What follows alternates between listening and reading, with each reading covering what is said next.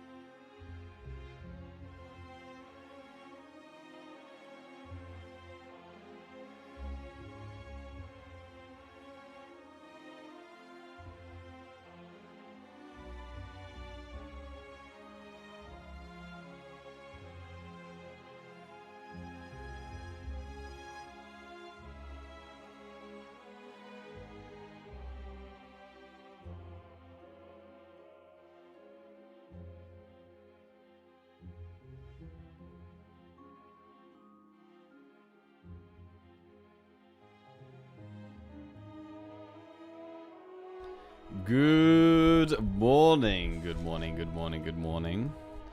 How are we all doing? Hope everyone is doing well. It's a beautiful day here in Nottingham. Absolutely beautiful. We've got blue skies, sun out, and Slay the Spire 2 today. Woo! Slay the Spire 2 today. It's time. It is almost time. We have our countdown there. 8 hours and 37 minutes to go. Very exciting. Very, very exciting. So we're doing a very big stream today. Streaming some Slay the Spire 1 throughout the day. We're going to go through some of the old newsletters as well and have a look at some of the sneak peeks we've got about Slay the Spire 2. Hype ourselves up for the game release. We also have a mystery box that I've been sent by Megacrit that I'll be opening later today. We'll do that just before Slay the Spire 2 is out. Oh, it's beautiful, man. It's beautiful. Good morning, everyone. How are we doing? Morning, Vaccine, Jaliso, DDR Jake. Oh my god, the day has just become even more beautiful. Look at that. Pancakes. Thank you very much. Oh, thank you very much. That's lovely. Pancakes as well. Blue sky, Slay the Spire 2, and pancakes. Damn, what more could a man want? Morning, Bads. Wurzel, welcome back to the Jackals. Thank you very much. I did fix the countdown timer. I know, man. Changed man. Morning, Waglini. Morning, Jelly. Morning, Tyner. Hello, hello. Ash and Sugar. Good morning, good morning. I can't believe this guy is wearing a tank top on Slay the Spire 2 release day instead of dressing at least smart. I mean, listen, it's hot today, bro. It's hot today. What can I do? Cabin and Party just resubscribed for 12 months. And, good morning, J4Key. We've got Fancy Friday tomorrow, right? So tomorrow is the... Tomorrow is going to be a smarter day. We demand Jackie does box, or we write box or riot. Box or riot, but it's not actually about Pandora's box. Good morning, Prof Knight. How you doing, man? Morning, Granham. Are we aiming to break the defect record today? I mean, we may as well, right? We may as well. We've got time to kill. We did win our last defect run. I think we'll continue what we were doing yesterday and swapping between silent and defect. And then as we get kind of like halfway through the day, we'll probably just stick to one character and then go through some of the Slay the Spire 2 stuff. Apparently, in the character select screen, the order of the characters is Ironclad, Silent, Regent, Necrobinder, then Defect. Wait, where have you got that information from, Sindra? I mean, maybe Defect is the last to unlock. That could be the case. It could be the case that Defect is the hardest to unlock of the 5 of them. Morning, stranger. What's going on? It's just forced shiv for 8 hours. It's on the Steam page. Hang on a second. Hang on a second.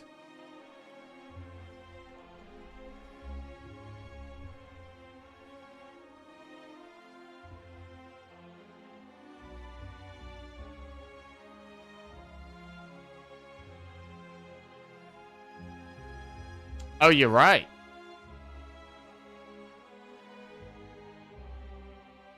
Yeah, okay. So, it looks like Silent starting relic is the same. And Defect starting relic looks to be the same. Rip and Tear still in the game, Dad's game. But yeah.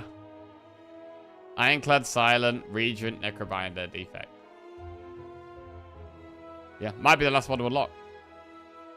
I think that's okay.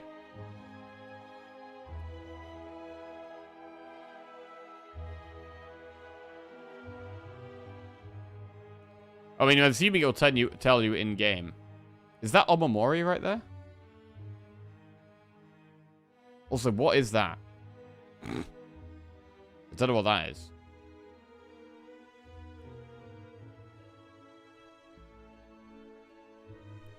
Does this mean Jackie's going to put on a full shift so he can be there when the game goes live? It does, Prof. Yes, we're here all day. All day we're going to be here. Not going to move an inch. Oh, except to go to the bathroom and make a cup of tea, of course. Right.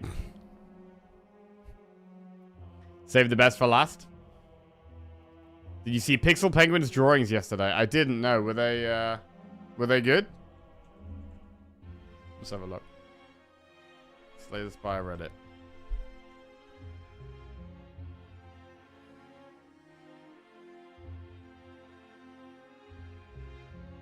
Day 619 of drawing badly until Slay the Spire 2 comes out.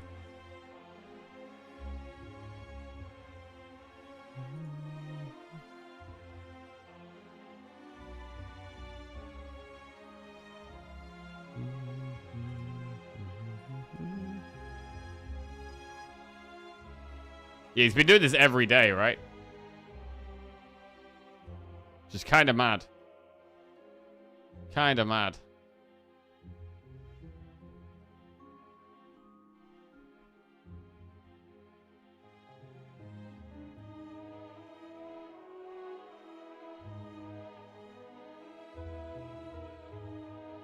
Yesterday had like 20 pages, and he told story of the penguin being reborn by the heart. What? Ah, Niel's song. It's been a while since I last heard it. The old whale thinks it is time then.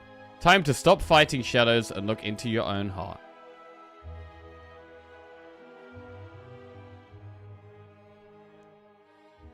How do I go to the next one?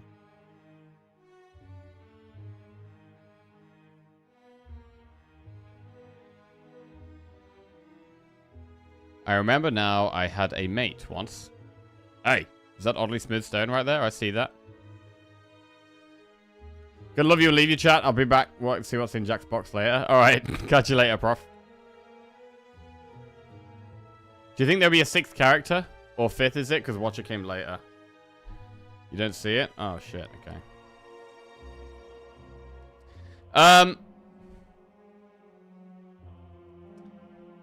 There might be a later date, right? I don't think it's... To be honest, it's not something I'm even going to be thinking about or concerned about. Like, if I'm just going to enjoy the game. If they want to bring a 6th character later, cool. But, yeah, I have no idea if they will or not. I don't really have any information to go off, other than the fact that Watcher isn't in the game. And there was that teaser at the end of the trailer that kind of looked like another character, but don't really know. It's been a while since I last heard it. The old whale thinks it's time then. Time to stop fighting shadows and look into your own heart.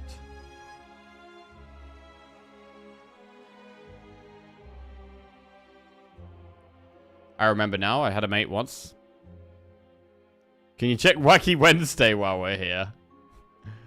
Bro, that's an old thing. I love them very much, but things didn't work out.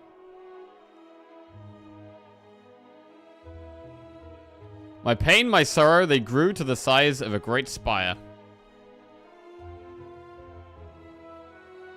Oh, there's an X bar top left. Oh, yeah, nice. Thank you. I had many flaws. It had many flaws with many monsters. Some hollow, some confusing. Most just painful. Like my feelings. Yes, very painful. And yes, likeable in this hollow, I guess. Maybe. Don't know. What is in that shell? I don't know what's in that shell. But I met others who gave me respite. Others still who are struggling like me. Okay. Help us along the way. So every day as we tried again and again to conquer our own demons, we shared a little drawing. Look, my friends, I made some too. Nice war paint. Bro, I hope war paint's... I have a, like, strange love for war paint. I think war paint's just great. Wait, were these like the first drawings? Has he improved his drawings massively throughout the thing? Oh, nice. Paper frog there.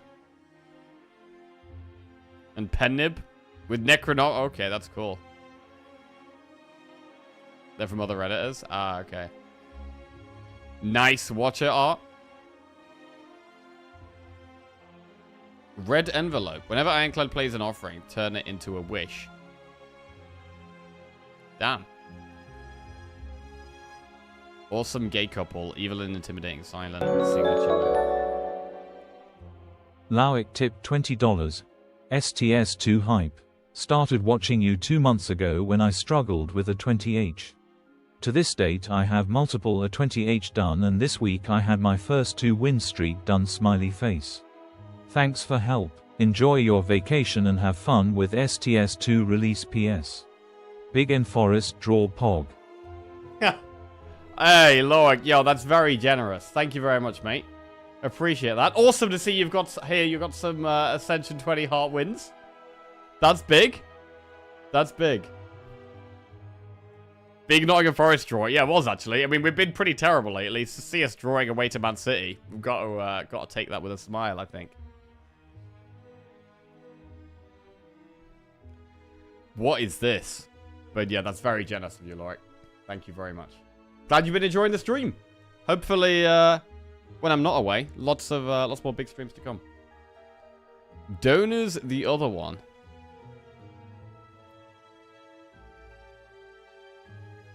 What is that? That's Donut with a saddle?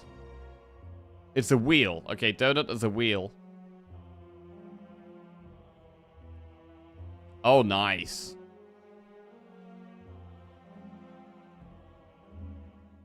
I mean, in Slay the Spire 2, is it the same Spire? Or is it a different Spire? I think it's the same Spire, right? As we journeyed, I began to heal, my head filled with wonderful memories. Memories I'll treasure like the most precious of relics. But as I've been growing, so too has the Spire. Ooh, new monsters. And now I can't stay stuck in one place. I'll need allies, old and new, to face the challenges up ahead. New allies. So, although I'd like to say I've been fighting for love or peace or friendship, the truth is I've been fighting my own corrupt heart. Using love as my strength, peace as my shield, friendship as my armor. I've been fighting acceptance, fighting to prolong the wait, fighting to delay the end. Niao's song, it's about the end of resurrection, isn't it? Oh, you're not beating anymore. Ah. I mean, is the heart going to be the Slay the Spire 2? I don't know. I have no... It could be that you have Act 4 again and it's the heart again. That is possible, right? That is possible. Like, I'm assuming we're still going to have an Ascension 4.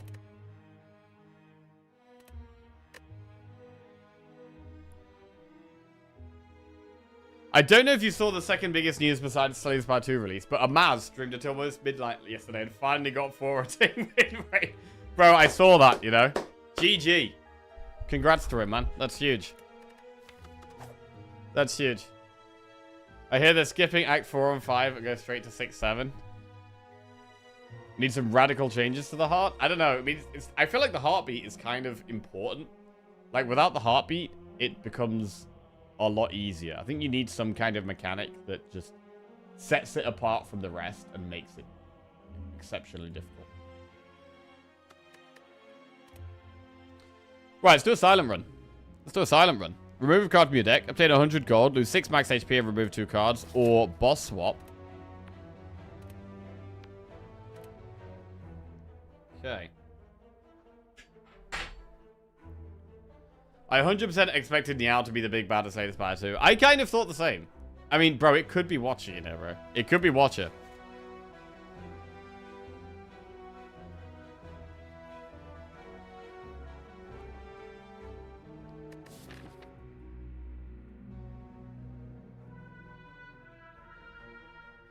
If the heart is still the final boss, I'm going to be so fucking mad. Oh, yeah?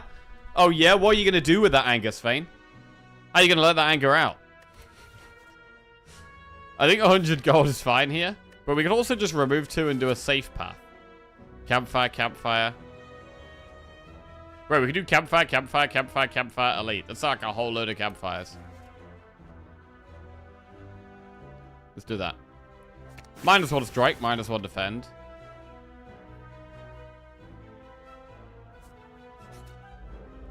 Niao can still be the bad. They won't let you rest when you die. It's eternal misery of fighting monsters until you die. The thing is, though, is that we've seen Niao in some of the events, like, giving you packs of cards. Like, Niao is the whole thing, like, bringing you back to life. And also, looks like it's going to help you along the way. Even more in Slay the Spire 2. So, I don't know how...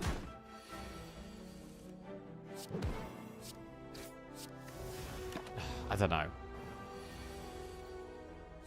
The Feather Woman at the end makes me wonder if the Bird Cult won. Or maybe they recruited the Watcher.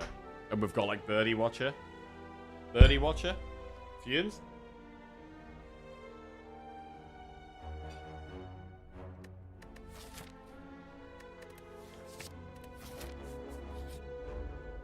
We'll take a Fumes.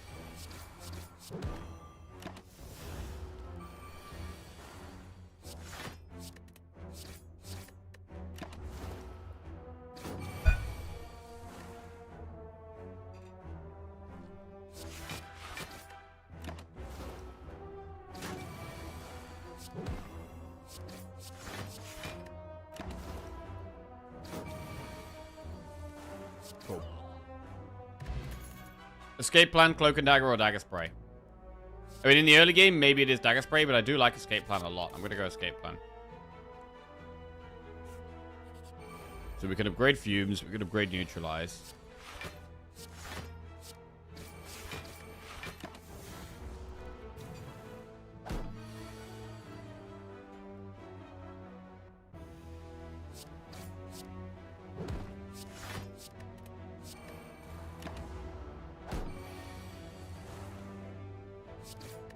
I'm starting to hate the Silent early Act 1. Feels like it's all down to how you draw if you take damage from the first fights.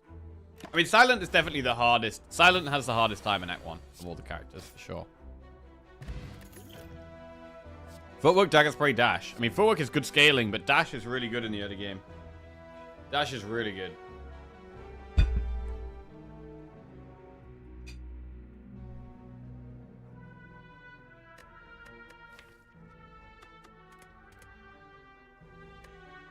Man.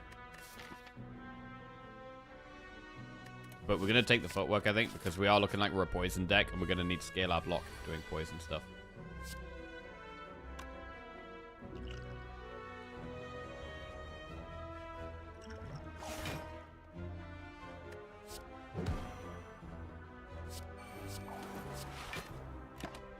Four deck.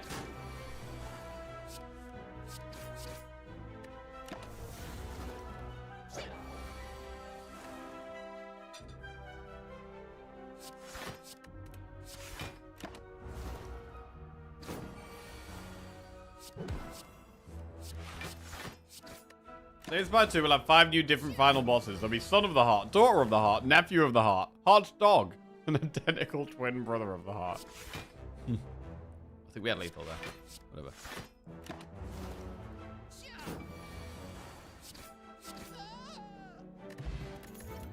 Tactician, Acro, or Cloak and Dagger?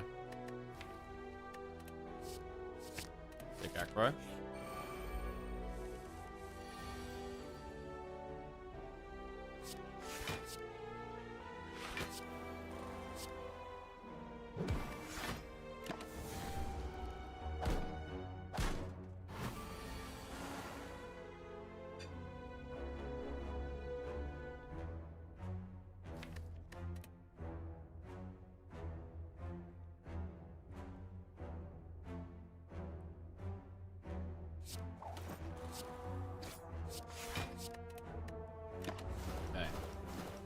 How long do you intend to stream today? I'm probably going to stream until about, realistically, probably about 10 p.m.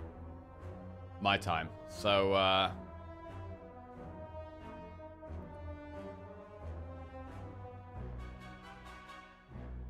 maybe even 11 p.m., but we'll see.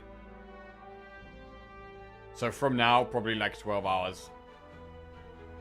Maybe 13.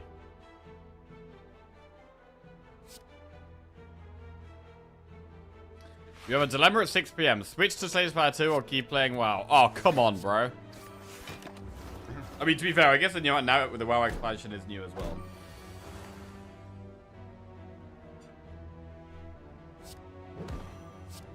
Until you unlock Ascension 20. I mean, that's going to be the new thing again. It's going to be like, it's going to be quite fun to actually unlock Ascensions for the first time again and progress. Finisher, heel, hook, slice.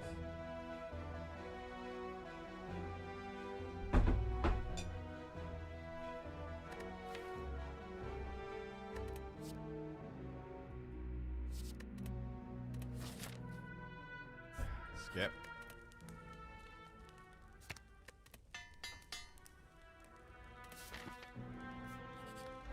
But I've got a few campfires to get through here.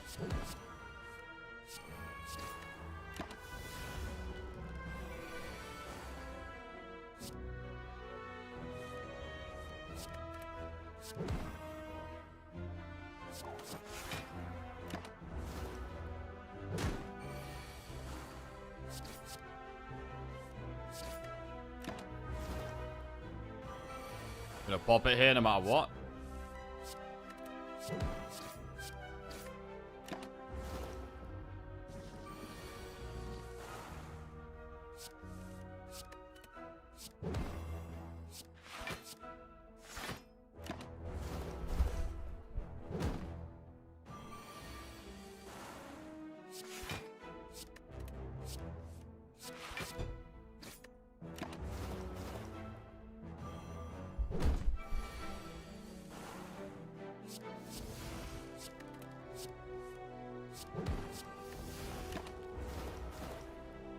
And we get there. Okay. Predator. Dodge a roll. Masterful stab. I do like a Predator. Dodge a roll is quite good with footwork, but I think we should take Predator here. I do think it's a good card. And I'm happy to upgrade Neutralize.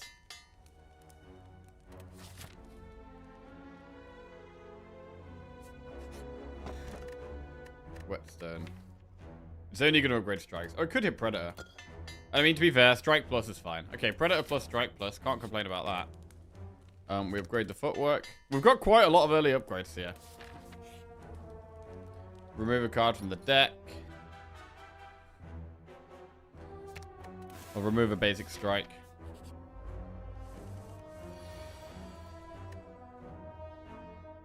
This could be a power pot spot. This is kind of sketchy. Wraithfall. Let's do footwork.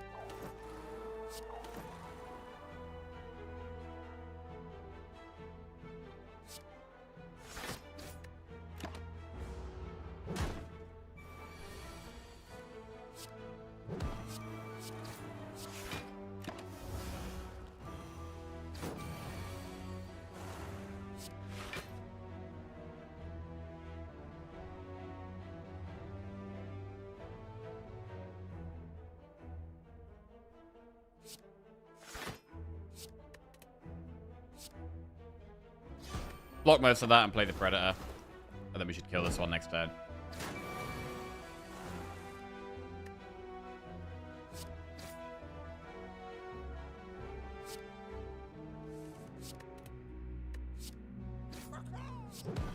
Cool.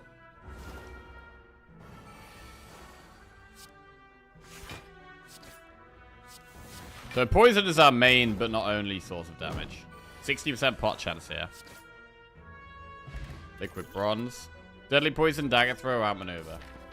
I don't hate a deadly poison. Ramp the poison up a bit. We've got the fumes. Deadly poison helps speed up a bit. We can even upgrade the deadly fumes with the deadly poison. Alright, elite. Lagavulin. Just play fumes.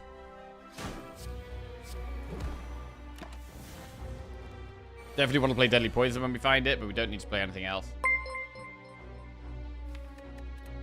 Cornbell just resubscribed for 8 months. Happy STS2 day. Unboxing video today. Hey, Cornbell, welcome back to the Jackos. Cheers, mate. Yes, unboxing video today. Most certainly.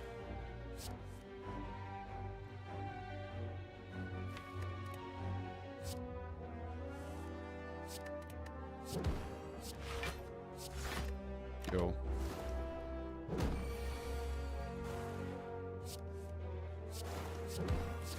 It's still weak, so that's good. But we can't block quite as much. I mean, it's dead next turn, right?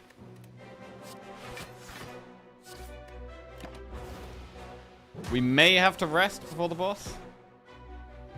Nunchaku. Dash, dagger, throw, masterful stab.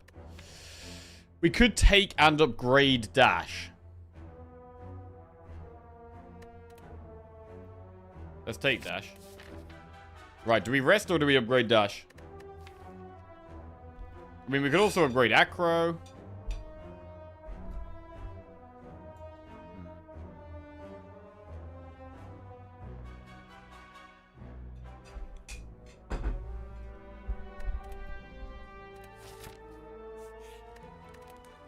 I'm gonna upgrade the dash. Okay, we've got quite a lot of upgrades here. We'd probably like some energy. Going into Act 2.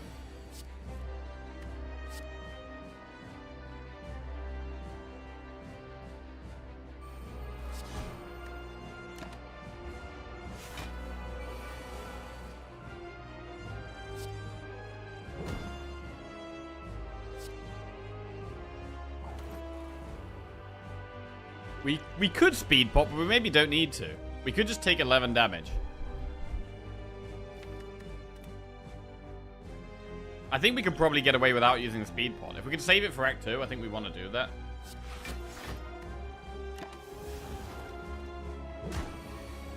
We will gradually get there with the poison.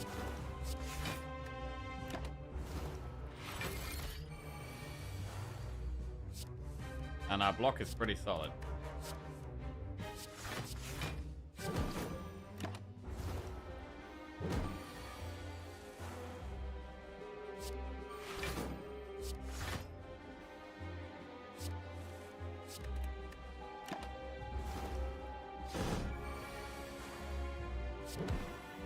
Slay the Spire 2 will not be controversial like PoE 2. Wait, why is PoE 2 controversial?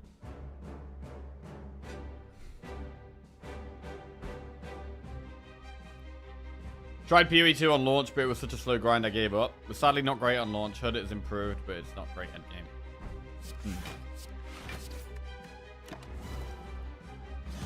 It wasn't PoE 1 with nicer graphics. Oh. Yeah, I've never played PoE. So I don't really know what it's like. A lot slower leveling is a pain. How do you make leveling an enjoyable experience? Because, like, with World of Warcraft, right? I actually enjoyed leveling. I mean, maybe after I've done it a lot of times, maybe it's not as enjoyable, but I did enjoy leveling in WoW. Right. Don't know if I can explain why. Just felt kind of immersed in it. I love leveling also this time around. I like following like the story. I like getting immersed in it. What you don't do is make me hit a level 1 skeleton 10 times to kill it. Ah, yes.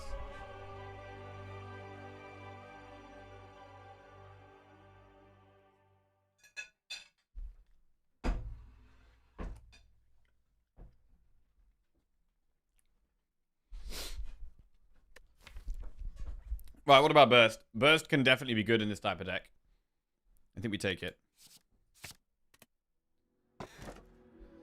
Slaver's Collar, Coffee Dripper, or Snecko Eye? I would lean towards Coffee Dripper.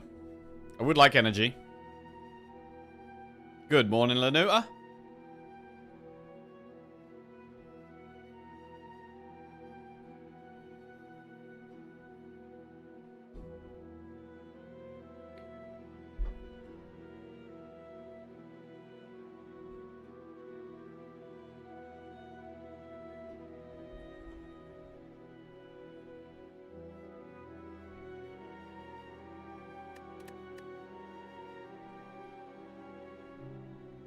Snecko. It's not the worst Snecko. We've got Predator and Dash that it's solid with. But I'm slightly leaning towards Coffee Dripper. And I'm going to do Coffee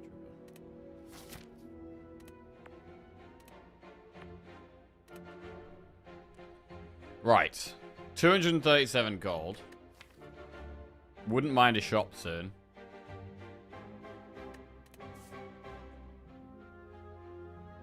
They're all in awkward places, though.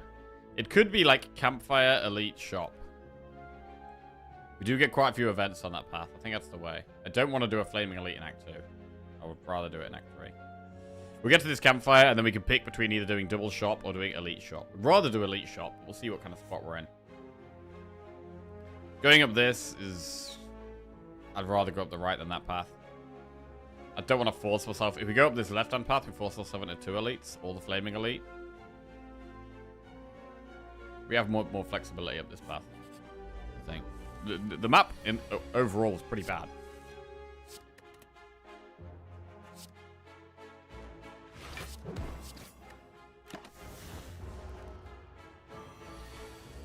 Deck could do with some backflips, I think. We've got no block next turn.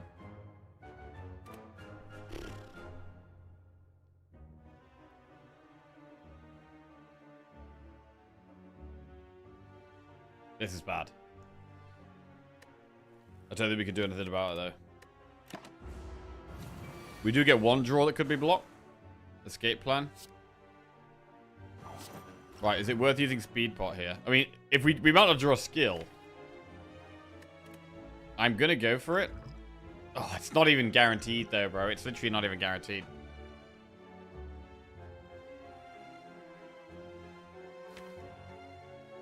We don't get a skill, it's pretty bad. We have 1, 2, 3, 4, 5, 6, 7 skills. We got half at that. About 50% chance. We probably don't do it. Didn't get one either. That is a lot of damage to take here.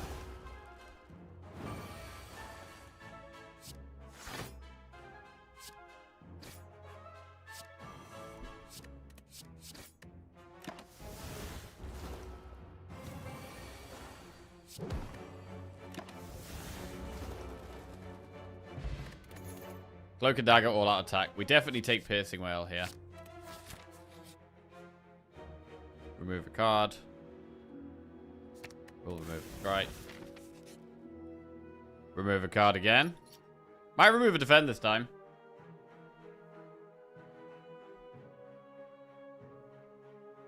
Gonna remove the last strike, actually. This is a good fight for Liquid Bronze.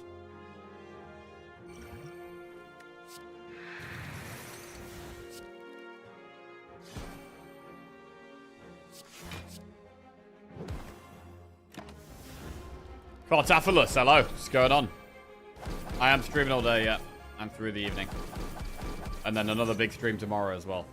I've done all my packing for my ski trip last night and this morning, so that's all done. So I don't need to worry about that.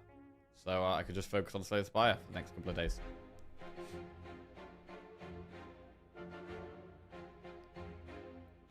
Right. Just the wife beater left out the suitcase? Yes. Trying to get work done, but I'm getting massively distracted. Right, footwork. Defend. Fumes. Survivor.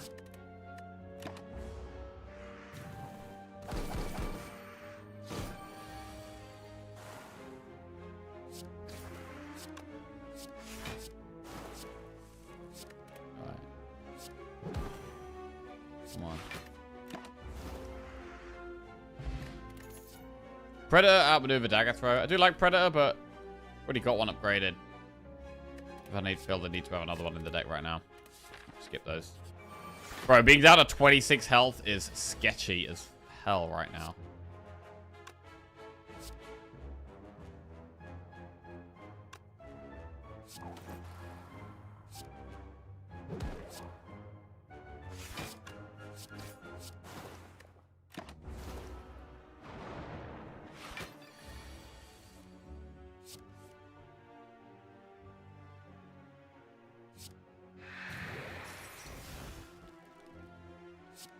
Alright, let's finish this one off. Okay, we do get more draw this next turn. Is 3 decks enough, though? Burst, defend. Into defend, into fumes. This is the play. The artifact gradually gets stripped.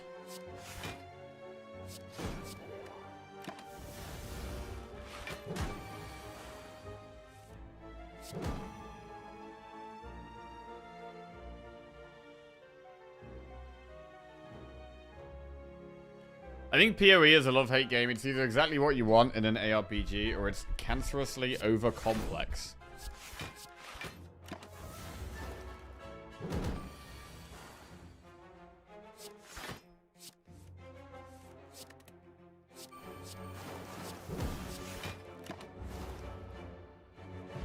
Cultist pot. Poison stab plus. I mean, it's upgraded. I'm gonna take it. Our block is probably better than our damage, although our block is still not where we want it to be, but I'm happy to take upgraded cards. Right, scared. I'm scared. I think we're going to go through double shop here. We're going to take this as safe as possible, I think. We'll upgrade burst. May need to use a speed pot soon. Maybe in this fight. What about cultist pot? Have you ever played it? Google the passive tree. PoE passive tree. I've never played PoE now.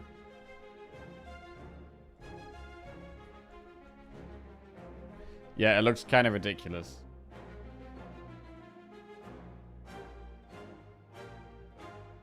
I don't know. I probably enjoy the, like, planning.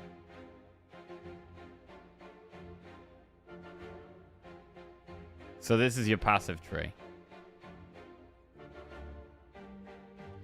I'd probably enjoy the planning of, like, right, what's the best play here? We've got all these options. How do we make the best play out of all these options? Right, well, I definitely want that, and I definitely want that, and I definitely want that.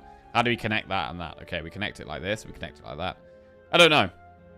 I'm not sure. Like, I kind of like that idea, but then in reality, like, when I'm playing a game, is that going to be... It depends if I like the gameplay. Really. I'm not sure. Because it does seem overwhelming. Half of it's missing in that image. It's been reworked since then. I brought Riftbreaker yesterday and it's excellent. Proper immediate hook in me, but I still probably only found like 10 to 15 hours tops out of it.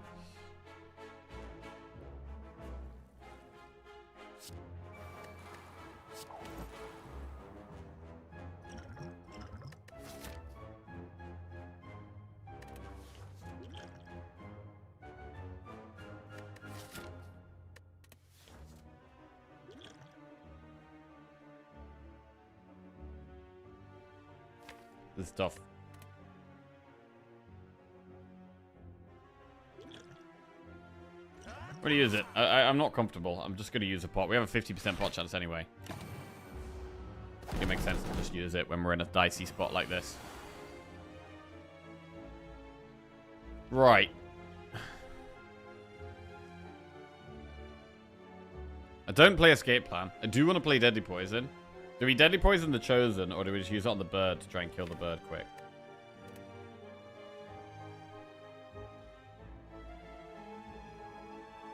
Pokopia got its full release today. I wonder what reviews for it are like. Pokopia. Pokopia ratings. 88%. Building and Town Simulator.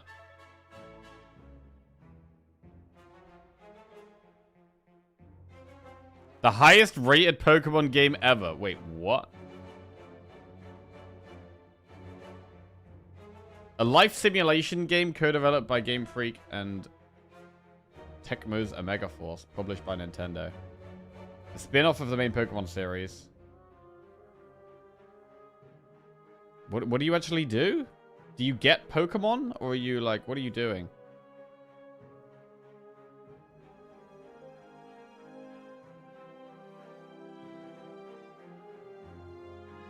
So many ways to play. Okay. It's like Animal Crossing X Minecraft X Pokemon.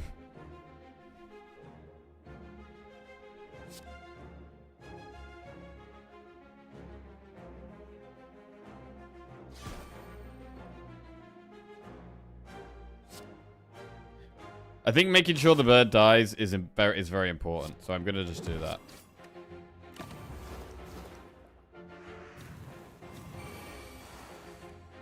Right, this is a good turn. Dash is very strong here. Dash is very strong. And the bird dies, so we don't have to worry about it, which is really good.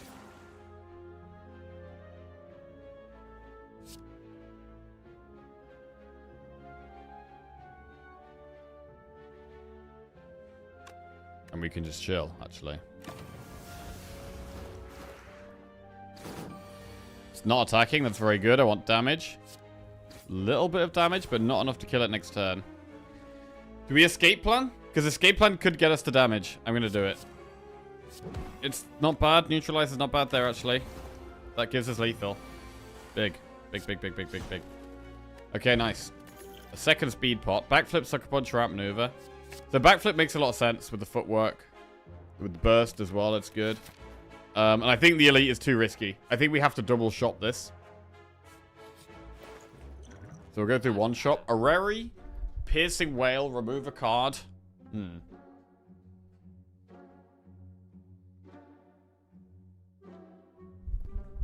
We might save our gold to the next shop here. Piercing whale's alright, but I think I'd probably rather go into the next shop with max gold. Areri is good, but I'm quite happy with the deck. Are we happy with the deck, though? Are we happy with the deck? Catalyst. I mean, the thing is that we know we're going in another shop, but we don't know what's in the shop. So it's like, it's difficult to make a decision like this. Enlightenment is kind of interesting. Probably need slightly more expensive cards to make Enlightenment work. But I don't hate it. Like, permanently reducing Dash and Predator is pretty good. If we buff our draw up, I do like it. But we'd need a bit better draw.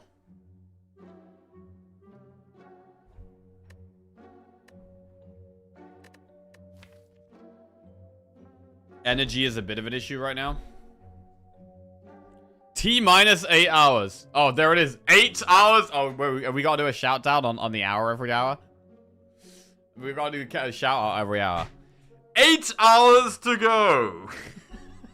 I think that's what we got to do. Got to get the megaphone out. Bro, I need to get a megaphone. I don't need a megaphone. Bro, I'm going to order a megaphone.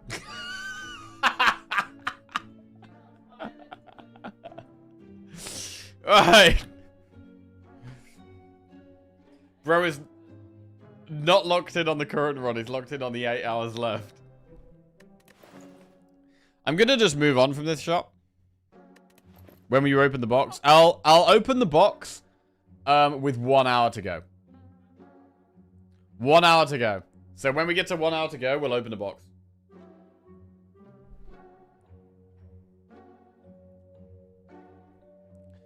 Right. Proceed.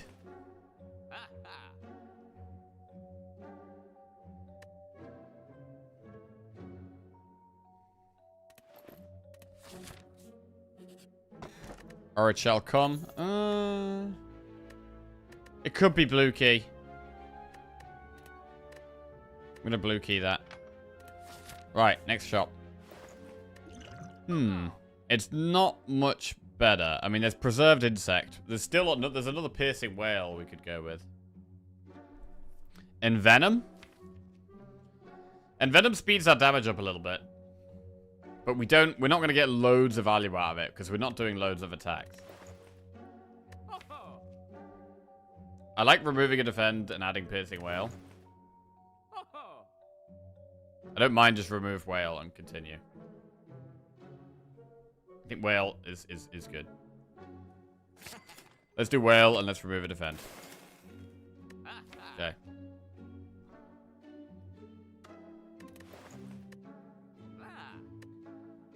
And then I think we just move on from here. We have a campfire. What do we upgrade? Backflip, probably.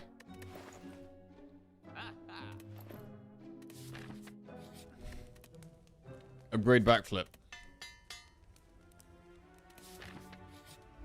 Snecko.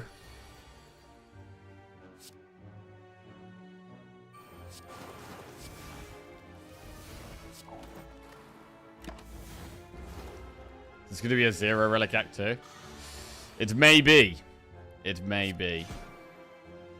Unfortunately. Whale only saves 2 health here. Let me do it anyway.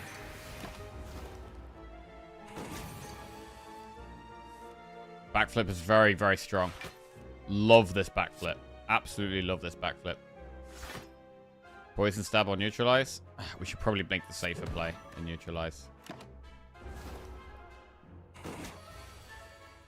Very good hand. Dash. That blocks everything, so now we can just actually, well, just Predator Deadly Poison. I think that's lethal. Good. After image, Sucker Punch plus or outmaneuver. I mean, outmaneuver, we don't have any energy gaining things. Except, I mean, we have Coffee Dripper, we have Nunchaku sometimes gets value, right? After image isn't amazing, but it is just more block. It's hard to say no to after image. I'm gonna do it.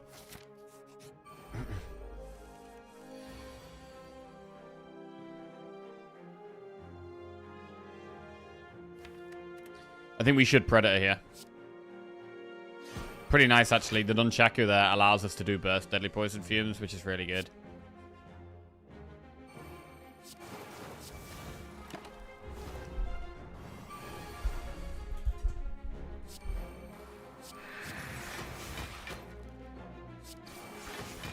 Very nice.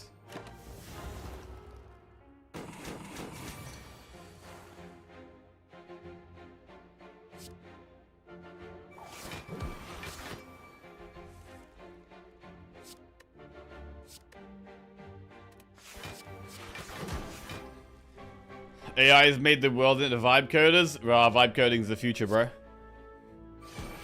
It's the way. Flying the outmaneuver heel hook. Probably skip. I don't know. We got to think about this outmaneuver.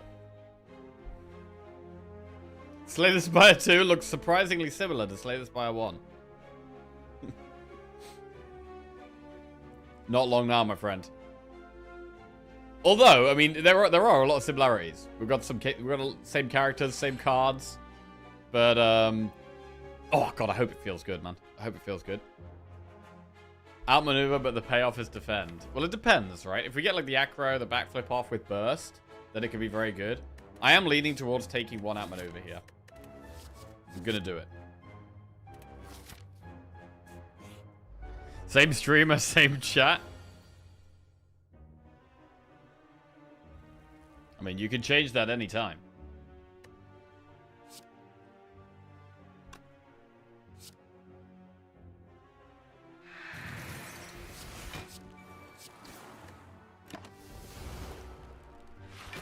Scared.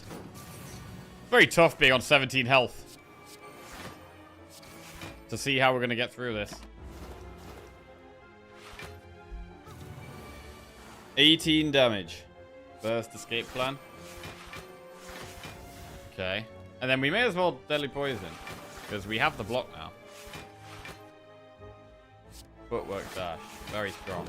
Very strong.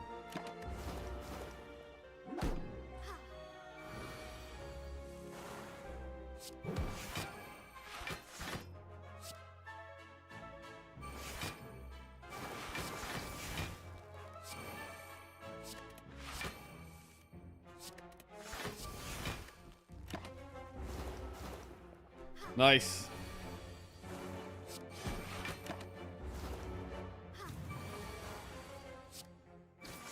Truly a silent relic bar. Blur. Blur is quite interesting. With burst, with footwork, I think blur is worth considering here. I'm going to take it. And what do we upgrade now? We could upgrade after image, or acro, or outmaneuver, or blur.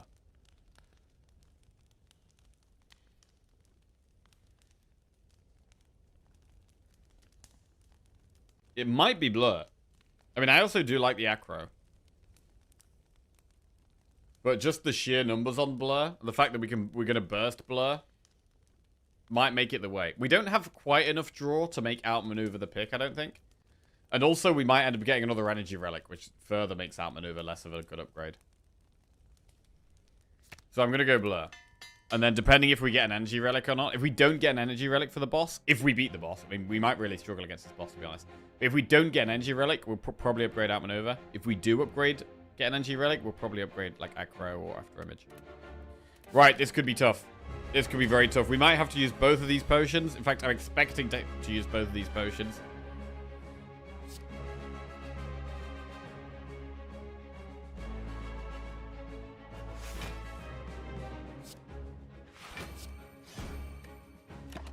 Bit of a slow start.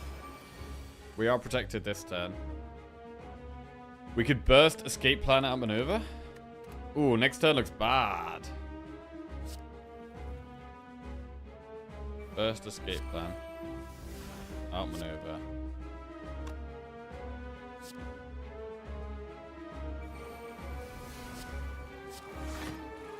I think we have to neutralize the boss because death next turn looks actually like a possibility.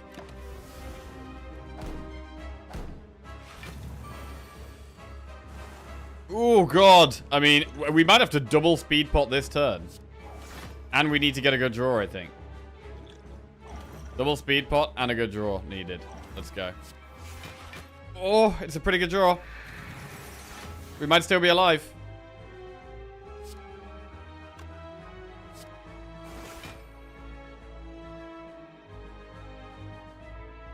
Okay.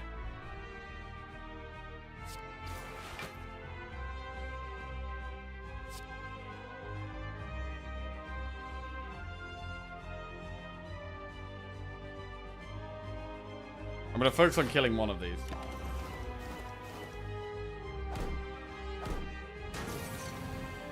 Pot's keeping us in the game there.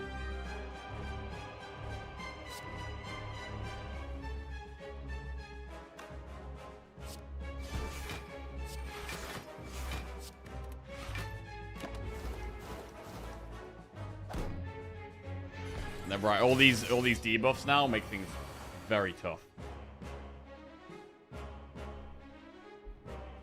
We're definitely going to neutralize that.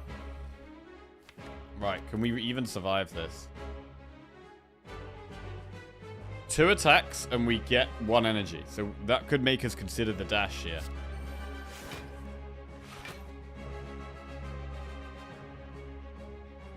I mean, dash does kill this one. And then we can blur. I think it is the play.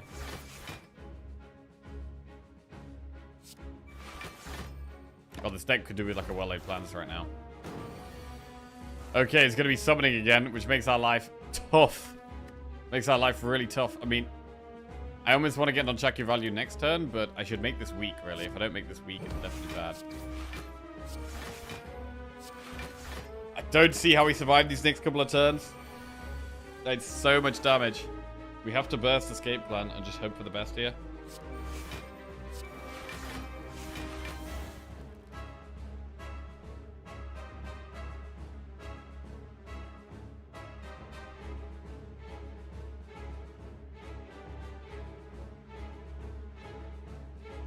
Blur twice.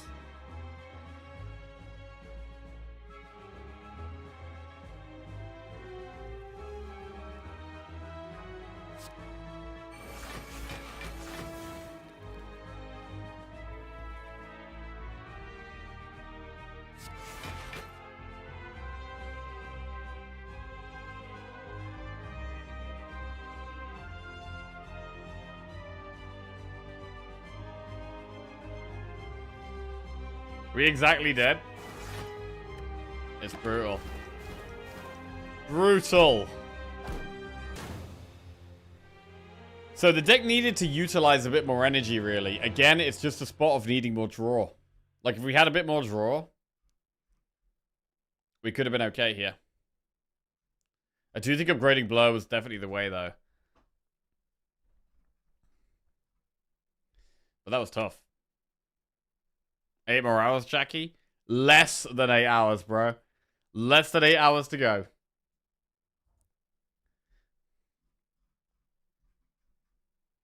It took us too long to kill the small dudes as well, which made it tough. Right. Defect next.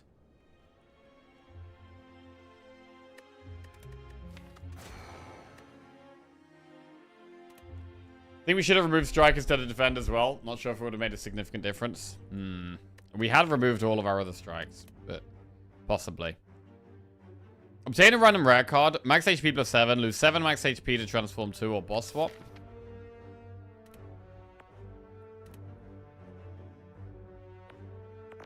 Eight hours with downloaded install. Yeah, fair. I think this is probably transform 2.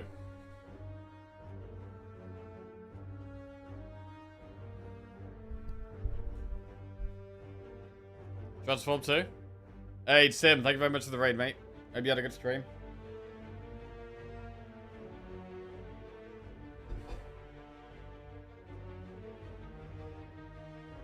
Hello and good luck. We're here for the 8+ hour stream until Spire 2. Yep. Big. Gonna be big, man. Bro, what if we just transform, zap, and dual cast and commit to the,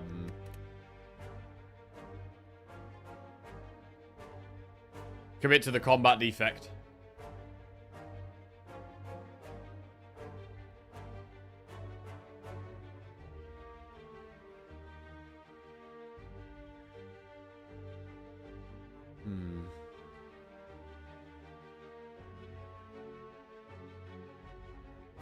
Nah. We'll transform 2 strikes. Oh! Beam Cell and Hyper Beam? Well.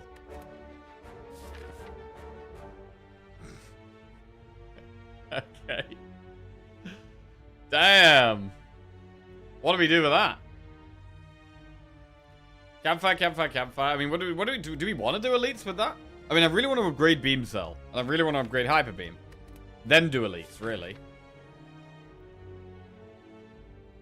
It's hard to do that, though. The easiest campfire's up the left here, right? Otherwise, we have to do quite an early elite. Shop to remove the zap. Maybe we just go for an elite. Campfire, campfire, campfire. We could do loads of campfires there, man. 1, 2, 3, 4 campfires, and then at a shop and an elite. Like, that's fine, right? And then we'll smash elites in Act 2. We get loads of upgrades. We get to upgrade Beam Cell. We get to upgrade Hyper Beam. I think it's just better.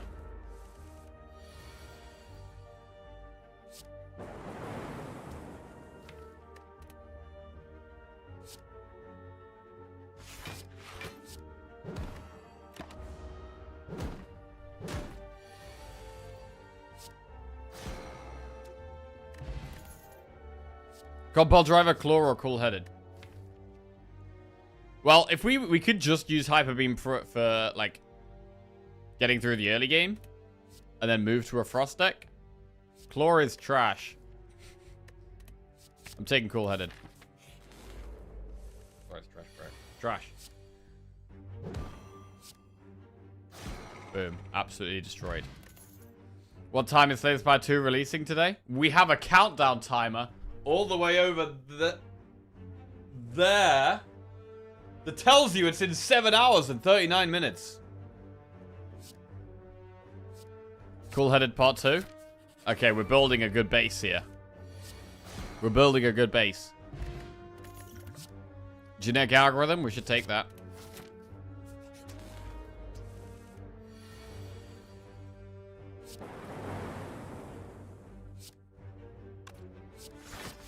Play algorithm, it's a bit painful, but whatever.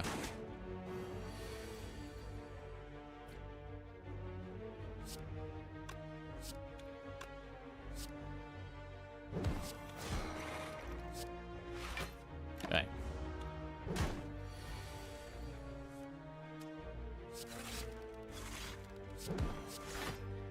Can't believe this guy will never play this game again after the next 7.5 hours, and he still won't give us a goddamn claw run. Okay. 1, I've had plenty of claw runs. Okay. 2, claw is still in Slay the Spire 2. So there's going to be plenty more time for claw runs. 3, this is not a run to go claw. Hyper Beam and claw, they don't go well together. It's not there's not synergy there.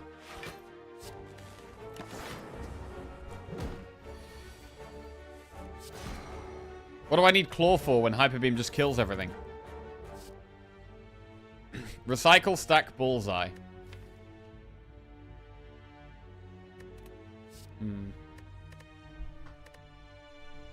All I hear is, I'm not good enough to make it work. Whoa, whoa, whoa, whoa. Right, we're going to do another run straight after this, and we're going to hard force claw, like my life depends on it.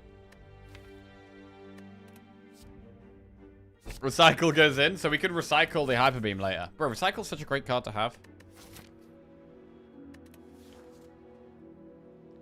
50 gold, I don't want to curse. Right, upgrade Hyper Beam. Boom. Recycle is annoying frost cards. Skip this trash event. Campfire. Upgrade beam cell. Boom. I love getting this many campfires early on. Whetstone. Double strike plus. Whatever. Upgrade. Recycle. Boom.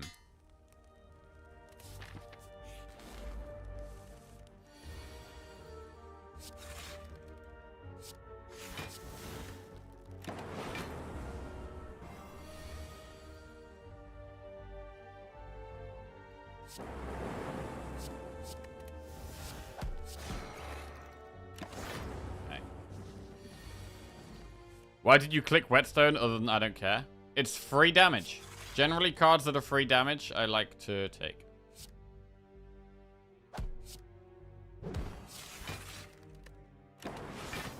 Especially in the early game. Like Claw. Claw's not free damage because it costs you a card draw. Whetstone does not cost you a card draw. Franz Joseph, he just resubscribed for 56 months. Slowly getting up there. Hey, Franz, welcome back to the Jackoffs. Cheers, mate. Thank you. Glacier goes in.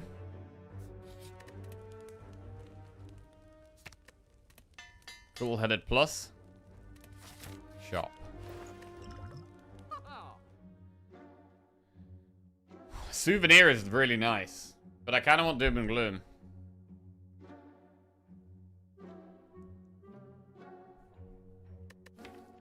Souvenir even negates the Hyper Beam effect. The first one.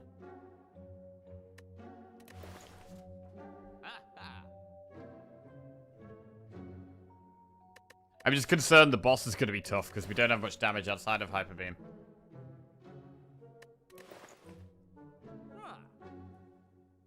Doom and Gloom is really good in Act 2 as well. But we're going to be Hyper Beaming though. We're going to be beaming, bro. Let's get this. It's just solid.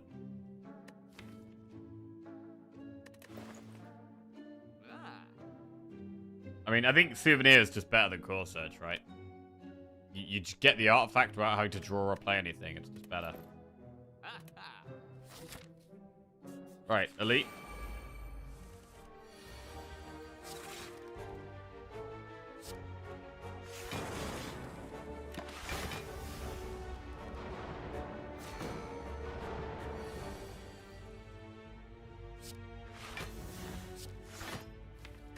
$34 to all enemies. Next turn. Say this part 2 hype. I've been waiting for so long. It is almost time. It is almost time. 7 hours and 34 minutes to go. Big. What do we get? Pantograph. Heal before the boss is solid. We got another Glacier. Bro, look at our frost. Double Glacier, double cool-headed. We are frosted up. Frosted up right now.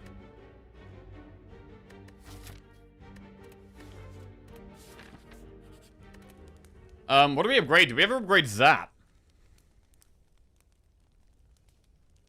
Will you stream it today, like take a break and come back? What's the plan? The plan is to stream all day. I'm going to be streaming all day. Slay the Spire 1 through the day. Also, we'll be looking through some Slay the Spire 2 stuff to hype it up. And also have a look at just, you know, what we're going to be playing with. We also have a box to open that we've been given by Mega Crit, which is very exciting. I'm going to open that when the countdown gets to 1 hour left. And then Slay the Spire 2 comes out, and we're going to play it through the evening. That's the plan. And then we're going to go to sleep, and then we're going to wake up tomorrow morning and smash it all day tomorrow. That's the plan. And then I'm away for a week, which is really annoying timing. But then when I come back, we're going to be smashing it again. First, we're gonna crash the Steam page. Yeah, the Steam page may crash. There definitely could be issues. There definitely could be issues, right? That's always a possibility. What do you think it'll cost? It's gonna cost $25.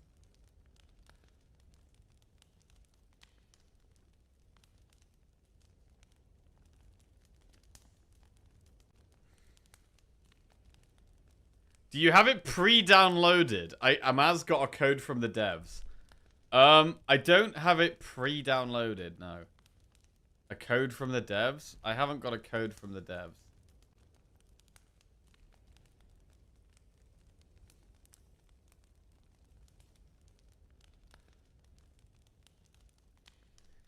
The code's probably in the box. Oh!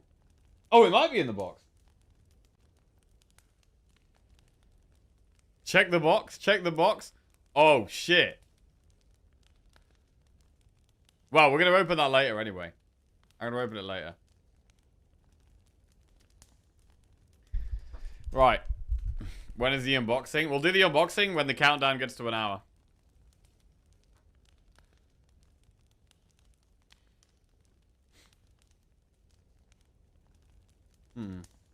Right. Zap or cool-headed?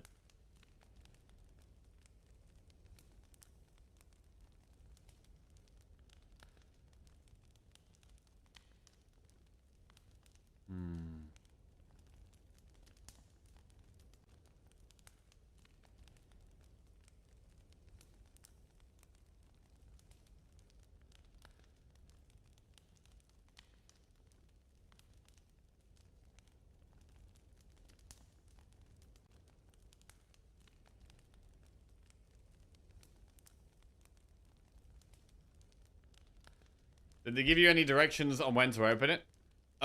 They said I can't open it until launch day, which is today.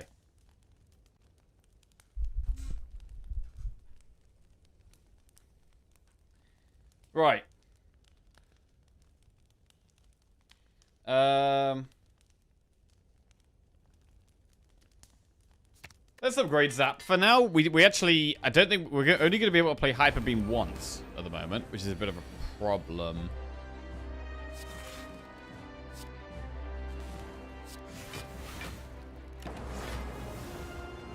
We're just going to have to block our way through this one. It's probably going to be a bit of a grind.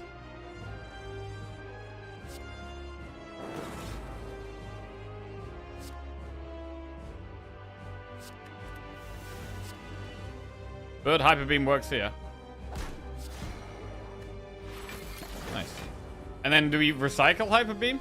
No? Maybe?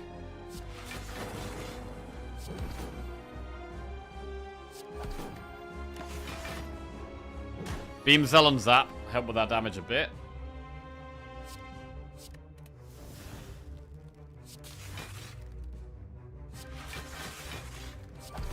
And here it's kind of nice to have a Strike Plus, just to chip away at damage.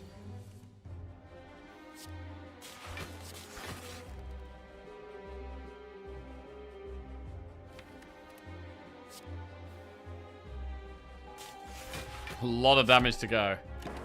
Okay. We do have an Ancient Pot. We do. True.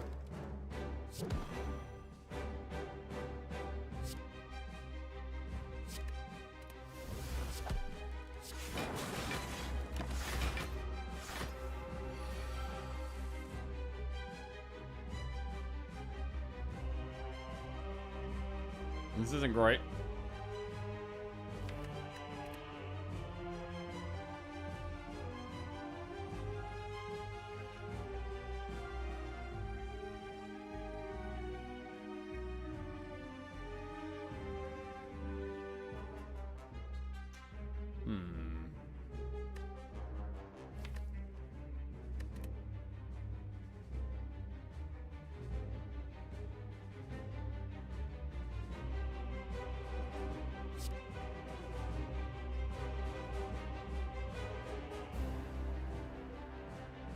Give it a strike. Block it all. Beam Cell. I mean, we could Ancient Pot. I'm not going to do it right now, though. I don't think now's the time to do it.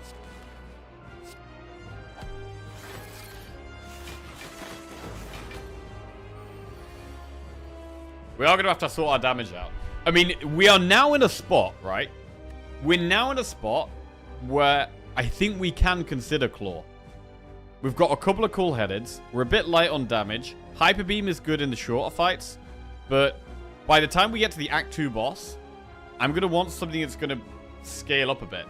And if we don't get focus or some other damage, Claw could actually be the solution to the Act 2 boss. So now is where we start thinking about Claw.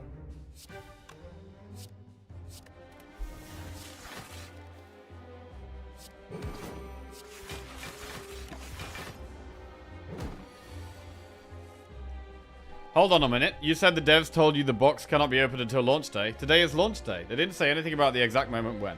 Yes, that is true. But I've decided when I'm opening it. And we're going to do it an hour before the game launches.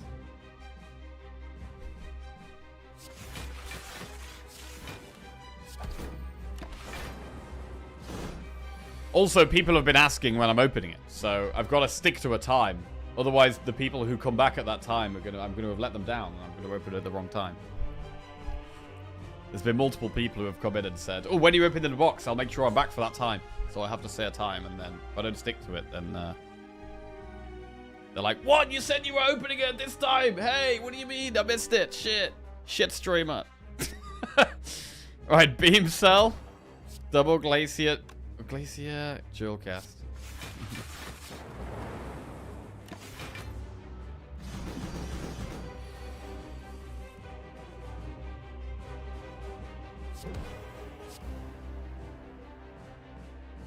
Another countdown. We don't need another countdown, okay? We've got one countdown. Bro, even one countdown is a lot of stuff. Wait. Is that lethal? Boom. Act 1 boss destroyed. Hyper beamed to death. And then we have Machine Learning, Creative AI, and Echo Form. And I think it's Echo Form. Echo Form it is. Runic Dome. Coffee Dripper or Black Star. We could definitely kill elites with this Hyper Beam. I really don't like Dome. Coffee Dripper is not as bad as normal because we have Pantograph, so we have a heal before the boss. I'm not going to go... bro, I hope this Relic isn't in Slay the Spire 2, bro. I hope Runic Dome isn't in Slay the Spire 2. It's going to be really interesting to see what new boss relics there are. And which of the boss relics stay. Like, which of the relics and cards they've decided to gut and aren't coming through with the second game. There are no boss relics?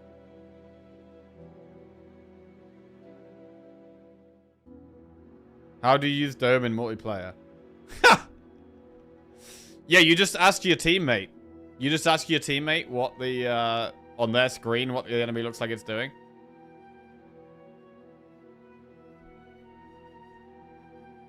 They removed bosses. You get rewards at the start of the act. Wait, what? What? Have I forgot this? Which newsletter is this from? Shit.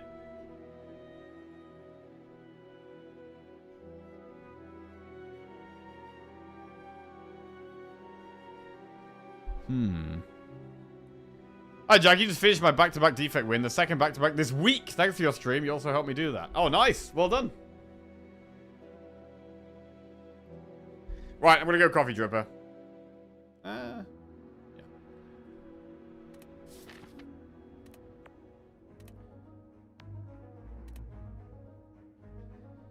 What about a shot? I mean, we have to do... Literally, no matter which way we go, we have to start with 3 enemies. So... no real choice here.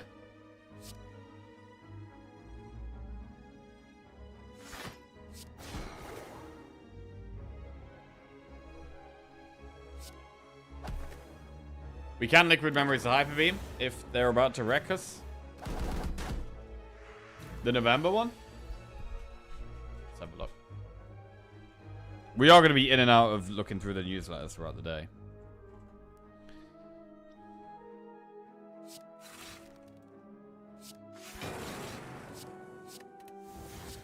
I mean, this is fine.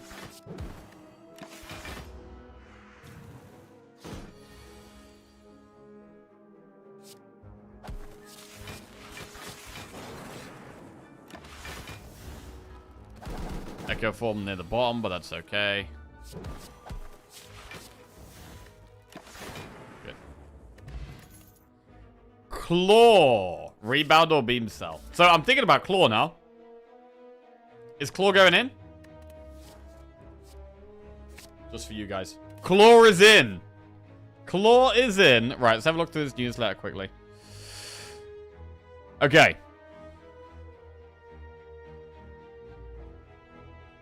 Ancients.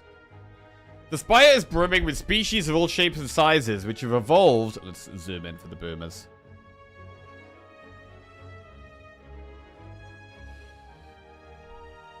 The Spire is brimming with species of all shapes and sizes, which have evolved alongside their environments over the ages. However, there are some beings that have persisted since the Spire's inception, accumulating wisdom and power as they witness the death and birth of countless generations. You may already be familiar with one such being, Niao, Mother of Resurrection. At long last, Niao's fellow ancients have emerged to bless you with doses of their power each time you enter an act. These blessings take the form of exclusive powerful relics, replacing the boss relics you may be familiar with from the Spire's previous incarnation. Oh, damn, yeah, okay. So we don't get boss relics. Oh, man, it's totally... Wait, but we do get boss relics. Hang on a second. We do get boss... Or maybe it's like an event? Bro, there's a... In the trailer... There's literally... Where's the trailer?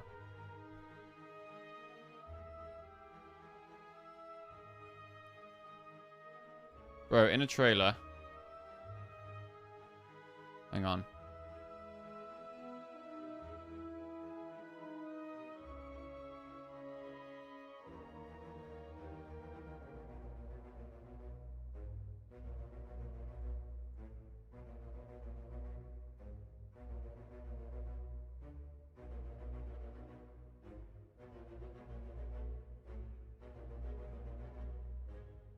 Ooh, new map. New map. That. What is this? Oh, that's not boss relics. Okay, so this is... It's not boss relics. So this is... What, maybe... You're playing 4-player co-op, and you've killed an elite, and... You're each picking a relic. Yeah, okay. It's Watcher's arm? That's gotta be Necrobinder's arm, right?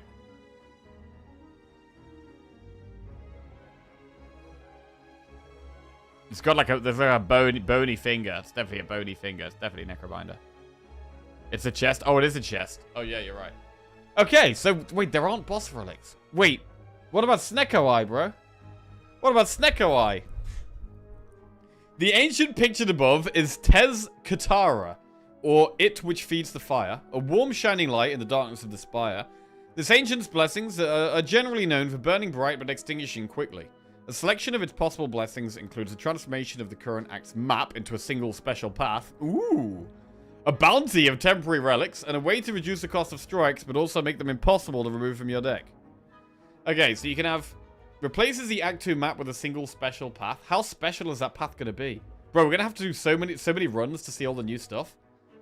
Obtain 4 wax relics. Every 3 combats, your leftmost wax relic will melt away. So if you're getting the wax choker, right? You're going to want...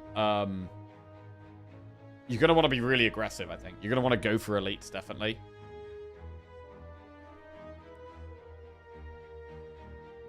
So it's another friend. It's basically like another friend, like Niao, basically. These oldest of the Spire's beings all have their own specialities, therefore their offerings will differ greatly from one another. As Niao's special power is that of resurrection, she will be there to greet you at the beginning of a run like always. However, Acts 2 and 3 will have their own separate pools of random ancients for you to encounter, such as Tez Katara. So it's not just the same ancient each act, except Act 1. Specific ancients will be denoted by a node on the map, similar to the ones that signify specific bosses. As you can see below, this new system adds even more variance to each run, making them feel that much more unique. Okay. So we start at, we start with an ancient. Isn't Yao really a friend? Isn't Yao a capturer in this infinite suffering?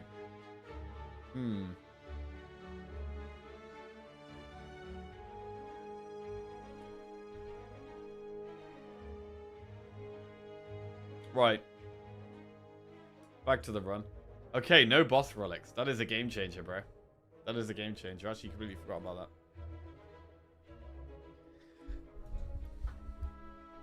They said that we'll only get different acts in Act 1 in early access. Act 2 and 3 will be the same until later. Oh, really? Okay.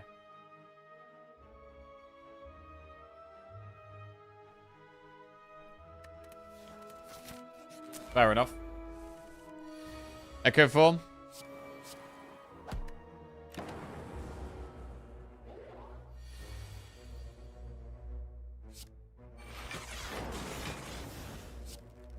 Ah, I could have done double generic algorithm there. Should have done it.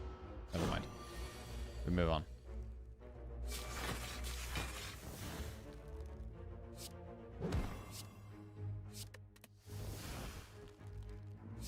Tempted to hyper beam. It is a lot of damage. So much damage. But we lose our focus and we take damage. Wait. Don't forget to book your next vacation for the release of the new Acts 2 and 3. Oh. Yes, thanks JCW. Yes, I'll make sure I do that.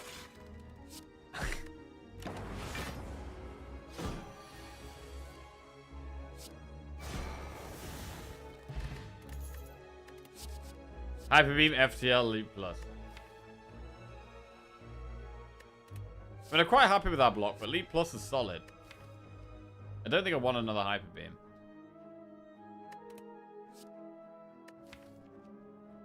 Let's go FTL.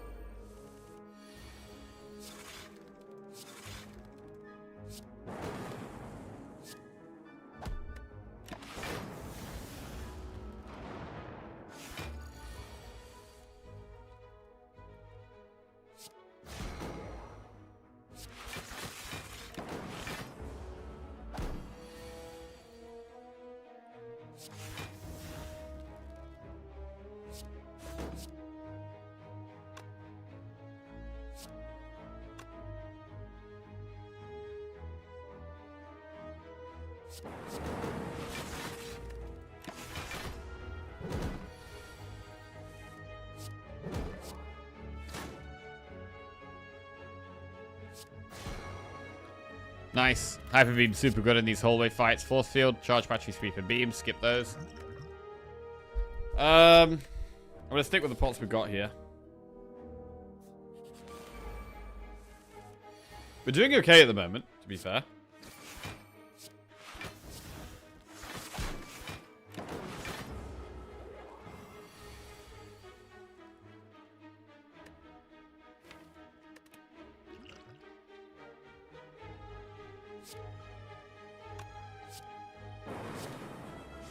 Use the Snecko.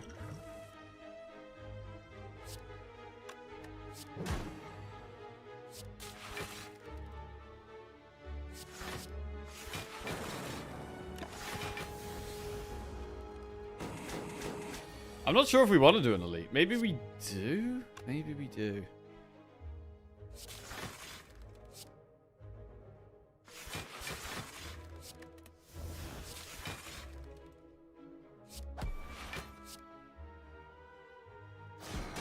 Okay, almost dead.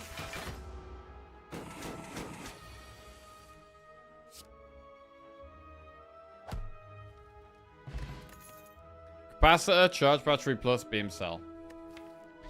I think capacitor and just getting more frost orbs in is nice. And now we've got to think about whether we want to do elites or whether we go through a shop. Gonna need to get started on this if you want to get it done before 6. What is this? Slay the Spire 2 card spoilers. Oh, wait, there's a whole page of all the spoilers? Oh, yeah, nice. Oh, God, that's a lot of cards. Oh, my lord, that's a lot of cards. Yo, who made this? That's a good effort.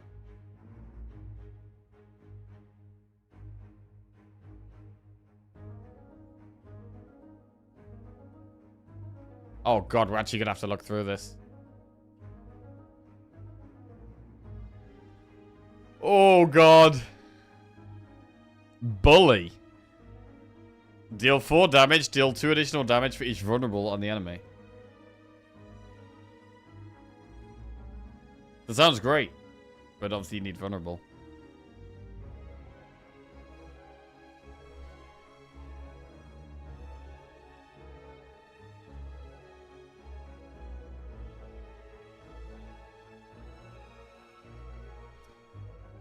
Well, we have to go at the bottom for the first cards revealed.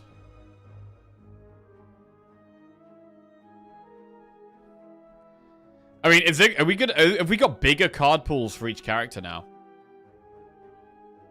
I'm wondering if we have bigger card pools.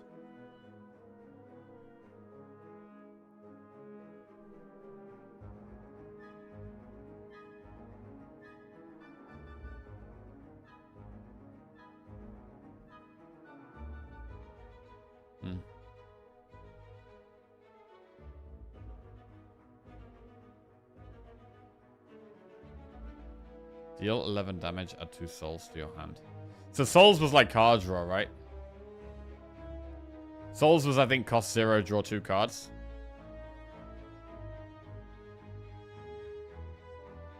Was it? No, that would be OP, right? Deal 11 damage and add 2. Like, essentially draw 2 cards. That sounds strong. Right, anyway. We'll have a little look. We'll do this run. We'll have a little look when we're dead or when we've killed a boss or something. Right.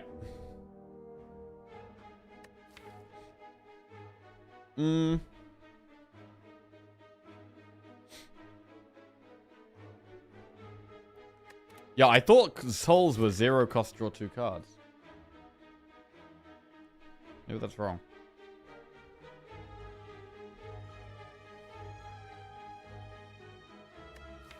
If it's not wrong, that card looks pretty good.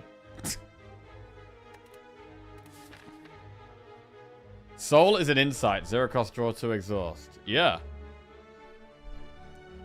Well, that seems really strong, no? Where's it gone? Add 2 souls to your hand. So it's essentially deal 11 damage, draw 4 cards.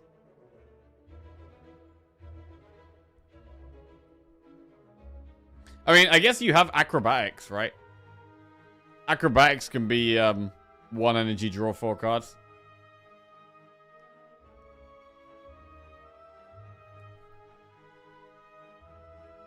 Maybe it's just a strong card.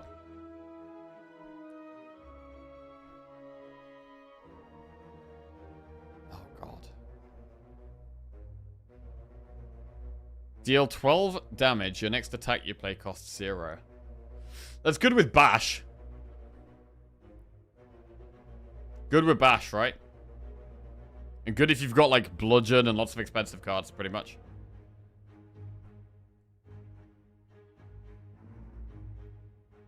Are you guys avoiding streamers to discover Slay the Spire 2 all by yourself? I'm in doubt. Well, I'm not going to be here next week, so... So, yeah. Don't want to get spoiled, but also interested in the reaction from streamers. I mean, you can always play it by yourself and not watch streamers, and then watch streamers, watch VODs or videos,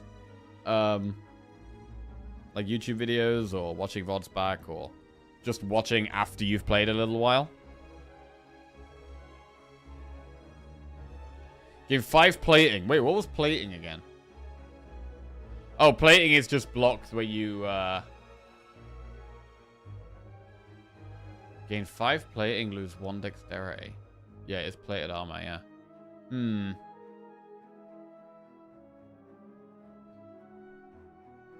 I mean, losing dexterity always feels absolutely terrible. But sometimes it's worth it, right? With Wraith Form, for example. You take it. Right. Let's do this act. Come on. Focus. Look at cards in a minute. Play some game, then look at cards. Play some game, then look at cards. Right. Let's at least do an act. And then we'll look at some of the cards. I mean, we could do shop, campfire, and then still do multiple elites. So I think going through the shop makes sense. Right. Sunder, reboot. Oddly smooth stone. Loop is scaling. Blind is quite strong for some weak. I mean, I quite like loop blind. Spoon. Spoon's good with algorithm, but not much else.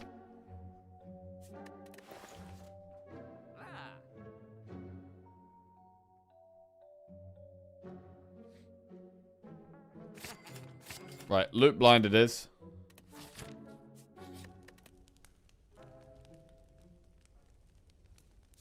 Upgrade loop.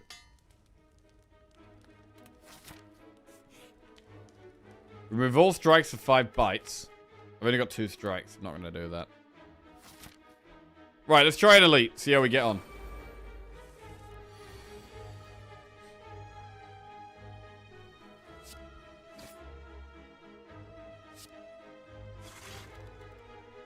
Got a hyper beam here. Big hyper beam.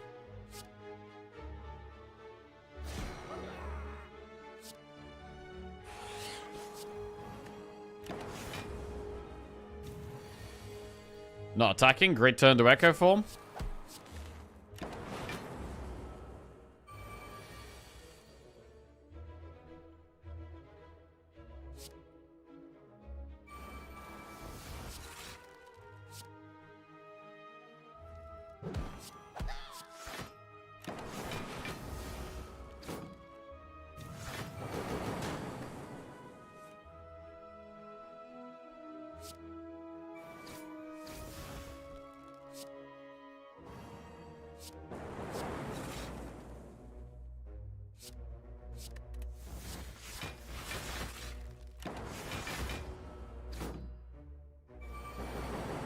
Not attacking again. Ooh, double hyper beam is lethal. Nice. Smash the elite. We get Gremlin Horn and Fruit Juice. Glacier plus Ball Lightning or Creative AI. Glacier's nuts. But we've already got 2. We should maybe think about Creative AI. I believe there's something special about experiencing a new game with 0 knowledge. So I'd probably avoid any Slates Bad 2 content. That's fair. I'm excited about the lore expansions, at least. I mean, I'm going to be smashing it tonight and tomorrow. But then, while I'm away next week, I don't think I'm going to play it at all. It's going to be really hard to not play it. But I think I'm going to try and not play it all week. And not watch any streams either. So that when I come back, I am still, like, playing it fresh without any knowledge. It says plus. It does say plus, yeah.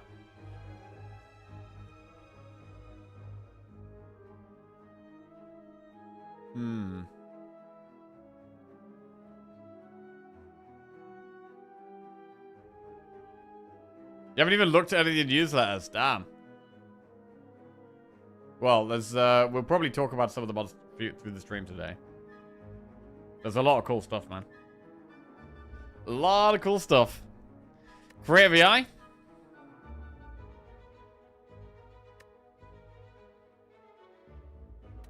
I'm going to Glacier. What class are you going to play first?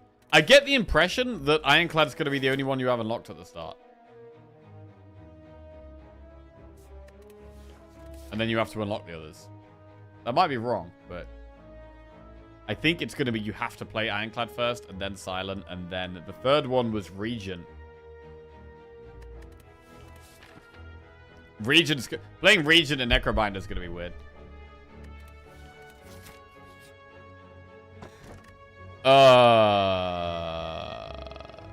Dead Branch or Blue Key? I mean, if you have all the characters unlocked at the start of the game, then I'll probably play Regent and Necrobinder. I'll probably play the new characters. But if it's the other way, where you haven't unlocked them yet, obviously I'll do what we have to do. But if we have all 5 of them unlocked, then yeah, I'll probably start with Regent or Necrobinder and then play the other one.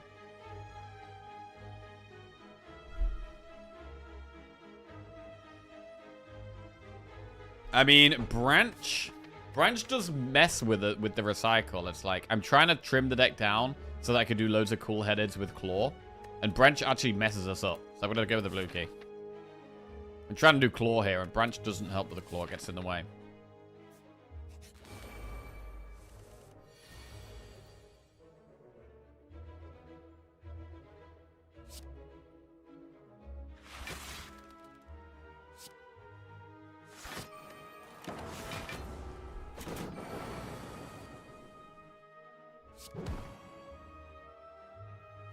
Trying to do Claw here. I see him going for 0, 0, 0, 0.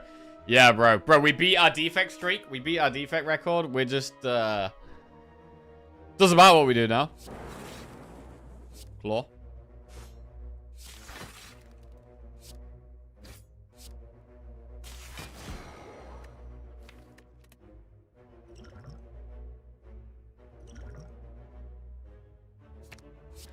Okay. I would like a hologram, actually.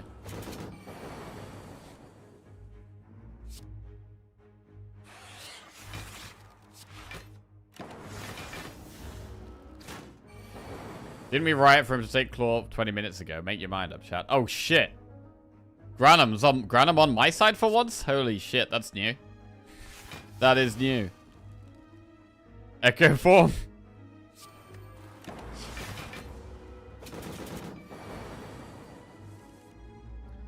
Double Claw? Or double FTL? We need draw, really. Double FTL, I think. Ooh, this is rough. Ow. Take a bit of a hit.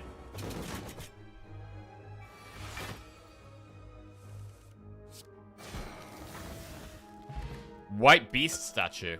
Recursion. Claw part 2. Ooh, second Claw goes in. Right. Do we go towards the Flaming Elite? It is one of the AoE fights, which is good for Hyper Beam. But doing Elites in Act 2 is scary. We do have Gremlin Horn, which does help. I want to upgrade the other cool-headed. Flaming Elite. Interesting. We get pots from fights. So, like, through these 2 fights, we should be able to pick up pots for the Flaming Elite. And we have Gremlin Horn. I'm going to do it.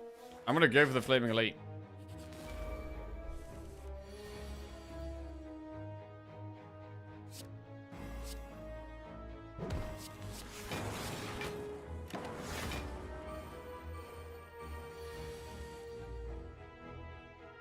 Not great.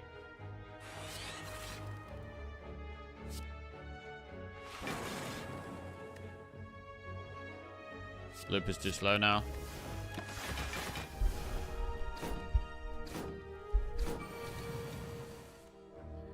Beam.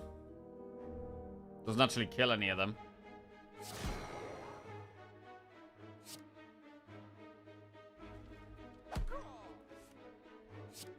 Oh, yeah, that's good. That was nice.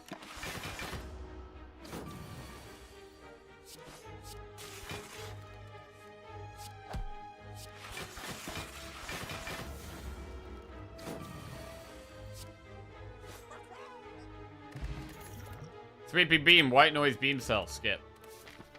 Campfire. Upgrade. What is it? Is it blind? Is it cool-headed? I like the cool-headed upgrade. Enemy, and we can use fruit juice. Yeah, something from this. Oh, God.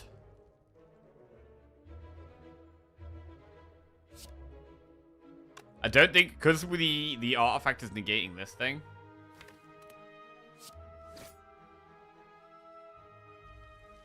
I'm not sure we're going to be able to hyper beam this fight.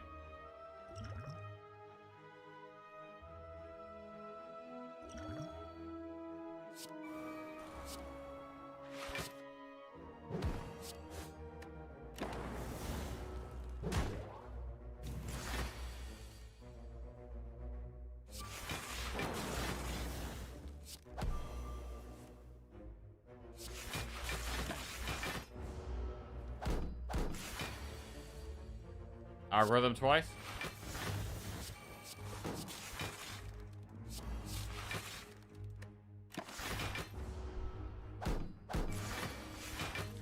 And then we just claw twice to ramp the damage up as well.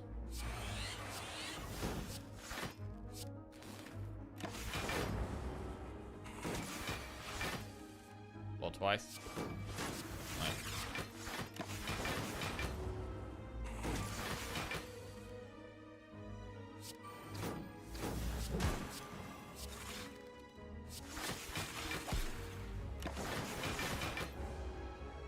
Would really like some focus. Would really like some focus. I think we can take consume. How do we feel about biased cog? We probably would take it because of souvenir, although it's a little more awkward to play. Liquid memories we could use on beam cell. Turbo, recursion, cool-headed. Take another cool-headed. Right, do we do the flaming elite? I feel like we should. With 2 pots as well, and Gremlin Horn, and we know it's one of the AoE fights. I think the answer is yes. Oh god, max HP slavers. That is a tough one. That is a tough one. We might not be able to... We've got to pick between Echo Form and Glacier as well. That is tough. I mean, we can still Hyper Beam Liquid Memories Hyper Beam. That's still a play we can make. This is very tough, though.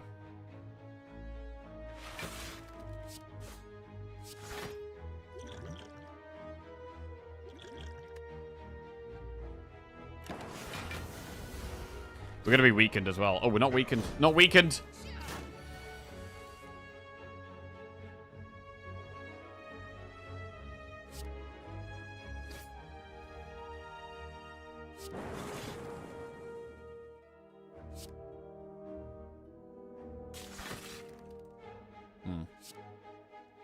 Cycling through, trying to find the answers.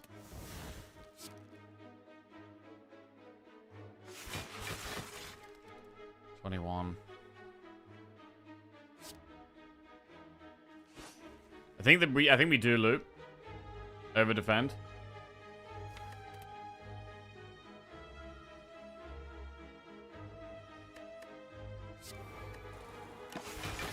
Can't find the hyper beam. Alright, Hyper Beam. It does 34 damage. Hyper Beam with Beam Cell. We can Liquid Memories it, right?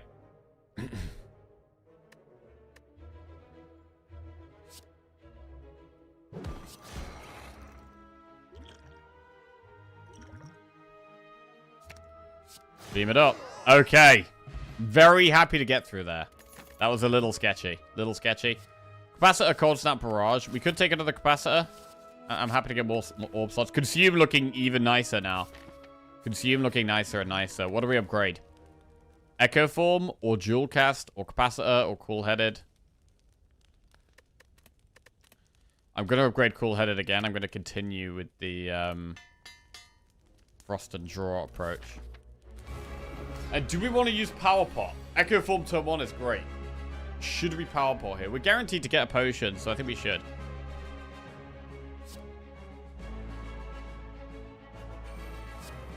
Use it next turn, because we could probably dupe it. Duper power.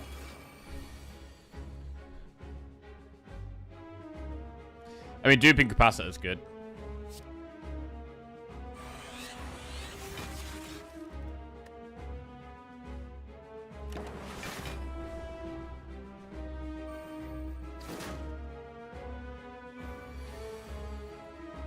Dupe loop.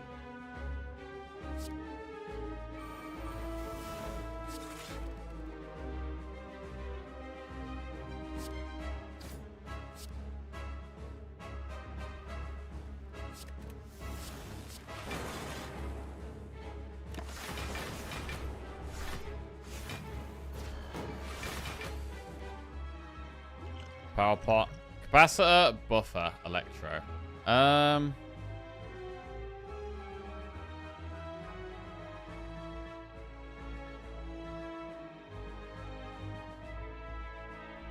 Electro does speed up our process of killing the small dudes, but it's probably buffer.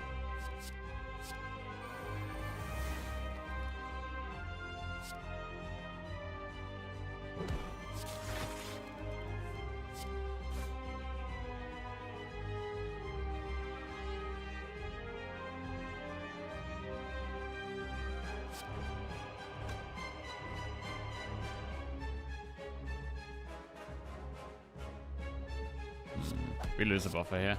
We might actually lose a buffer. That's annoying. That is annoying.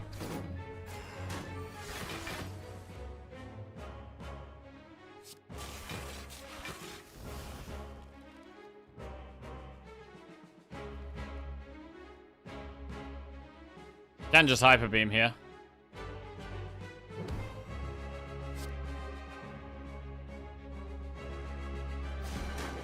Oh.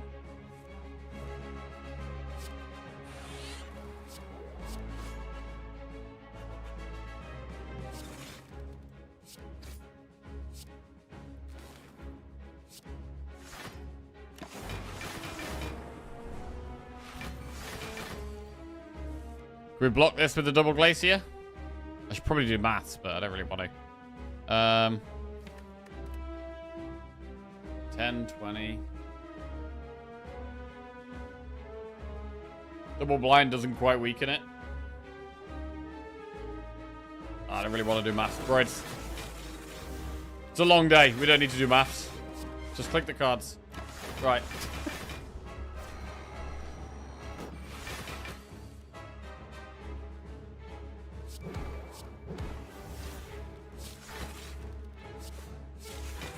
Love these cool headeds.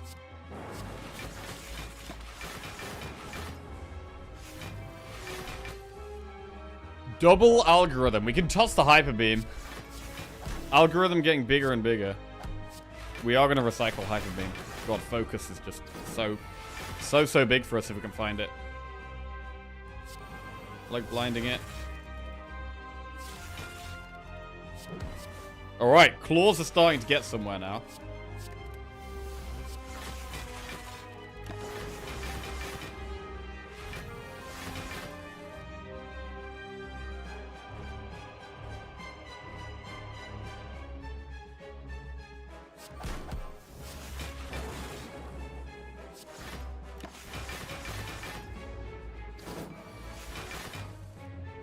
Double claw.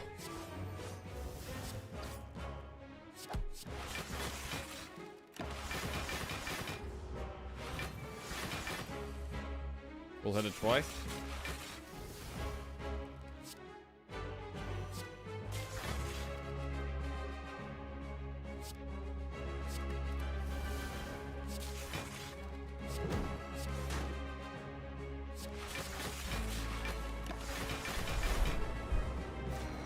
It's working. Boom. And it's dead. Nice. Claw was big this fight. Creative AI, Meteor Strike, or Multicast? I mean, is AI helpful? We can dupe the powers, which can be helpful. It can give us focus. There's some powers that get in the way. We don't really need Storm. Bioscock's going to be hard to play.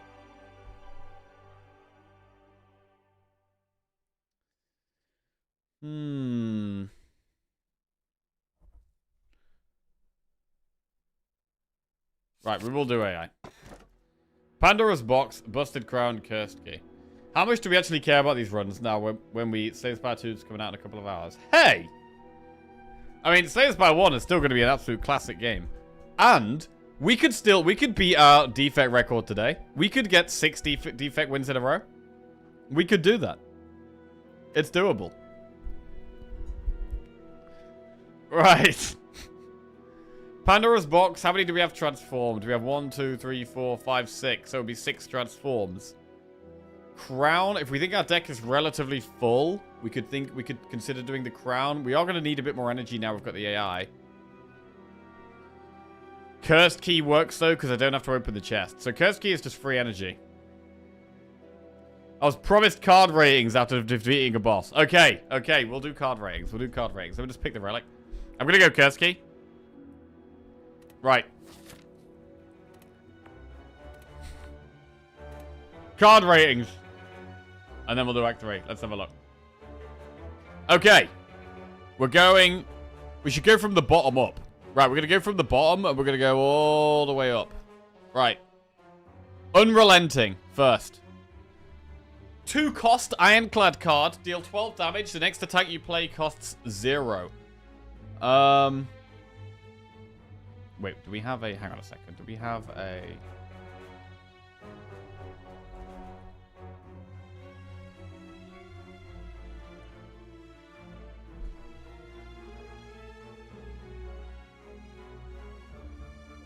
Oh, bro, we could make a tier list. Oh my god, we could make a tier list.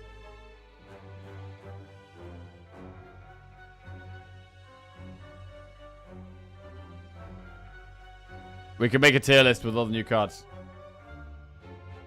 Good idea or a bad idea?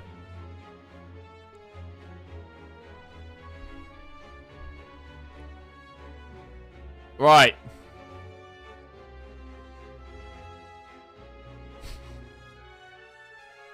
Great idea? Okay. Great idea. Unrelenting. Deal 12 damage. The next attack you play costs 0. So this can essentially... You're going to need more expensive cards, right? You're going to want Bash or Bludgeon or Uppercut or Perfected Strike, that kind of thing. Otherwise, it's just 12 damage for 2, which is just like playing 2 strikes.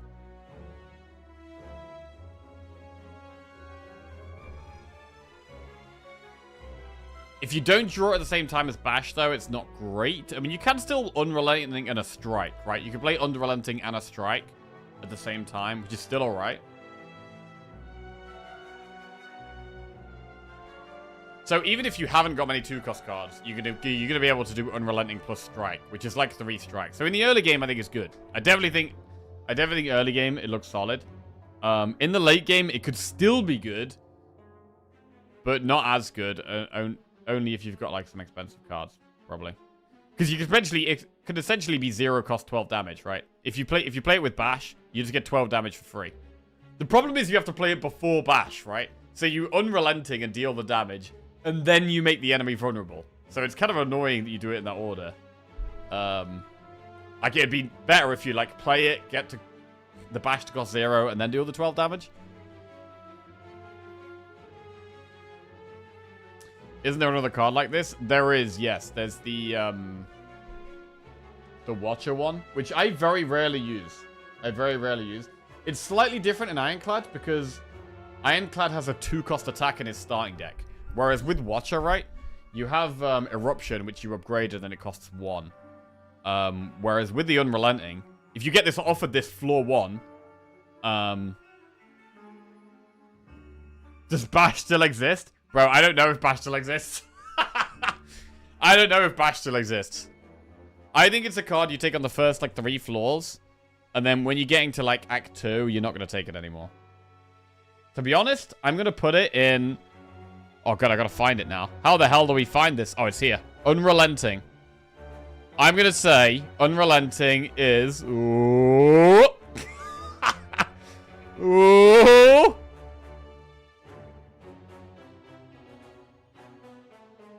I'm going to put it in B. Move cam. Move cam? Okay.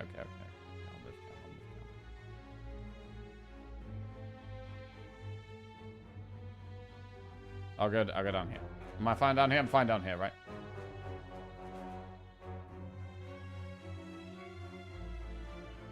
Right, what's next? Next is Tremble.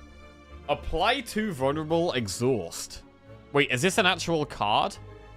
Skill. It is an actual card. I mean, what's this going to upgrade to? It could upgrade to apply 2 vulnerable to all enemies. Or it could be like 3 vulnerable.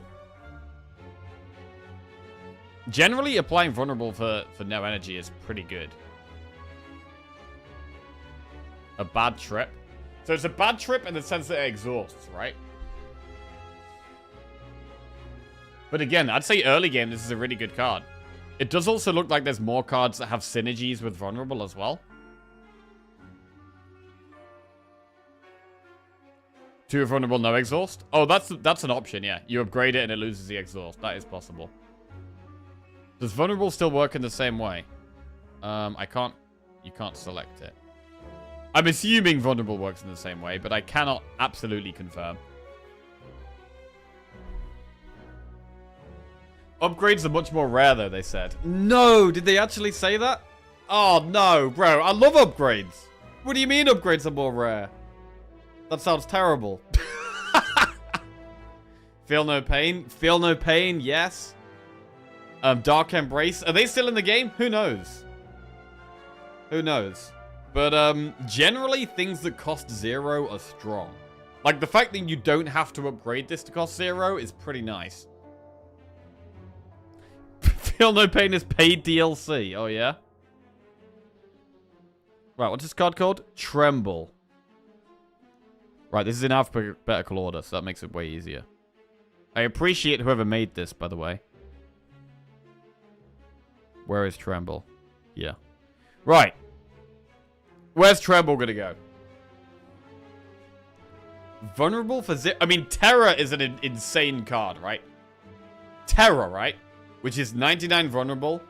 At the start for 1 energy. Terror is like an S tier card. This is obviously not 99 vulnerable, it's only 2.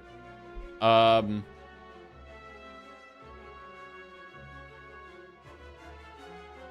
I think this is an A tier card. Things that cost 0 and have a strong effect are strong. I think it's a strong card. I like it. It's going to go an A. Okay. Next card. Thunderclap. Oh. Hey. What is this? What is this Slay the Spire 1 card doing in here, bro? What is this Slay the Spire 1? Where is it? Thundercrap? Thundercrap is going to go straight in C tier. Straight in C tier for Thundercrap. Okay, moving on. What do we have next? Thinking Ahead. Draw 2 cards, put a card from your hand on top of your draw pile, exhaust. We know this card as well. We know Thinking Ahead, and we know it's a good card, but it's a rare card because it's a rare colorless. So we don't get this card very often, but it is strong, and it's usually quite expensive in shops. So Thinking Ahead, I'm gonna put in A tier. Strong card. I mean, you can even put Thinking Ahead in S tier, really. But I think it's an A tier card. Right. Do you want to think about what card you want to leave in the Hole in the Wall event for the rest of time? Huh. That's an event that I've, like... I don't know if I've ever seen it. How do you even get that event? Strimmer, read the card again. Draw 2 cards, put a card from your hand on top of your draw pile. Yeah, that's fine, bro. You don't get it over Ascension 15? The other card?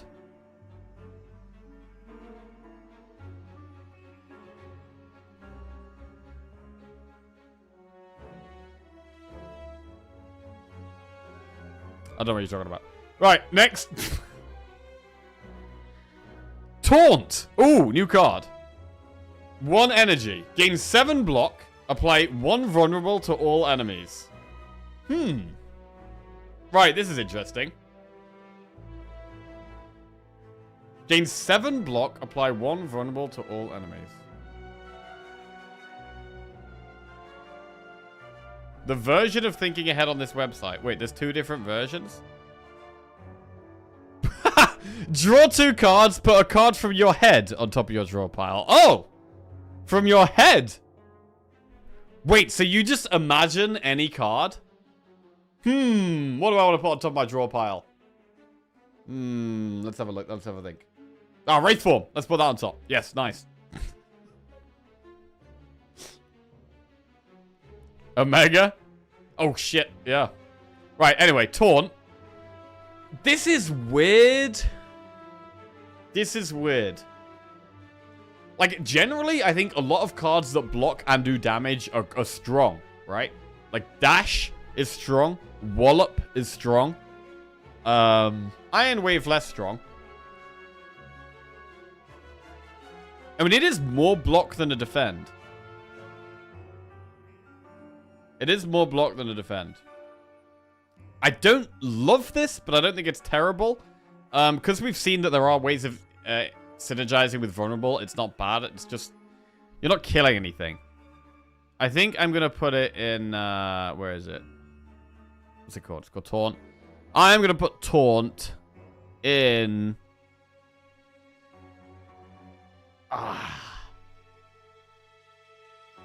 B tier. I reckon that's going to upgrade to 10 block. It could also be to 2 vulnerable. But...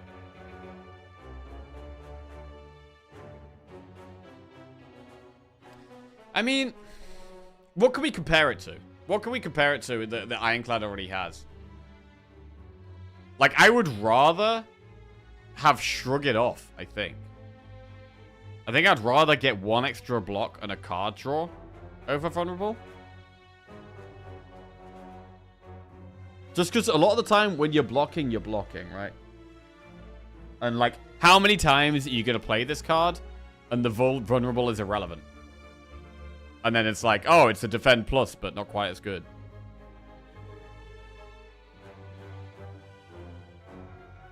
You made it sound worse than Thunderclap, but then put it above. Well, the thing is that generally I'd say block is stronger than damage. Like, block is generally better than damage. Like,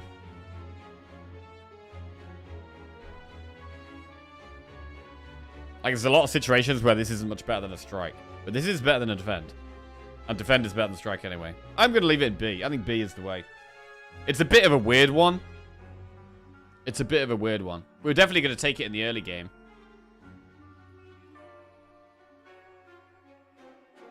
I think B is fine. In a bully deck, it's a way to keep the vulnerable rolling. Yeah.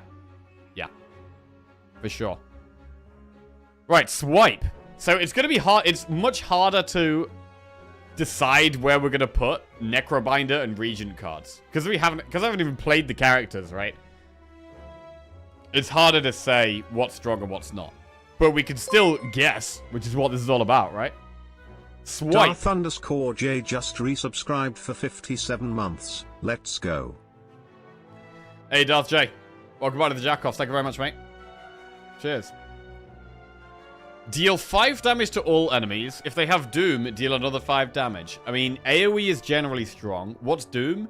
Doom is a new effect where you apply Doom, and then I think if the Doom is higher than the rest of their health, they just die. I think that's how it works. We're doing a 12-hour stream today? Yes, we are, Jambray. How you doing, bro? What's going on? You excited for Slay Spire 2? I'm excited. Block is so much better than damage. It's so sickeningly on brand. Bro, I think this is probably quite a good card. I mean, I don't know if we've seen any other AoE cards for Necrobinder.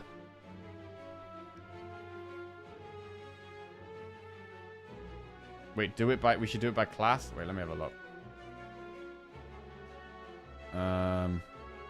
Do it by class. Okay, that might be a better way of doing it. Okay, so we'll go through the Ironclad cards, and while we're going up, we'll go through the neutral cards as well. Alright, that's fine. That sounds reasonable. Right, I guess, to be fair, all the ones we've done so far are Ironclad. So yeah, that's fine. There's a filter at the top. Oh, yeah? Oh, yeah? Oh, yeah! Okay, then. That's nice. Right, stone armor. Thanks, guys. What about stone armor? A 1 energy power. Gain 5 plating, lose 1 dex. Bro, I hate losing dexterity, bro. I hate losing dexterity. In the early game, it is going to be good, and you just play it, and then you can worry more about damage.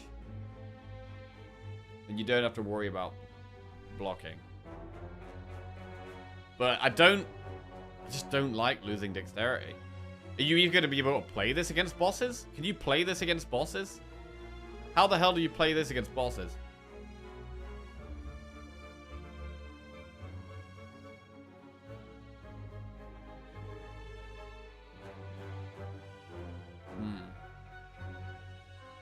It's metallicize plus defend. 15 block over 5 turns. Well, you lose plating when you get hit, right? Or do you? Like, normally plated armor is like, you have 5, you get hit and it goes down to 4, you get hit, it goes down to 3. So, like, if you're against an enemy that has multi-attacks, plating is way worse. But if plating actually is permanent, and you get 5 block at the end of every turn, then that is totally different. You're the streamer, you should have the answers? Oh! Oh, I should have the answers. Okay.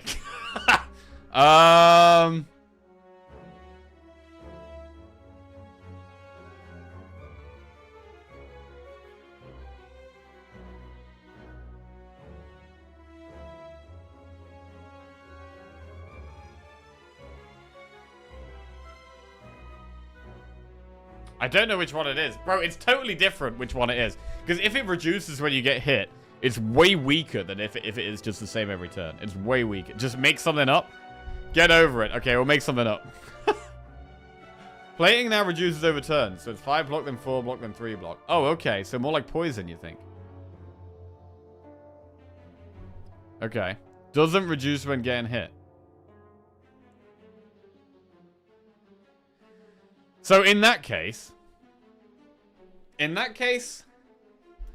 I mean, you could stack up more plating, right? That is interesting. Working like poison. So you have 5. Next turn you get out of 4, but then you play your other plating card and you go to 9. It depends how many cards there are that give you plating. If this is the only card that gives you plating, it's going to be worse. If there's more cards that give plating, it increases the strength of plating overall.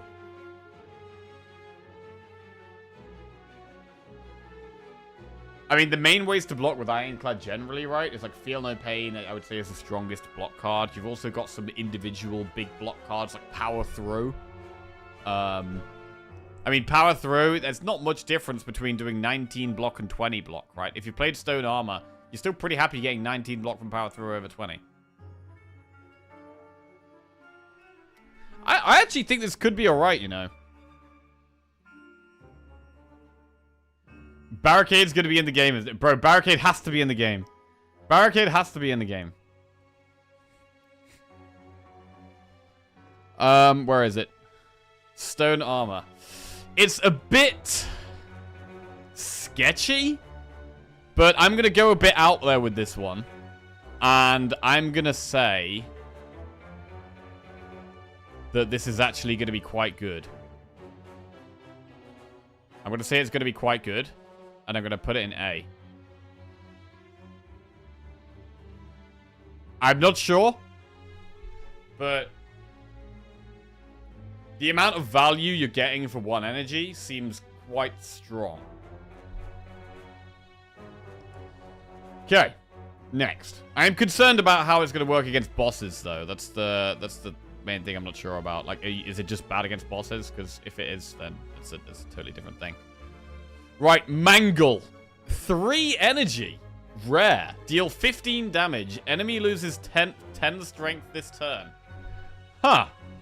I mean, 15 damage for 3 energy is poor. Right, there is no doubt about it. That is poor. It's worse than playing 3 strikes. Minus 10 strength, though. If you're against a multi-attack enemy, this is great. The problem is it's just so expensive. It's going to take up your whole... It's not like Piercing Whale, right?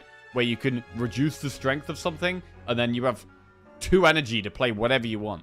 This is like, okay, we need to remove its strength this turn because it's doing a multi-attack. Oh, that means we have to just do this 15 damage and there's nothing else we can do. There's not much flexibility. Unrelenting, though. Unrelenting into this. Unrelenting was the 2-cost one that makes your next attack cost 0, right? So, yeah, Unrelenting into this is definitely going to be good. Yes, for sure. But this is a rare card, so you're not going to have it that often. And Unrelenting was also an uncommon card, so it's not going to be... You're not going to have that in your deck all the time either. But, yes, they'd work well together.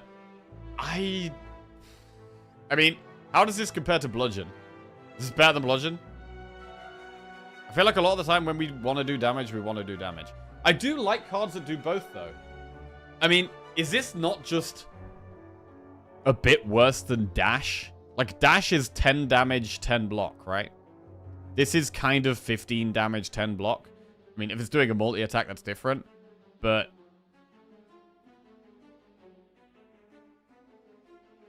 I don't love this card. I don't love this card. What do you guys think about this card? What tier would you guys put this in? It would be A card if it costs 2, but with a 3 cost, it's B. When am I going to want to take this? Over corruption? Over offering? Over... Well, honestly, I think I'm going to put it in C. Ah, really? Really going to put it in C? Bro, I can't even find it. Where is it? What's it called?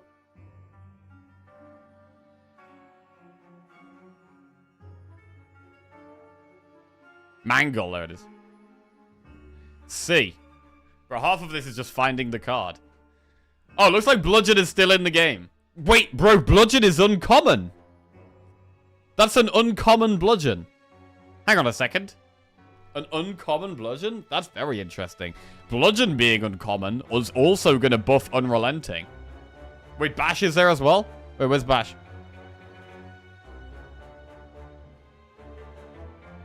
Made Bludgeon being uncommon and there being Mangle in the game actually does make Unrelenting look more and more interesting. But how do we block, though? How do we block, though? We block with Stone Armor? Alright, I might shuffle things around as we go through. But let's just keep on the path we're going down right now. Howl from Beyond! 3 energy uncommon Ironclad attack. Deal 16 damage to all enemies at the start of your turn. At the start of your turn, plays from the exhaust pile. What? Bro, this is busted. Bro, where's the thing? Where's the thing? Howl from the Beyond? Bro, this sounds busted as hell. Where is it? This is sick. This is a super sick card. I've not even looked at this before. So, if you exhaust this, right? Bearing in mind Ironclad has a lot of synergies with exhaust. If you exhaust this, then the start of your next turn, you do 16 damage AoE. It doesn't exhaust itself, though.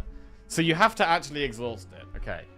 You generally don't have exhaust in your starting deck. Oh, okay. Oh, shit. Oh, God. Ah. Right. So you're not going to have exhaust in your starting deck. You need to actually exhaust this. You need to target and exhaust this. If you can do that, it's super nice. It's super nice. Maybe it has to go down away.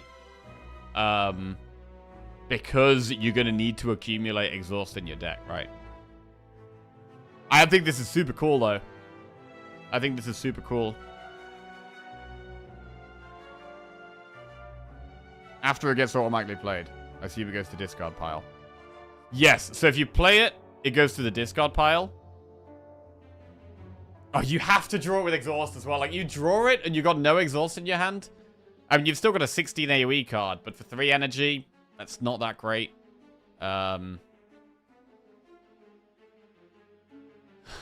It's cool, man. I like this card. I do like this card. Oh, God, a tier list.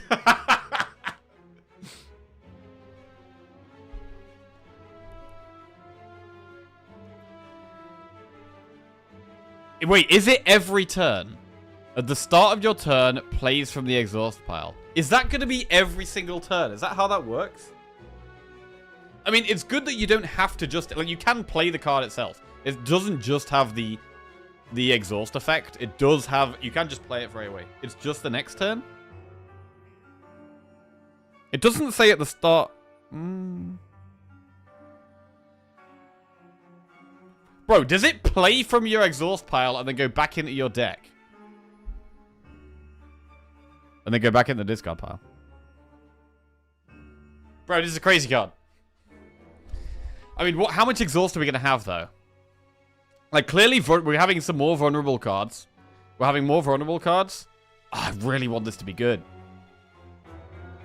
But if it's good, is it going to be too good? Bro, I love this card. I'm going to put it in A. I really like this card. I don't really want to put it low. Just because I like it. Right.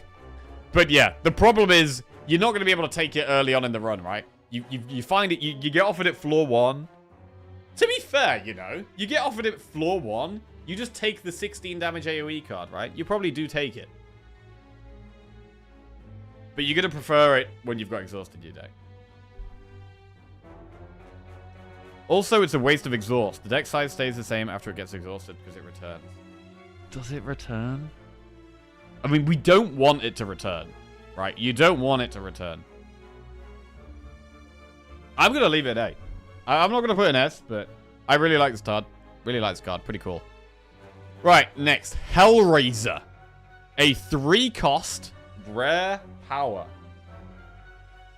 Whenever you draw a card containing Strike, it is played against a random enemy. Wow. S. Yo, every day. Thank you very much for the raid. Appreciate that. S tier card.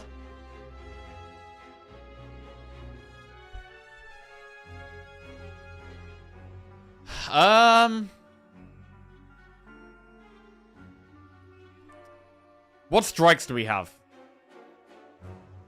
What strikes do we have? I mean, generally playing strikes is not even a good thing. I don't know. I'm not, like, blown away by this card.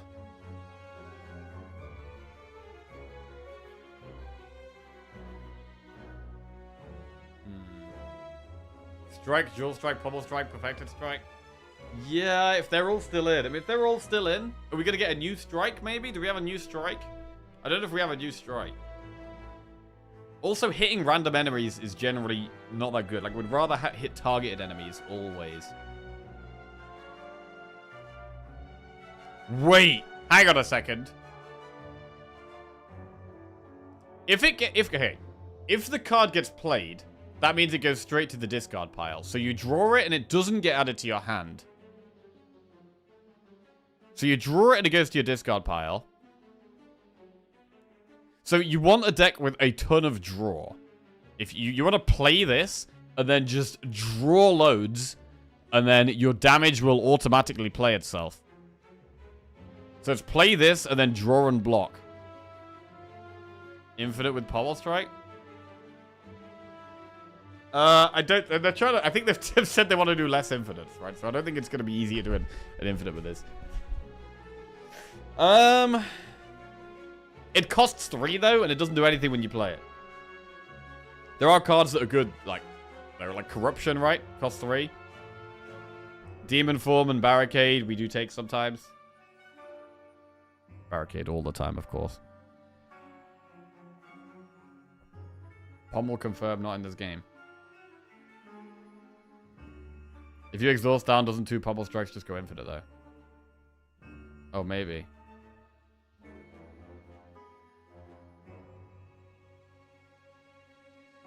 Oh, man. This is, I mean, it's one of those cards where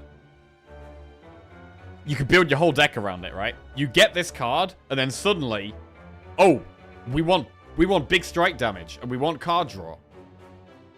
And then we just want to play this and draw loads and automatically play everything. And it could be, you could definitely have decks where it's insane.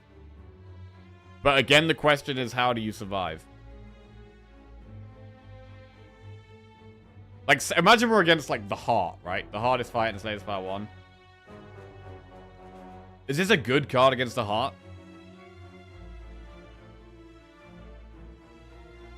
I don't think it is. I don't know. I mean, it's energy. You're going to get a lot of the energy back. I guess the good thing about this is that actually the longer the fight goes, the more energy you save. So actually, this probably would be good against the Heart. You'd obviously take heartbeat damage. But you play 3 energy to never have to spend any energy on any of your strike cards again. So it's almost like a card that's good in longer fights. I think it's going to be really bad in short fights. I think it's really bad in short fights. But in longer fights, this could save you so much energy. So, like, against, like, an Act 2 boss, this could maybe be good. Is Heart and Slay the Spire 2? We don't know.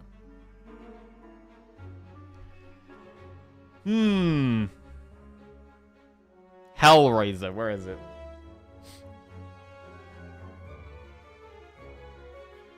How are you finding the time to play this? It's the type, I mean, it's the type of card like Demon Form, right? Where you want to play it in these boss fights. But it's not good in hallways, I don't think. Shouldn't we look at what strikes there are? We should, really. Okay, okay, we'll leave that one for now. Let's have a look, see what other strikes there are. Let's see what other strikes there are, and then we'll do that one. It's a good idea. Right. Grapple. Apply 1 energy skill. Apply 2 vulnerable. Enemy loses 1 strength this turn for each vulnerable it has. Wow. Enemy loses strength based on vulnerable. So this is another card that synergizes with enemies having more vulnerable. It's only this turn. So it's not like Disarm, where it's permanent. It costs 1. It costs 1. Like, costing 1 and applying 2 vulnerable is not great, but it applies the vulnerable first, so it's at least apply 2 vulnerable and then lose 2 strength. Ironclad seems to be getting more cards that are like a bit of aggression and a bit of block at the same time. Imagine this with Terra. Crazy.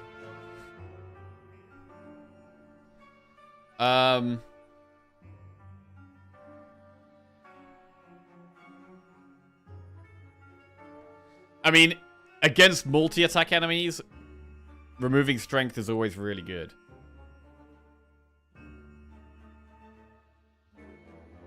And, like, in terms of applying vulnerable, I don't really care about the applying vulnerable from this. Like, I'd rather have that 0-cost exhaust card to apply vulnerable than this. So, I feel like the only reason you're taking this is for the minus strength. Because there's just going to be other cards to apply vulnerable that are going to be better. We can't see the upgrade now.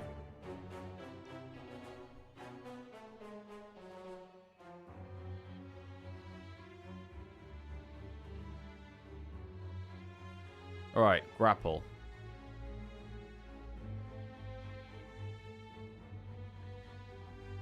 Grapple. And how much vulnerable are you really going to be applying? Because, like, applying vulnerable doesn't actually do that much.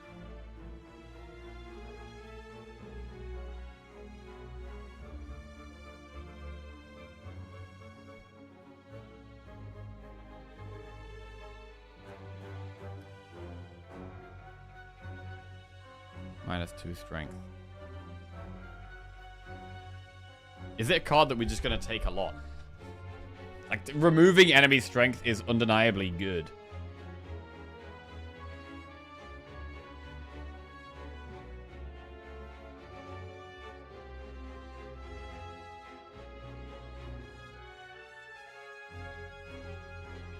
And it helps us keep the vulnerable up while staying alive. But then what about Taunt? Comparing it to Taunt, right? They both apply vulnerable and do something defensive.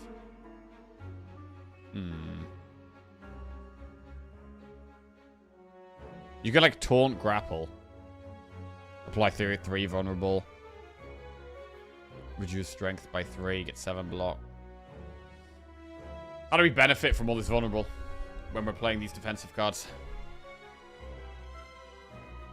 We exhaust Hell from Beyond, of course. Bro, I love this card. I want to put this in S so bad. But I'm not gonna.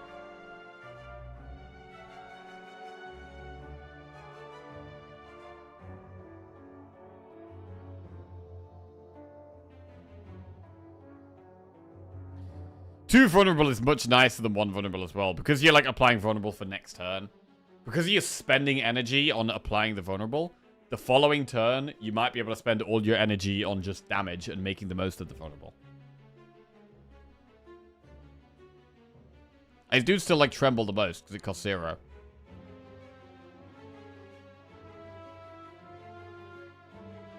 Name a good Slay the Spire card that applies 1 vulnerable. I mean, Uppercut's a good card. It's much better with an upgrade, though, and that's because it applies 2. Uppercut is a good card. I'm going to leave it in B. I don't know. I'd rather do my 13 damage.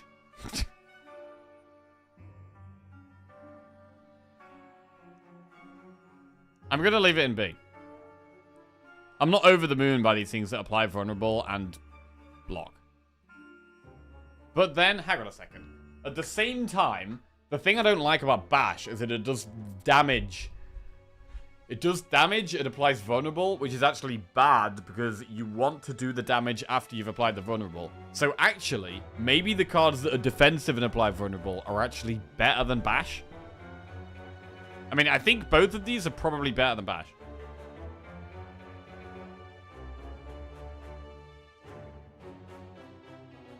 I think both of these are better than Bash.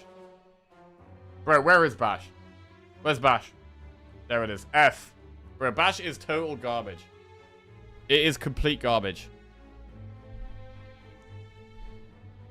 F tier for Bash.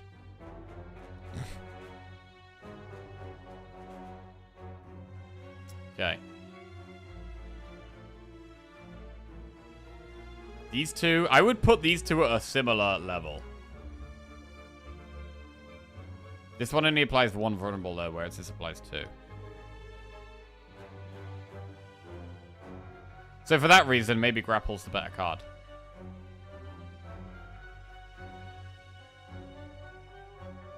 However, this is gaining 7 block. That's tight. This also affects all enemies.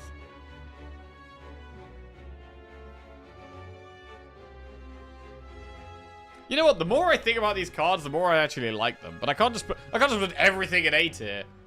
We can't just put everything in A tier. Right, we'll keep going through them, and then we'll work it out as we go along. Ghostly Armor. Ethereal, gain 10 block. Nina Leopard Spots just resubscribed for 26 months. Fear? Mel Ankley? He wipes his brow and asks STS2 today? Hey, 9 Leopard Spots, welcome back to the Jackals. Thank you very much, mate. Cheers.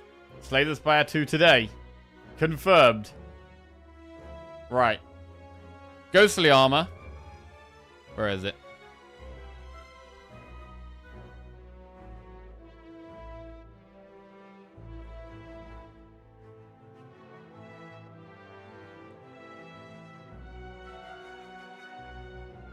Might not be here.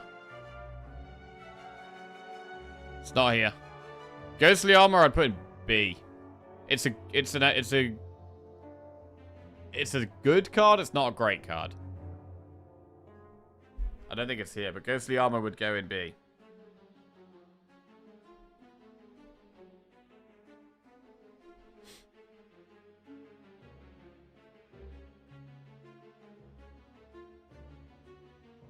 Right. Colossus. Wait, what is this? I haven't seen this before. A 1 energy rare skill. Gain 3 block. You receive 50% less damage from vulnerable enemies this turn. Oh, bro. I mean, if we're trying to keep enemies vulnerable constantly, this is halving their damage.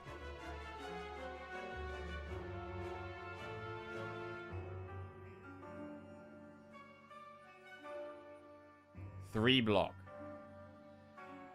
I'm gonna,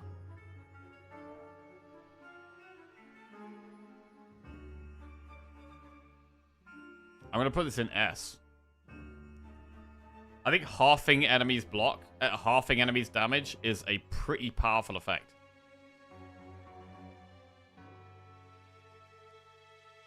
I think S. Especially with the sheer amount of vulnerable cards we have now. We've got so many vulnerable cards. So many vulnerable cards. With Colossus, is Thunderclap still C? Yes. Thundercrab's staying down there. Thundercrab's staying down there. I think Colossus is good.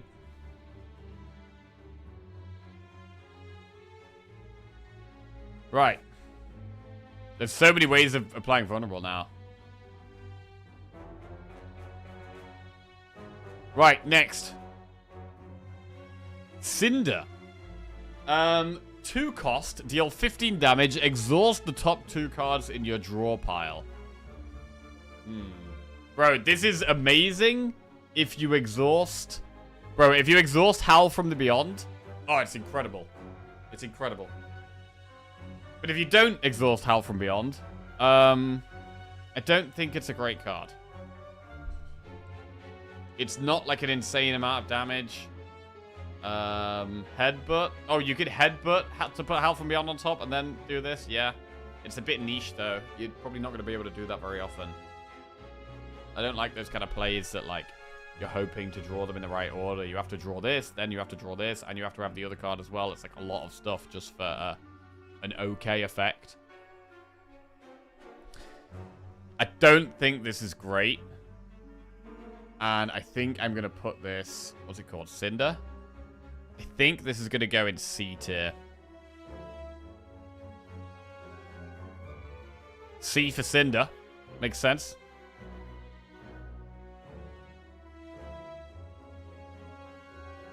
Breakthrough. Lose 1 HP, deal 10 damage to all enemies. What do we think about this card? What do we think about this card? Lose 1 HP, deal 10 damage to all enemies.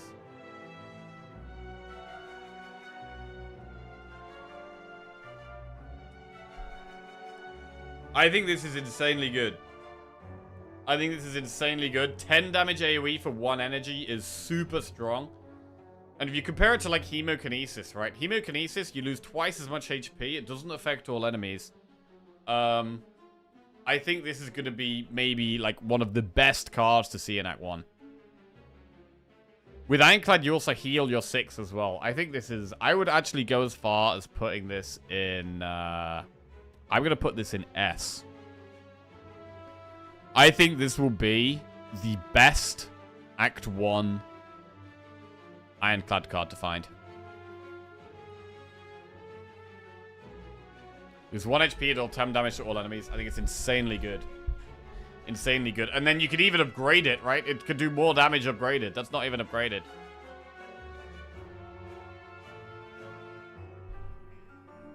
It's like 2 Whirlwind, 2 energy of Whirlwind procs for half the energy, but you lose 1 HP. I think that's so worth. I think that's insanely good.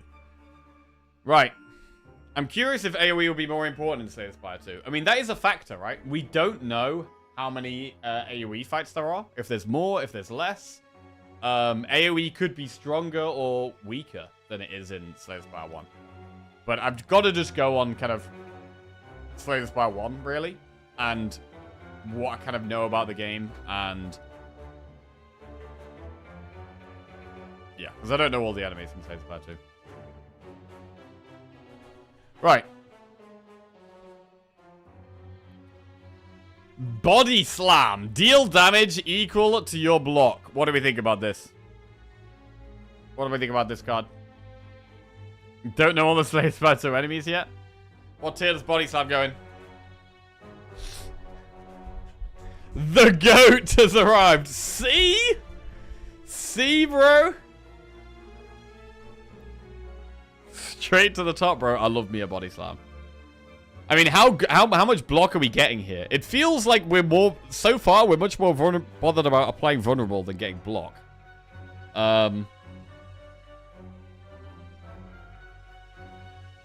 I do really like Body Slam. I don't think I can put it in S, though.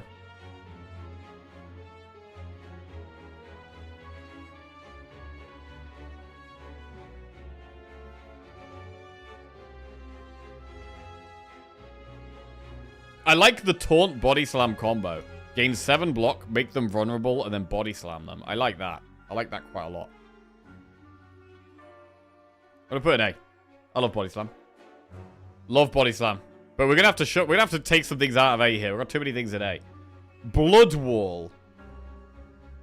2 cost skill. Lose 2 HP, but gain 15 block.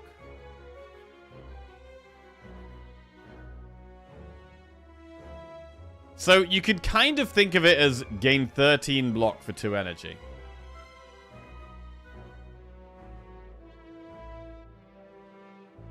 The problem is if the enemy's only doing like 8 damage, and this is the only block card in your hand and you want to block. You're not making the most of the 15 block. And you're still taking 2 damage.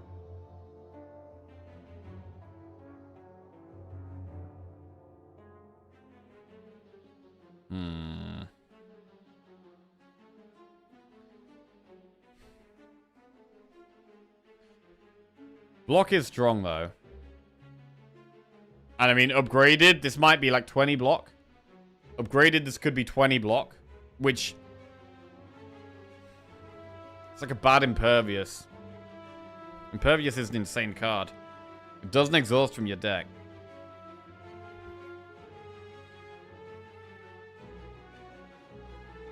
I'm gonna put it in B. I'm gonna put it in B.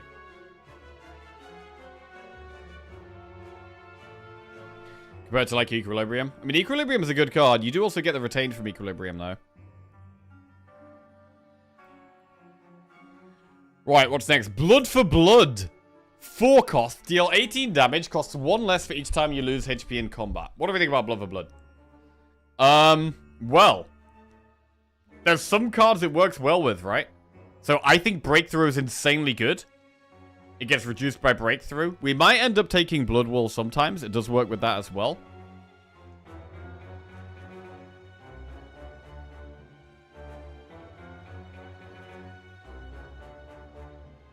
Is this worse than Power Through? Blood Wall?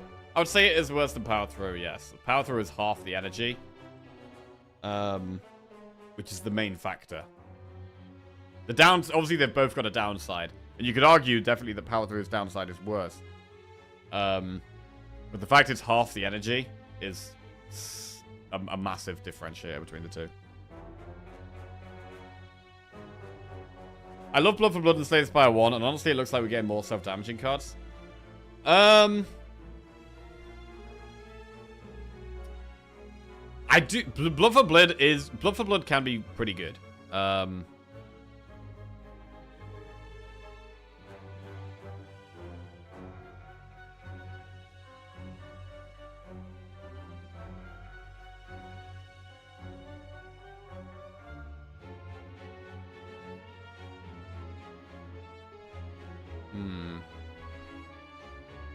The more I think about Taunt, the more I actually like it. I don't know why, but the more I think about the Taunt, the more I like the card.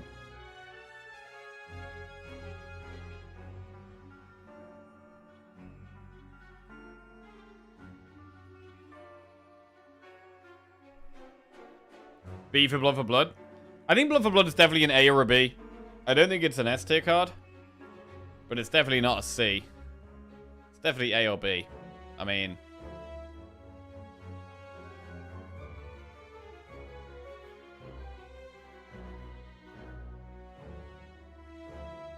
If the upgrade is 20 block, I'm rooting for it. The Blood Whale? Or Blood Wall? Yeah.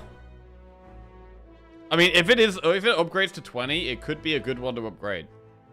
That's the thing with 2-cost cards. A lot of the time, their upgrade is more impactful. Or should be more impactful. Because you're spending a whole extra energy.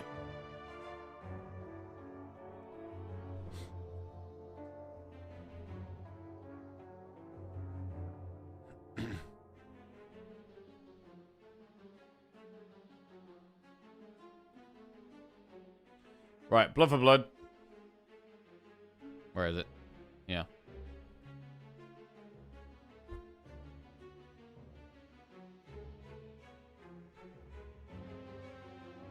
I mean, if you're taking Blood for Blood, you're probably going to have... You're going to want Breakthrough and Blood Wall. Thing is, we're going to be taking Breakthrough a lot. Like, Breakthrough is a common card. Common attack. I think it's a very strong common attack. So we're going to be breaking through a lot. And then Blood for Blood, I'm assuming it's still going to upgrade to 3. So we can do Breakthrough and Blood for Blood on the same turn.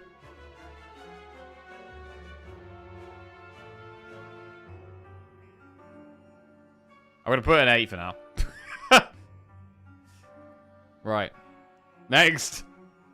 Right, we're gonna trim down this 8 here at some point. Ashen Strike. What is this? 1 energy attack. Deal question mark damage. What?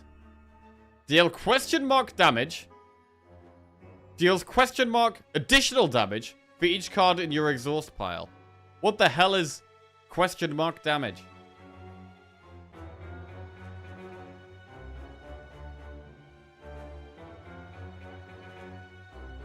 Deals damage for each card in your exhaust pile. So if you've exhausted things... Wait, this attacks twice. This is a 2... You need a question tier?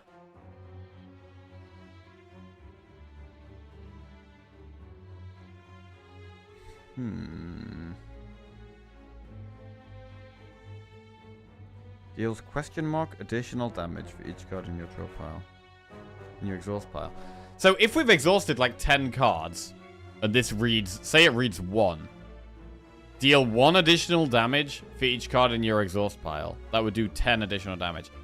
But if this question mark is like 2...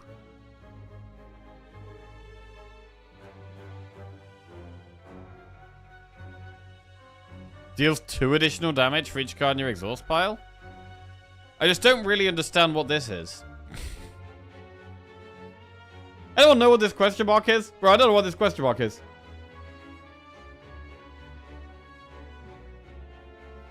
No point trying to rate this.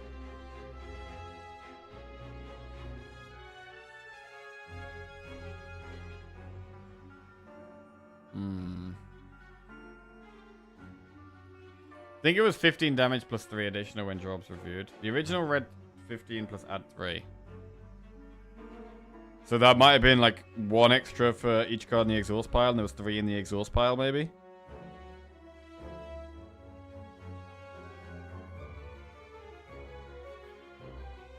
It's not still an exhaust focus deck, but we can't rate it without knowing what it is.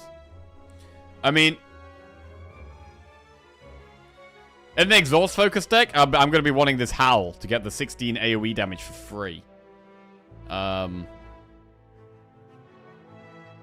I'll put it in B for now, just because we don't know the numbers. And there's definitely potential, right? It could potentially just be a very high damage 1 energy card. But you have to do stuff first for it to be strong. How long before it's stronger than a strike? Wait! It says strike! Hang on a second.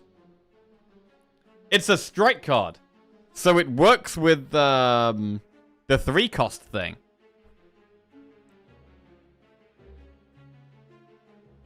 Wait, we need to add a new thing. Add a row below.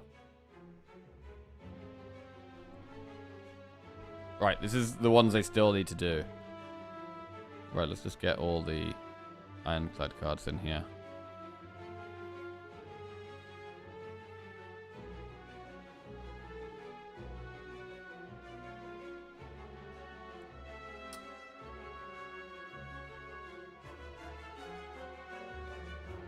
Is that all of them?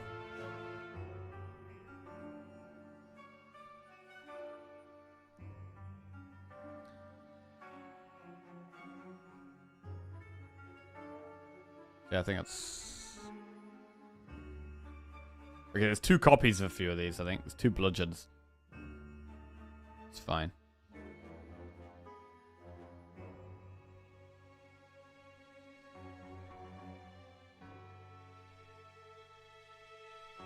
Uppercut still in. Okay. True Grit still in. The thing I'm seeing at the moment, though, is I'm not seeing loads of exhaust cards. Like, at the moment, I'm not seeing loads of cards that exhaust other cards. I'm wanting to see more exhaust cards right now. To want to rate the exhaust cards highly. So yeah, I'm just going to leave Ashen Strike in B for now. Just because I don't really know what it even does. I'm going to put it in B. It has the potential, right? It has the potential to be an S or an A if it's like very high numbers and easy to get the high numbers. But I'm going to leave it at B for now. Right, next. Anger. Deal 6 damage, add a copy of this into your discard pile. So in Spire 1, Anger is probably like an A tier card, right? 0 cost damage is great. And actually, when we're having all these ways of applying vulnerable, when we've got loads and loads of ways of applying vulnerable, Anger can just be 9 damage very easily. 9 damage for 0.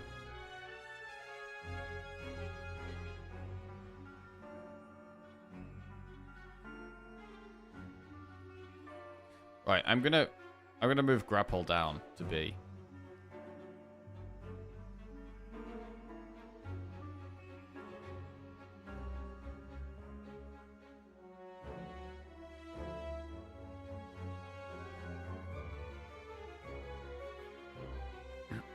I like taunt though. I think I like taunt more than grapple for some reason. Well, because it blocks.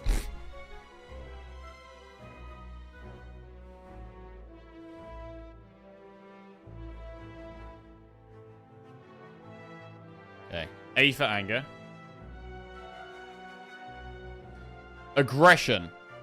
1 energy. Attack. At the start of your turn. Oh. Wording implies this will be a power. Oh, maybe it's a power?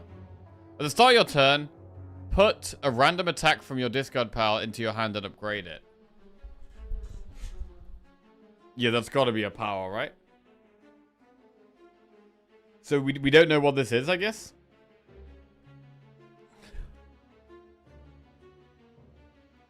$6 to go.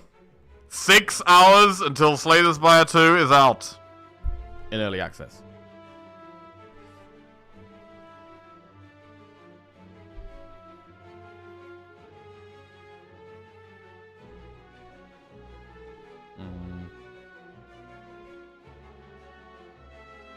This sounds really strong.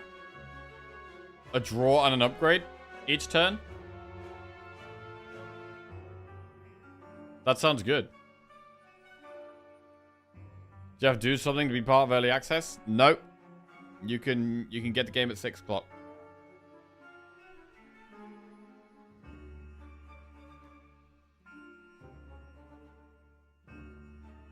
Okay, aggression.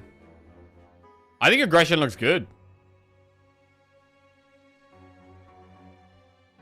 Start your turn, put a random attack from your discard pile in your hand. It's an extra draw every turn, plus an upgrade. I'm going to put it in S tier. I'm going to put it in S tier.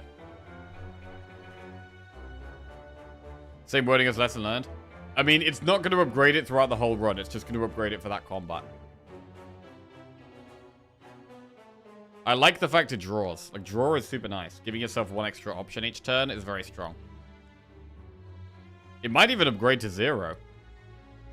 It might even upgrade to cost 0.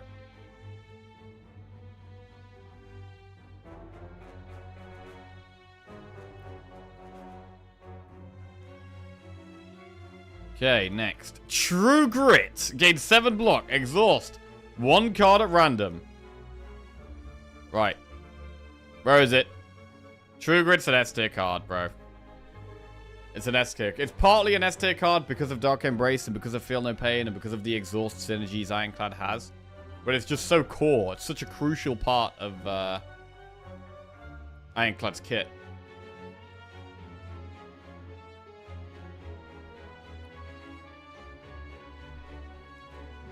Much worse if upgrades are scarce. True.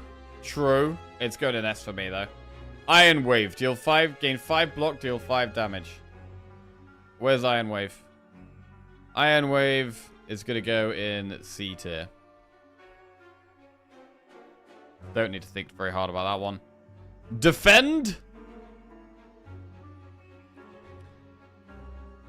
Defend and Strike. I mean, Strike has to go in F. Defend has to go in F as well, really. Okay. The basic cards. Then we have Cruelty. Vulnerable enemies take an additional 25% damage. It's a power.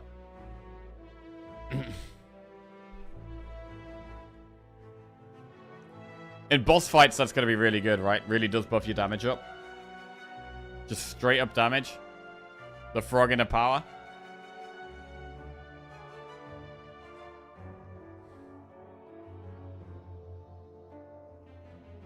I feel like I'm not seeing any really strong block cards yet. Maybe Stone Armor. Maybe Taunt. Hard committing to Bully seems like the new Claw.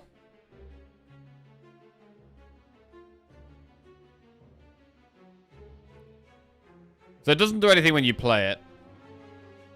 I'm going to put an A. It doesn't do anything when you play it. It doesn't even do anything when you apply vulnerable. It's only after you've played this, then applied vulnerable, then done damage. Then it does something.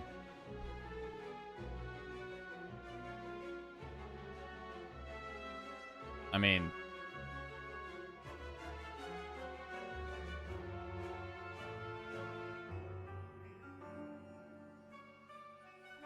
Is it B?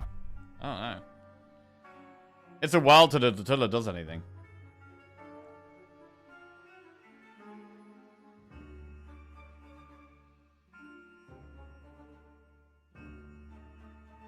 I'm not actually that keen on it.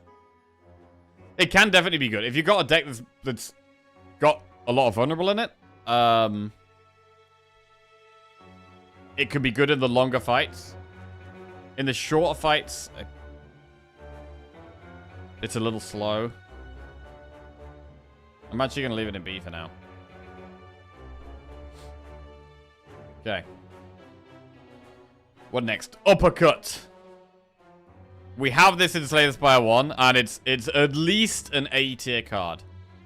Uppercut. And I think I will leave it in A tier. Applying weak and vulnerable. Very good. Do we ever put it in S? I mean, it's better than Anger. It is one of the best attacks. Ironclad, really. I do really like Uppercut. I take it every run. We're offered it.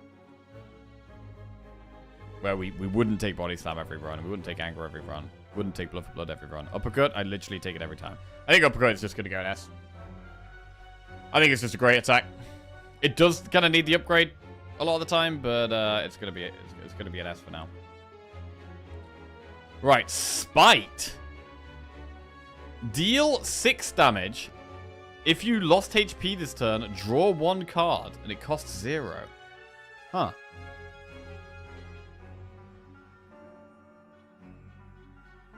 If you lost HP this turn. Is that going to count if the enemy's damaged you? Or do you have to have damaged yourself?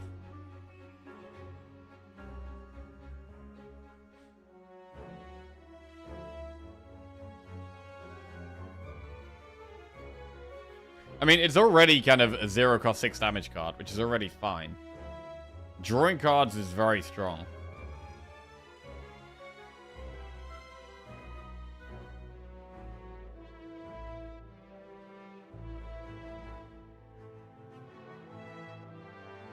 This turn, so it has to be self-inflicted or enemy thorns. So, basically, it's amazing with Breakthrough. Breakthrough into this is going to be so strong in the early game, bro. Breakthrough in a Spite. I mean, you could also Blood Wall into Spite. Like, if we end up taking an early Blood Wall, we're probably going to take Spite. Bro, is Blood Wall going to be good just because it says 15 block on it? It says 15 block on it.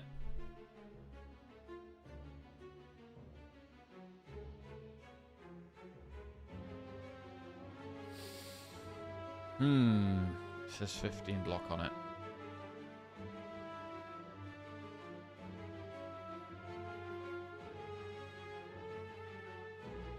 I actually feel like I'm going to be taking Blood Wall a lot. I don't know. You know what? I'm going to put Blood Wall in A. And I'm going to get Spite. And I'm going to put Spite in S. I'm going to put Spite in S. I think Spite's a good card. I love these cards that do damage and draw. And I think we're going to be taking Breakthrough, like, all the time. And so we're going to have lose 1 HP in our deck a lot of the time. I also think we're going to be taking Blood Wall. Just put all cards in A tier. Yep, that's the plan here. Shrug It Off. What about Shrug It Off? Bro, Shrug It Off is an S tier card. Gain 8 block, draw 1 card. Bro, it's just a snap pick so often. It's just a great card, bro. It's just a great card. Such a great card. S tier card. Who doesn't want to Shrug It Off in their deck? Common, though? Probably, it's going to be the probably it might again just be the best early game block common for Ironclad. I mean, True Grit's good as well, but True Grit needs an upgrade. It needs exhausting. You need to, like, you really need to upgrade it, and it gets stronger as you get more exhaust synergies. Early game Act 1, boom, shrug, fantastic, great. Nice numbers, plus draw. Right. Pact's End can only be played if you have 3 or more cards in your exhaust pile. Deal 17 damage to all enemies. I mean, it costs 0. You have to have 3 or more cards in your exhaust pile. So, the problem with this is that I'm not seeing any new exhaust cards. Like, in terms of new exhaust cards, is there any here? Have we seen any new exhaust cards yet? And we've seen Cinder that exhausts too, right? There's cards that exhaust themselves, like Tremble exhausts itself.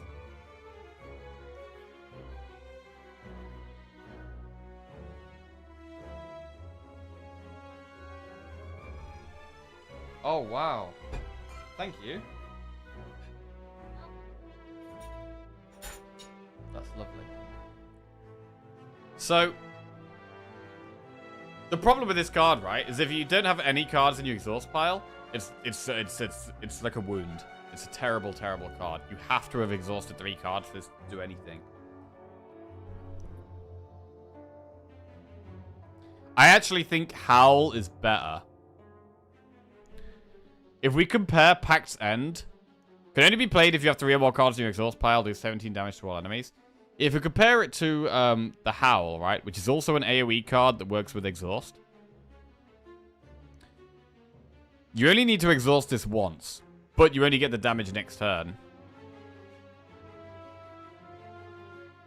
And this can just do 60. If you need to just do 16 AoE, you can just do it. You can play 3 energy, which is not ideal, but you can play an expensive amount of energy to do a medium-sized AoE effect. This is actually unplayable until you've exhausted 3.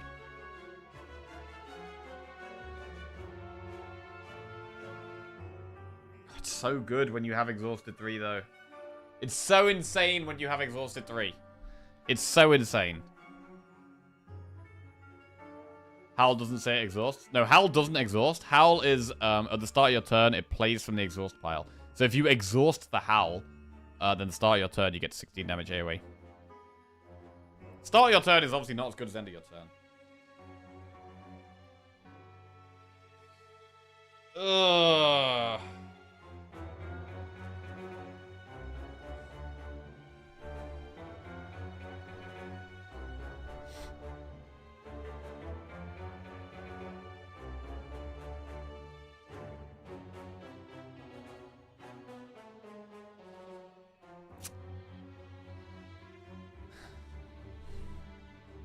You draw it turn 1, you're not happy, bro.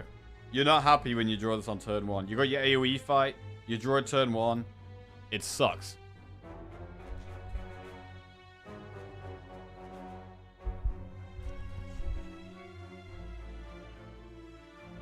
Turn 2. What do we draw at turn 2? Are we going to replace 3 exhaust cards turn 2? Maybe?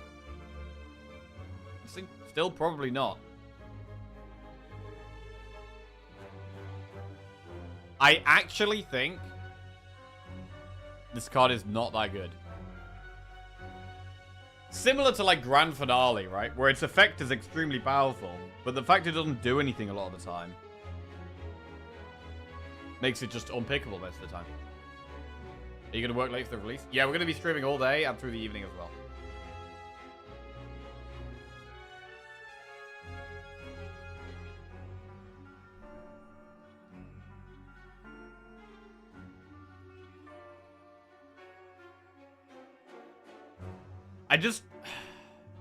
We haven't seen loads of exhaust cards yet, as well. Like, it's not like there's loads of new exhaust cards. There's Tremble, right? Tremble looks good. Apply Vulnerable for 0. And it exhausts. Great.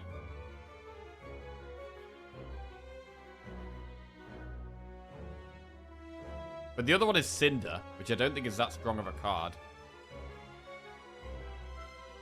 But it does exhaust things as the upside.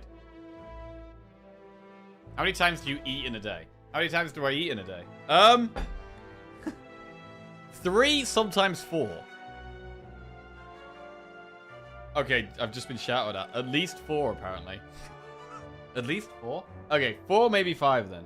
4 or 5 times a day. How many times do you guys eat a day?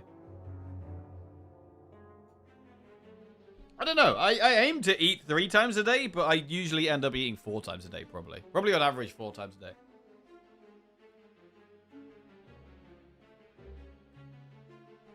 Okay, you draw packs in turn 1. Cry about it. You're exhausting your deck, so I'll draw it again quickly. 2? 2 times a day. Oh my god.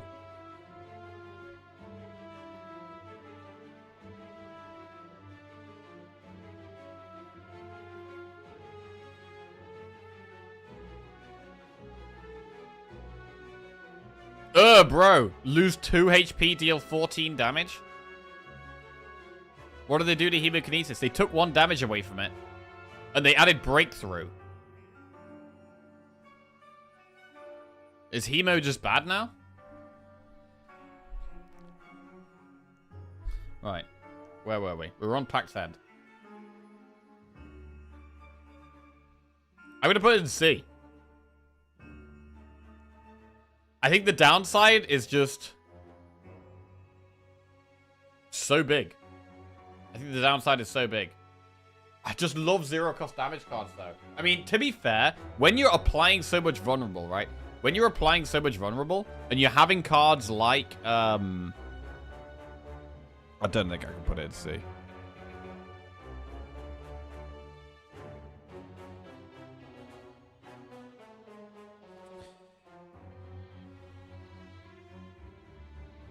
When you got cards like the Taunt and stuff, you're blocking, you're applying vulnerable, and then you can spend all the rest of your energy on draw and block, and then just do damage for free. Like, I love zero-cost damage cards. I love zero-cost damage cards.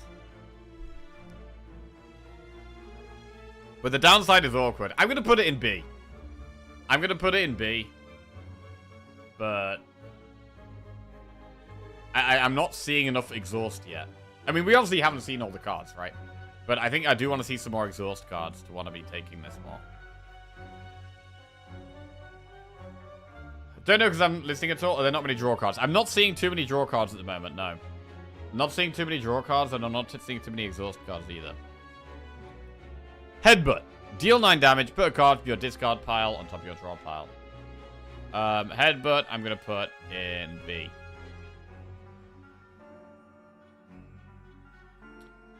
Okay, fine.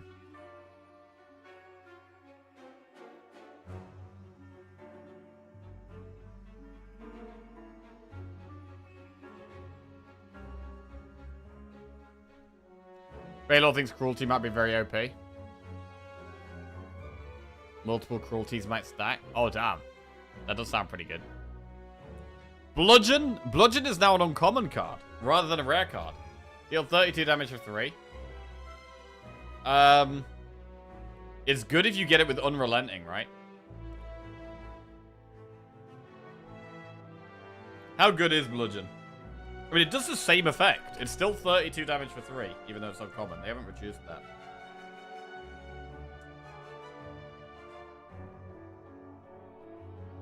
So we're going to be able to get early game Bludgeons more often.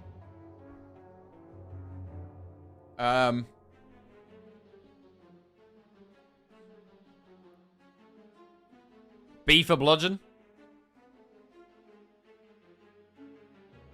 I don't know, just doing 32 damage is kind of nice.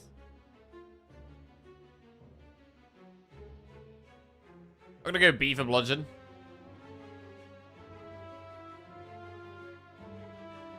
Bludgeon is good, though. Is it an A tier damage? It is just a big damage card. I'm going to put an A. I'm putting it in A.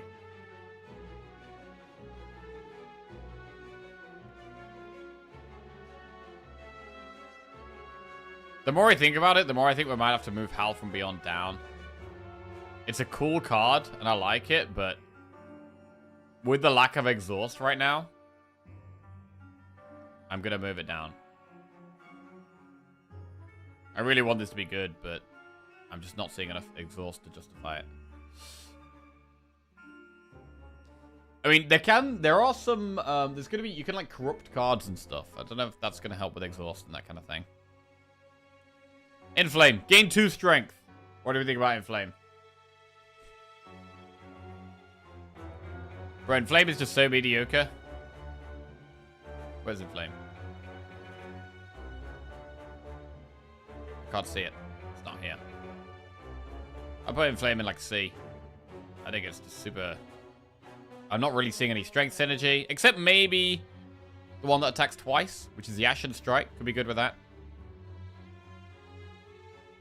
But yeah, not blown away by that right now. So I can't find it, but I'd actually put it in C. Hemokinesis and Bully. Deal 4 damage, deal 2 additional damage for each vulnerable on the enemy. Bully feels like it's going to be really good. Okay, Bully is also not here. But I'm moving Hemo down. Hemo is like... Hemo gets way outclassed by Breakthrough now. Hemo gets way outclassed by Breakthrough. I mean, maybe it's still B, because it's still 14 damage.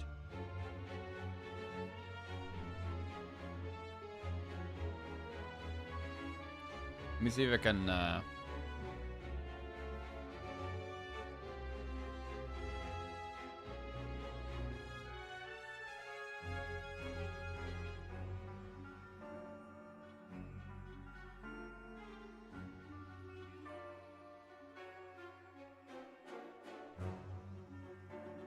This one got Bully in it.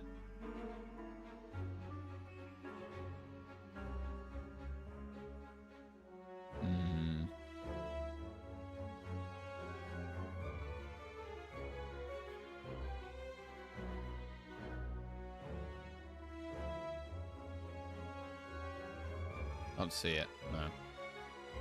Alright. Right, we'll leave it. We're on about Hellraiser then. When you draw a card containing Strike, it's played against a random enemy. I'm going to put it in C. I'm going to put it in C. I don't think it's going to help in hallways.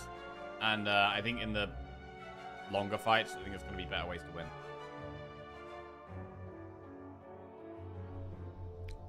win.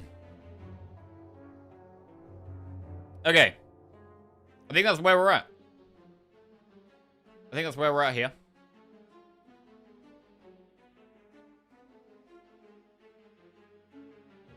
Will you be providing your own heads for the streak tracker, or should I do it? We might be providing our own heads, but you could do it if you like, Slice Fred.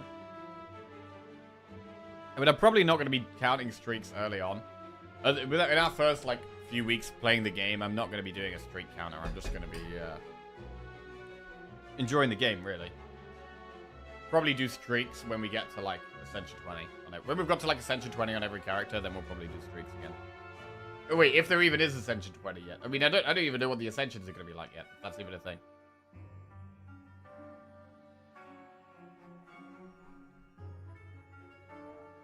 Right. I'm not seeing loads of good block cards here. I mean, we might still have similar ones, right? We might still have Feel No Pain, Impervious, Power Through. But of these cards, I'm not seeing many good block cards, which is why I've put Blood Wall up here. Just because I'm not seeing the strong block.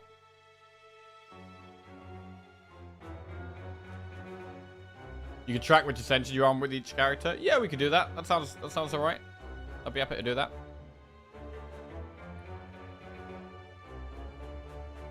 Right, how do I reset this? Silent next. Is that all of them? That is all of them. But Bully looks insane, right? Bully looks like an S tier card.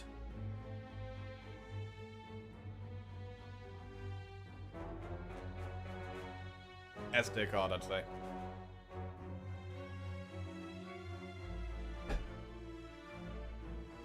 Right, silent then. Right, let's finish this run. Let's finish this run before we do silent. We're going to slay the Spire run to do here. We've got a claw deck, bro. We've got a claw deck.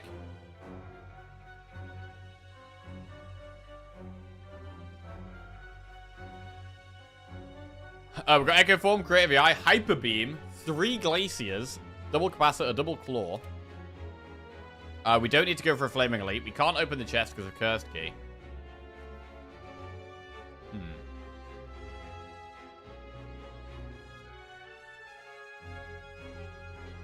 Let's go through a shop.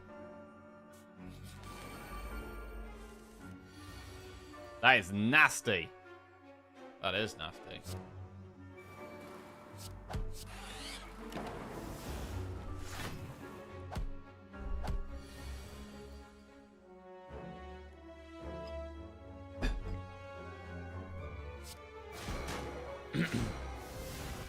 Double Hyper Beam. What the hell is this game? Auto Shield, Streamline Leap.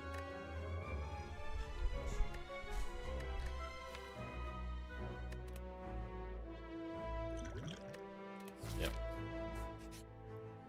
Lose all God for a relic? No.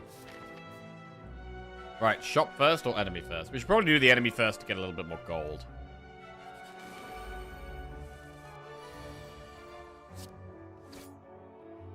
We're not blocking enough somehow. Even with triple Glacier, triple Cool-Headed, my turn 1 draws have been abysmal.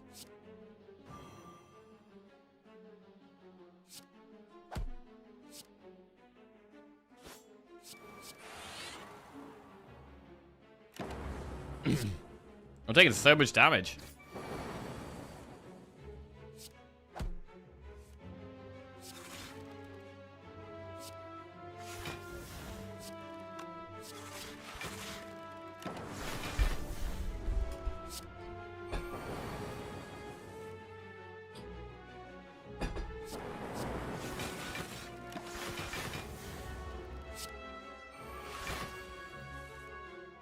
Cool-Headed.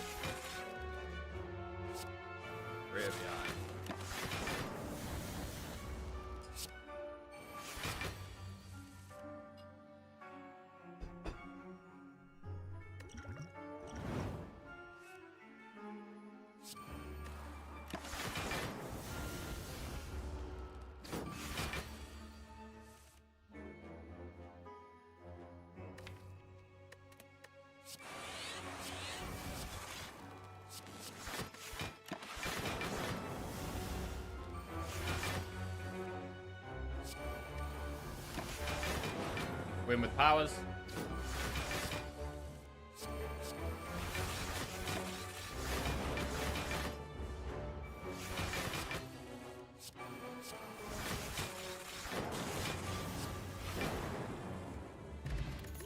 Right, our health is a concern now. Shot. Toxic Egg, Dreamcatcher, Abacus. I mean, we might have to take self-repair. We could potentially, Echo Form self-repair?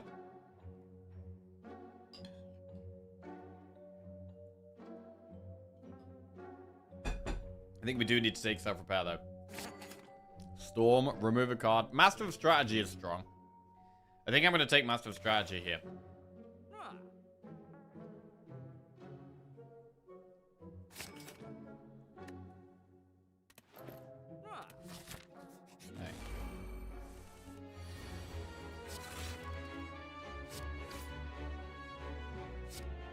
Right, do we definitely go for the double self-repair? Because this is quite a slow fight.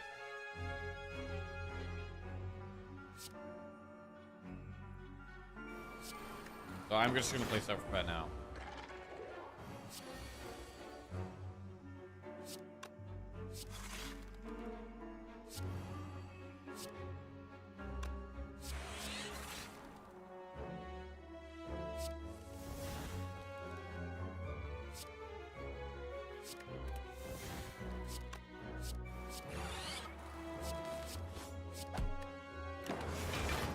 Okay. Good old slots. Not a great hand.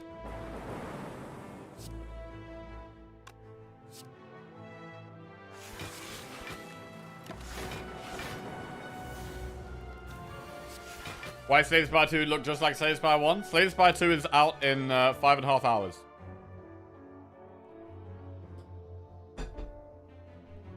A double Echo Form?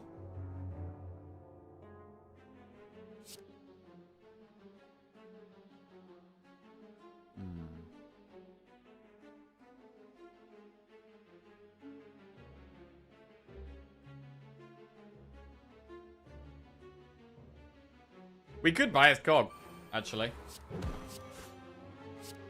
Let's do it. Don't want to chill out for too long in this fight. Buffer.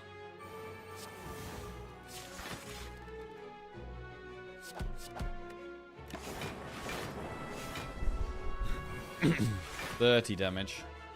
Do we just double claw? I think we do. To be fair, I actually like double heat sinks more. Let's do that. Double heat sinks. Cycle defend. Keep cycling.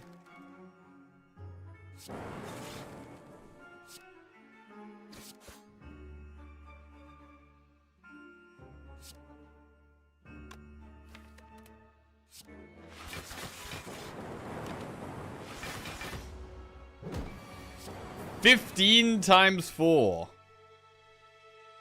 Double Glacier, then Biased Cog.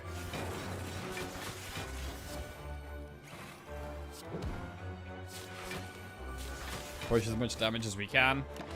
Maybe kill it this next turn. We haven't played our genetic algorithm this fight. Dead.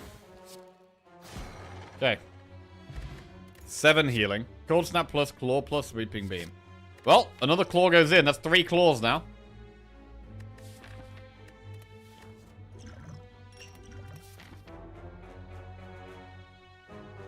Campfire. What's the best upgrade? Capacitor, Creative AI, Master of Strategy. Move cam back. Oh, yeah.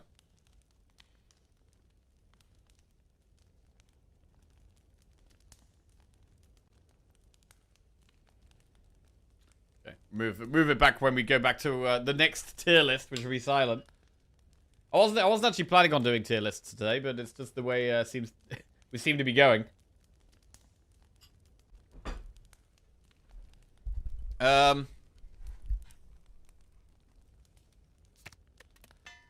Let's upgrade AI.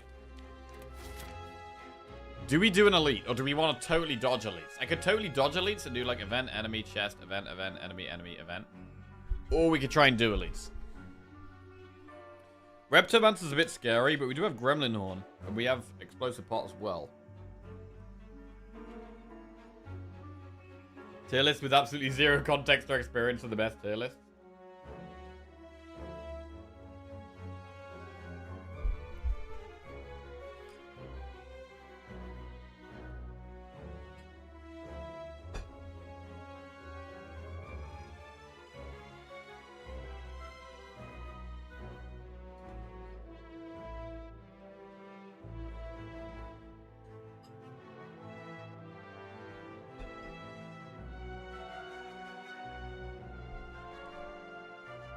I'm going to keep streaming when it drops. Yes, definitely.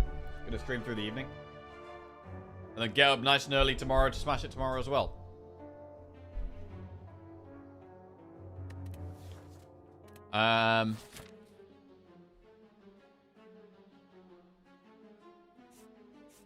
Let's go for the elite. I'm a little nervous though.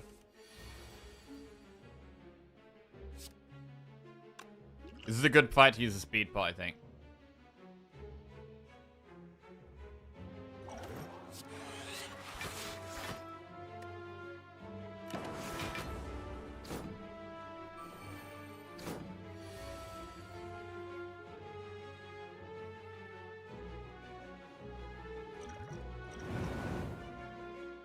Scary.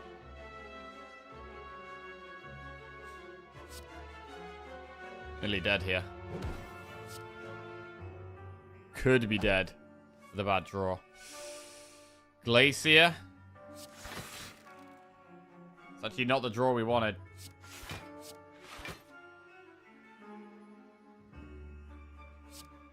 It might be a 1 in 4 to survive. Okay. Oh, I hit the wrong one. That might be death. That is death. Brutal. I'm making a prediction. Hellraiser is going to be one of Jackie's favorite cards. Oh, yeah? Okay. We shall see.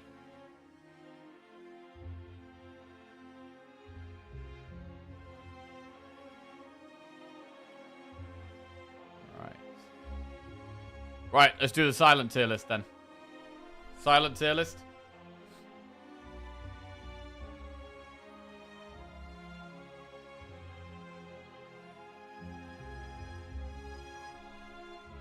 Where is it? Okay.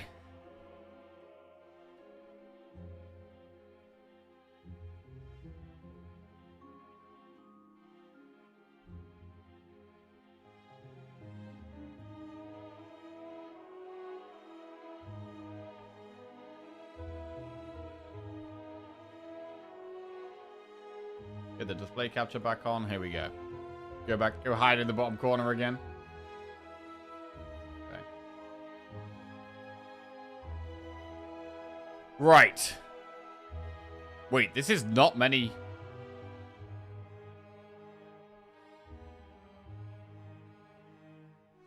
This is not that many cards. This is not that many cards. What's in the box? I'm opening the box with 1 hour left on the countdown timer. Right. Sucker Punch. Deal 7 damage and play 2 weak. Okay. Cats13 next just resubscribed for 6 months. Spire 2 hype. Hey Cats, welcome back to the Jackoffs. Cheers. So this is Sucker Punch Plus in Slay the Spire 1. So this is an upgrade.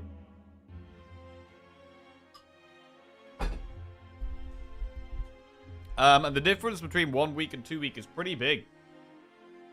Pretty big.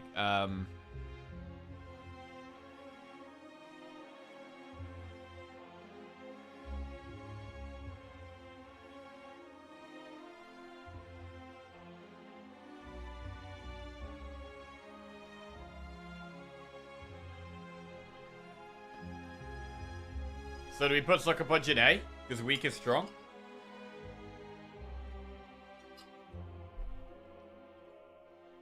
Before it would have been C.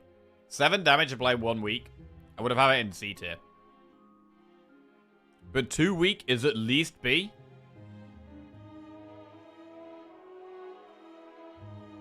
Probably more like A.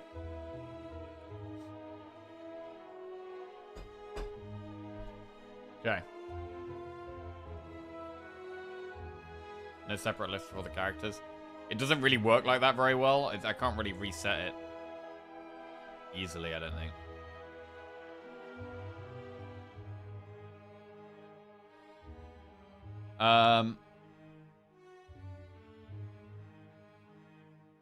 Okay, what's next?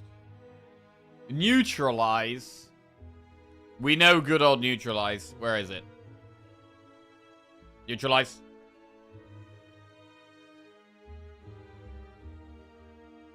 Here it is.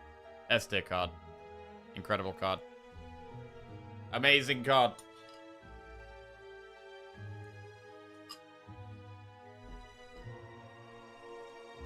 Okay, next we have Fan of Knives.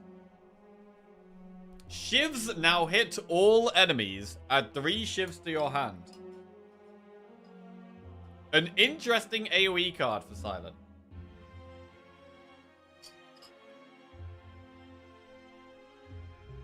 It's rare, though. So, it's going to be harder to find this. It's going to be harder to find this.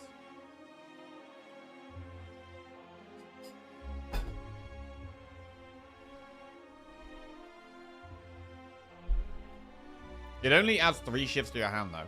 I mean, the effect of 2 now hitting all enemies is terrible. Does the 3 shifts make up for that? I mean, it does kind of make it a 12 damage AoE card, right? It kind of makes it a 12 damage AoE card. But there's already cards that can do 12 damage AoE for 1 energy. S tier?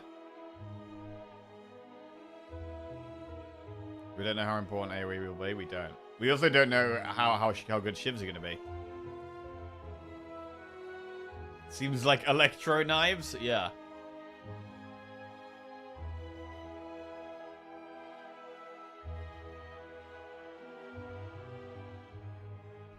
Like, let's say that AoE is similar to Slay the Spire 1. Let's say we have a similar amount of AoE fights that are important. I think there might even be more. I think there might actually be more.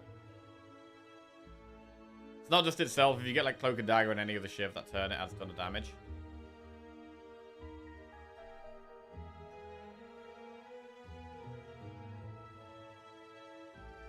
I mean, you can just imagine it against sentries, right? Be so good against sentries. Didn't accuracy get buffed? Wait, did it? Did it?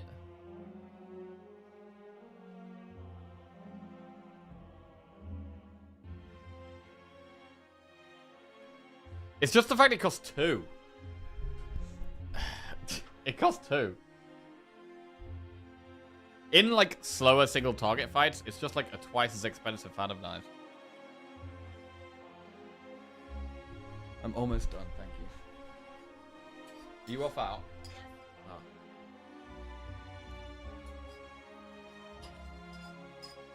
Tasty, thank you. Yeah, tasty.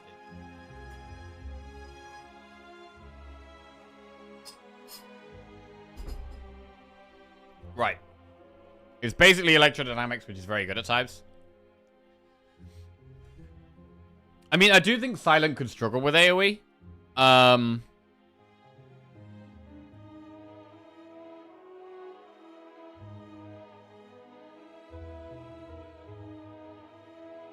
If we've got a shift deck, I'm going to want this card. I'm going to want this card. If we've got a shift deck, we're going to click this card, bro. The card's going to get clicked. There's no two ways about it. I'm going to put it in A. I'm going to put it in A. Our favorite tier.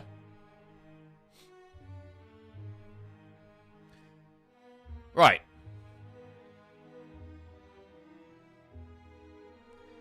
Die, die, die. Deal 13 damage to all enemies. So, I mean, it is more AoE damage than the one we've just put in A. It's more AoE damage than Fan of Knives. Until you play more shivs. Also, Fan of Knives might upgrade to 1 energy, which is pretty nice.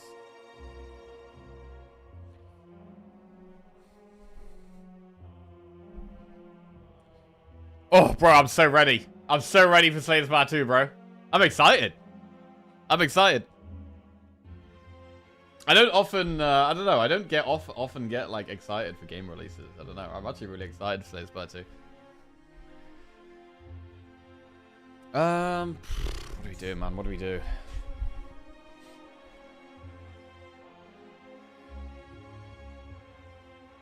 Excited for a game? What a nerd. What a nerd. I mean, Die Die Die is just an A tier card. It's just a good card. It is simply a good card. When does it release? In 5 hours and 9 minutes.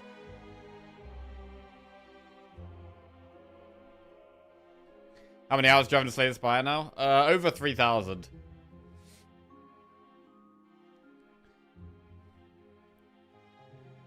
Dagger Throw. Deal 9 damage, draw a card, discard a card. It's a good card. Dagger Throw is just a good card. It's like a B. I can't really put it anywhere other than a B, I think, for Dagger Throw. It's a solid early game card. Has some synergies. But doesn't do something amazing. So it's a B. Dagger Throw.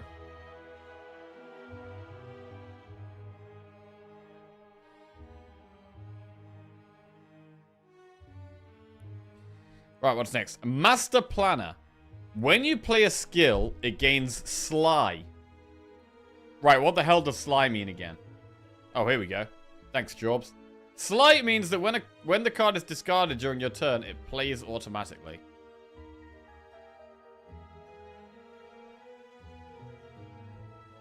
When you play a skill, it gains Sly. So, if you play it, then the next time you draw it, you then have to discard it, and it gets played automatically. Bro, that is slow, bro. That is slow. I mean, this could allow for some crazy things, right? But goddamn, it's so slow.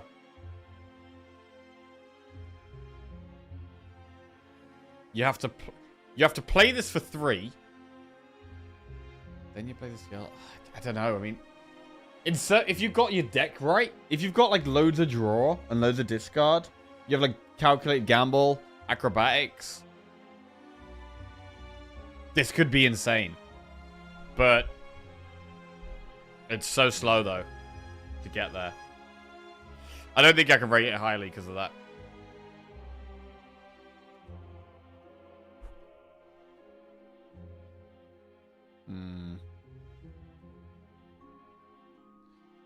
I'm going to put it in C.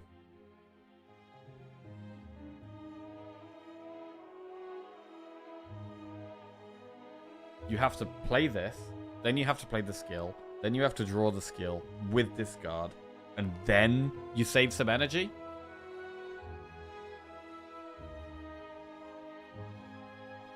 Oh wait, that's F tier, my bad. Yeah, that's C tier, my bad. I put it in C. I put it in C. Right. He's going to end up loving this card. I mean, it looks like a really fun one, right? It looks like a really fun one. We're definitely going to try some stuff out with this. We're definitely going to try some stuff out. I mean, we're going to try stuff out with all the cards, right? We're going to play all the cards. We're going to make all the different types of decks. But, I think in hallway fights, it's just unplayable. It could maybe be like a solution to bosses. It could be a solution to bosses, but it looks unplayable in hallway fights. Flick Flack. Sly deals 7 damage to all enemies. Oh! So if you discard this, it does 7 damage to all enemies. That's a sexy card, bro. That is a sexy card. Firstly, it's just AoE. It's 7 damage AoE on its own. Secondly, it has the benefit. Bro, this is a great card. Where is it? Where's Flick Flack? I love this card. Bro, this is... I'm going in S. It's going in S. It's free damage. Free AoE damage. We already love discard decks. We're already taking loads of discard cards. We also already have... The key thing about this, right, is with Silent, you already have Survivor in your starting deck. I mean, assuming we still have Survivor. Whereas with, like, the Exhaust synergies with Ironclad, you don't actually have an Exhaust card. You already have a discard card in your very starting deck with Silent. So you can already get synergy with this straight away. I think it's an amazing card. Right. Blade Dance. Add 3 shivs into your hand. What do we think about this one? Old card? A very good old card, though. Exhaust? Oh, wait, hang on a second. It's different. Oh, it exhausts now, yeah. Wait, why does it exhaust now? Early access price is $25? Yes. It said region adjusted pricing. Whatever that means. But yeah, it's $25. Blade Dance was too OP. Yeah, the fact that exhaust sucks, bro. I mean, it's still big damage. I think it's still an A-tier card. I think it's still an A-tier card. Is it, though? Bro, is Blade Dance worse now?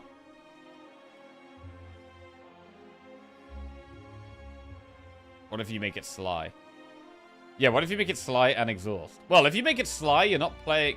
Wait. If you Sly an Exhaust card, does the card still exhaust? I imagine it does. I'd imagine it does. I'm still going to put Blade Dance today. God, this makes accuracy a lot worse, though.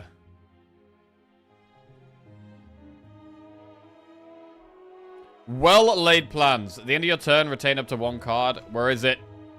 Well-laid plans. That's an S tier card right there. Such a nice card for consistency. Reliability. Consistency. It's an S tier card. It's so nice.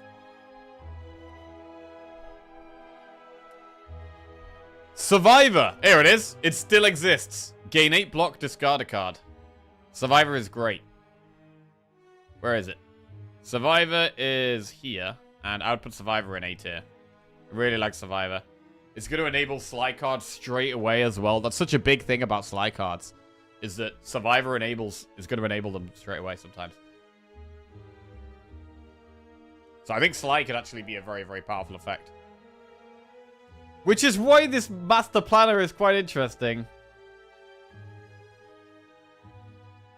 It's just so expensive, bro.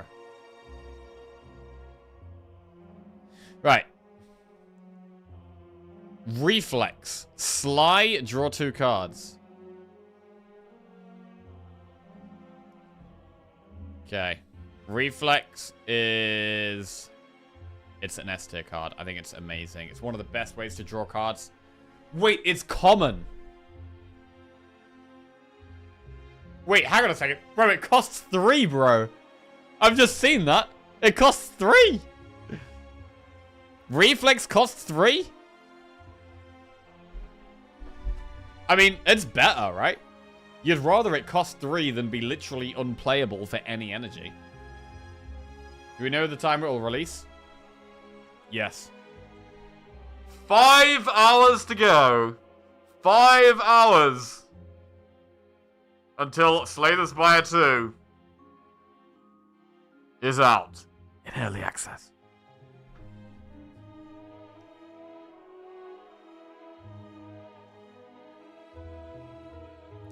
I think Reflex is a busted card, bro.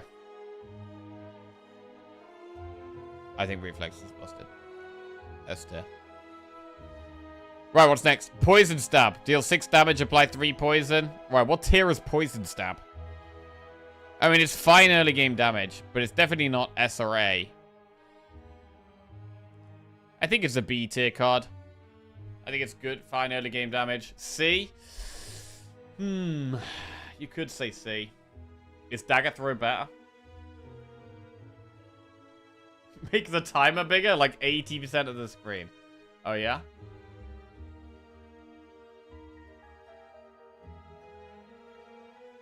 Is that better, yeah? That's better?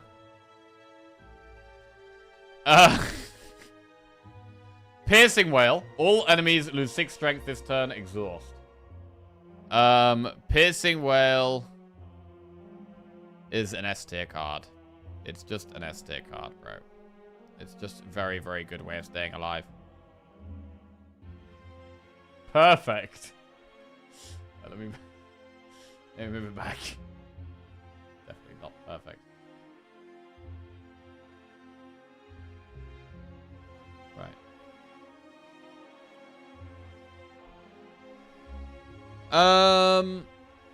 Hidden Daggers. Discard 2 cards. Add 3 shivs into your hand.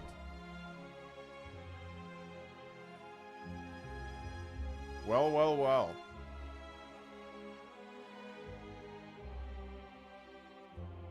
Is this the new Blade Dance? Bro, I can't believe... Is Reflex actually common? If Reflex is actually common, it's insane. I can't believe it's common. The worst thing about it is it's uncommon. It's common now, and you can also play it for 3. Holy crap, Reflex is insane. Right, anyway. Hidden Daggers. Bro, it costs 3. That's 12 damage for 3 if you discard 2. You need the draw, though, so you need your Reflex. You need your Reflex. I'm going to put Hidden Daggers in S. And I'm actually going to move Blade Dance down to B. Because it exhausts. Blade Dance has been moved down to B because it exhausts. And Hidden Daggers in S. The new Blade Dance. Oh, it is Hidden Daggers Plus. Yeah, that is true. Okay, that does make it look better than it is. That is a good point. It's going to depend how much draw you have, right? You've got loads of draw. Hidden Daggers is going to be better anyway. It's all about draw, draw, draw, draw, draw. Cloak and Dagger. Gain 6 block, add a shift to your hand. Cloak and Dagger's not that good. It's definitely a C or a B card. Alf Wolf just resubscribed for 15 months. I'm going to put Cloak and Dagger and Poison Stab in C. Like, sometimes you have to take them. I mean, sometimes Cloak and Dagger is good. But I'm going to put them in C. Alf Wolf, welcome back to the Jackoffs. Cheers, mate. Thank you. Right, Anticipate. Gain 3 dexterity this turn. A 0-cost skill that gives you temporary dex. That is an interesting card. Anticipate. I mean, it's 3 dex. Like, realistically, Deflect. You'd rather have Deflect, right? Unless you're playing multiple block cards.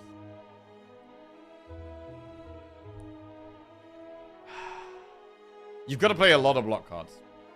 I like the fact that it's 0. Like, the fact that it's 0 goes further into the fact that you want to have lots of card draw. I'm going to put it in B. I think it's got a lot of potential, but...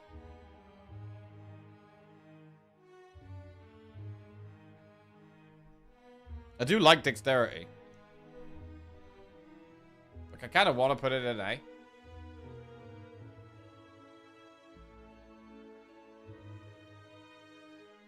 I might end up loving this card. I might end up loving this card. I'm gonna put an A. Okay. And accuracy. Shivs deal more damage. Accuracy is... We'll put it in A as well. I think accuracy is A. It can be good damage. Sometimes it's unpickable, though. Bro, where are the poison cards? Hang on a second. We've seen, like, no new poison cards. We haven't seen any poison cards here. Love these Sly cards, though. Flick Flack and Reflex. Bro, these are going in, like, all my decks. Flick Flack and Reflex. Good afternoon, Rightlock. How are we doing? Catalyst got nerfed. Wait, really? Alright, Defect next. Oh my god, we've only got 2 Defect cards. Rip and Tear and Rainbow. Only 2? Well, Rip and Tear is a C tier card. And what was the other thing? Rainbow. Should I put in B?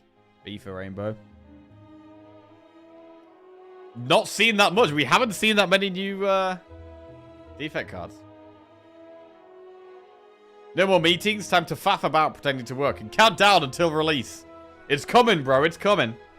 Yo, which character are you guys most excited to play? I mean, based on us having no information about Defect, I'm actually pretty... And the fact that they hyped up Defect in the trailer. I'm actually kind of excited to play Defect, to be honest. But... I am excited to play the 2 new characters as well. Silent. Silent always the best. Bro, Sly looks sick. Sly looks absolutely sick. Okay. Let's have a look through Necrobinder cards now. These are going to be much harder to decide where they go because I've never played Necrobinder before. Swipe. Deal 5 damage to all enemies. If they have Doom, deal another 5 damage.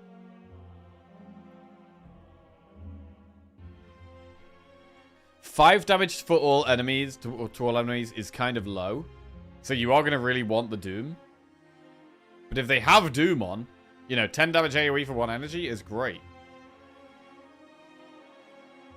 You'd kind of want to have AoE Doom, though. If you're in like you're going to want this in an AoE fight. You don't want to just apply Doom to 1 enemy. You're going to need an AoE Doom card and then play this.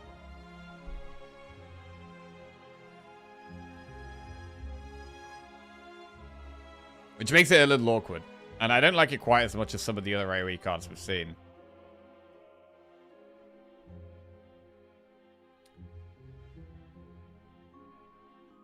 But if we have loads of Doom, it could be... Because the thing with Doom, right, is that Doom doesn't actually do damage. This is a faster card in a Doom. If you're applying Doom, this can do some faster damage.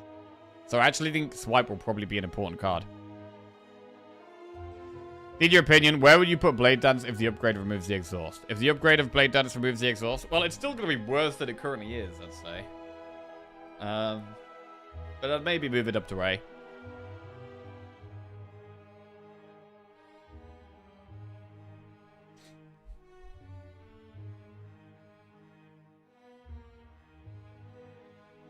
I mean, it maybe just is A anyway.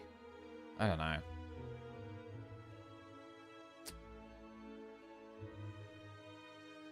It's weird. It's weird thinking about Blade Dance with exhaust. Like, in a lot of Blade Dance decks, or Shiv decks, Blade Dance is like your main damage card. Like, you play your accuracy, you might have relics that synergize, right, with Shuriken. Losing your main damage card is just going to be terrible for you in any boss fight. And so it makes it much more of a hallway card.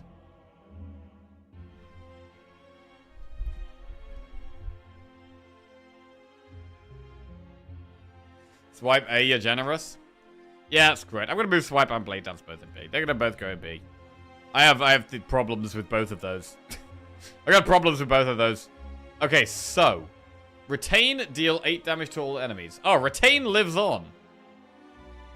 Retain lives on. 8 damage to all enemies for 1 energy is like Cleave. In fact, we've seen 2 AoE cards next to each other.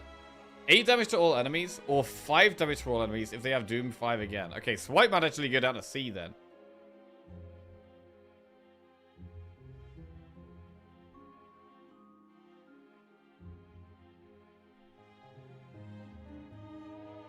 Swipe in C. And so in B.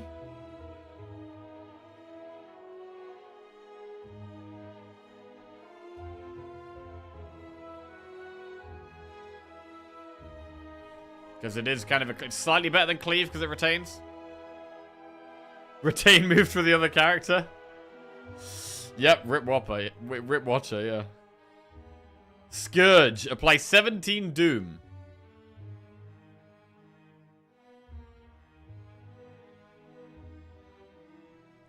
And that is upgraded, so Scourge not upgraded is going to be less than that. I don't know how good Doom is going to be. How good is Doom going to be? Is Doom going to be really strong? Is it going to be terrible? 17 is oddly specific. Is 17 a meaningful number? It will inevitably be a meaningful number, right? There'll be an enemy that's got like 18 health. 100% there's going to be like a really common enemy that's got 18 health. Definitely.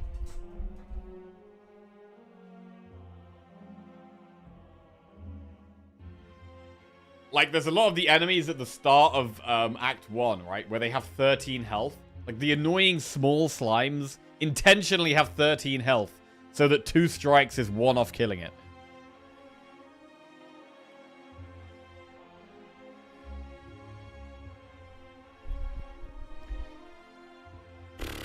I don't really...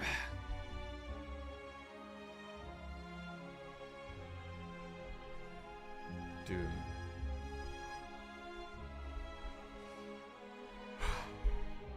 I'm gonna put it B. Scourge. Assuming Doom is, you know, a playable... You could, you know, assuming that making a Doom deck is gonna be playable, a card that just applies basic Doom, I guess I've got to think of it maybe similar to, like, Deadly Poison. But what about the numbers? Is 17... It is upgraded. Is 17 enough? I'm gonna leave it in B.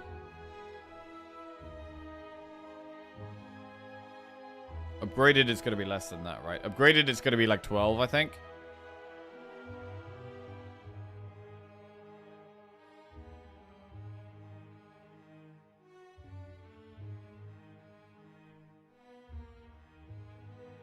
It could even end up being a C tier card, but we'll have to see how Doom gets on.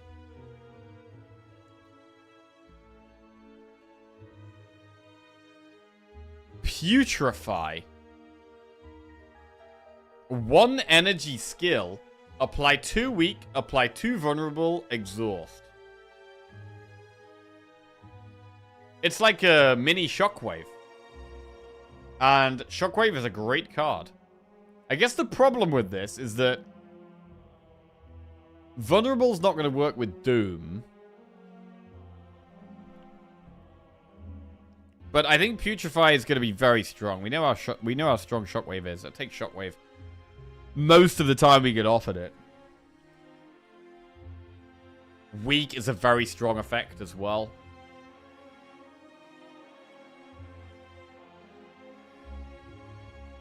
Putrefy. So, I'm going to put it in S. I think it's going to be a great card. Wait, this is single target? Oh, it's single target! Oh, it's single target, bro. This is also the wrong tier list. How have I got multiple What's going on here? Get rid of that. And that. This is our tier list. Wait, have I just been putting things in the wrong damn thing? Anyway. Putrefy. I'm still going to put it in A. 2 weak is strong.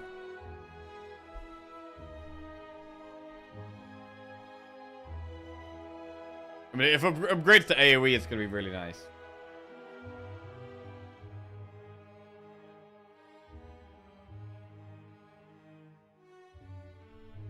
Could it be B, though?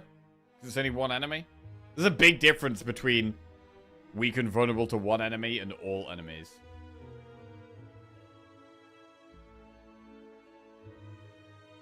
Has the same secondary effect as Uppercut Plus. Yeah, that is nice. Like, it is nice for that reason. So I'm going to leave it in A. Right, next.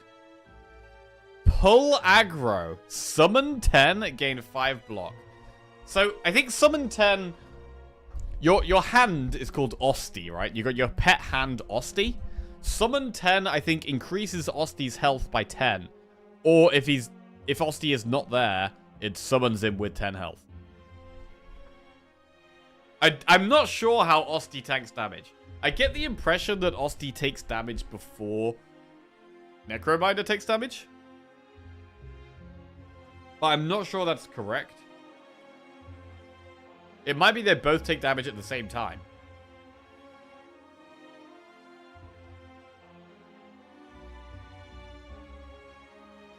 Like, why do we care about blocking 5 if Osti is taking the hit? You know what I mean? If the enemy is attacking Osti, why do we care about blocking 5?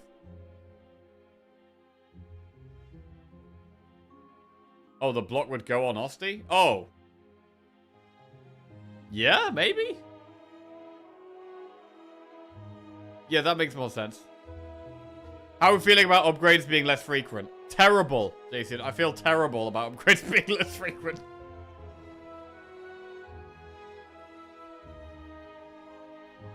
I imagine the inclusion of co-op mechanics also includes enemies that deal AoE damage. Yeah.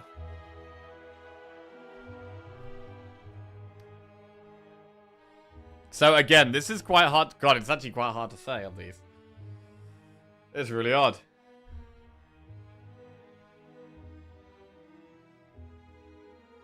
I know this isn't perfect, but feedback on this. That looks pretty good, Size Fred. Thank you. Yeah, that looks good.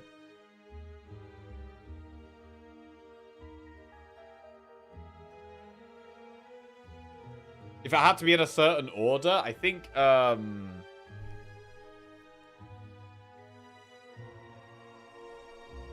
Defect was 5th, I think. I don't know. But, yeah, the icons themselves look really good with the colors. I like it. Thank you. Right, pull aggro. Where's this going? I don't know. Summon 10, gain 5 block.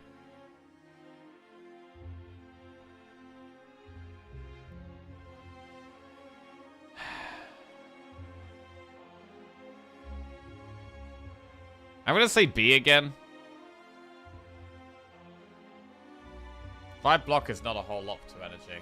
I mean, it's maybe kind of think of it like 15. because it's summoning for 10, but I don't love it. I don't feel like I can put it in C, because summoning might be really important. Like, summoning might be really important for Osti. Right, whenever Osti attacks, apply 5 Doom to the enemy. That is a power. I think that's going to be really strong. This sounds good. This is a way of ticking. I think of it almost a bit like Noxious Fumes, but maybe a bit more aggressive. Plague Carrier, I think I might even put it in S. We're going to put Plague Carrier in S. Osti has to be alive, of course.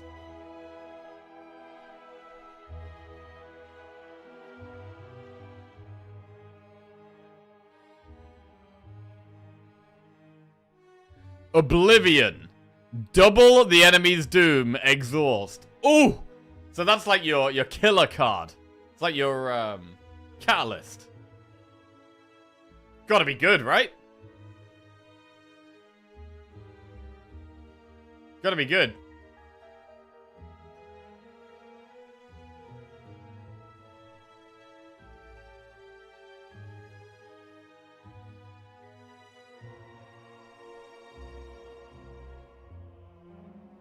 Doesn't do anything until you got good doom on the enemy, though.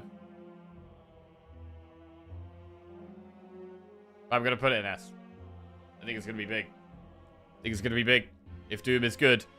Right, negative pulse. Gain 7 block, apply 4 doom to all enemies. I like that. A block card that applies doom to all enemies. Negative pulse, that's gotta be an A, right? That looks like a solid doom applier. Doom applier.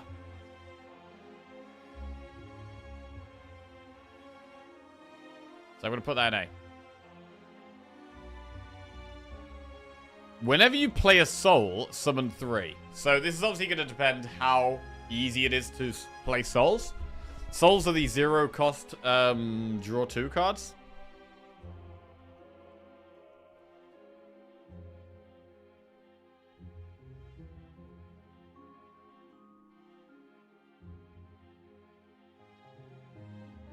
I think it's really strong. If we can play souls, I think this is going to be very strong. Although, is it going to be like the... Is it going to be like Nirvana? Where, like, you scry and you gain block? And you have scry cards, but... Is soul a draw 1 or 2? I think it's a draw 2. This could be like Nirvana.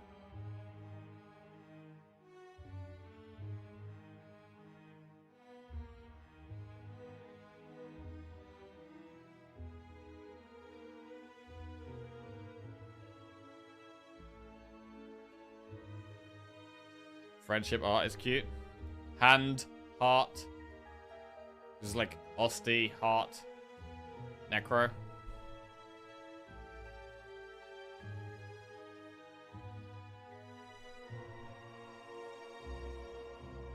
I kind of like friendship. I'm going to put friendship in A. Where is it? There it is. I like it. We're going to need to have some soul-generating cards that are pretty good, though. So we'll adjust based on how many good soul-generating cards we have. Whenever you apply Doom this turn, gain 4 block. Fearmonger. So in a Doom deck, this could be a very good way of getting block. 0 cost card that can gain you block multiple times.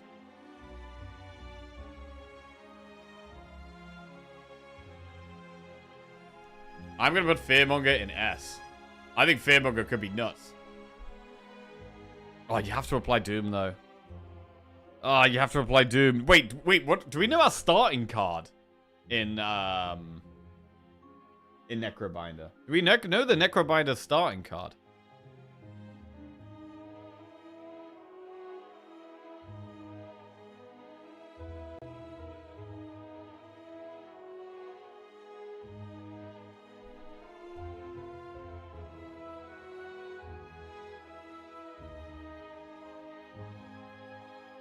That actually makes a massive difference. Like, do we have Doom in our starting deck? I'm not sure we do. I think we've probably got something to do with Osti in our starting deck. Wait, is it Bodyguard? Summon 5, Osty deals 10 damage. Might be that.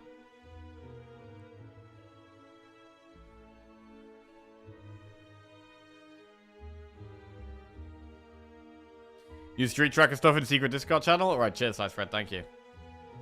Drain Power. Deal 9 damage. Upgrade 2 random cards in your discard pile. Upgrade cards, but it's only cards in your discard pile, so we've had to have already played them. Which kind of means it's just like deal 9 damage. There was the Ironclad one where it upgrades something that puts us in a hand so we can play it. This doesn't do that. So, Drain Power, probably not quite as good. And put it in B.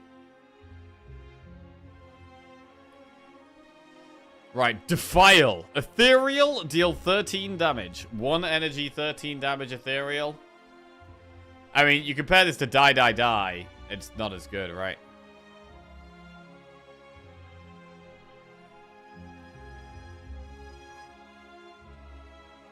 But it's a common attack.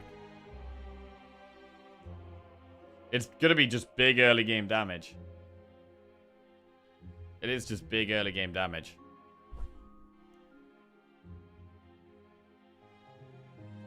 So it's probably like at least an A, I think. Defile. The damage is big. Basically Carnage. Yeah. Probably not quite as good as Carnage, because Carnage does more damage, even though it costs double. But yeah, I'm going to put an A. Deathbringer. Apply 21 Doom to all enemies. That sounds like probably one of the better Doom cards. Of the common ones.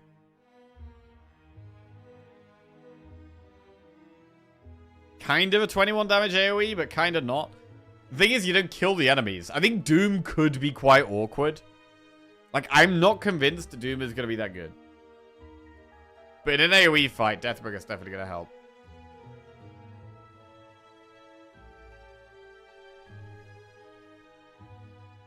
So I'm going to put Deathbringer in A.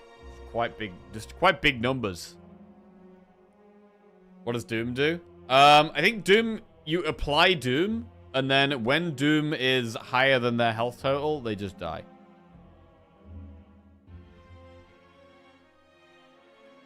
When does the death trigger from Doom? I'm assuming the death triggers from Doom at the end of your turn.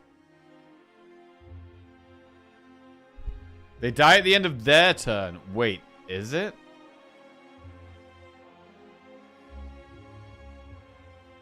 Oh. It's their turn. Oh, I thought it was our turn. Okay, well that does make it a bit worse.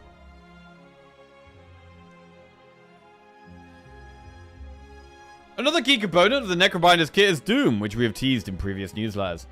When a creature's Doom meets or exceeds its current HP, it will die. It's a debuff that's applied similarly to poison, but it does not deal damage over time or tick down, and it only affects creatures at the end of their turn, as opposed to the start. Okay?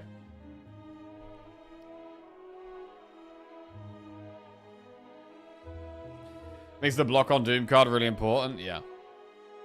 Wait, this is whenever you apply Doom. Does that work on all enemies? If we apply Doom to 3 enemies, does Fearmonger go off 3 times?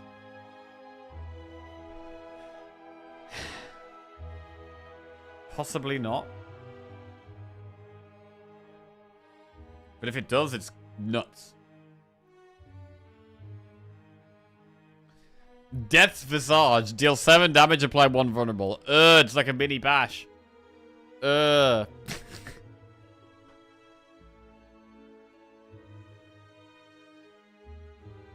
is it? F. F. No, I'll put it in C. I'll put it in C. I'll put it in F, bro. Have some conviction, man. It's going in F. Death's Disappointment. Right. Carve Ghost. Deal 11 damage, add 2 souls to your hand. Bro, this seems like weirdly OP for a 1 energy attack. I'm not sure if it not being upgraded is, like, how significant it is worse. Like, is it, like, deal 6 and add 1 soul or something? Because this actually seems ridiculous. 2 souls to your hand, and souls do 2 draw for 0 energy. Like, that, I don't see how... It seems... I feel like it just looks way too strong. So I'm going to put it in S tier. Are we sure it's a collectible card? It might not be a collectible card. It might be something you get from event. I mean, some of these, right? Some of these could be cards you get from exclusive events and things like that. They might not be, like, normal cards you could just get in a card reward. We don't really know. Also, they might have been cards that have been, like, buffed and have been, like, enchanted in some way. We don't really know about that stuff either. But yeah, seems insanely good. Bright Strike. Deal 8 damage, apply Doom equal to unblocked damage dealt. I mean, it's really bad against block. I don't think this is great. If they have any block, it's really bad. And even if they do, it's like 8. And then it plays 8 Doom, which is 16. Which is good for 1 energy. But... it's... I don't think I'm going to put it high. I'm going to put it in C.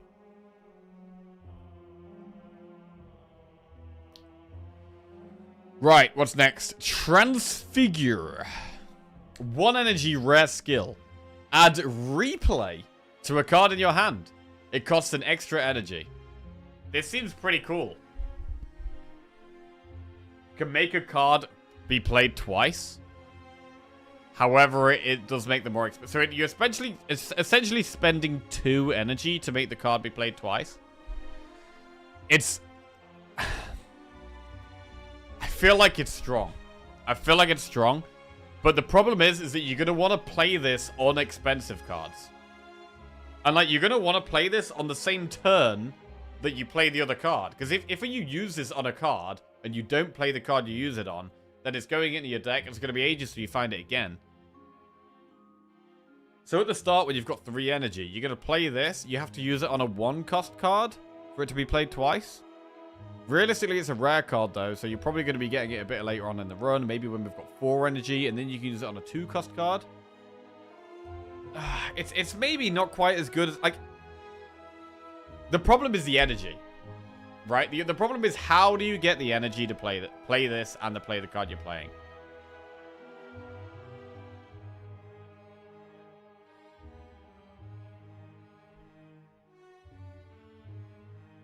I don't know how you get the energy. Especially with, like, with boss relics not being a thing anymore, right? Boss relics not being a thing. One of the most common way you get extra energy is by getting a boss relic that gives you energy. So, the energy is a concern on this one.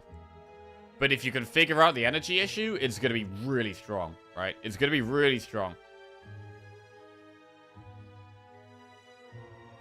But the energy issue is a problem. What if it was just like you get +1 energy each new act? That's possible. That is possible. And...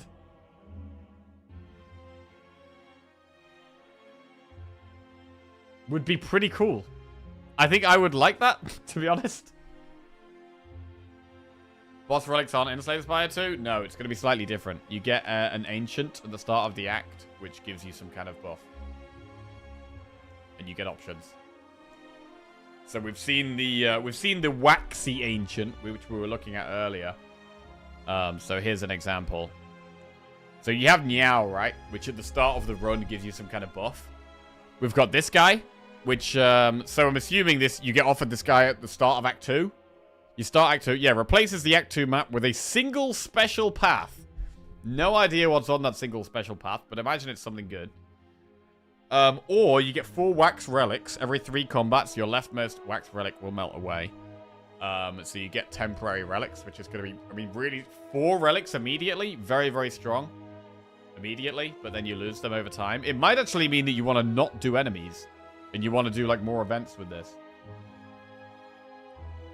Slide is what again? Slide is when you discard it, it gets played. I think it's a strong effect.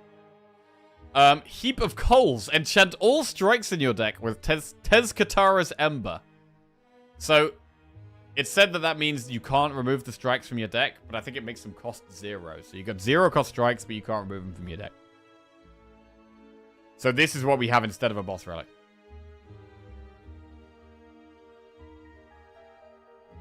You can pick the Wax Relics up in any order too, which offers a lot of cool strategy. Ah, that is cool. Right, anyway, back to Transfigure. Yeah, really powerful effect. It's just how much issue is the energy going to be? Assuming we can solve the energy issue, I'm going to put an S. But this just depends how hard energy is to come by. If energy is hard to come by, this could be a lot worse.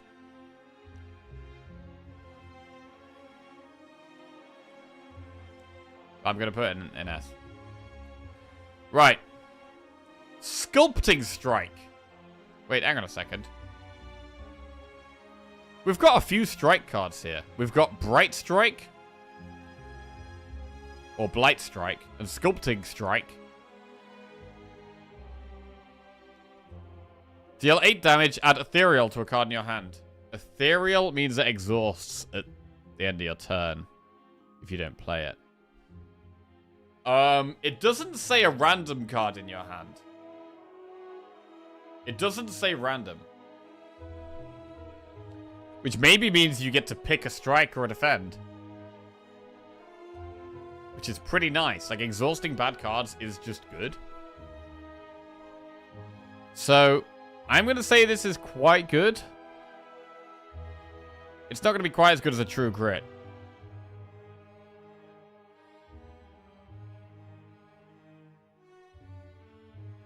Also, how often are we actually going to want to exhaust cards is the thing. In a class that maybe doesn't have exhaust synergy.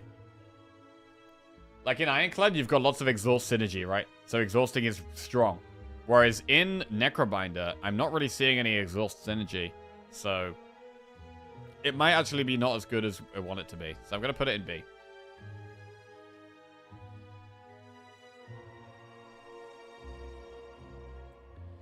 Neurosurge. A 0-cost power.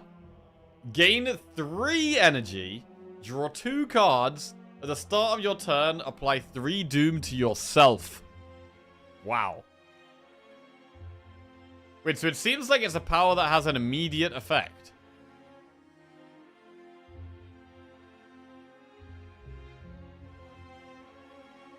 Do you have that 3 energy every turn? Or is it just for 1 turn? It's weird for a power to do something just for 1 turn. But it's bonkers, right? Because if the Doom does not go past your health total, this actually has no downside. If the Doom doesn't go past your health total, it has 0 downside. But the problem is it has a scaling downside throughout the fight. So you're on a clock. You're on a timer. I think it's going to be insanely strong, though. Right.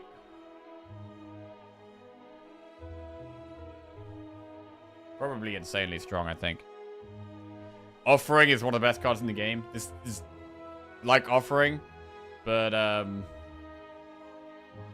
you only draw 2, I guess, but maybe it's only bad against bosses. And against bosses, it might be a little scary, right? It might be a little scary, but you just got to keep your health total high enough.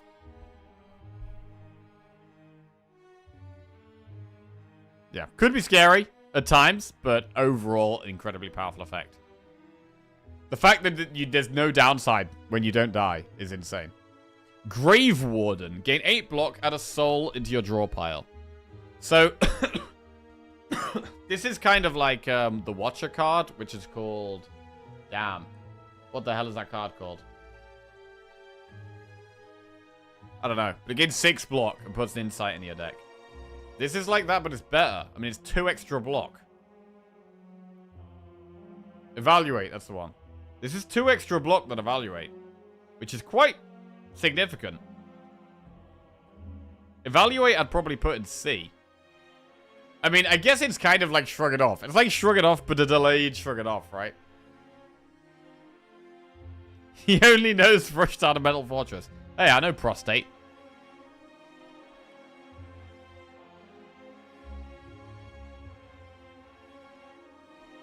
I'm going to put Grave Warden in A. Because we have Soul Synergy. The fact you don't get immediate draw, it makes it worse than Shrug It Off. I'm still going to put it in A.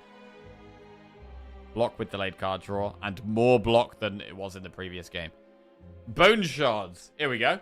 If Osti is alive, he deals 9 damage to all enemies and you gain 9 block. But then Osti dies. Oh, God. I mean, how bad is it that Osti dies? I don't know. It sounds terrible. I don't want Osti to die. Why would I want Osti to die? I don't know why I would want Osti to die.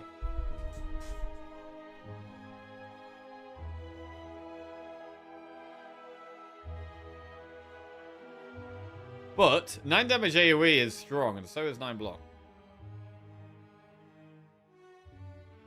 You also have the Doom and Osti damages card. You have to be evil to take this card. Not just die, this is you exploding him into pieces. Yeah, it is. It is. Hopefully it's a cool animation. I think it's going to be a strong card. I'm going to put it in A. I'm going to put it in A. I don't want him to die, but I feel like it's probably good. 9 damage and 9 block. 9 AoE damage and 9 block for 1 energy is pretty big. Rip Osti. Right, Wisp. Gain 1 energy exhaust. There's some energy. There's some energy right there. How good is Wisp? I mean, energy is powerful, bro.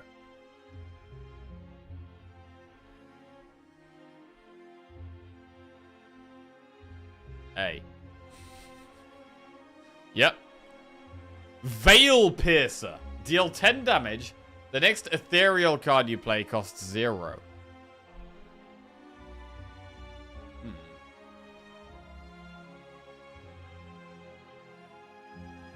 I mean, we've seen one card that can give another card ethereal.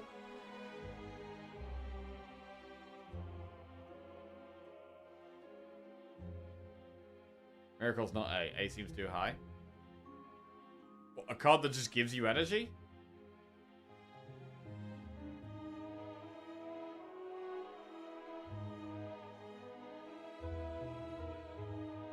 I don't know, man.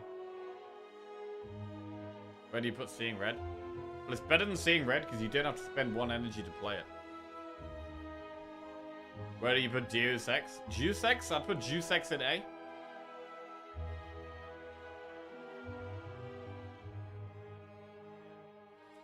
Maybe it's B. Maybe it's B. That's maybe fair. That's maybe fair. I put it in B. I put it in B.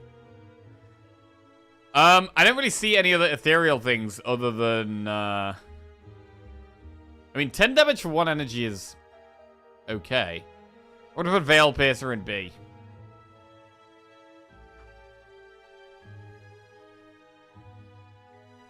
But it would be really cool to get, like, an expensive card, make it ethereal, and then play this. That synergy is kind of cool. Time's up! Deal damage equal to the enemy's doom. Deal damage equal to the enemy's doom. I mean, how different is that to the one that doubles the doom? Like, Oblivion, double the enemy's doom? Deal damage equal to the enemy's doom. I feel like, is Oblivion not just better than Time's Up?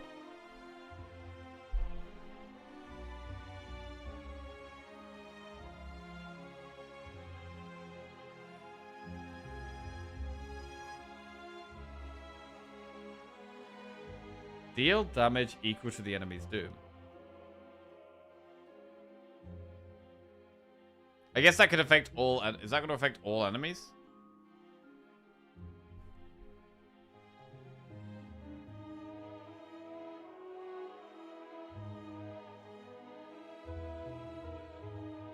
Like, if they've got 100 health and 50 doom, right? Oblivion doubles the doom to get it to 100, and then they die to the doom.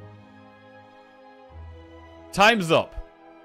They've got 50 doom, they've got 100 health, you do 50 damage, and then they die to the 50 doom. I don't I don't really see why we need both of these cards.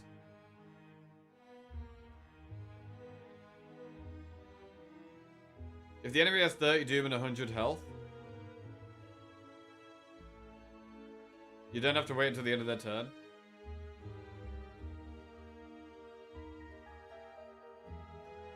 It is affected by strength and vulnerable.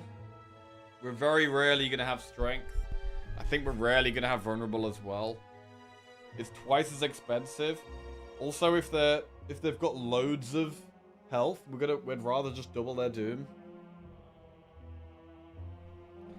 This can affect AoE. I don't think this is as good as the other one. I think Oblivion's better.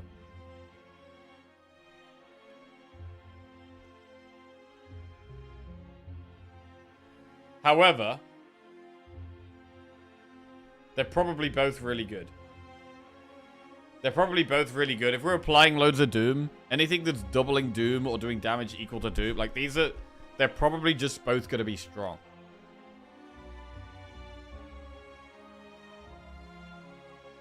If we can make a Doom deck, these are probably going to be like the strongest cards in the longer fights where we're trying to scale and stuff.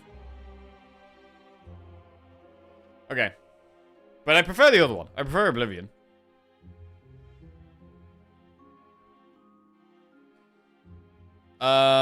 Symbiosis. The first time Osti attacks each turn, draw one card. Hang on a second. The first time he attacks each turn. Does this mean Osti can attack multiple times a turn?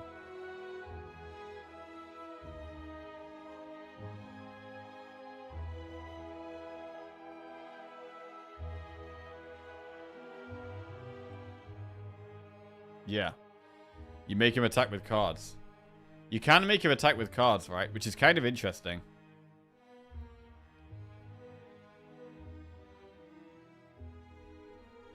And you've got the card that's like when Osti attacks, apply Doom. Where's that one? Ah, Plague Carrier. We've already put it in S.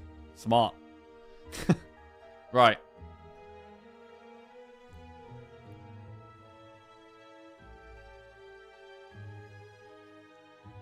The first time Osti attacks each turn, draw a card.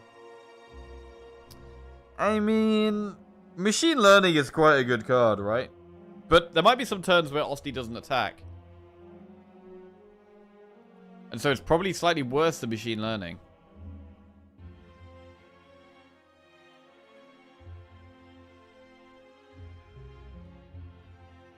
It does feel like there's less card. I'm not seeing many good card draw cards, to be honest. It feels like card draw could be an issue.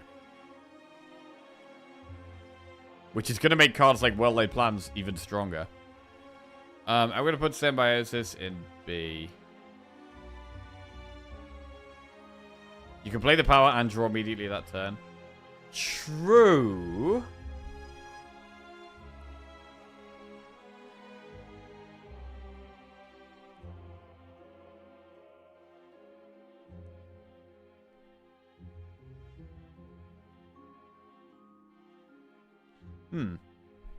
True.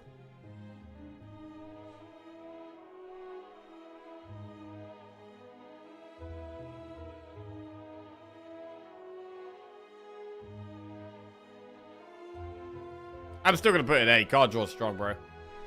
Card draw strong is good at A. Right. Severance. Great TV show. Please tell me there's a card called Riposte. Deal 13 damage. Add assault to your draw pile, hand, and discard pile. Draw pile, hand, and discard.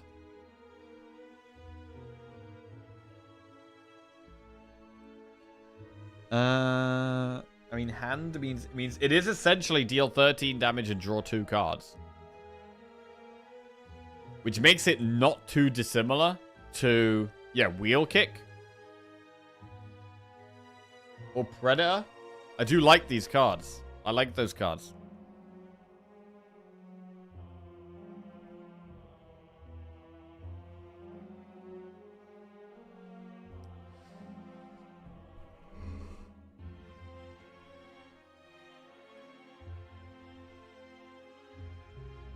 Yeah, I'm gonna like this card. I'm gonna like this card.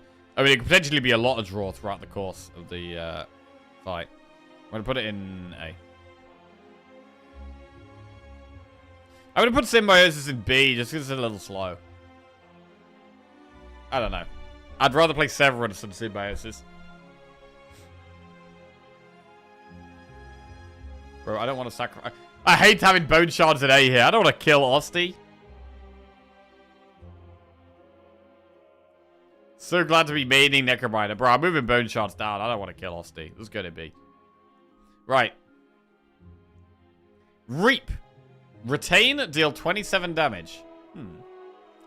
So it's kind of like Bludgeon. But it does less damage. But you can retain it.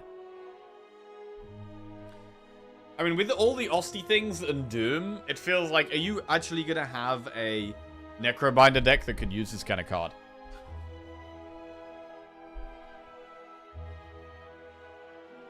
I'm not sure this is going to be very good.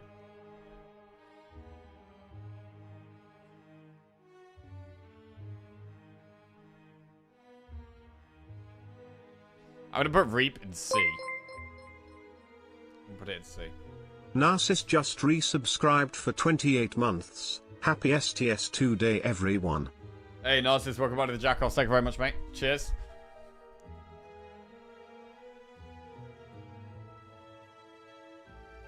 Page Storm. Whenever you draw an ethereal card, draw one card. It's a bit weird, because when you draw ethereal cards, you actually want to play the ethereal cards. You actually want to play the ethereal cards. Which character will you play first tonight? If you have them all unlocked at the start, I'll probably play one of the new characters, either Regent or Necrobinder. If you don't, then I'll just go through them like standard, as you have to, like Ironclad, then Silent, then whoever you unlock next. It's very likely the game will force you to play Ironclad first. I think that is likely, yeah. I don't know how many ethereal cards are we really going to have here. Ethereal. Enemy loses 8 strength this turn.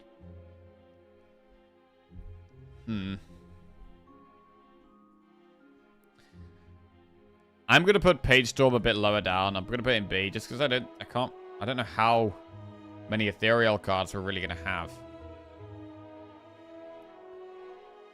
Although there is potential with it. There is potential.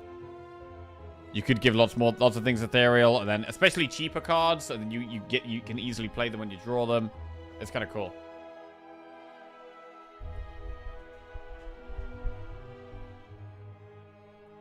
Grave Blast.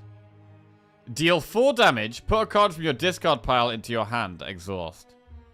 A card from your discard pile into your hand.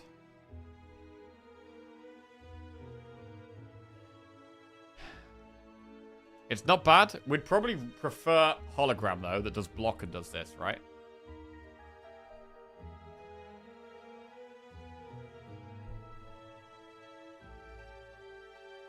I think Hologram's probably slightly better, but it's going to be quite good. Hand management is nice. I'm going to put this in A card. Fear. Ethereal. Gain 6 block. Apply 1 week. Ooh. Is that a good card?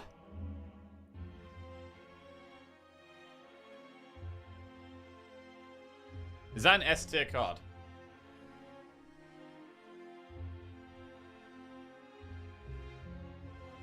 Half a leg sweep. It is half a leg. It's not quite as big as a leg sweep.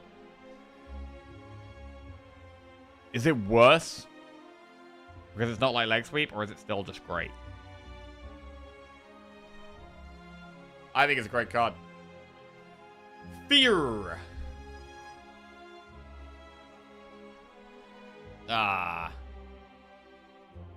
What does the upgrade do? I don't know. I'll put it in A. I can't bring myself to put it in S, to be honest. Enfeebling Touch. Ethereal. Enemy loses 8 strength this turn.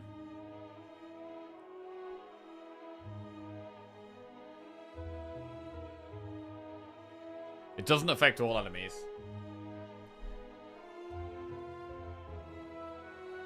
It's good on multi-attacks, but I'm going to put it in B. It's kind of like 1 energy gain 8 block in a lot of spots. I'd rather have Piercing Wail. So I'm going to put it in B. Maybe even C.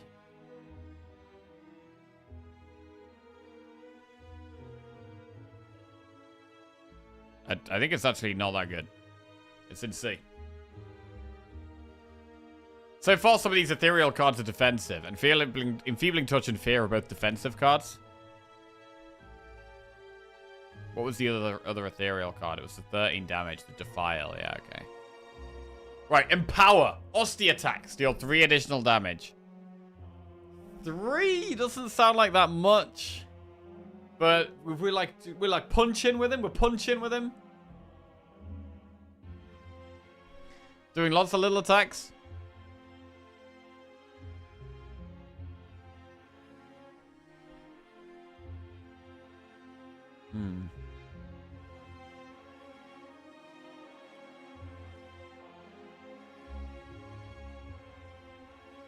I don't think it's that great. I'm going to put it in B. Compared to like the numbers on Doom and stuff. Death's Door. 1 energy, gain 6 block. If you apply Doom this turn, gain block 2 additional times. Wait, so is that gain 6 and then gain 6 and then 6 again? Bro, is this busted?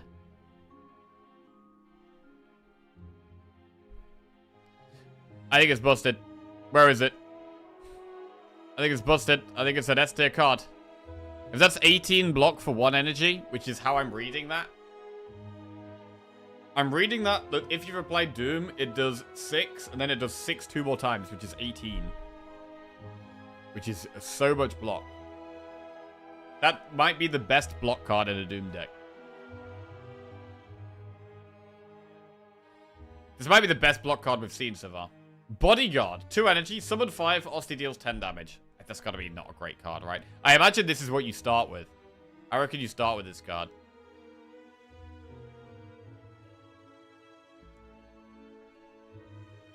And we're gonna put it in C. Unleash. Osti deals 5 damage. Deals additional damage equal to Osti's current HP. That's slightly better, right? It's only 1 energy. And it's damage based on his health, which you can control. So Unleash has got to be stronger. Unleash has got to be stronger. It does have the same art as Bodyguard, yeah. Isn't it the newer version of Bodyguard? Oh, they just changed it? But anyway, Unleash goes higher. Unleash I'm going to put in B. Could be even more if you give him more HP. Might even put him in A Unleash, actually. One of those cards isn't really in the game anymore. Well, we'll see. Not long now. And Sick'em! Osti deals 5 damage. Whenever Osti hits this enemy this turn, summon 3. Osti deals 5 damage. Whenever Osti hits this enemy this turn, summon 3.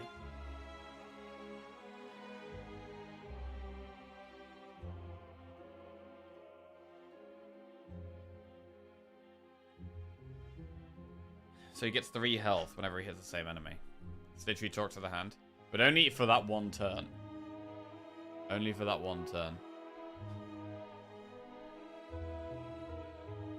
Which does make it significantly worse. So I'll put that in B, I think. Sick'em. Put that in B. Right. I'm gonna give myself a little break. We have 4 hours. 4 hours until Slay the Spire 2 is released. I'm just gonna go to the bathroom, make myself a quick coffee, grab a snack, and when I'm back, we will go through Regent, We'll go through Regent, and then we'll have maybe 1 or 2 final Slay the Spire 1 runs. And then we'll open our fancy box. Given to us by Megacrit. And then we'll have Slay the Spire 2. So yeah, be right back. I'll be like 5-10 minutes.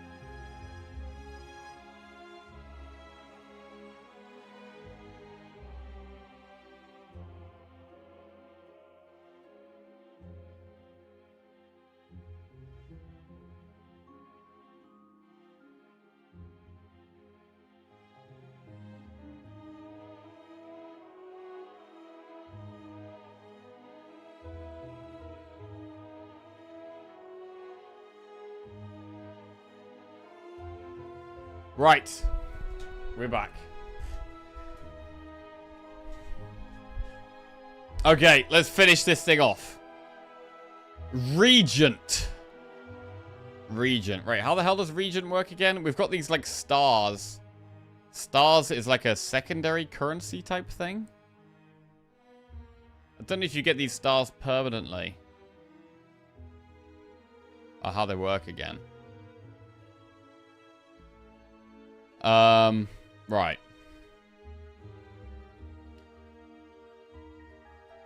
It's a resource you keep between turns. Ah, okay.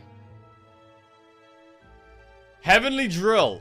X cost card. Deal 8 damage X times. Double X if it's 3 or more. So on 3 energy, that's 24 damage. That could be 48 damage. I mean, that's a lot of damage. 48 damage? Thing is as well, you could just play it 1 energy for 8 if you want. It is big numbers. I mean, it's hard to not put that in like S tier as just a very good big damage card. I'm going to put it in S. It's funny, I feel I'm spoiling myself by watching the card rating because it alters my used learning curve of the game. Does that make sense? It does kind of make sense, yeah. But yeah, this is... I'm probably wrong on everything, you know. This is probably not accurate. Supermassive. 1 energy, deal 5 damage. Deals 3 additional damage for each card you created this combat. So... Oh yeah, this guy creates cards. How often are we creating cards, though? At the start of your turn, add a colorless card to your hand.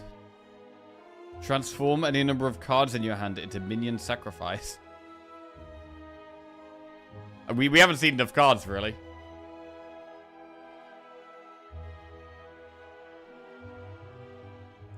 But you can definitely see it doing quite a lot of damage, right? I'm going to put Supermassive in A. I think it could potentially be a very strong damage card, but hard to say. But I'm going to say there's a good chance it's pretty good. Summon 4th! Forge 8 and move Sovereign Blade to your hand from anywhere. So Forge 8, I think it increases the damage Sovereign Blade does, right? So Sovereign Blade, is it in your starting deck? Is your starting card Sovereign Blade?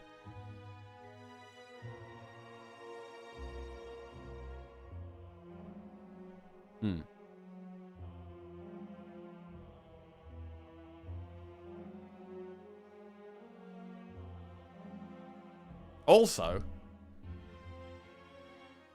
is every card released? No, there's loads of cards that haven't been released. This is only just some of the cards. That's just the handful that we have seen. Thank you, that's lovely. It's created the first time a Forge card is played. Ah, okay.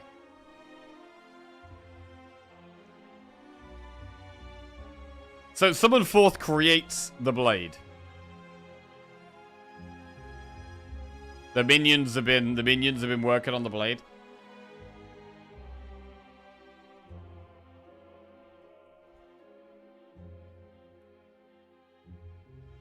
I'm so ready to get humbled by this game. Yeah, me too, me too. I mean, the fact it puts the Sovereign Blade in your hand makes me feel like it's going to be really good. But how good Sovereign Blade is, I don't know. Let's put it in A. Spectrum Shift. A 2-cost power. At the start of your turn, add 1 random colorless card to your hand. I mean, that is slow and random. And probably bad, right? Although it does add a card a turn. So it does buff Supermassive. It does buff Supermassive. But Spectrum Shift itself, it's so slow. I'm going to have to put it in C. I'm going to have to put it in C. Hidden Cache. Gain 1 star, and next turn gain 3 stars. Now, I have absolutely no idea how good the star mechanic is going to be. And how much value you get out of each star, I have no idea. So this is an incredibly hard one to rate, to be honest. Oh, this is S tier according to Side Ninja. Oh, okay. I mean, this is the only things we can take as an example of these two cards here, right? So let's look at some of the cards that benefit from stars. We have Falling Star, right? It costs 0 energy. Why does it have why is it like... Oh, they're all like that. It costs 0 energy, but you need to have 2 stars. Deals 7 damage, apply 1 weak, apply 1 vulnerable. That's an incredibly good card for 0 energy. But you need the 2 stars, right? If you need stars, this seems a good way to get them. Yeah, if stars are very powerful, this seems good, and gaining stars seems like it's going to be strong. Gilding Star. Deal 12 damage, next turn draw 2 cards. It only costs 1 energy, but it also costs 2 stars. So it's kind of like Predator. Oh, Guiding Star. You're not gilding, my bad.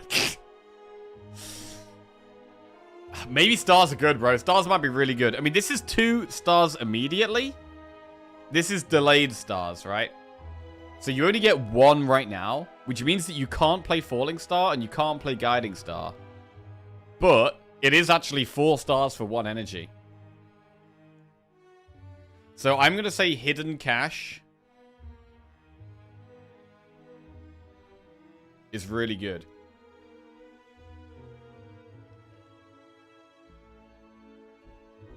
I'm going to say Hidden Cache is an S tier card. And Venerate, that gives you 2 immediately, we'll say it's an A tier card. Because you are getting half of the... It is immediate, but you're getting half of the stars.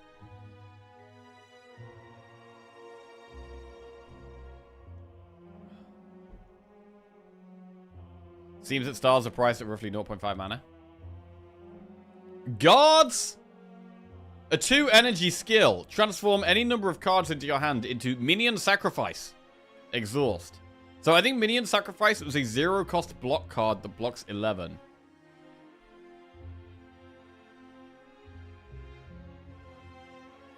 Yeah. Gain the 11 block exhaust. You have to shout it like that every time you play it. Gods!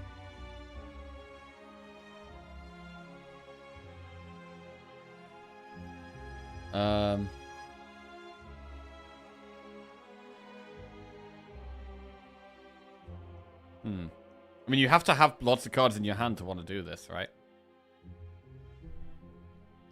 Also, when it says transform, you can potentially use that on strikes and defends to get rid of them, right? You transform strikes and defends into minion sacrifice and it gets removed. I think this is going to be insane. I think this sounds pretty nuts, to be honest. I'm going to put that as an S tier card. I think this could be really good, as long as you got the draw to make the most of it. And is that all of them?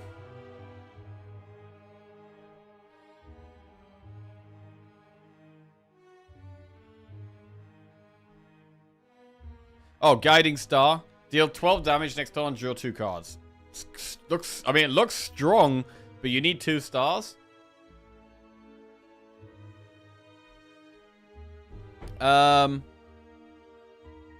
Falling Star, again, I'm going to put it as A. Like, it looks strong, but you need stars. It's hard to say, but these cards that need stars do have powerful effects.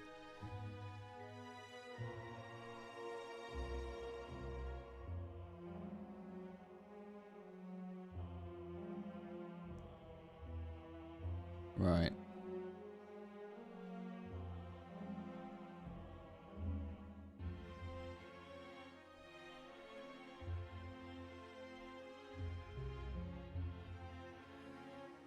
When you play Doom this turn, gain 4 block. Let's put that as an A tier card. Right. I think we're on to just neutral cards now.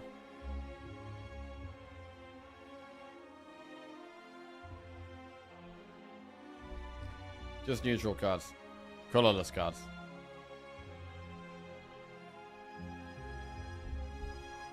Right. Shiv, Secret Weapon. I mean, I don't know if I can really... I'm not going to put the ones that exhaust in there. Let's put the ones that are actual cards. Secret Weapon and Secret Technique. Okay, Secret Weapon, I'm going to put in B. Secret technique, I'm going to put in S. Put a skill from your draw pile in your hand. Really nice for just finding a card you want. Scroll, draw cards until your hand is full. Not a watcher card anymore. Scroll is going in S.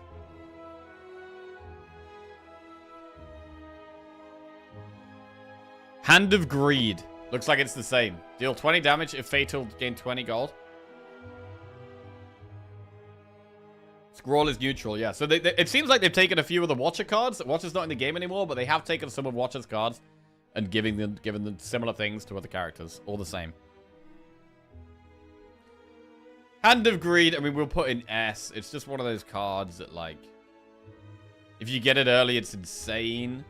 But you don't want to spend gold on it. You want to get it in, like, on, like, floor 1 or something, and then it's an S, but... Fasten. Defend cards gain 4 additional block when played. Interesting. So it scales your defense. It's only defense. So it doesn't affect your other block cards. But that still seems quite strong. You always have defense in your deck. You literally start with a bunch of defense. I think Fasten is actually going to be really strong. It's a power, right? You only have to play it once per combat. It seems... where is it? I'm going to put an S. I think it's great. Who needs other block when defense block for 9? Yeah. You can even upgrade Fasten. It might even upgrade to defend cards give 6 additional block. Absolutely insane if that's the case.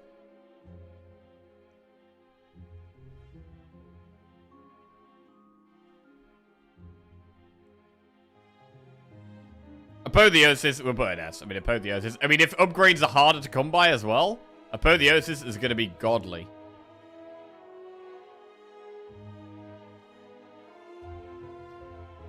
Right, what else do we have? We have Thrumming Hatchet. Deal 12 damage. At the start of your next turn, return this to your hand.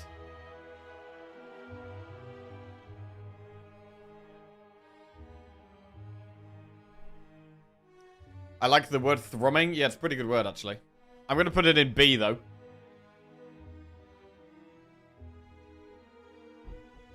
It's just like... It's okay damage. It's definitely quite good damage. Right, hang on a second. Where's the one that does 13 damage? Ethereal deal 13 damage. It has to go at the same place as that. So maybe it's actually A. No, it's probably A, actually. 12 damage from 1 energy is pretty good. And the fact you get it back every turn as a card draw, it actually is quite good. I think it actually is quite good.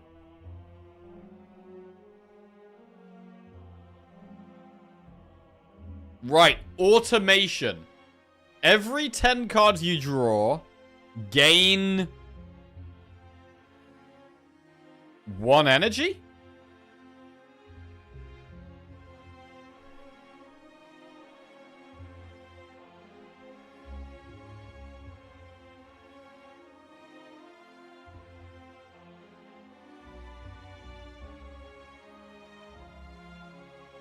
I mean, this includes the 5 you draw at the start of your turn, right?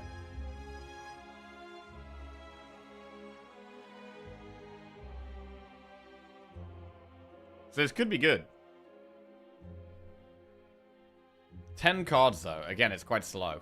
It's like, is this really going to be played in a hallway fight? So I'm going to put it in B. Like, bosses, it's going to be good. Hallway fights, I don't think it's going to be very good.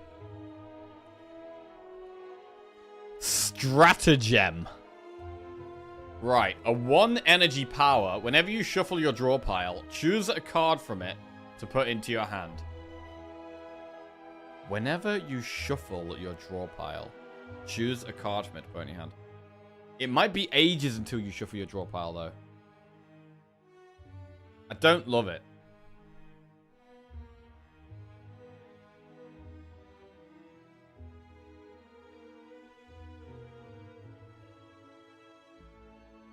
Seems like one of those cards that, like, you're gonna play it and then not even notice it. You have to have got through your whole deck. I'm going to put it in C. I think it's just a bit slow. I think it's a bit slow.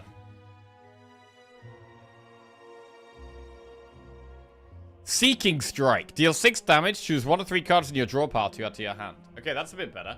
Because you get it immediately.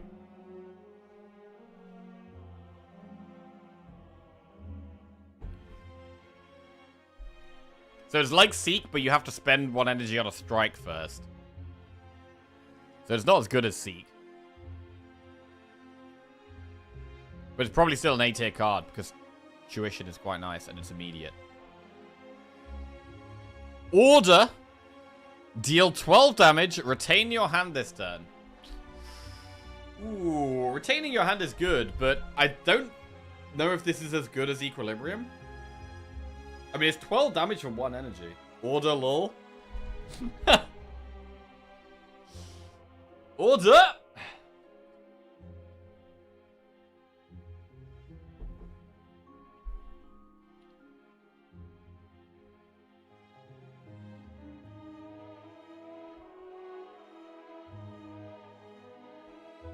I'm gonna put an A. It is a rare card. It's probably quite good.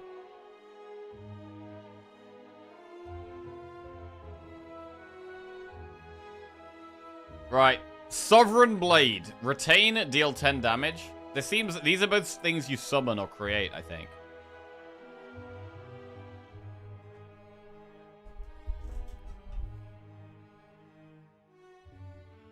Sovereign Blade, I don't know. I mean, it feels like there's a lot of things to do with Sovereign Blade. So it might be something we play a lot. But I mean, as a card itself, it does retain, which is nice, but it only does 10 damage. So I'm just going to put it in B. I mean, the card itself is not that good, right? I'll put it in C. The card itself is not that good. But you have cards that can buff it. And then it can become strong. Right, last two. Rolling Boulder and Gold Axe. Rolling Boulder, 3 energy power. At the start of your turn, deal 5 damage to all enemies and increase this damage by 5. So, it's just scaling damage. It's expensive, but it just does more and more damage.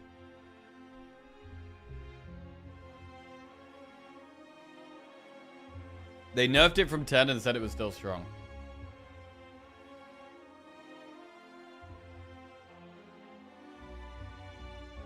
Damage source for turtle decks? Yeah, I think it's good.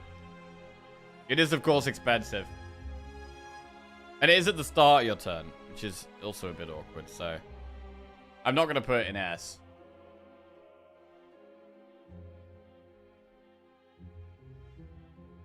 So if you think of, like, the bomb in 3 turns will do 40 damage. This in 3 turns does... It's only done 15. I'm going to put it in B because of how expensive it is. And slow it is. Let's go in B. 30, not 15.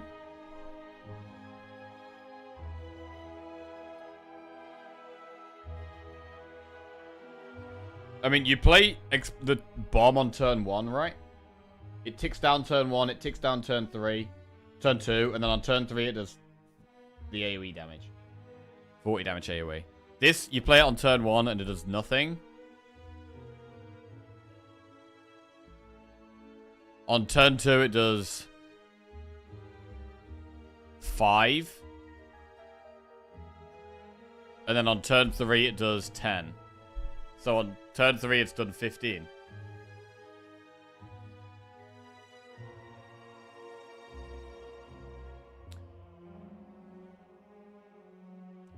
On turn 4 it's 30.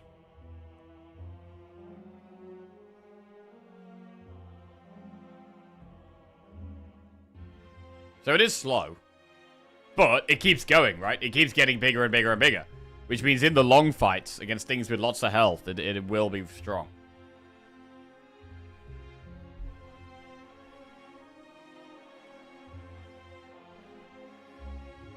What happens if Osti is alive and an enemy attacks?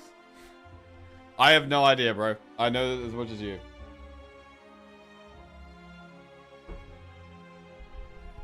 I'm not sure if Osti... I think Osti gets hit before you? I don't know, but I get the impression that Osti gets hit before you. Or maybe you both get hit at the same time. I don't know. I don't know. Right, Gold Axe. Deal damage equal to the number of cards played this combat. 1 energy. That's gotta be strong, right? That's gotta be strong. It just gets stronger throughout. It's another boss killing card.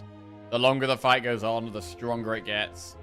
This is what you want in the late game. You want cards that just do damage and get stronger as you go on. We're gonna put it in S.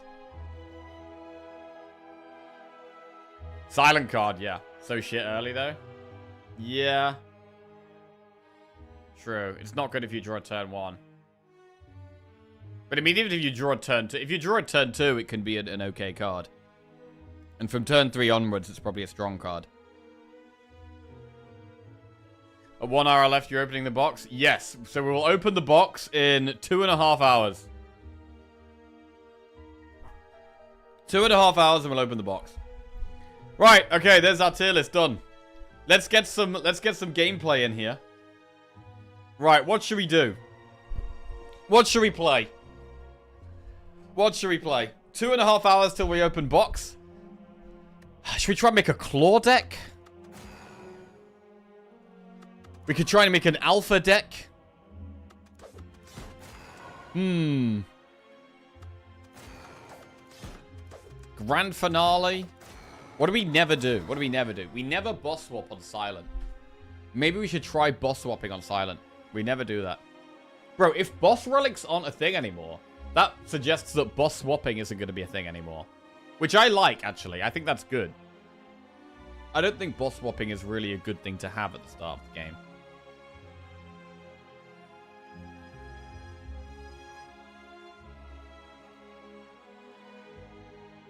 Like, because I think it feels bad to have an effect that can have such a drastic downside right from the start.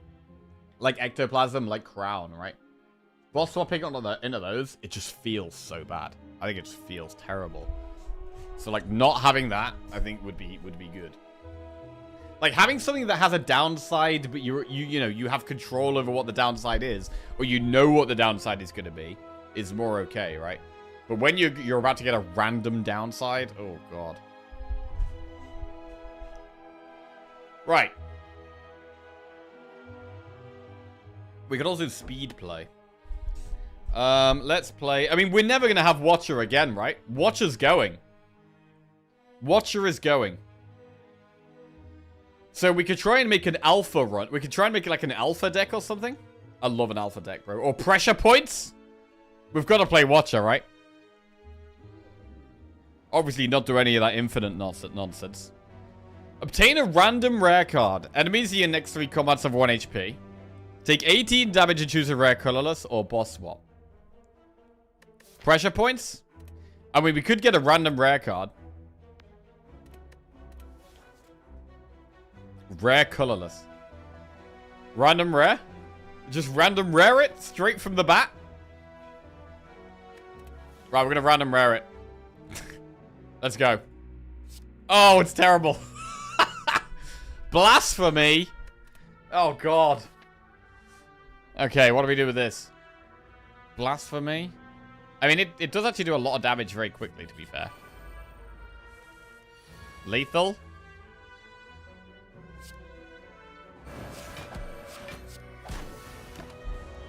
That's Act 1 sorted.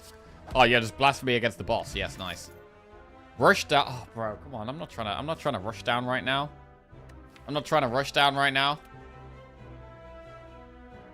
Right, we're taking third eye because we're doing pressure points. Pressure points is... Oh, wait.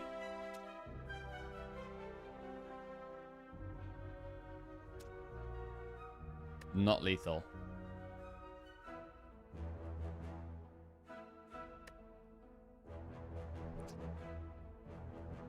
Or is it?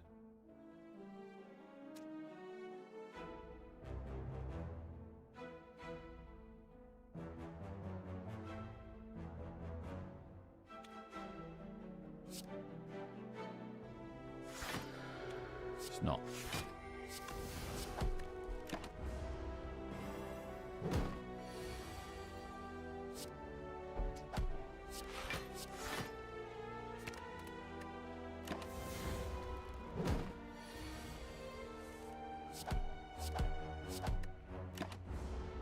Amaz goes 4 wins in a row yesterday. Yeah, I heard about that, man. GG. Well played.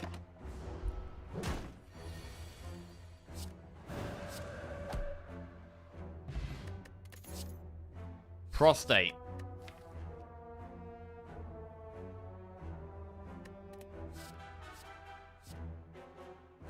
Foreign influence. Oh yeah, we're gonna move the camera back. Yeah. Whoop. I mean, is camera gonna be in the same place for Slay Spire 2? I don't know. Probably. We'll do prostate, but I'm still really thinking about doing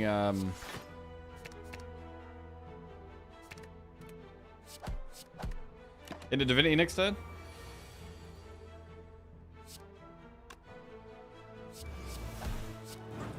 Okay. Bro, we could have had 2 rush downs. We could have had 2 rush downs. I do want to do pressure points, man. This might be the last time we ever play Watcher. We've got to either get like an alpha run or a pressure points run. We'll go worship. Ugh.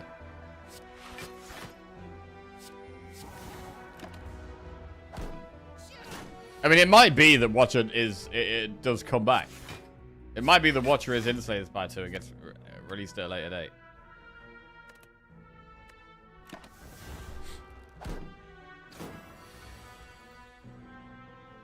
Oh, that's nasty.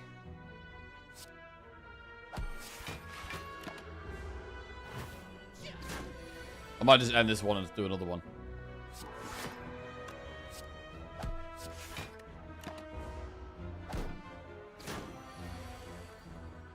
This character looks so bad. I know, man. Absolutely terrible. Oh. Well, that was bad.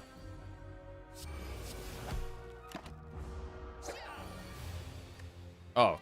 Yeah. Okay. Anyway, on to the next one. Shh. Shh. Play random mod seed. What is that? Random mods.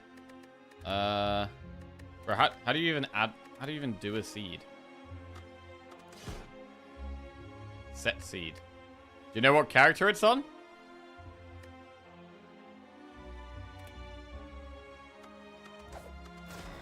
Does it matter which character we do it on? Right, I want a seed where you get like... What do I want? I like the ones where you can just play Storm over and over again. And you just get Storm, Storm, Storm, Storm.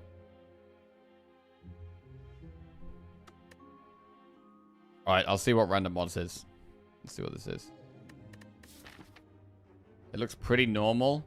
Wait, you start with Frozen Eye. Why do you start with Frozen Eye? What the hell is this? Hand of Greed?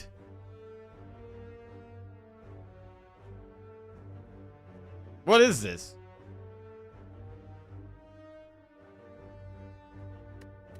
Wait. We've got 5 extra cards. Random modifiers. Ah. We've just got 5 colorless cards. Look at modifiers. What are they? All-Star. Start with 5 colorless cards. Controlled Chaos. Start with Frozen Eye. Start your turn. Add 10 random cards to the bottom of your draw pile. Ugh. Lethality. You start each combat with +3 strength. All enemies start combat with +3 strength.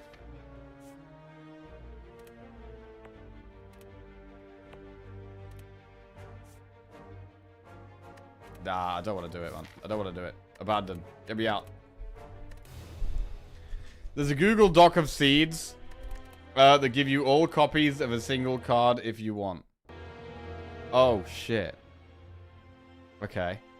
Oh, that's kind of crazy. What's the coolest card to start with? To have a seed where you start with just that card. Sunder.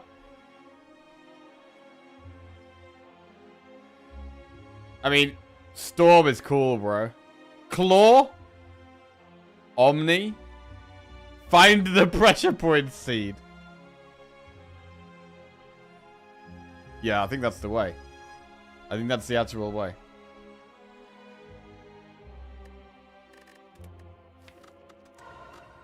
I don't know. I'd rather win on an actual run though. I don't know. I feel like setting the seed, it's like it kind of defeats like what I like about the game. Like I like having the challenge and like creating something and like whereas with the seed it's obviously given to you on a plate, right? It's not it kind of ruins it a bit. Unless you're doing something super crazy. Then it could just be a bit of fun. We'll try I want to try the storm one. Let's try a storm one.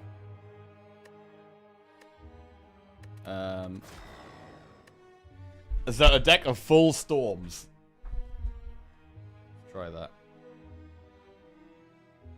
Copy this.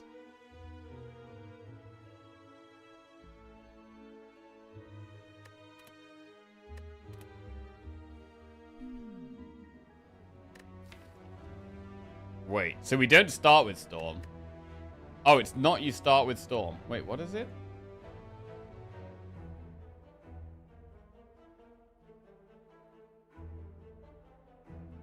I think this is the wrong one.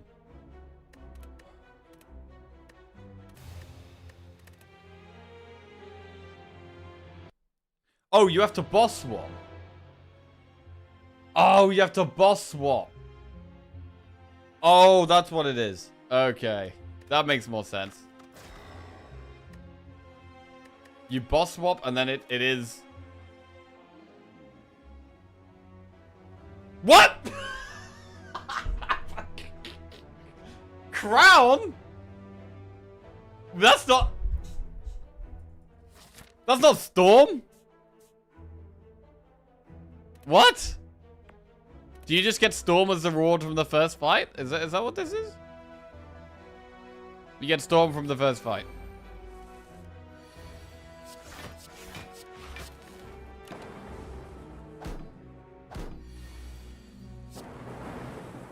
Okay. Give me the storm. Might need to turn RNG fix off. Bro, I don't even know that ain't no storm. Alright.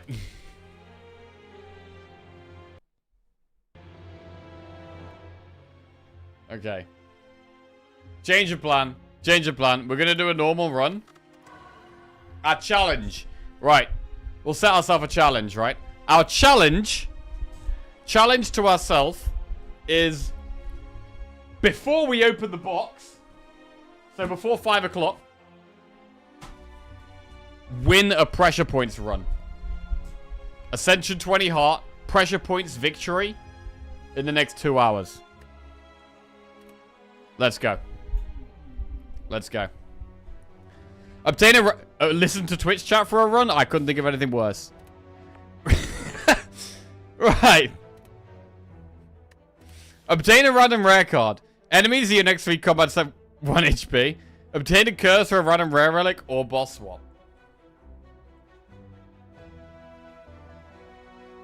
Bro, random rare card again? Or do we go for the 1 HP? Can we get a 1 HP? 1. We could get a 1 HP.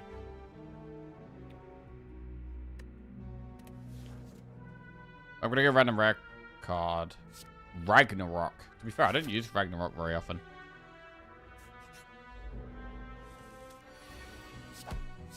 Did you even do Ragnarok in a pressure points deck?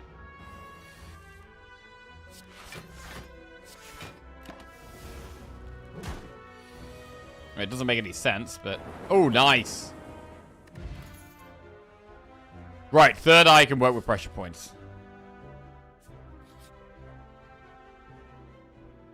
Upgrade Ragnarok. I guess it's just our early game damage. Wreath of Flame? Oh, Lord. Wreath of Flame Ragnarok?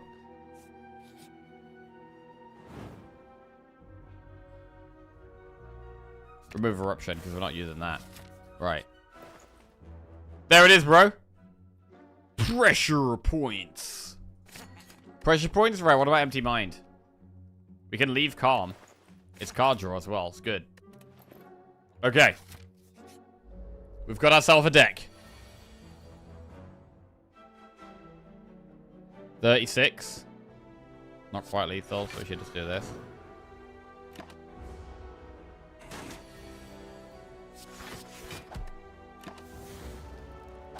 PP number 1 acquired, yep.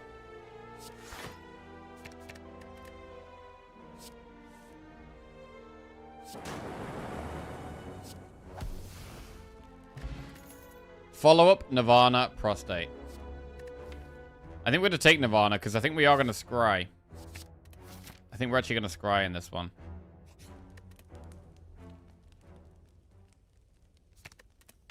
Pressure points plus.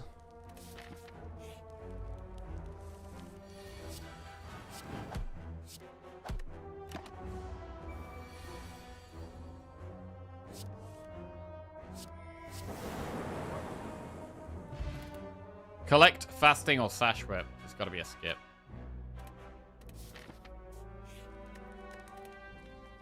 And upgrade. Empty mind.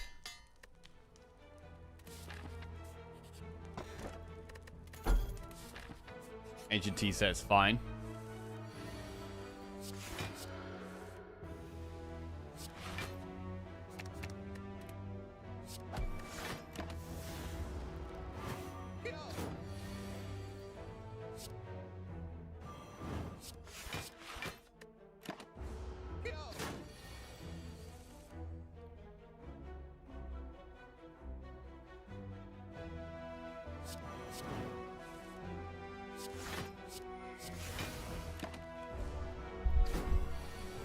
I mean, it's pressure points kind of like Doom. But there's similarities between pressure points and Doom. Maybe.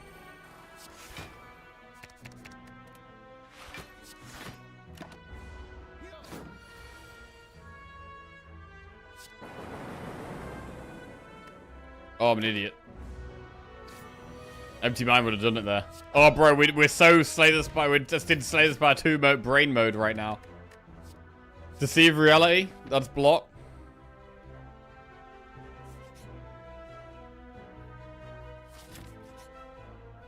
$75 gold, lose HP.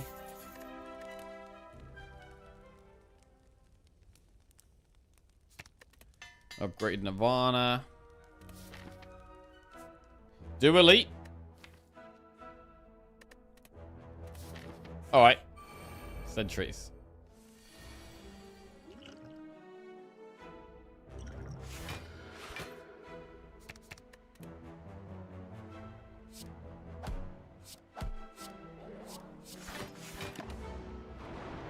Can't work anymore, I'm too excited. Bro, we really are getting there. We really are getting there.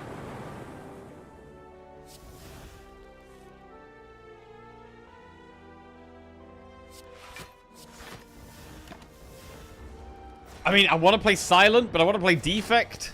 But I want to try out the Regent. Oh, God, I don't know. I want to play all of them. I mean, we have to just rotate through them, man. I'm just going to play all of them. We've just got to play all of them.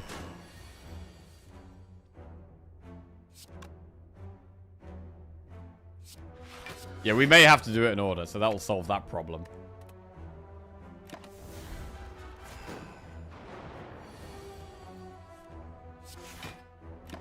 We're just slowly dying here. Probably need to win a run on Ironclad first. So might not unlock any more tonight. Ha ha! Ha ha ha. Hilarious.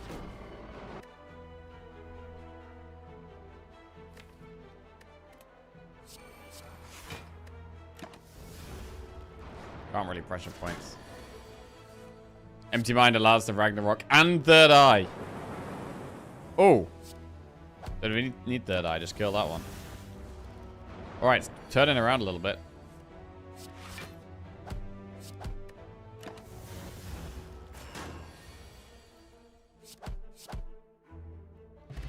Smiling Mask. A second Ragnarok? Skip that.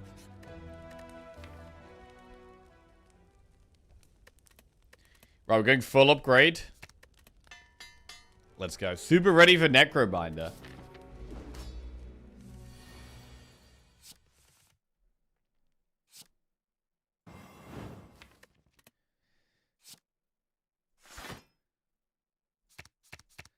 think the best play is to just cycle through again. Pressure points is going to be more damage than Ragnarok in a bit, so I want to just get to doing more pressure points.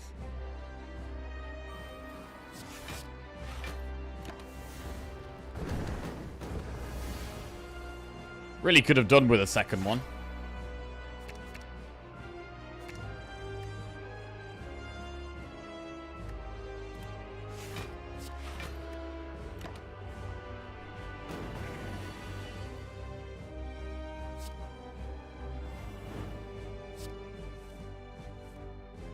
Nice draw.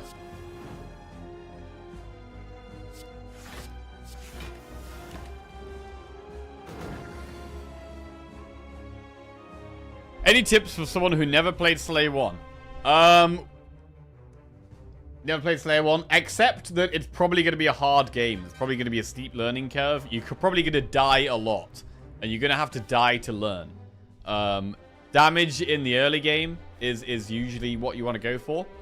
I mean, I don't know if this is going to be the case in Slay the Spire 2. In Slay the Spire 1, you want to prioritize damage early, and then start to prioritize block and draw and energy. And then scaling into bosses, using your pots in the harder fights, like the elites and the bosses.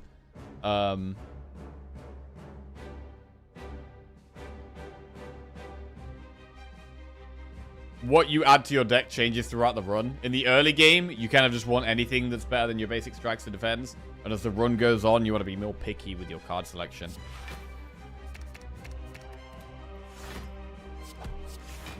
But at the same time, we're not really going to know what the best cards are. I don't even know what the best cards are going to be.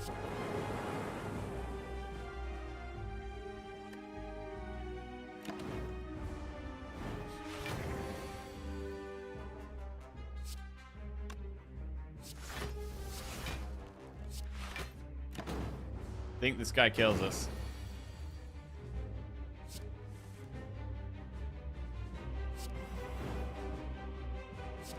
We'll know what the best cards are. We'll just consult Jack's tier list. Bro, I'm so ready now.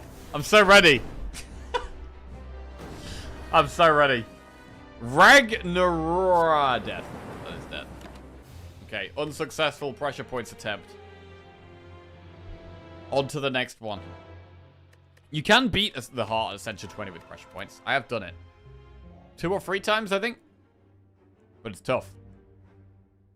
Obtain 100 gold. We have an early shop. There's definitely going to be a pressure points in this shop. 100% pressure points in this shop, I believe. Come on. Or in this enemy.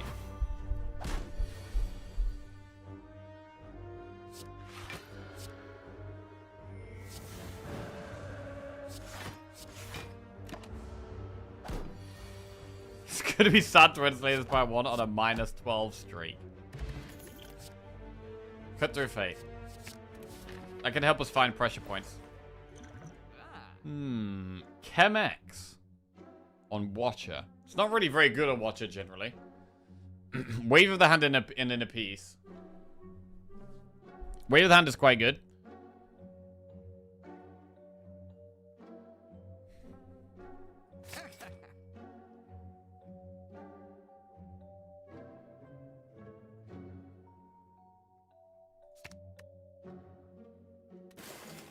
Study or inner piece?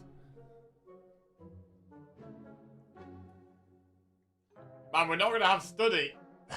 I mean, insights on Slay the Spire 2? Well, they kind of are. They've just been renamed, right? And they've been put in Necrobinder.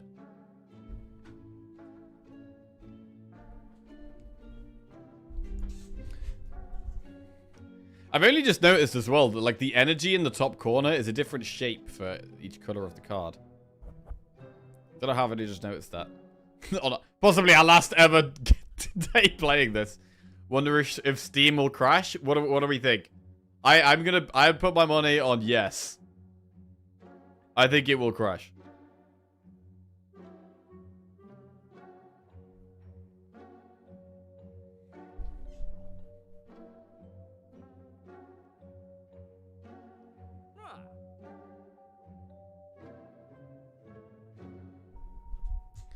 Study. Spin the wheel.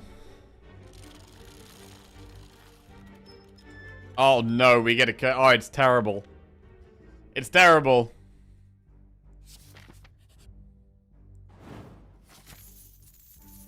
Well, it's not going well so far.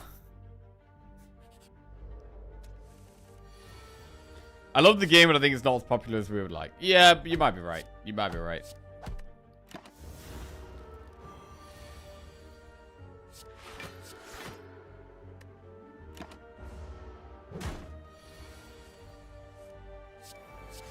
Okay. Damn decay. What a horrendous start. How am I supposed to win with pressure points like this? Pray.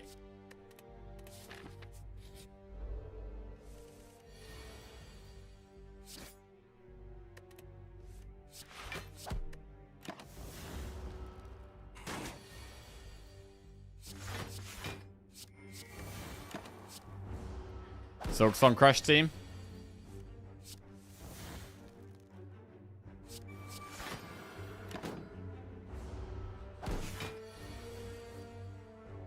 I am streaming till Slay the Spire 2 launch. Yes, I am. And through the evening as well. I'm looking forward to playing it, man.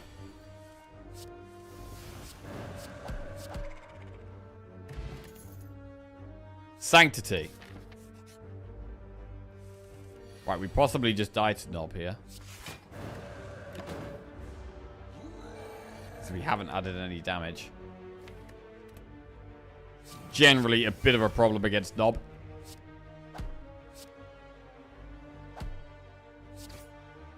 So you played 2 or 3 hours of Slay the Spire 2? Probably more like 3 or 4. Probably 3 or 4 hours.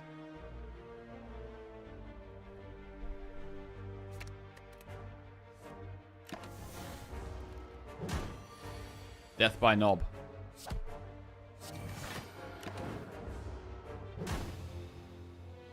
There's a Hand of Fate Survivors game on Steam. What is that? Deck building meets auto shooter.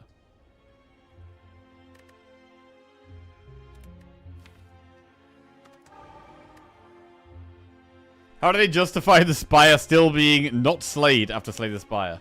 I mean, is it just impossible to slay the Spire? Lose 6 max HP and transform 2 cards. Let's go.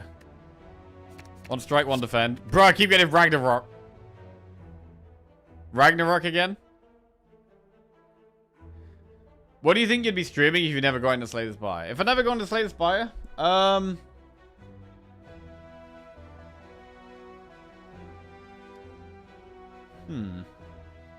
It would either be a card game or an auto battler for sure. Definitely like a strategy game. I did quite enjoy the Bazaar, to be fair. I could also see myself getting into like Magic, but it's maybe just a little too wordy for me.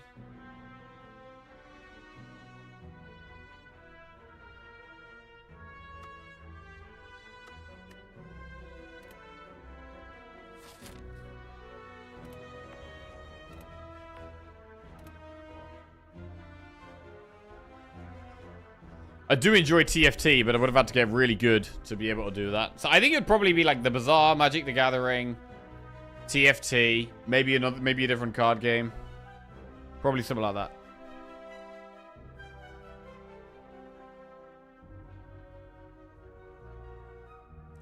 I don't know. What do you think would be most up my alley, other than Slay the Spire? Oh yeah, Monster Train. Definitely a reasonable shout.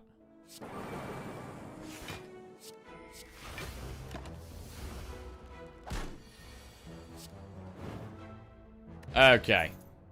Bro, honestly, what is going on? Play Watcher to try and get pressure points, and we keep getting off with Rushdown. Did you ever get into Darkest Dungeon? I did play quite a bit of Darkest Dungeon 1. I only played a very little bit of Darkest Dungeon 2, though. Will you be doing co-op? I'm not going to do co-op this evening. I will definitely do co-op at some point, but I'm not going to do it today.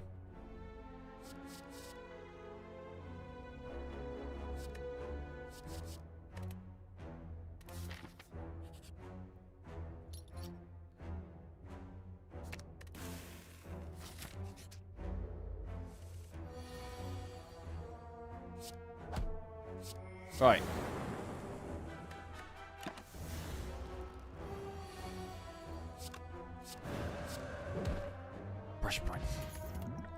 Metal Fortress follow-up, plot to the hand. Okay.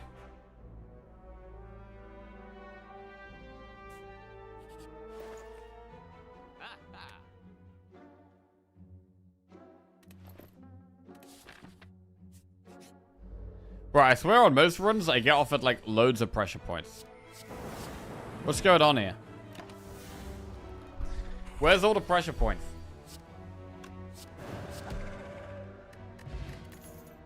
The game doesn't want it.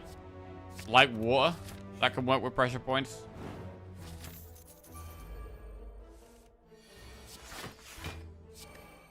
Got a very precise idea in mind here.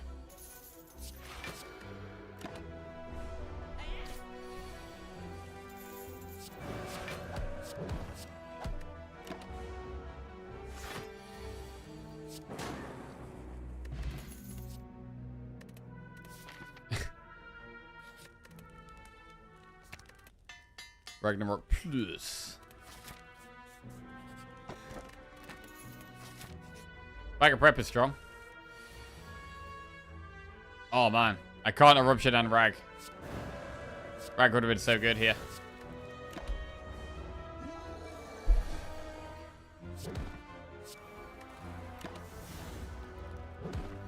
The subreddit's going wild with fake posts. Okay. See if reality. Pressure points.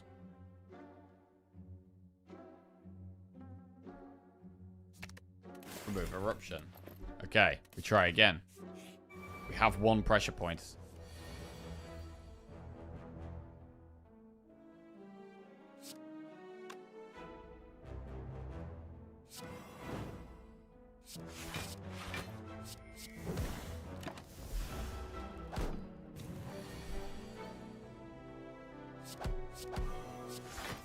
What a bonus for today. Didn't realize it was going early access today. Yeah. Today is the day. Oh. 3 hours to go. Yeah, you're right. I missed it, side. My bad. You missed it. 3 hours. 3 hours until Slay the Spire 2 is out. Oh, man. Bro, I might just go look through the newsletters a bit more. I don't know. I want to go look at the stuff. Maybe we just pump through all the newsletters and look at all the stuff. Okay. I'm excited, bro. I'm excited.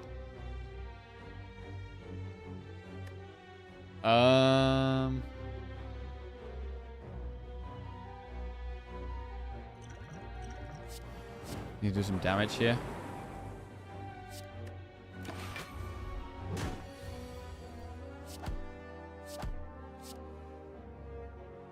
I think we might need to deceive reality. I think we're gonna deceive reality here.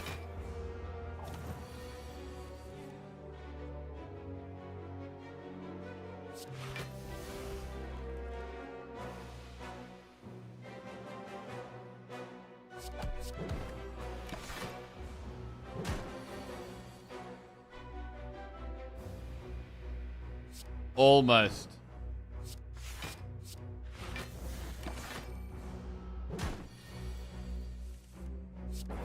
Got that. No pressure points. 1 more enemy.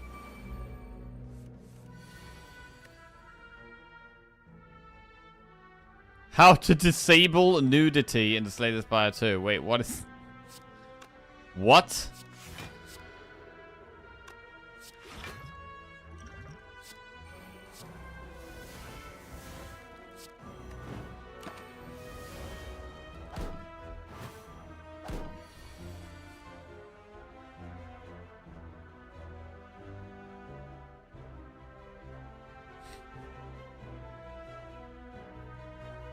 I just bought the mobile version and I'm playing it on my smartwatch at work. The only problem is that I have a customer-facing role and it's severely limiting my card choices. I already checked the settings but I can't find anything? Or is the option part of the season pass? I really want to play a watcher but the card choices are just too explicit. Thanks in advance.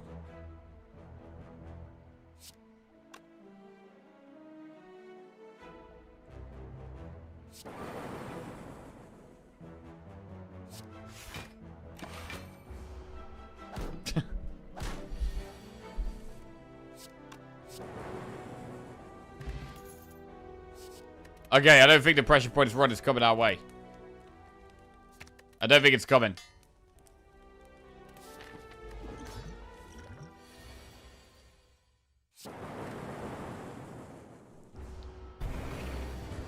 The art for prostate in Slay the Spire 2 is mental.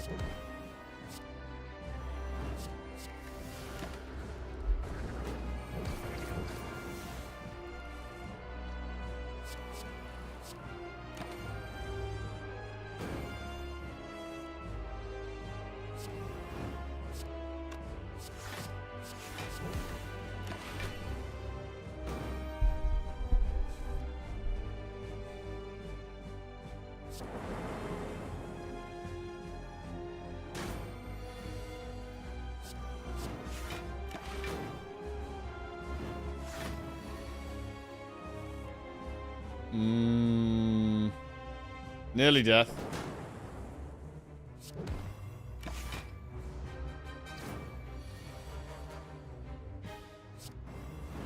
Oh! Not quite, though. Actually made it through. Sacred Rock, Slaver's Collar, Black Star.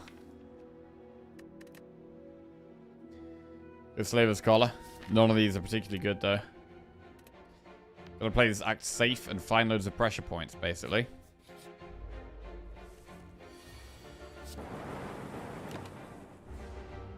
It does seem like Doom is maybe slightly like pressure points. I'm wondering if it's kind of like they've tried to rework pressure points to actually work.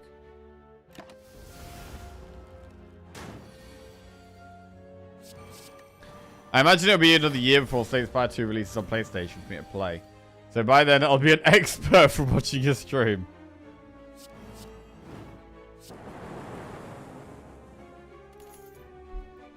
Wave of the hand.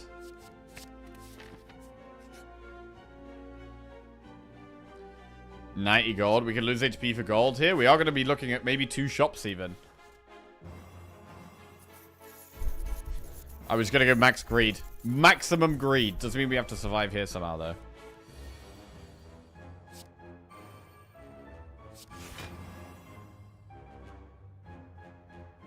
Which is not going to happen.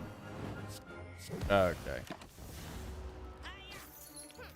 Slay the Spire 2 overworld lobby is atrocious.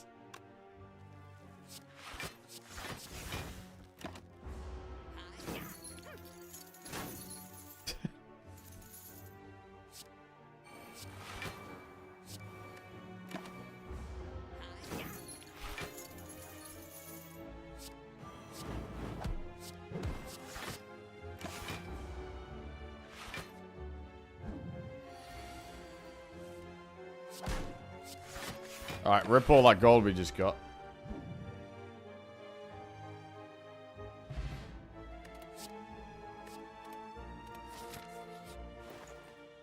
No pressure points.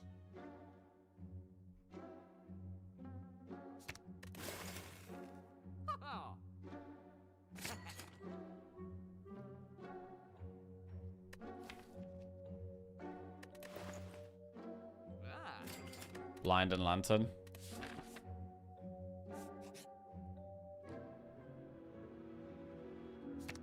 Upgrade blind. Casual 1 health wave of the hand upgrade. Into most likely death.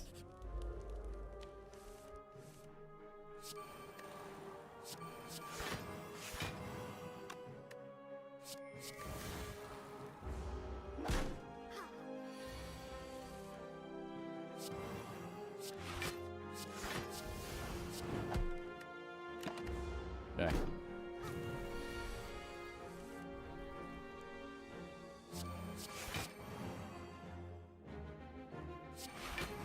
Oh, I fucked it. I fucked it.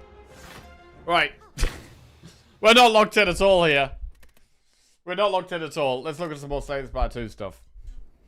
Let's look at some more Slay the Spire 2 stuff. Right. Let's go have a look at the newsletters.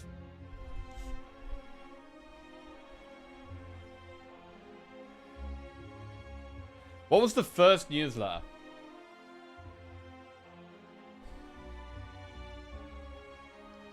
What was the first one? October 25, August 25? Maybe 24?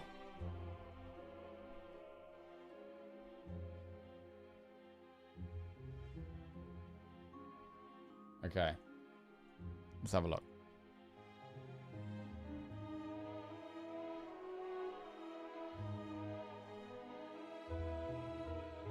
Right.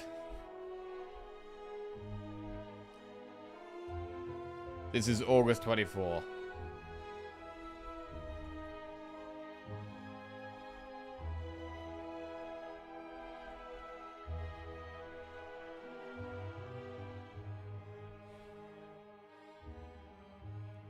Is there anything going on? Do they even say anything on this one?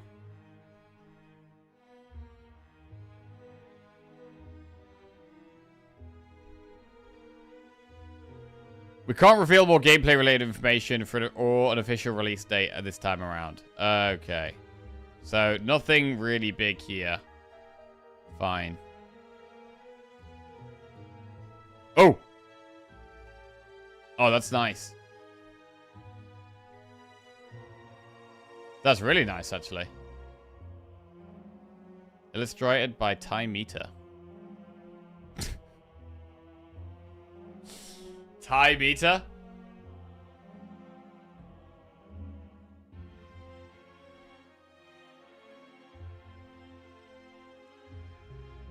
Right, September 2024. Working hard on Slay the Spire 2. Okay, nice. Why a sequel? This is a question we get often, and I'm happy to answer. Why are you working on a sequel? Why not expand Slay the Spire instead? Right, for those not in the know, the first Slay the Spire was developed over 2.5 years before we hit early access. Myself and Anthony were programming, designing, and arting. We enlisted the help from a handful of contractors to polish up the rough edges and hide some of the vast shortcomings. This was done by various illustrators, animators, trailer editors, and of course our composer, Clark Aboud, who's been with us the whole way and now Slay the Spire 2. Nice! Slay the Spire 2 music gonna be big? It's difficult to fully explain how quickly and chaotically we scrapped together Slay the Spire. There's no guarantee that any indie game with no reputation will send more than 10,000 copies. Spending time writing clean, editable, and maintainable code for such a project seemed foolish. Commented code was sparse, issues were hastily patched, systems were cut or completely redone often. This happens in games with exploratory game mechanics. Big shocker. On top of this, only about half of my time was spent programming the game, with the rest spent in technical art, QA, UX design, and writing things like this. Strangely, writing blogs comes the most naturally to me. It's not beautifully prose, but I enjoy the process. With this in mind, I'll fire off some quick bullet points on the why a sequel question. So, why are we getting a Slay the Spire 2? Undoing many of my sins in the code base. Okay, cleaning up the code. Cleaner and more expandable architecture. So, more of an ability to, like, grow the game, build on the game, rather than it just be a set thing that you can't change. Which is nice. Does make me think, are we going to get... Is it going to be, like... Is there going to be more updates? Like, is it going to be a game that doesn't necessarily even have a final form, like Slay the Spire 1, where they got to a point where they're just like, right, that's it now? Is it going to have more frequent updates? I don't know. Improving the game's performance so we can add more stuff. More stuff sounds good. There is definitely going to be a lot more variety in like enemies and acts and event options and stuff like that, it looks like. So it's going to be... seems like there's going to be a lot of variance. Migrated to a higher compatibility game engine. Okay. Sensible. Right, I've lost Twitch chat. Where's Twitch chat gone? There it is. Can't wait for the Watcher DLC. Bro, there might be a Watcher DLC.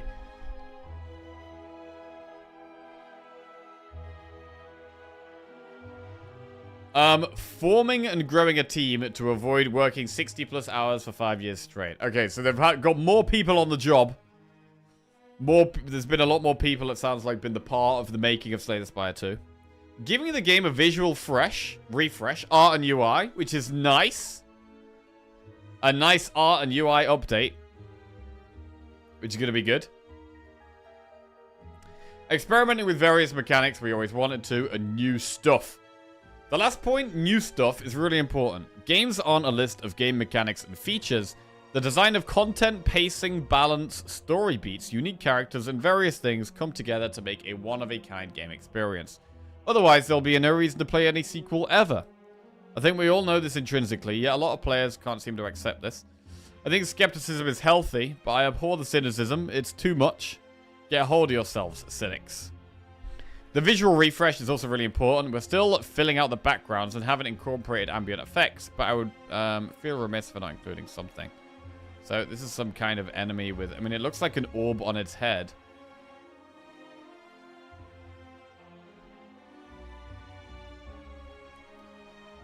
Okay.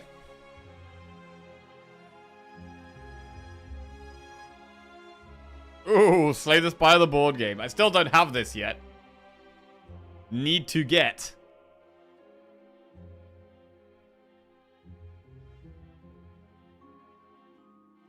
Did you know Megacrit is currently around 10 people? While the majority of us work remotely, half the team is in Seattle.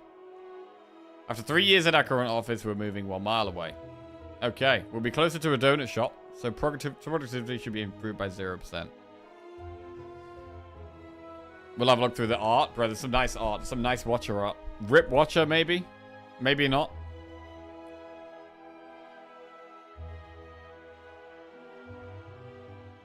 Pixel Silent. And Meow. Nice. Rare footage of Meow's body off screen. Big boy. Alright, that was September 24. What's after September? October 24.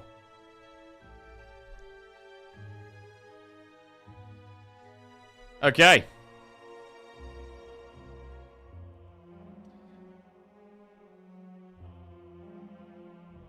Aesthetics driving game design. Last month we discussed why we're working on a sequel instead of adding on to Slay the Spire 1. And this week we're diving into the visual changes we're bringing in.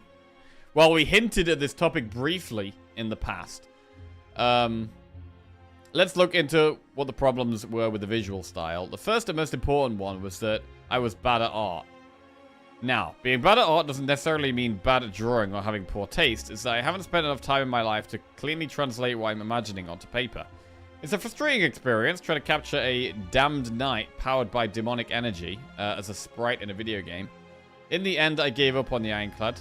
That's correct. The Ironclad you see today in Slay the Spire 1 is a character I gave up working on. Okay. So, did they just use the mask because it was easier? Did they just give him a big mask because it's like... I don't know. I mean, this one looks quite cool.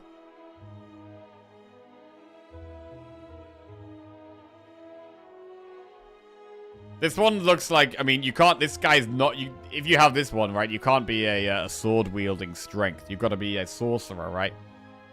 This one would be sorcerer / magician.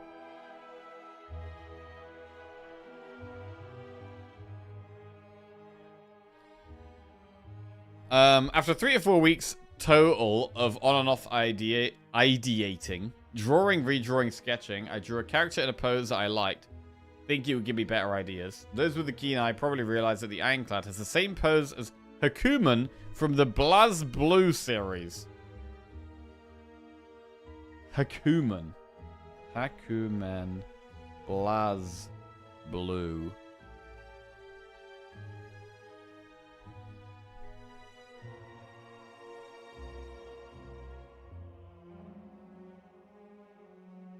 Okay.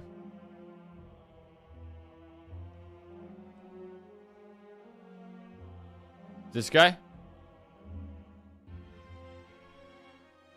Looks pretty cool, to be fair.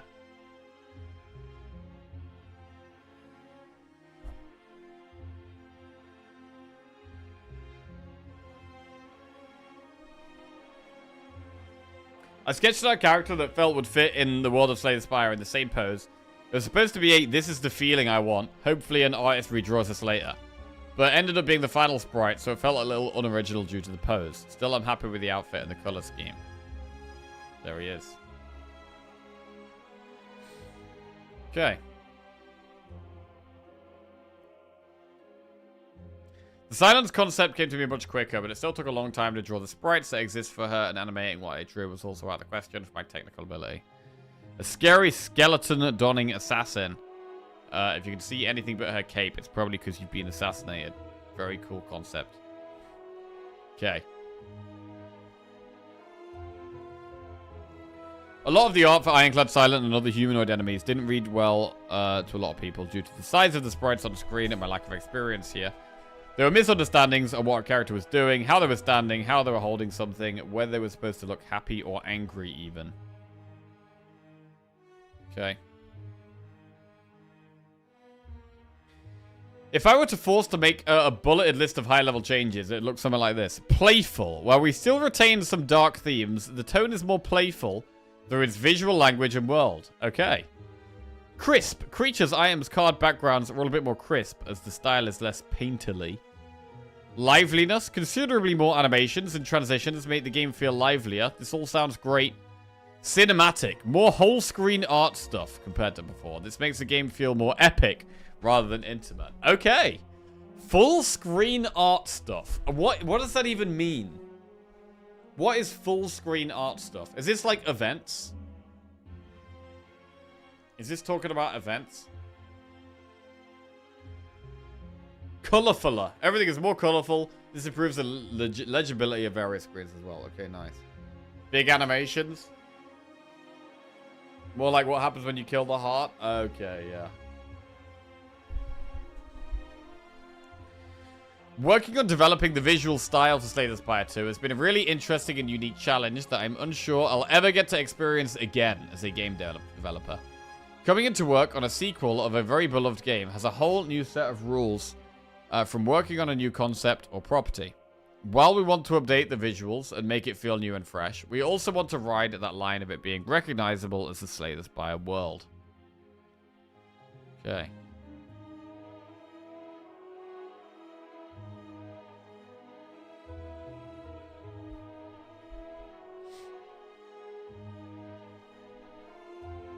And we got this guy. Ghosty enemy. What do we think? Hallway, elite, or boss? Hallway, elite, or boss? Elite? Elite? Hallway? Oh, we might find out later. We might find out. I'm going to say elite. I'm going to say elite.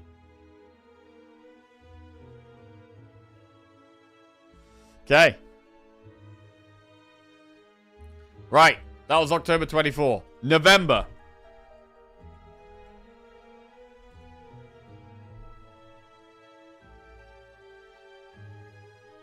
Unsurprisingly, work continues on Slay the Spire 2. Though we're not quite ready to reveal gameplay footage yet.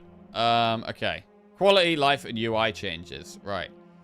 So it sounds obvious, but rare things should be shiny. Working in a fancier game engine allows us to make effects easier, so that's been fun. Visual effects work is behind as its lower priority and rarely introduces bugs. But I felt inspired. Okay, so rare cards are going to be like, woo, shiny and glowy and exciting. And then it's going to make you, it's going to make you want to click it slightly more, I think. I think having a shiny animation increases the percentage of the time that the average human will click the card.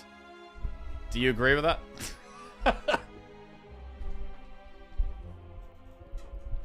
Reminds me of Hearthstone Legendary, for sure. Like, with the effect not being different at all, just the fact that it's got, like, a shiny standout effect makes, like, me driven slightly more towards clicking it. 100%.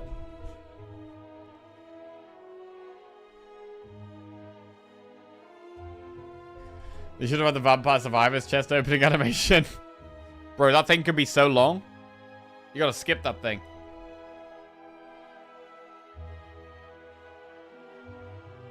Fasten seems like a crap card. Bro, buffing all your defense? I don't know, man. Depends on the day.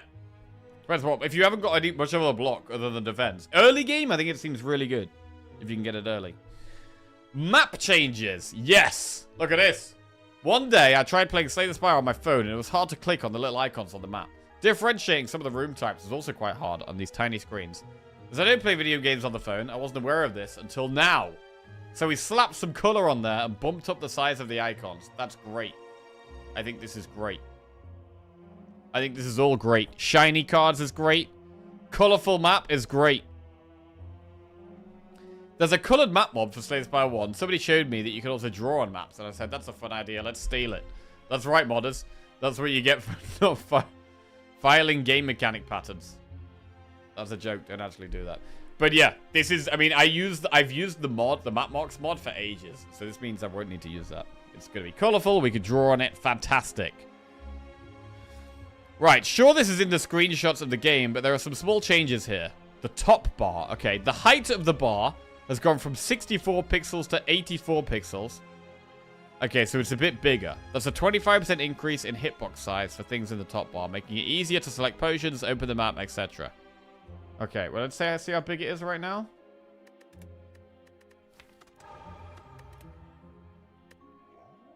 It's going to be bigger than this.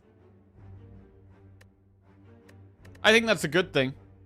I think it's a good thing. It's only taking up quite a small part of the screen. I think it being slightly bigger is a good thing. I like that. Ban on this shit. Wait, actually, wait, let's see what we get. Wait, what do we get? Boss swap? Yeah, nah. On my phone, it's really hard to use potions. Yeah, an increase definitely seems good. Increase definitely seems good. We've also made it less wordy. Goodbye names. People were censoring their names in screenshot anyways. We like privacy too. There'll be more things in this top area, but for now, keeping it nice and roomy feels good. Oop, let's censor these relics for now. Okay. The icon next to the stair icon indicates what type of room you're in. Okay, so that shows that you're in an enemy room. Fine. Less words. I mean, is there words on the top bar?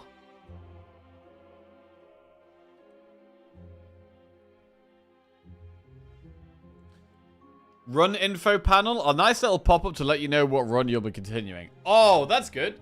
So if you've paused partway through the run and you come back to it, it tells you what floor you're on, what your health is, etc. That's good. Yours says the Ironclad or whatever. What?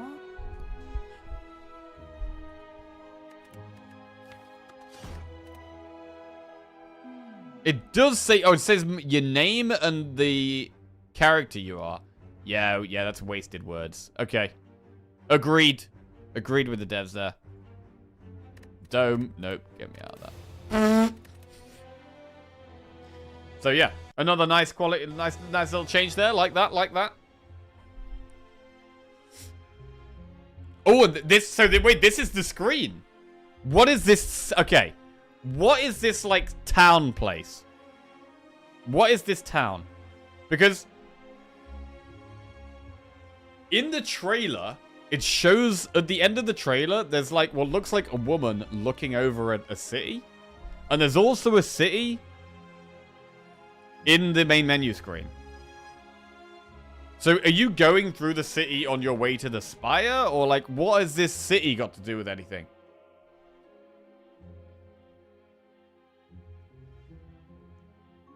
I'm not sure what this town has to do anything. I imagine we'll find out at some point. Or is it just a visual thing? I don't know. Enemy preview time. Aww. Cute little gummy bear. Okay. Right, December. Wait, we should look at the art. We should look at the art.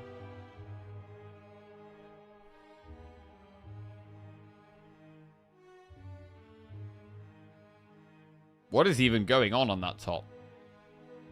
Oh, that's the whale. Oh, that's pretty cool. That's the spire. This is Meow. That's the heart. It's Meow eating the heart almost. With the spire in the background. That's pretty cool.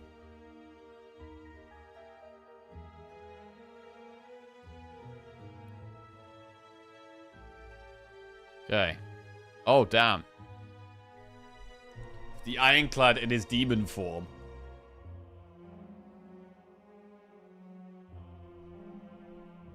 Ball X Pit style passive upgrade management.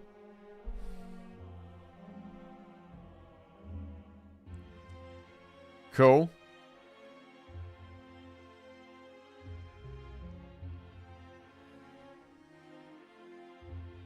Wait. Oh my god, there's an arrow at the bottom so you can go through the newsletters. Wow, how have I never seen this before? Okay. Well, that makes things a bit easier. Oh. Defect with a banjo. Or was that a ukulele? Oh, damn. Absolute Giga Chad right there.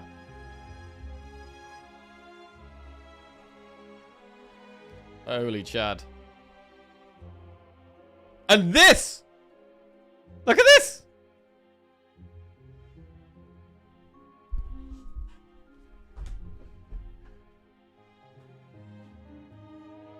I got that right here! I got that right here. Nice. Marie time. This was a gift. Thank you very much. Okay, we got that right here.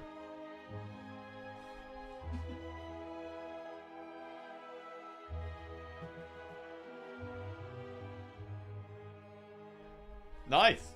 Best mod confirmed. Okay.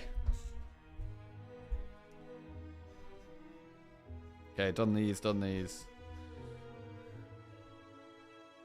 November. Done November. Right, December. December 24. I did not paint it myself, no. Wait, who was it who designed that? Let's have a look. Designed by,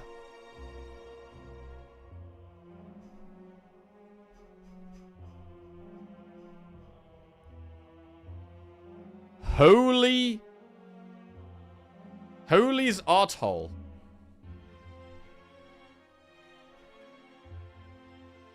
Nice.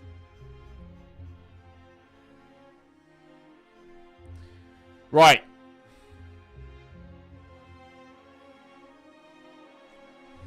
Mega Crit 2024, a retrospective. Announced Slay the Spire 2 to the world via an animated trailer during the Triple I initiative. Oh, bro, we're gonna have to watch both the trailers as well. Many copies of Slay the Spire, the board game, were shipped out.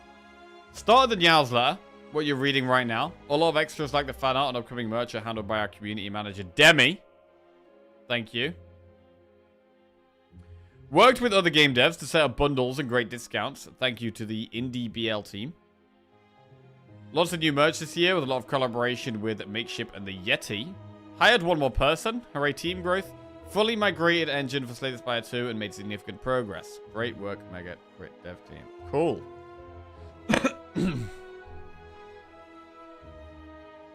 Because so much of our work isn't yet publicly available, we can't give a deeper recap until next year. Something to look forward to. Cool.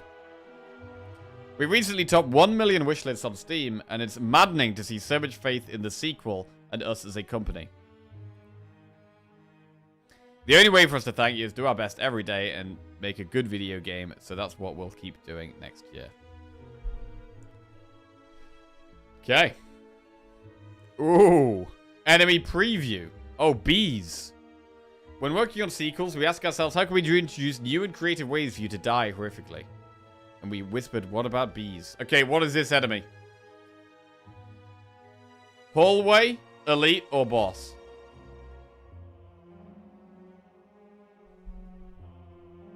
I think this will be a hallway. Nick Cage. Yellow top. Big arms. Act 5 hallway. Act 5, yeah? Act 5, wow. Mega Critmas. Okay. Right. Creative AI. Oh, nice.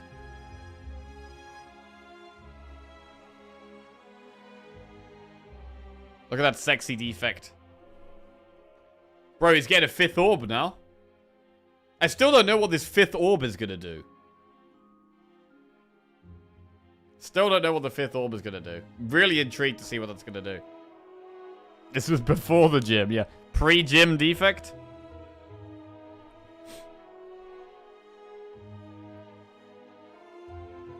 Okay.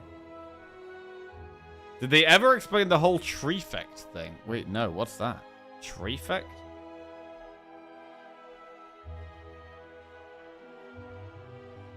Slay the Spire 2's first gameplay trailer is here.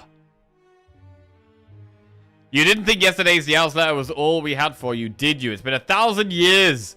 It's been 1,000 years since the Spire last opened its doors, and since we first announced that Slay the Spire 2 was in development. At long last, the gameplay reveal for the sequel to the original iconic roguelike deck builder is here, as revealed earlier today at the Game Awards. Step into the newly evolved Spire, a twisted labyrinth teeming with strange and deadly foes, with a new and returning cast of characters, adapt to an arsenal of brand new cards, relics, and potions, each offering game-changing possibilities, or dangerous consequences. What new strategies and challenges await? Right, let's watch this. Let's shut the Spire up for a minute. Shut up.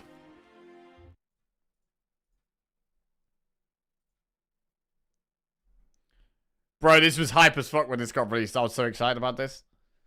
I was so excited about this. Okay.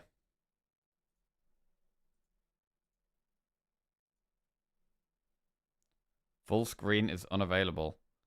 Oh, I gotta get the YouTube. Okay, I gotta get the YouTube one. Fine.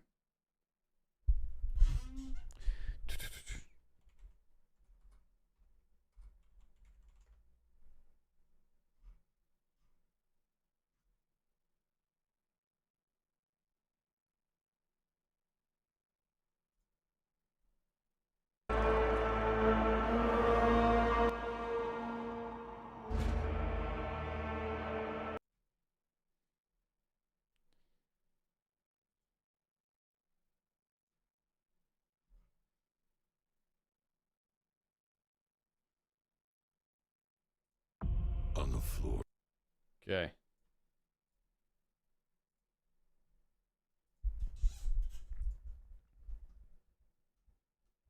Where lies a tome covered in blood.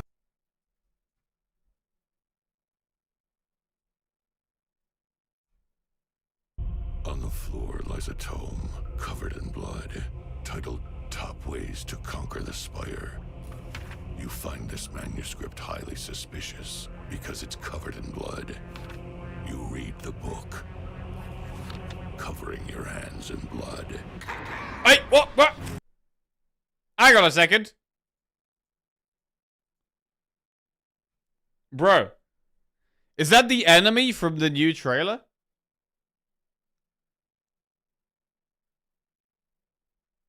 That kind of looks like the enemy from the new trailer.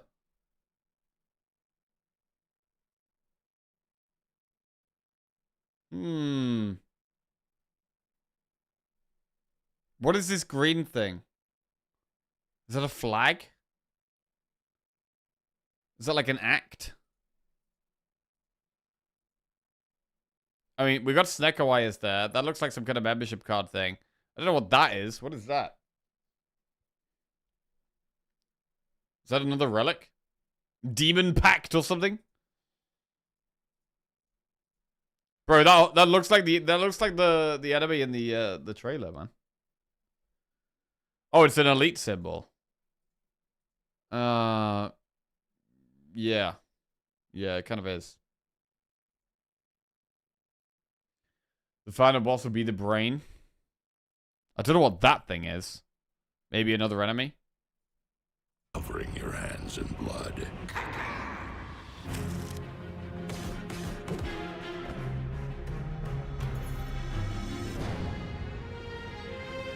Oh, what's on that screen? Bro, this thing is showing up a lot. I swear this is the same thing, bro. This thing at the bottom, I swear that's the same thing. Oh, jeweled bracelet's back. Boo. We've seen the Snippy enemy. That's like an elite token with like a slash through it. Don't know what that means. What does that mean? This is some like tentacle monster, energy potion. Looks like an energy potion anyway. A mushroom thing. What is this thing? I swear that's the same thing, man. How do you get on with the long stream? Any regrets? It was energy level still high. No, we're good, man. We're good. I mean, I'm just at this point. I'm like, I just can't wait to play the game now. I just can't wait to play the game. I want to see what it's like. I just want to have some fun with it, man. I want to have some fun. I want to see all the new events, all the new enemies, new cards. Oh man, I'm just excited. Right.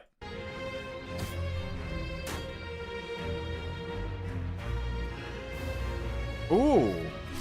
I mean, that looks like a boss. This thing, I mean, the fact it's got a big circle on the floor, right? It's got a big circle on the floor. This makes me think it's like an Act 1 boss. And it's quite a nice one. Quite a nice boss.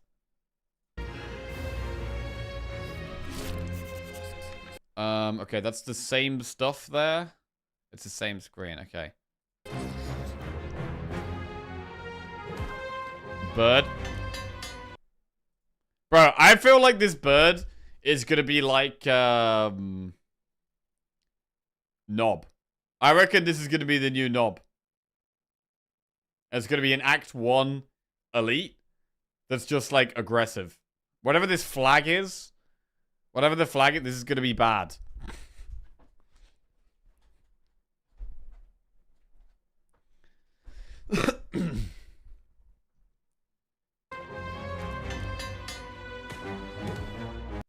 Oh yeah, that's interesting. Enemy with 3 parts to it. An enemy with 3 parts. Decimillipede.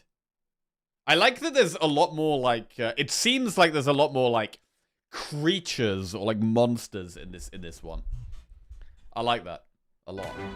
Beasts. Dragon fruit. Reptile trinket.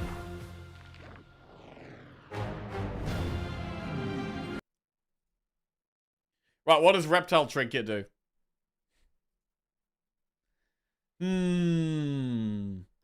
Reptile trinket. It's white. It's like white beast. You think it's like white beast statue? It is. It's the same color as white beast statue. Lizard tail. Oh, it could be a lizard tail type thing where you get like an extra life or it gives you like a second chance in some regard. Yeah.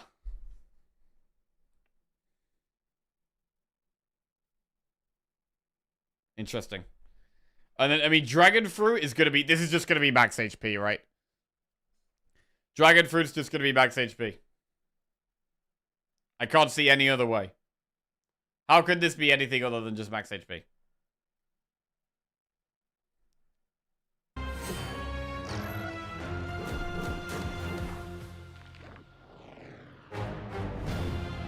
Oh, wait. Oh, bro, it's so hard to not just, like... This thing curls up into a ball and gets loads of block. Right, what's on here? Okay. Pyramid! It's there, bro. That's pyramid right there. Pyramid is there. Snekoi is there. Coins? That's the merchant's hand. Old coin? Yeah. Yeah, that's old coin. Old coin, Snake Away, Pyramid, all still on the game.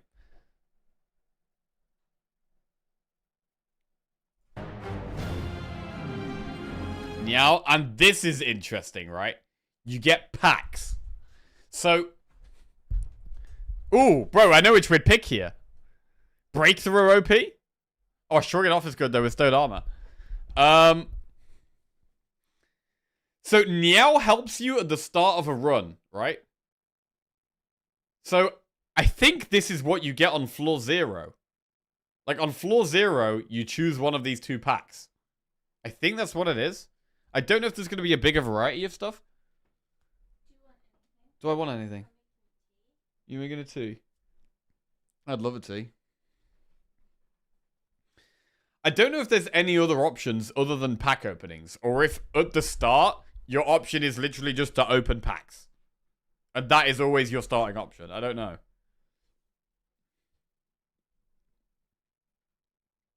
It is nice to kind of be able to... Oh, the pattern there, right, is 1 uncommon card and 2 common cards.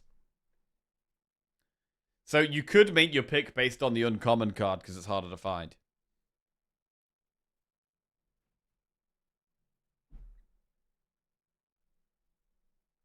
It'd be interesting to choose between packs once in a while during the game. You would generally want the packs near the start. Like, you're much more likely going to want a pack of cards at the start of the run when your deck's pretty basic than at the end of the run when your deck's pretty, you know, full out and you're actually trying not to add too many cards to your deck. So, I do think this will be a... I reckon it'll be a specifically Act 1 thing. Although, there is an event where you get to choose 2 common cards. I reckon that'll probably be Act 1 as well, but we'll see. It could also be Act 2. But yeah, I don't know if there's going to be other options for floor 1, or if it's just going to be packs. Oh, oh, oh, oh, oh.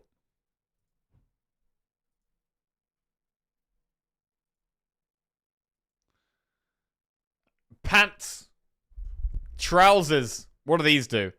These look like chainmail trousers or something. They've got to be some kind of defensive thing, right? Some kind of defensive thing. Dolly's mirror's still there. Regal pillow's still there.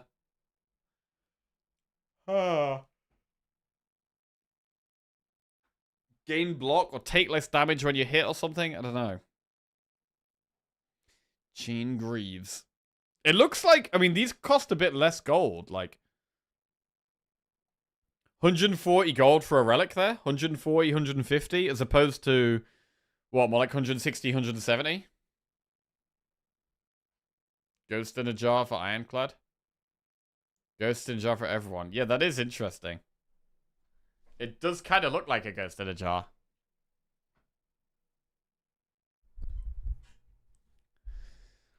Man,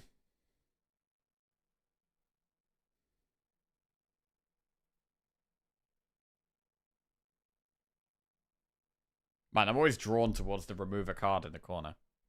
Ascension adds price to relics. Oh, that is true, actually. Yeah, you're right. Yeah, that's true.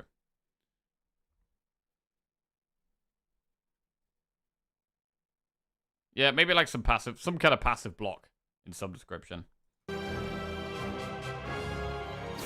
But, oh, 333 health. This whole place looks like Act 3, right?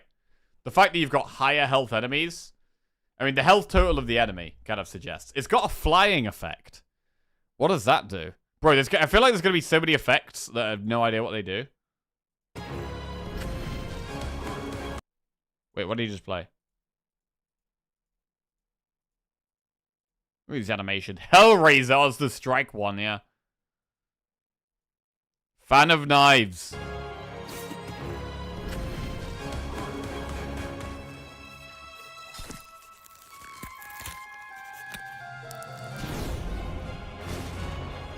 Ironclad, Silent, Necrobinder. Ooh! Question mark, question mark. Hey. What is this? Is this going to be an event, by the way? This probably is an event, right? Like, at first when this came out, it was like, oh, bro, Defect's dead. Defect's dead. Oh, this is what you mean by tree effect. Ah, okay. Yeah, I mean, I'm sure we'll find out. At first it was like, okay, is Defect even in the game? Is Defect not going to be there? Is Defect dead? Is Defect a boss? You know?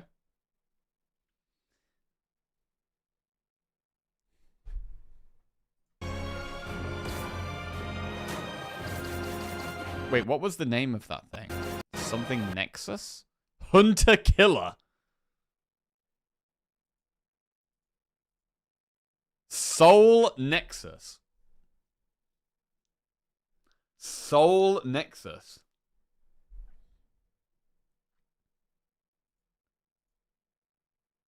It looks like... Oh, it's a single enemy. Okay.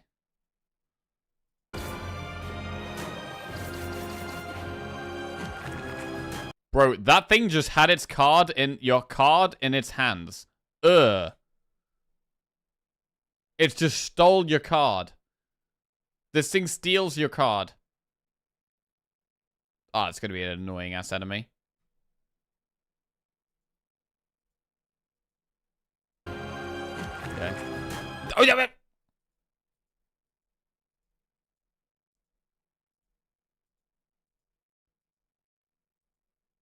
Is this the thing in the trailer?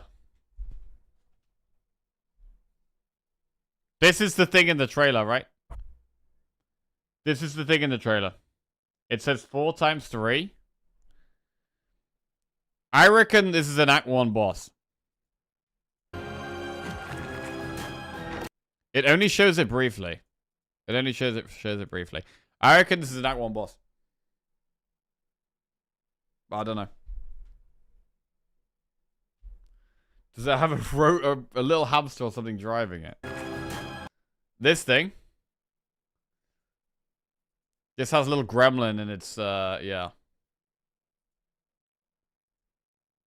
You think, oh, it could be an elite, actually. Yeah, it could be an elite. Yeah, it's got gremlin in it. Oh, hang on. That was the, Oh, bro, this is going to be like Slavers, isn't it? This is the knight that we said might be an elite. Bro, is this thing going to be like the Slavers? And they both do some horrendous effects. Candleman. Ooh. Okay, this thing's got, like, its own background. This has to be a boss, right? It's got its complete own animated background of the desert. That has to be a boss. Or an event. Yeah, or an event, to be fair. Ooh!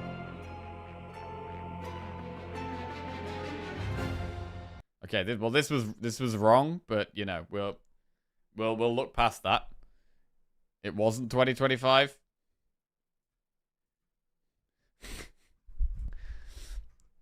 But we'll move on from that. Right. Let's get Spire music back on.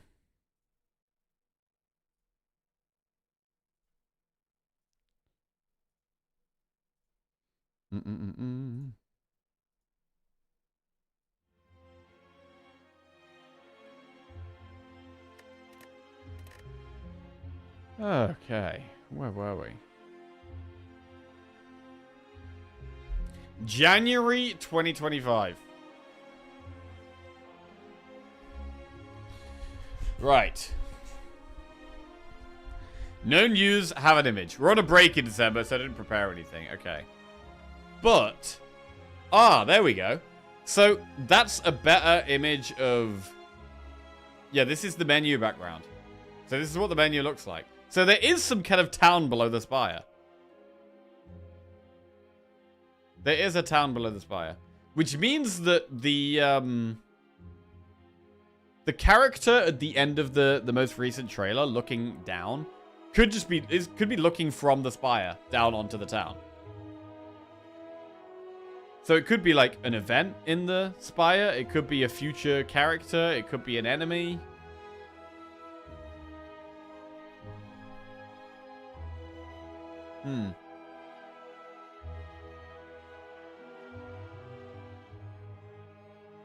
Where is this place? Are we going to find out more about this place?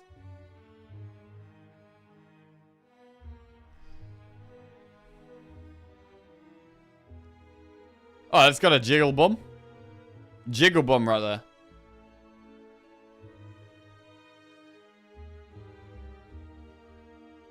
Right.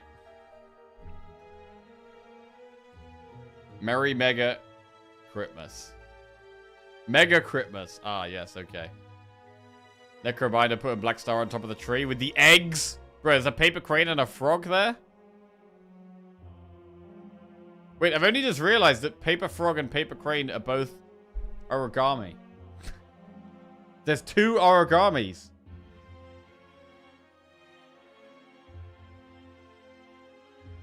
Is paper crane still going to be in Slay the Spire 2? It's so busted.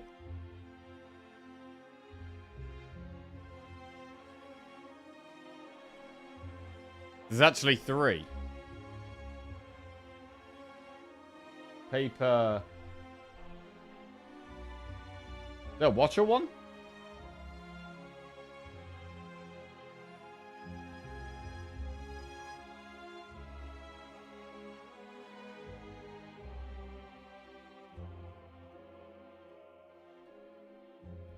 Are you debating me? I have no idea. Ninja Scroll? What's that? Donu and Decker and Ironclad and Defect as biscuits? Nice. Oh, biscuits. Oh, perfect timing. Thank you. Biscuits. Right. Delicious looking holiday cookie art from the Slay the Spire icons. Right. Feb 2025. Winter has arrived. While it's intermittently snowing, it is not sticking. Cool.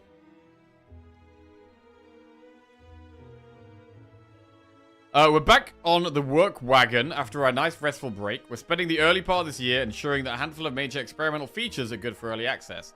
They won't be featured in this month's newsletter, but let's take a look at another feature some of you may have already noticed. Enchantments. Right. In Slay the Spire 2, you may run into a new modifier to your cards called enchantments. As probably surmised from the name, enchantments are modifiers to cards in your deck, which are applied for the duration of that run.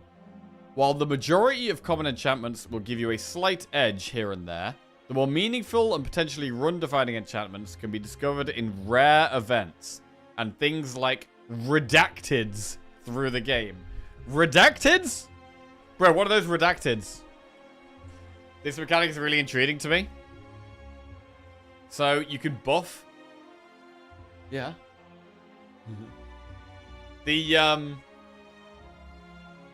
I like that there's going to be more things in events. And, like, being able to permanently buff a card in a way that's not necessarily even a normal upgrade. It's like a... It is essentially kind of like an upgrade, but it's a bit different. I mean, is that worth it? Deal an extra 6 damage to all enemies there for losing 3 HP. Is that worth? I don't know.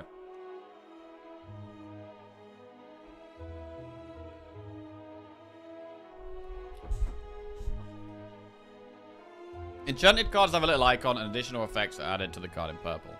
Cool.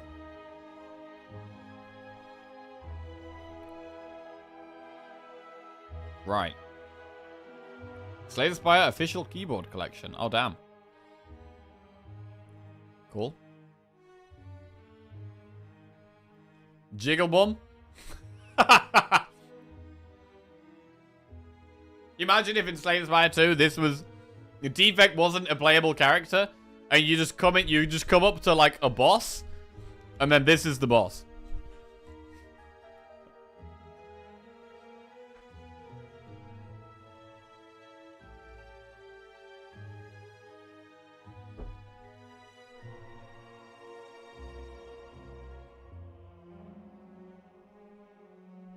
Okay, so it's actually like a jiggly lizard thing.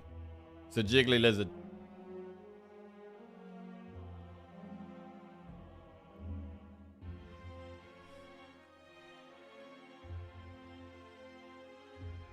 Will there be a sell feature at the merchant in Slay the Spire 2? No. Will Clash return in Slay the Spire 2? There's no Clash, bro. 2 hours to go, by the way. 2 hours for Slay the Spire 2. And 1 hour. 1 hour until we open our box. Ooh. Jiggly lizard equal jizzard. Okay. How is music design involved with the development of the game? For example, is a boss's design created first and the music track made based on its vibe? Is it different from making music, rooms, etc.? Additionally, why does the merchant's theme in the full OST have a huge portion that isn't used in-game? Clark, our composer, in my book, music is support and serves the gameplay, so I'm absolutely looking for ways to write the soundtrack based on the vibe of the boss environment. A good example of this would be the Corrupt Heart boss fight, where the music had pulsating heartbeat motives to echo the boss's design. In Slay the Spire 2, I'm aiming to take that a step further with a dynamic music, to have the music adapt as the gameplay and situations you find yourself in change. Oh god. Is the music going to get more dramatic when you're on low health? In the differences between the acts, music and boss fight music, as it's most broad, it's a feeling of intensity and scale. Definitely died enough to enemies while moving up the map, so the threat level needs to feel present as you're climbing. But when you reach the boss, that threat level needs to feel amped up. That amping up can be found in the orchestration, harmonies, tempo, and restating motives found in the main act music in new ways. Yes, nice. As you'll have seen in the gameplay trailer, the merchant is back with some lovely new digs, so you can expect new arrangements of that extended version on all your shopping sprees this time around.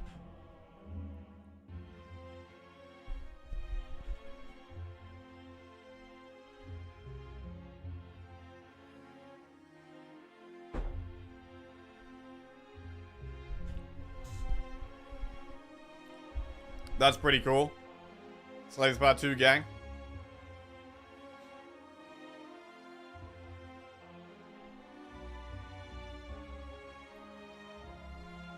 Nice.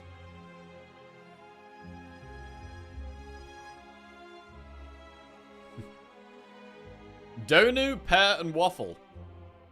Where's Deca, bro?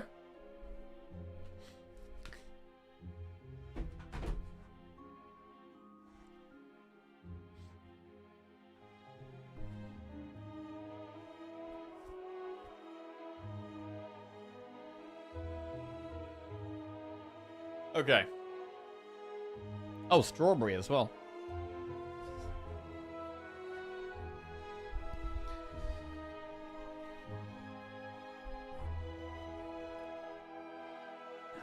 Okay, we're on to the March newsletter.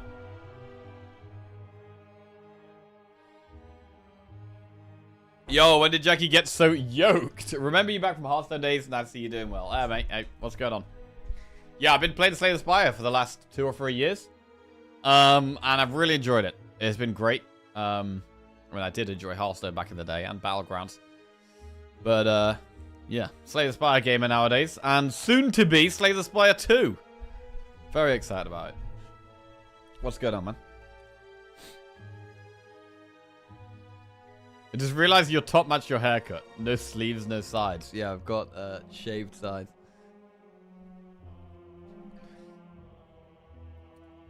Right. Quests. Okay, here we go.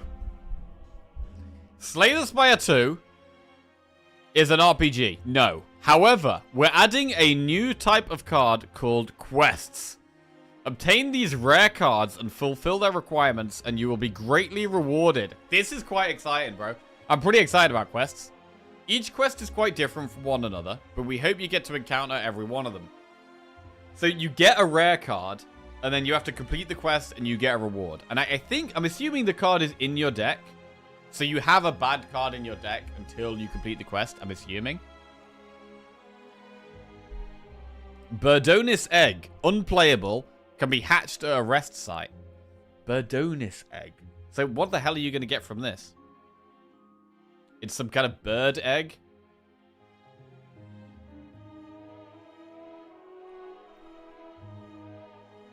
Quest cards look quite different from regular cards. When do they show up?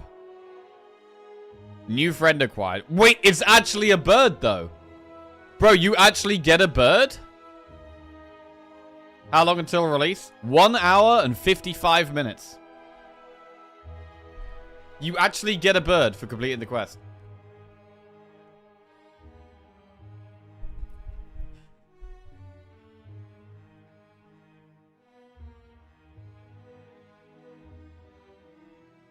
Okay.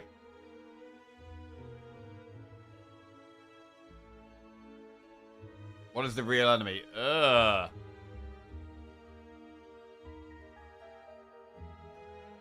Wait, it's not that one? Which one is it? Is this one? It's this one. Okay. I don't think I've seen that one. It looks like it's got a egg yolk on its back. It actually looks like it's a cracked eggshell.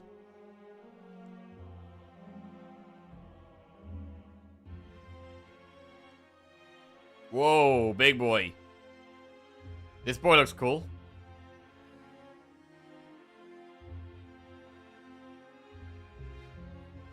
Right, will there be any interesting start of run features? Here we go. Yes, many features at the start of the run. Okay, many features. So that suggests that it might not just be a pack opening. That might suggest that there are more options for the start of the run. While there are a few changes to the start of the run we can't talk about, Niao will be returning to help our heroes make it to the top with new and old blessings. Okay, so some old blessings means that there are some of the same things you can get. And new blessings potentially being like the pack openings we've seen.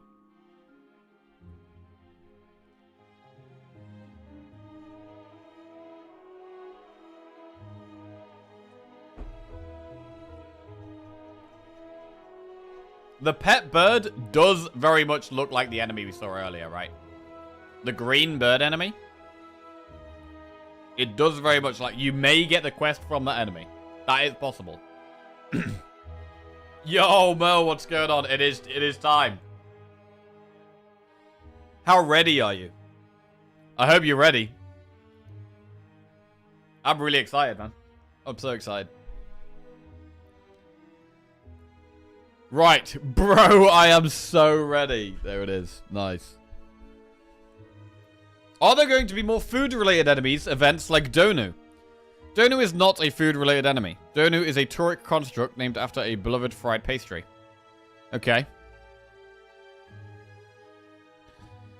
What flavored is Donu? The answer is bronze. Donu and Decker are painted as their decorated grand constructs. Right. Have the Slayers been resurrected much in the past 1,000 years since Slay the Spire 1? Or are they coming back after a break? Ah, no answer. If you had to describe a yet-to-be-revealed feature in one word, what would that word be? Casey, stars. Okay, so this has got to be... This is just the Regent's thing, right? Surely.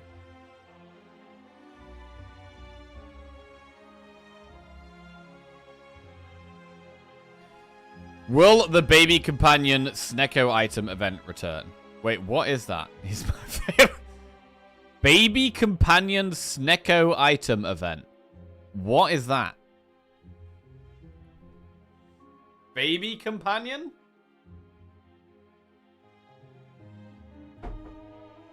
It's from a mod? Oh, okay.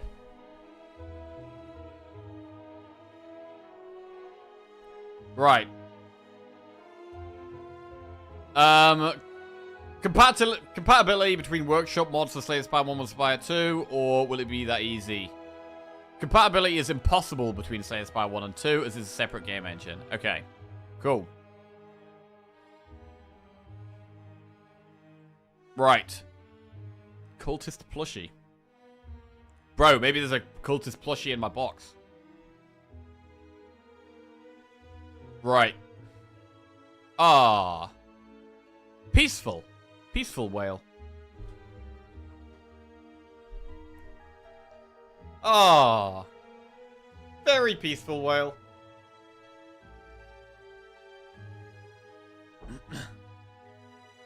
Slay the Spire 2 should theoretically be very easy to mod. Last but not least, here are some other incredible fan works from the past month. Whoa. Oh, that's Necrobinder. Okay, cool. With the hand behind. I mean, I have a feeling that Osti the Hand is just going to be dying a whole lot. I don't know. Also, are you going to be like... If you're playing a Doom deck, are you still going to be using Osti? Or are you just completely sacking off Osti if you're using a Doom deck? I don't know. I'm not sure how much you could... Like, it would be good if you could do, like, an Osti-based deck, or a Doom-based deck, or a deck that can combine the two, rather than having to go down one path or the other. Like with Silent, right? Where you can do Discard, Shiv, Poison, but you can also combine them and have bits of each in the deck. There was a Doom Osti card, yeah, so that's positive. These are cool. Slime Boss Time Eater. Whoa, whoa. The head. Right. Did you see there's already a Slay the Spire 2 category? Oh god, there is. Oh god, we gotta get in there?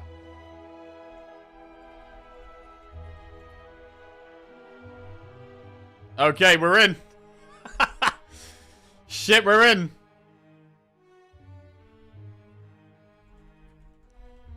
Thanks for letting me know, man.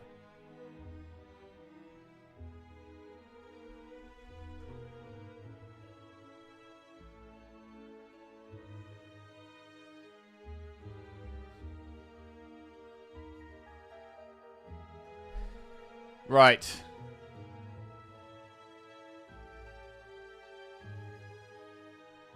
What's next? April Meow's letter. Oh, hey, it's the April Meow's letter. I mean Meow's letter. Okay. Thank you for all the fantastic cover art submissions. This one is brought to you by Caleb. Right, what's going on? Afflictions. Those who were savvy enough to look under the hood at Slay the Spire's game code probably noticed a similar system that wasn't used. However, here they are in Slay the Spire 2. It's quite simple.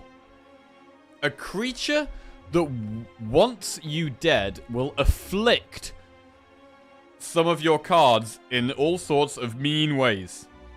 Okay. So that has lose 1 energy, right? It's just put lose 1 energy.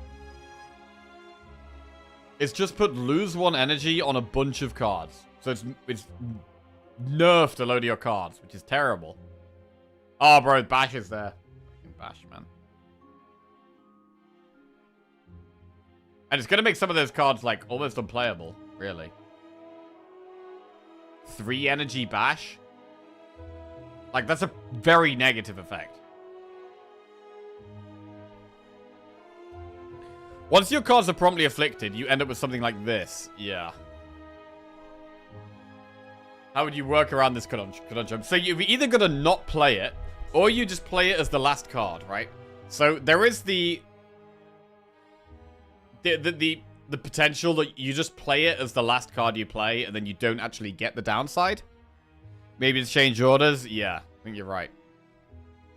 But if you draw multiple of them at the same time, and you've got a hand with lose 1 energy from multiple cards, it is going to screw you pretty hard. Right. Spire spotting. Right, what was this thing? I want to see what this thing looks like.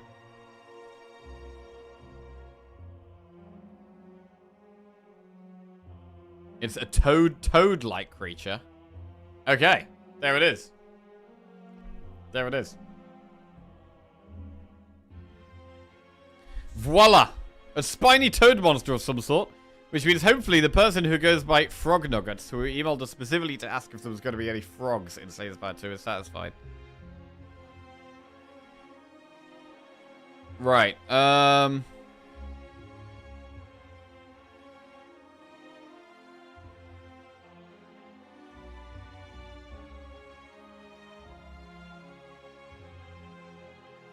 have a question about game balancing and design philosophy in Slay the Spire. In the patch notes, you say that random temporary card generation, like Dead Branch or Distraction, cannot generate healing cards. How does Alchemize fit into this? Alchemize, a card which generates potions, can be duplicated with Nightmare, which can duplicate itself with Nightmares if you have 2, and players can farm for infinite fruit juices if a combat could be stalled. While we encourage abusing mechanics to eke out every advantage, we try to disincentivize those which require repetitive card play. Good. Air Rank asks, why is Deca called Deca if it's... Okay.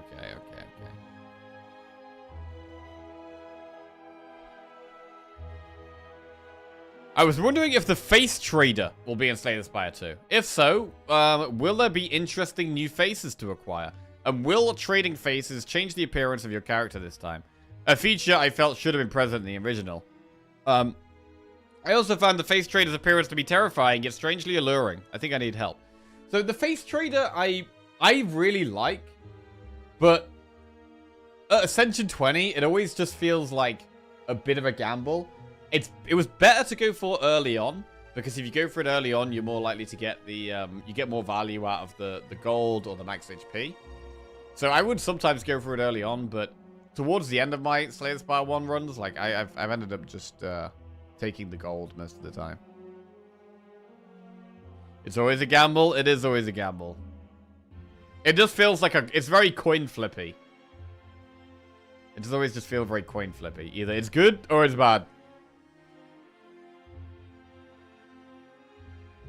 I think masks are quite an engrossing concept. In fact, I've been drawing masked figures since I can remember. A long time ago, I was fascinated by an artist named R.S. Connet. He had a lot of psychedelic, disturbing, and beautiful paintings, accompanied by stories of house fires, drugs, and trauma. I forgot which painting now, but one had a deep fascination with masks, and I too drew many masked figures since. Here's a 20-plus-year-old drawing titled Maskman5.jpg. This character feels kind of familiar. Okay. Ironclad-esque. As for interesting faces to acquire, not sure yet. We're still making more and more events and new mysteries every day. Right, will the Ascension mode be the same as that in Slay the Spire? Or will it still be 20 levels of Ascension? Or perhaps more? Are the effects of each level of Ascension the same as before? Right. First of all, it's always exciting to receive fan mail from outside the US. I'm happy to see global participation in our CNA. Ascensions will be available from early access. Ooh! And it'll be seeing some changes. It's important to ease players into the difficult world of Slay the Spire. However, whether or not we'll make tweaks or add more levels during early access remains to be seen. Okay. So there is going to be Ascensions from the start. They haven't said how many, though. Can we see a new relic, but you don't explain anything about it? Oh, God. What's this do? What does this do? Right, I'm just going to the bathroom. Give me 1 minute.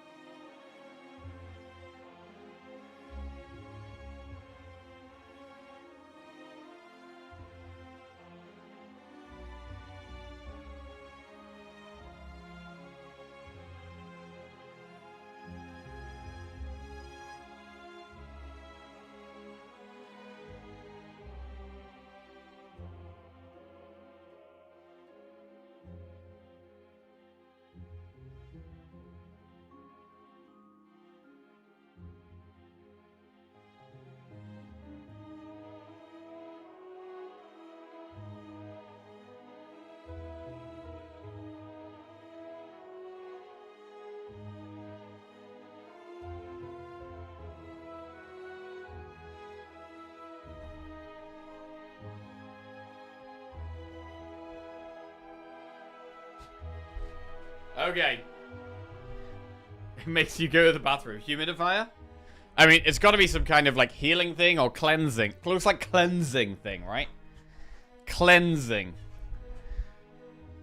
I reckon it might be something like pellets, where it, like, removes some kind of debuff when you do something, or something like that.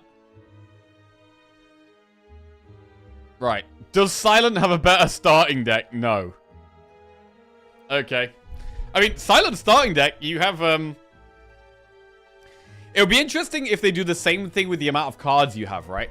Because the thing about Silent is that she starts with the most cards. You have 5 defense and 5 strikes. Whereas Defect only has 4 defense and 4 strikes. So it'd be interesting to see if they keep that. Or they actually change it a bit. To give everyone the same amount of strikes and defense. They've added another strike and defense just for asking that? Oh no, bro. These t-shirts are cool. Right.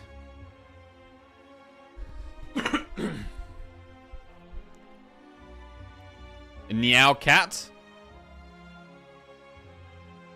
Wait, these are all Meow as a cat. They've all got cat ears.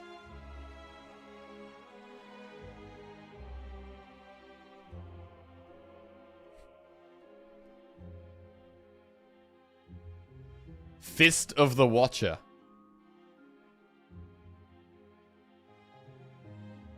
Damn, cool.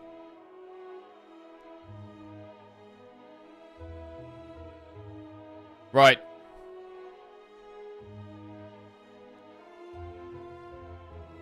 It's the 5th month of the year. This is May 25 Meow's letter. It's the 5th month of the year, and Slay the Spire 2 isn't out yet. We're quite picky about the game's quality, despite it coming to early access. I want other game developers to fear releasing low-quality games into early access after we do. Nice! That's how good I want it. This is exactly what we want to hear. Exactly what we want to hear. I want other game developers to fear releasing low-quality games into early access after we do. That's how good I want it. Should we set up the streak tracker ahead of time? I don't think I'm going to do it today. Yeah, I think with just, like, introduction to the game, I'm not going to worry about that just yet. Thank you for the effort you put into it, though. And once we've you know, got a few runs under our belt and we're starting to climb through the ascensions, we'll get it up. Speaking of low-quality games, Blueprints is not one of them. While I do wish for a few quality-of-life features, there's many mysteries to solve, room drafting to be done, and a heartfelt history to uncover.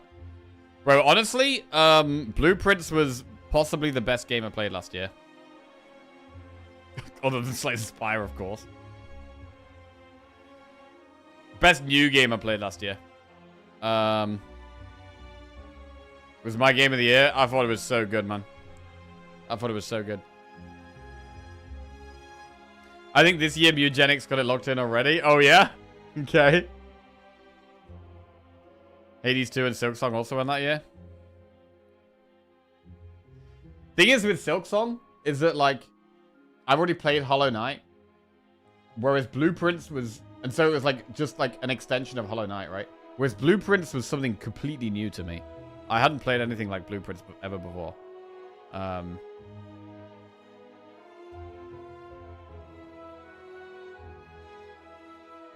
Blueprints is definitely the most innovative. Right, what is that? So this is a chest. It looks like... Okay, so opening a chest is a big screen. So this is maybe what they were talking about it being a full big screen epic thing. So, like, instead of clicking a chest and it's a tiny thing, it takes up the whole screen, you click it, big explosion, and you get a relic. That is... What even is that? Some kind of mini scythe? With a chain on the end? I don't even know what that is. Is that going to increase damage somehow? It looks like it's got to be to do with damage.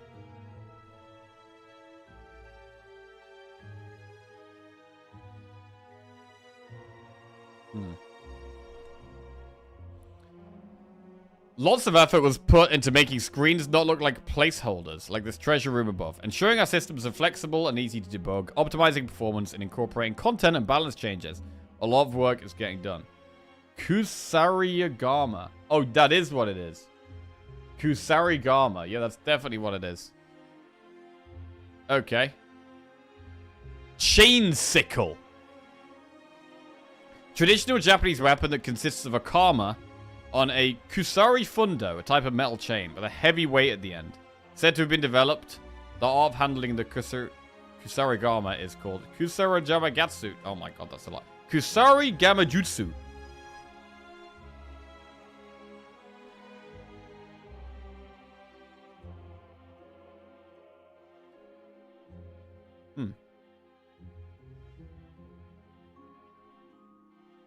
What if it makes your basic attacks do extra damage to all enemies? I don't know. Anyway. Right. Character evolutions. Right, here we go. For returning characters, we aren't just bringing them back as they were in Slay the Spire 1. We're giving them proper makeovers for the return to the Spire. Our approach, remove a bunch of old cards, add even more new ones, and look for clever tweaks and changes to a few classics. And this is where they announced that Blade Dance exhausts. Boo. It is going to be interesting to see what the upgrade does. Because the upgrade could be 4 shivs and exhaust, or it could remove exhaust. And what it does changes how good the card is dramatically, and also how much you want to upgrade it. Like, if it just upgrades to add 4 shifts to your hand exhaust, it's going to be a card we're maybe never going to want to upgrade. Whereas if it changes to removing the exhaust, we're probably going to want to upgrade it. As quite a high priority, at least before bosses. One line of text makes a world of difference on a card like Blade Dance. And the Silent gets to play with a shiny new mechanic, Sly. If this card is discarded from your hand during your turn, play it for free. Amazing mechanic. Amazing mechanic. I mean, it's kind of like what Tactician and Reflex do, right? But it's going to make discard even more of a thing. And you already have Survivor in your starting deck for discard. So I think Sly is going to be great. I actually love some of these Sly cards. Sly cards are automatically played for free when they are discarded, opening up whole new ways to take advantage of discard shenanigans. The Silent has access to a bunch of new Sly cards in Slay the Spire 2, but if that isn't enough Slyness for you, you can always take matters into your own hands. There, Master Planner. When you play a skill against Sky. Sly. Very slow. Very slow. But, insane potential. 90 minutes! 90 minutes until Slay the Spire 2. The countdown is getting serious. Right.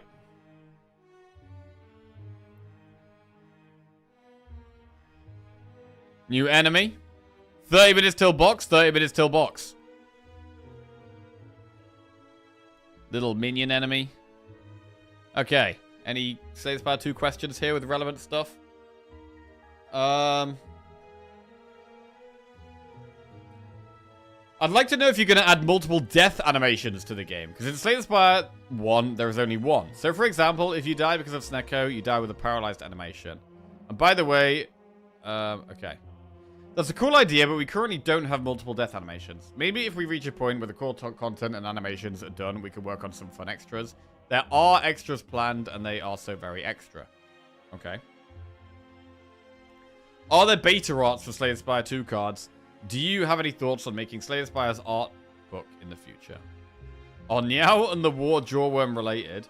Will it be early access in December? Okay. Yes, yes, no, no.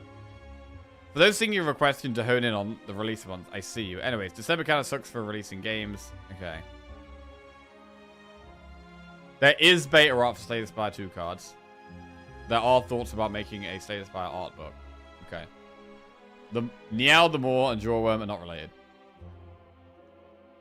Will there be any further lore in Slay the Spire 2? Yes.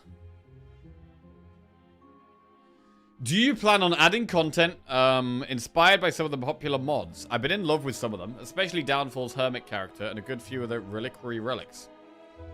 Making content is one of the parts of making video games. I'm not sure why we would ever add content from a mod. It also seems disingenuous creatively. Maybe I'm misunderstanding something. I think that's fine.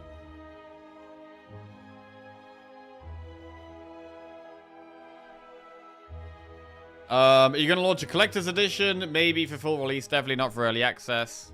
Cool.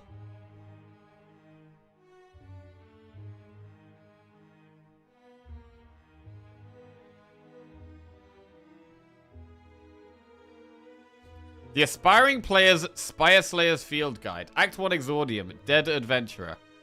Oh, look. Is that you from last run? Well, loot-filled corpses are suspicious to randomly find, so treat this as a sneaky ambush. Lest you lose these pants too. Basics. Searching has 4 non-repeatable results. Nothing, 30 gold, a relic, or the elite returns. The elite risk rises every time. The event ends after 3 searches, if no elite. If you do fight the elite, it drops any of the rewards you didn't find already, plus more gold. Tips and tricks. You can tell which elite is lurking in the shadows based on the description of the adventurer. Yep. Warning, this Lagavulin is supercharged. Instead of sleeping, it debuffs immediately and then begins attacking as normal. As a rule of thumb, never click search unless you're fully prepared to cleanly win the fight. Cool.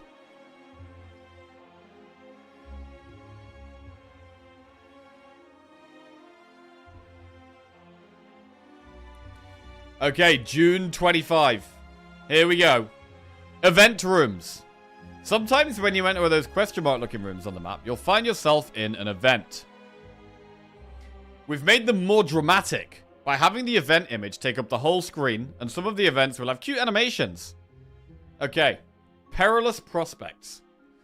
As you make your way through the overgrowth, you come across a hidden cave, obscured by vines and foliage. Intrigued, you venture inside and find yourself standing before a mysterious stone pedestal. Whispery voices echo out from the shadows, promising great power to any who could decipher the ancient script inscribed upon the pedestal. You can lose 3 max HP and upgrade a random card. Oh god, or heal 25 HP. Bro, that is... I mean, it's a random card, and you lose max HP for it. It's nowhere near as nice as just upgrade a card.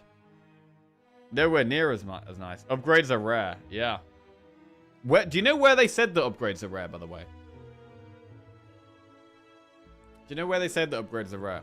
Like, upgrades being harder to come by, it feels like it's gonna make the game a lot harder. Max HP doesn't matter if you never go under 4 HP. Max HP is gonna matter on, with, the card where you can inflict doom to yourself. That's gonna be interesting.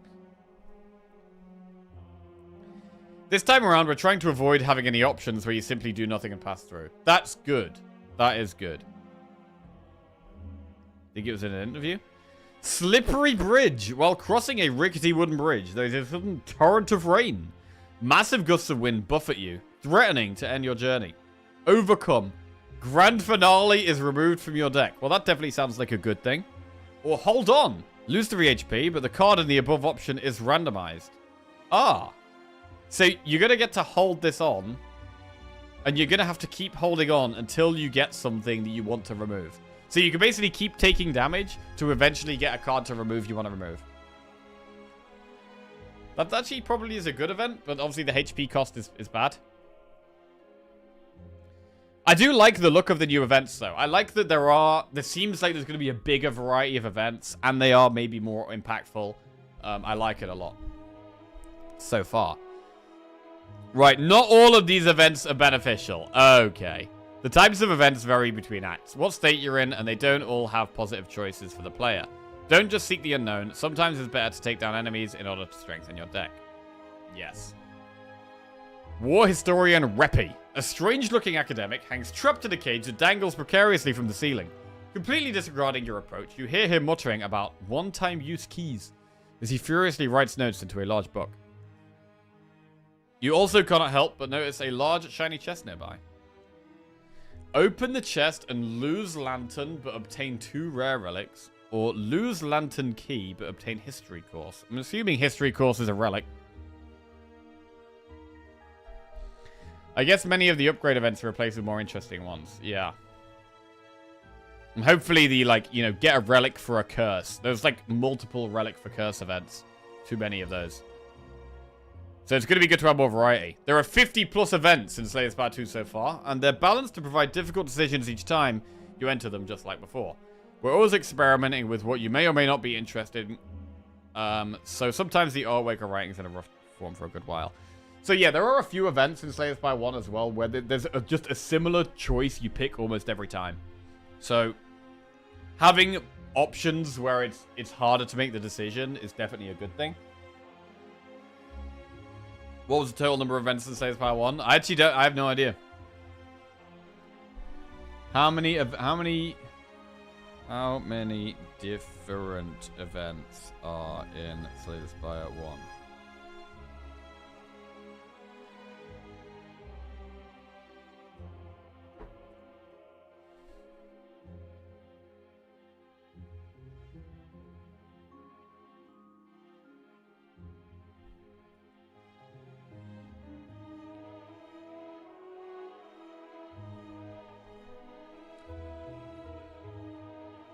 I think events are maybe the weakest part of Slay the Spire. I think so as well.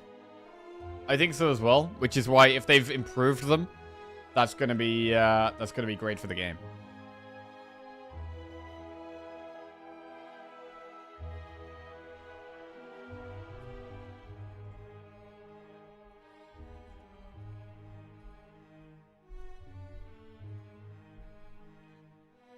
Right. So in Act 1, there's 15 possible events. In Act 2, there's 16. And in Act 3, there's 9.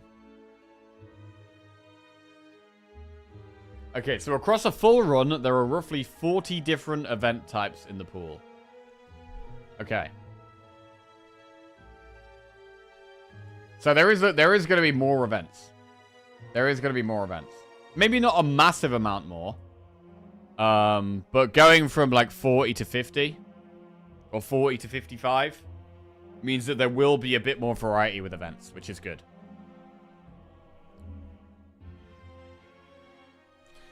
"14 events are non-act specific.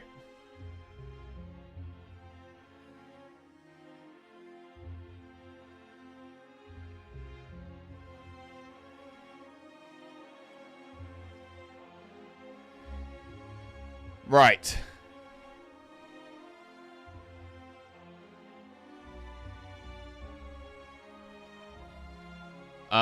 Is there gonna be... Are there gonna be multiple options for starting decks for classes, or is it just gonna be strike and defense again? There are no different starting decks, as players would just choose the best one, and they could lean too hard towards specific archetypes. Instead, we're messing about with more choices at the start of the run, i.e. with Meow. Card packs being one of them.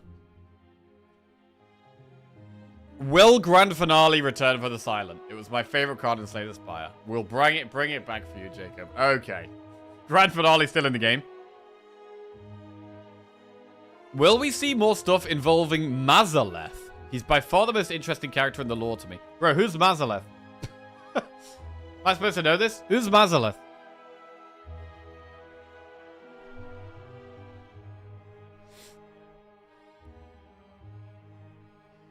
Slay the Spire features some monsters inspired by real-world animals, like Jawworm and louses. Personally, I don't find them very cute, so I wonder if Slay the Spire 2 might introduce some cuter animal-based enemies. First of all, I think the louse is cute, so you're hurting its fuzzy feelings. Either way, our art director, Marlowe, is very adept at drawing cute things. It's actually a minor problem. If you don't find enough cute things in Slay the Spire 2, I'd be shocked. Shocked, I tell you. Oh, it's the awakened one? Bird boss is called Mazaleth. Okay. Isn't the countdown wrong? It's 20 minutes. The game is out in 1 hour and 19 minutes. Bro, we're getting close, bro. We're getting close. 1 hour and 19 minutes for Slay the Spire 2. Yeah, it's 1 hour and 9. I'm going to open this mysterious box. So Mega Crit have sent me this box. I am going to open this in 18 minutes. 18 minutes, we're going to open this box. Don't know what's in the box. We'll find out very soon. This is exciting. Right. Okay,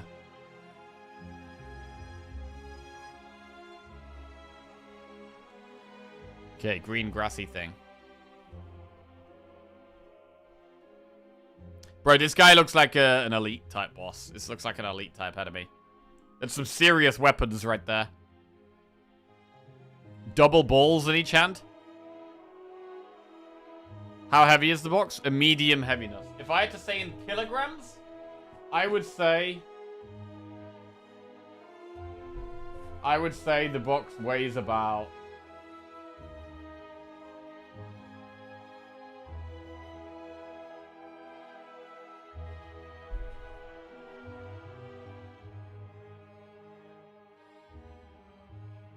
$5 kilograms.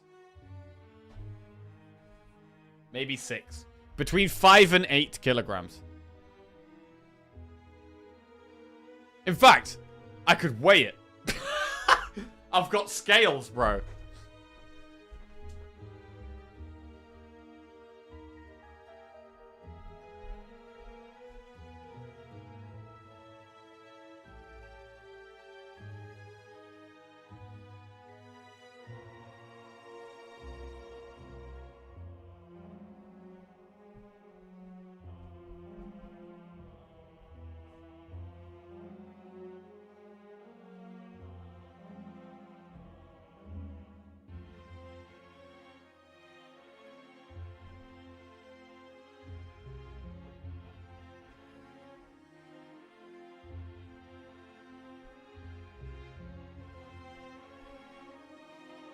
Okay. Scales. Right. Scales on floor. Yo, how much do you think I weigh, by the way? Any guesses? Any guesses? How much do you think I weigh? In kilograms. In kilograms. 80? 53? 76, 97, 76, 75, 71, 155 kilograms? Bro, that's pretty big. 74, 76, 78. Right, I'm gonna get on the scales. I currently weigh 77 kilograms. I don't say 77. We had a couple of 76s. High Farm, Close No Cigar, both said 76.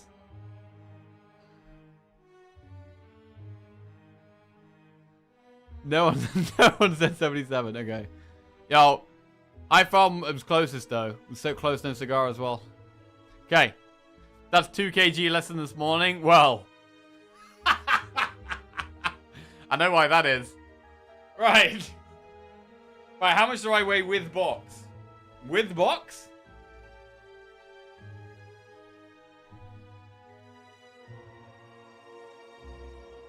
Okay. It's actually only 3 kg. It's 3 kg. 3 kg box.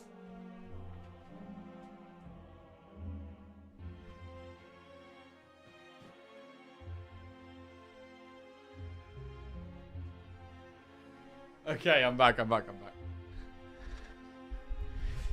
kg and a clogged toilet later. Sometimes they need a second. Sometimes they need a second.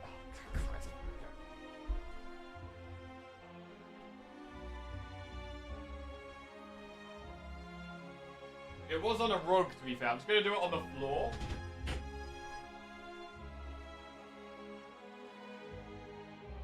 Okay, the floor says I weigh 80 kg. What is going on here? What is going on? That's better. Okay, I actually don't weigh 77. I weigh 80 kg. And with box...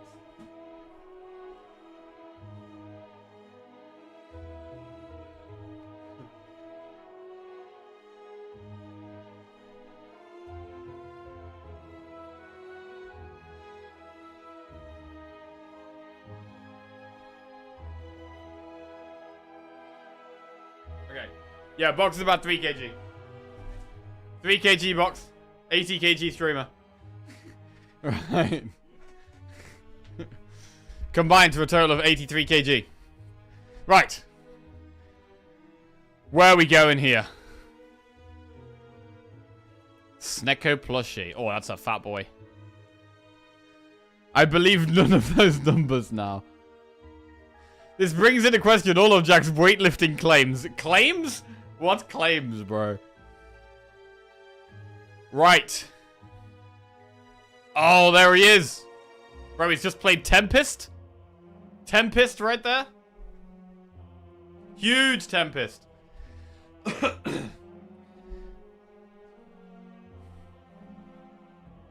Ignored the Kappa Pride part? What was the Kappa Pride part? Pride with Friends. The 3rd annual Pride with Friends charity streaming event is happening on June 27-29, hosted by Panacea on Twitch. There'll be competitive seeded runs, speed running, and casual Spire with Friends co-op runs. All of which you can sign up for to participate in now. There'll be trivia and guest appearances from the dev team. All proceeds from donations go to the Trevor Project. Cool. Right. It was a really nice event, though. Oh, did you take part in the event?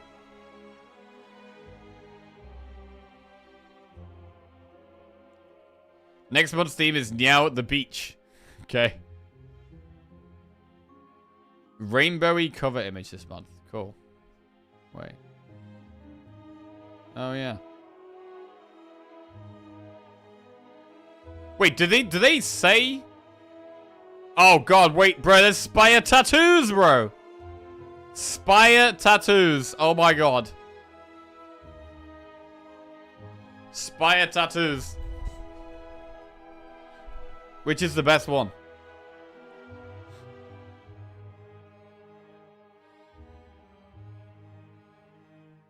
I mean, the plant looks pretty cool, to be fair. Oh, damn gremlin. I hate that guy, bro. You're gonna get the gremlin wizard on your arm? Oh, God, I hate that enemy. I hate that enemy, bro.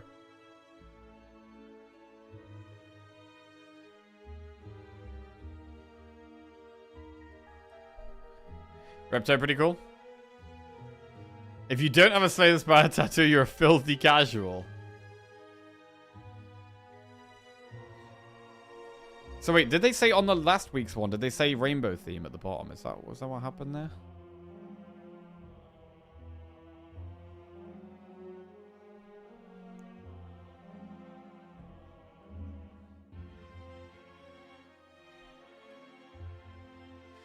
Thank you to Bank People Gorgeous for further up shout out. Okay. Cool. Right.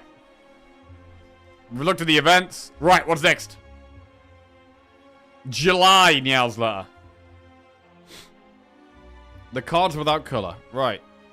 This time we're showing some colorless cards that any character can make use of. We're making a bunch of new colorless cards, tweaking some old ones, and even changing some old cards to now be colorless. Like Scrawl that we've seen. We've seen Scrawl is now colorless. Thrumming Hatchet. Deal 12 damage at the start of your next turn. Return this to your hand. I mean, that's quite good. It's a reasonably good damage card. That also gives you an extra option each turn. So I think it's quite good. Rolling Boulder. Ugh, bro, I can't believe this used to be 10. It's now 5. I mean, to be fair, we've never actually played with the card. At the start of your turn, deal 10 damage to all enemies and increase this damage by 10. So it's 10, then it's 20, then it's 30. That just ramps up so fast. They've changed it to 5. They've halved both the numbers. 5 damage and increase it by 5. They've literally halved it.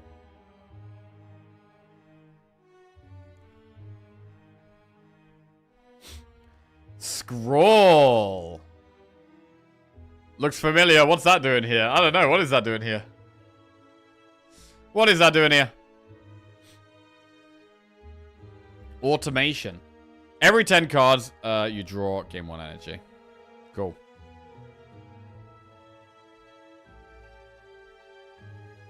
Right.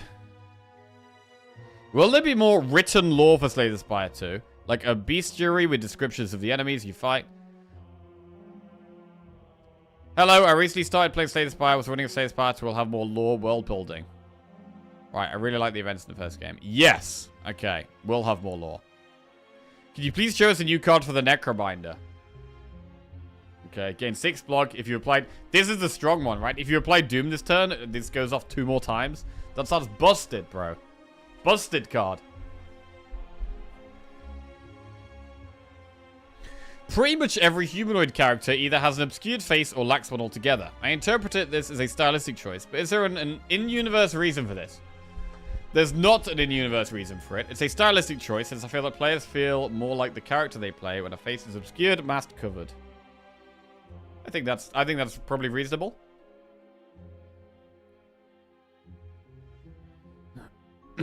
Right, and then we had this big boy.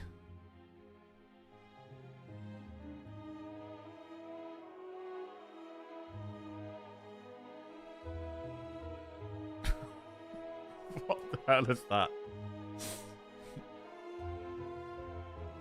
Okay.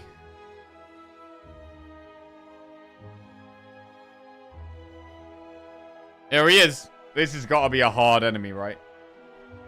This does not look like an easy enemy. This looks like boss or elite. Getting like champ vibes.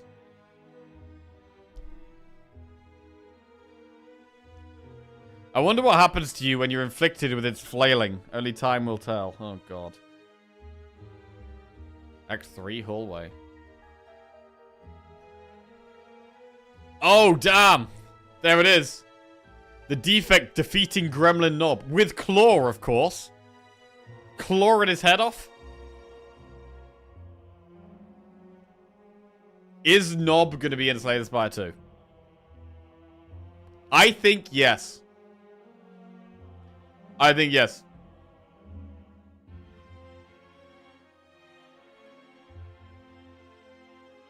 Is it really happening today? It is happening. Slay the Spire 2 in early access, coming very soon. In fact, 67 minutes. 67 minutes. Claw got buffed.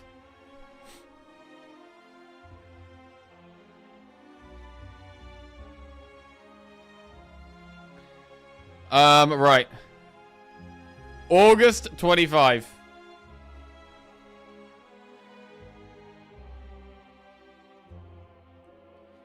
The main focus lately has been content. It has to be fresh, challenging, and complex, while also making sure that the game is accessible to new players and retains that Slay the Spire feel and magic. That was a bit too vague to be interesting news. Let's take a sneak peek at some relics and potions instead. Here's an assortment of relics and potions. Coming in the sequel, relics retain their classic look, but you may have noticed that potions got a little makeover. They each have their own distinct sprites. Very rare potions can look quite exotic too. Okay, so I think they all have their own shape. First one is Wongo's Bargain Ticket. Here we see a standard bargain ticket from a Wongo's. Only patrons of Wongo's can find out what this means. Bro, is the merchant called Wongo, or what even is this?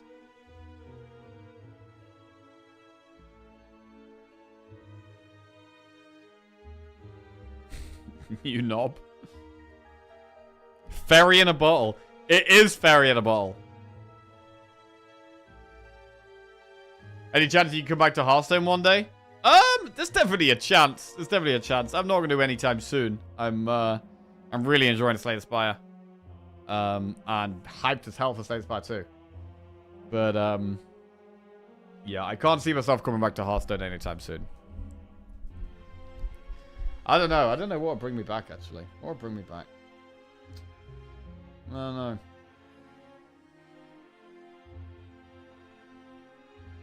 Yeah, I wouldn't say never, but not right now.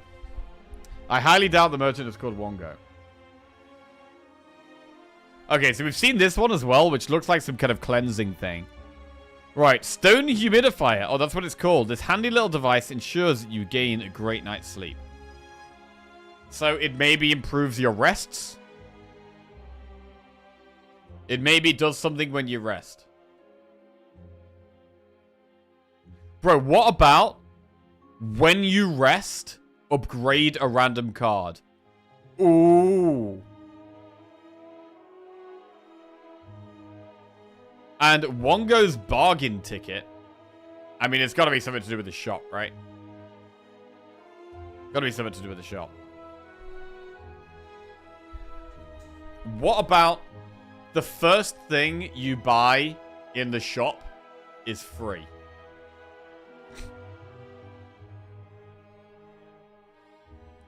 That's my guess.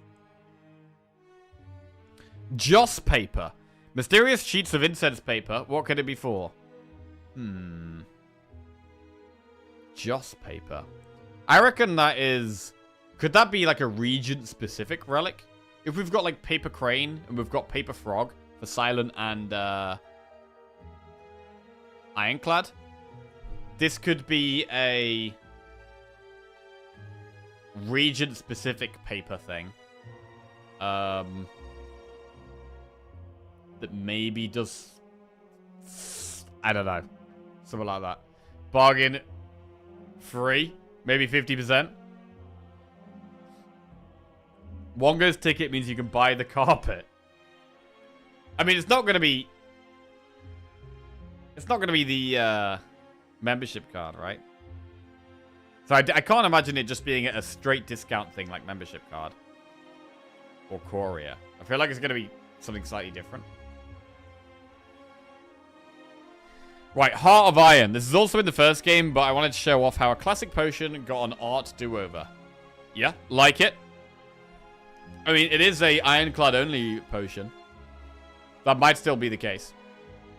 Ship in a bottle. We're not quite sure if you're drinking this one, but there's a feeling that it can get you to safety. Okay, so is ship in a bottle basically the new smoke bomb, maybe? Could be the new smoke bomb. Foul potion.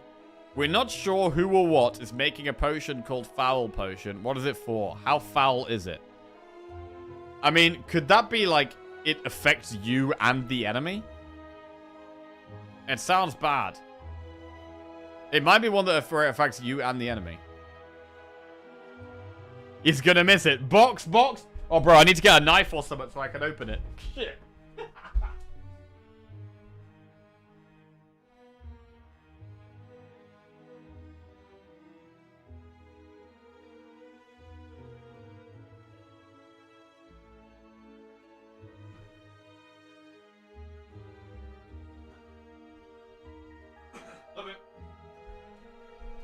Knife acquired.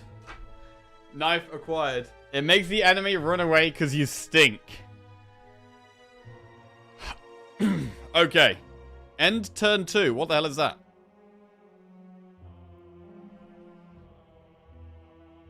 Alright. Will some cards have pun-based art? Preferably not. Right. Is it box time? I think it might be box time. Right. I think we need to go for the big cam. Right. Hang on a second. Whoa. Okay. Right. That'll do, that'll do, that'll do. Right. Hello. Hi. Hello, I've got a sneaky watcher out there as well. Hello. Right. We've got one knife. And we've got one box. And we're going to find out what's in the box. This was sent to me. Let me just fill that down a bit. This was sent to me by Megacrit. So, massive thanks to those guys. Really exciting. Really happy to be involved. And, yeah, it's awesome, man. It's awesome. I need to put the mic, like, high. Right, we're going to go mic high up. Knife in the box. Oh, shit. Don't accidentally break anything. Okay, successful knifing, I think. Oh, okay, we've got to do, like, the sideways knife. Pro knife user here. I'm actually more of a scissor guy. Right. I think we're open. I think we're open. P. Faunda Boy just resubscribed for 9 months. Release day. Hey, Panda Boy. Welcome back to the Jackoffs. Thank you very much, mate. Cheers. Okay. Right. The box is officially open. This does also mean, by the way, 59 minutes until Slay the Spire 2 is out. 59 minutes. Okay, what is in here? I think... Oh, we've got a box within a box, bro. There's a box within a box. Hang on a second. What is this? Slay the Spire 2. We've got like a card with a map on it. Nice. Dear Steadfast Slayer. Tudat just resubscribed for 13 months. I'll give you my prime for SDS 2 day less than 3. Hey. Cheers, mate. Thank you very much. Welcome back to the Jack-Off. Don't show things on stream you shouldn't. I mean, I don't think there's any... Well, I'm assuming I can show it all on stream. I think I should be able to show it all. Right. I have a note here. Dear Steadfast Slayer. It has been 1,000 years since the doors of the Spire were last opened to daring adventurers. Or in other words, it's been more than half a decade since the last major content update was released for Slay the Spire. In that time, we've been hard at work crafting the sequel that lies before you. Slay the Spire 2.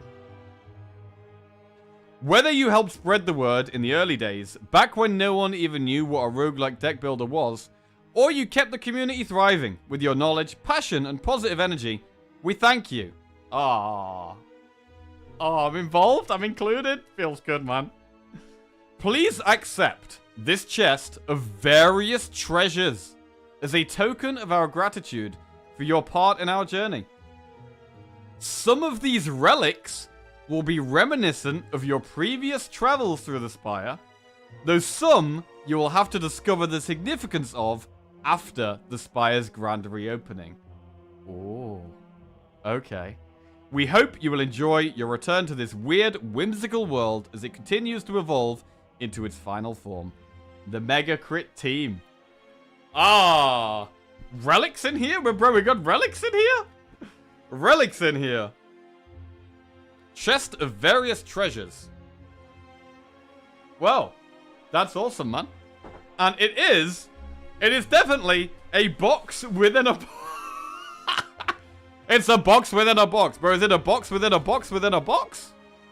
How many boxes within boxes do we have here? Okay. Okay, that is the box. We have, like, packaging. We have packaging. Okay, this is just packaging within the box. Okay, that was the first box. We've now ascended to box level 2. Oh. One box for each floor. Right, is there going to be another box in this box? What are the chances? What are the chances? I bet there's another box in this box, bro. Right. Right. How much does the second box weigh?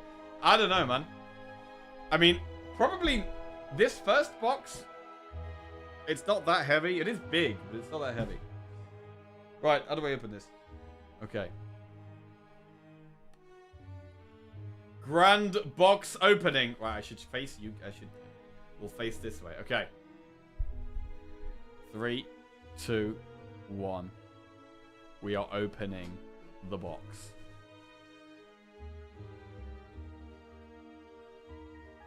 Oh.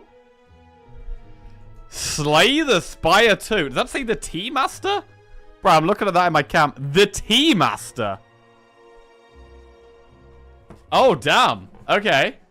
Bro, it is a box within a box. This is a box within the box.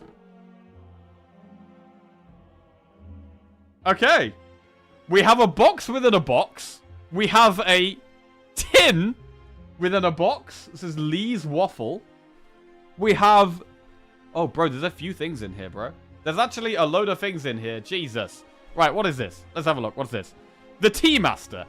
Assorted selection of fine tea. Oh, perfect for a British gentleman. Lovely. Contents. Nose in a book. Ingredients: black tea, apple, marigold, rose petal, natural vanilla flavoring. Approximately 65 mg of caffeine per cup. Nice. The General's Jasmine. Ingredients: black tea, green tea, osmanthus, jasmine essence. 60 mg of caffeine per cup, and moon magic. Raspberry leaf, fennel, chamomile, peppermint, rose petal, lemon verbena. Oh, bro, we might have to, if this is actual teas, we might have to have one of these upon our introduction to Slay the Spire 2, we might have to make ourselves a tea. Where's that knife gone? Use a knife on all these boxes.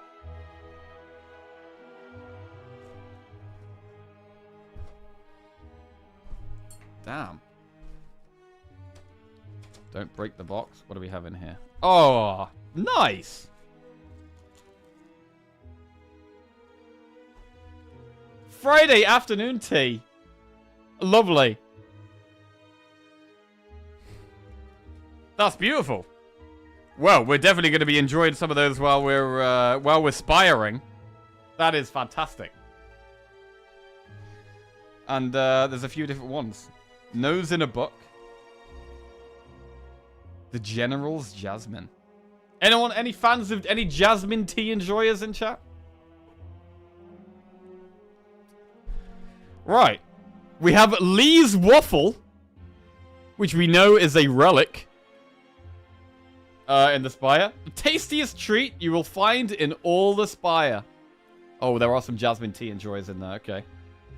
Oh, damn, bro. It's got the Spire on it. It's got the Spire on it. That's a nice tin.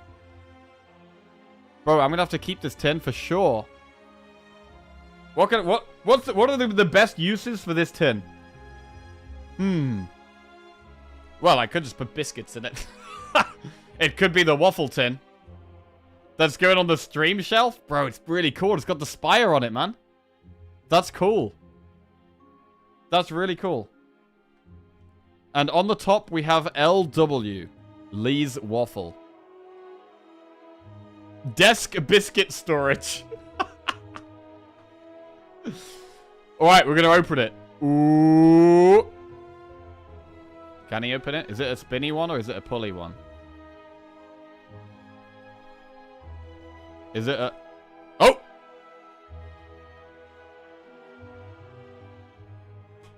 Okay. We have some kind of, like, paper hay? We have paper hay. This box also has lots of paper hay in it. We have much paper hay. Right, let's have a look through the paper hay. Is there anything in the paper hay? Oh! Alright, I'm gonna make a mess. Okay, I'm gonna just make a complete mess. Oh! Oh, nice! A perfect accompaniment for our teas. Stroop waffle! Any Stroop waffle enjoyers in chat? Bro, I love a Stroop waffle. I love these things. Bro, I never have them as well. These things are fantastic. We've got waffles. Waffles galore. Bro, we need to make sure we're sipping our tea while eating our waffle as we're entering the Spire. The Slay the Spire 2 here. Oh, wait, there's more in here. What is this? Oh, damn, bro. Look at that. It's a potion keyring. Whoa.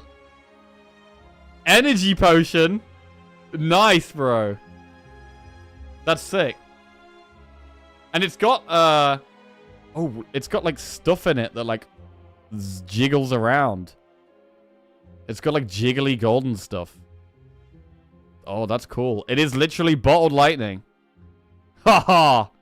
Drink it? Okay, I'm not going to drink it. I'm not going to drink it. That's cool, though. I mean, that's very big to put on my key ring. It's going to be very cumbersome. We should hang this somewhere. We could hang this in the background of the stream or something. Can you even see that? That's pretty cool. Bro, if we could hang this in the background of the stream, that would be awesome. All right. That might be the plan for that. That might be the plan. Right, what else do we have here? So, we know what Energy Pot does, right? We have some more. Oh! Damn. Bro, it's bad. I can't even remember what this one's called. I can't remember what this one's called. Forge? Yeah, the one that upgrades your, Blessing of the Forge. That's the one. Yeah, upgrades your hand. Oh, nice. And it's also got the shiny stuff in it.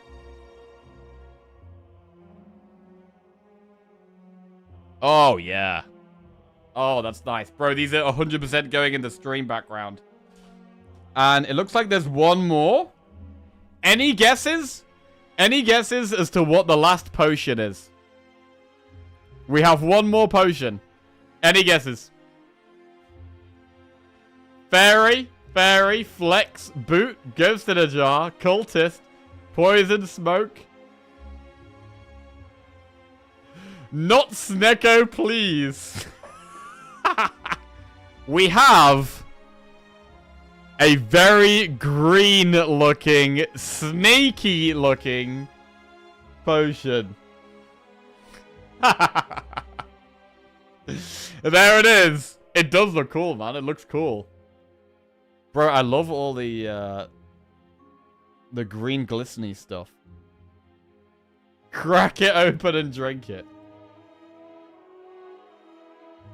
Bro, these are going to be sick in the stream background. These are awesome. I really like those. And we've got this tin as well. I mean, the tin is mostly filled with hay now. Get all that out there. Right. What are we going to put in the tin? I mean, the tin would be good in the background, the stream background. But I could also have it on my desk and actually use it. For biscuits and stuff. Okay. That's cool, man. That's really cool. But that is not all. That is not all. What else do we have here? We have a... looks like a merchant's bag. We open this.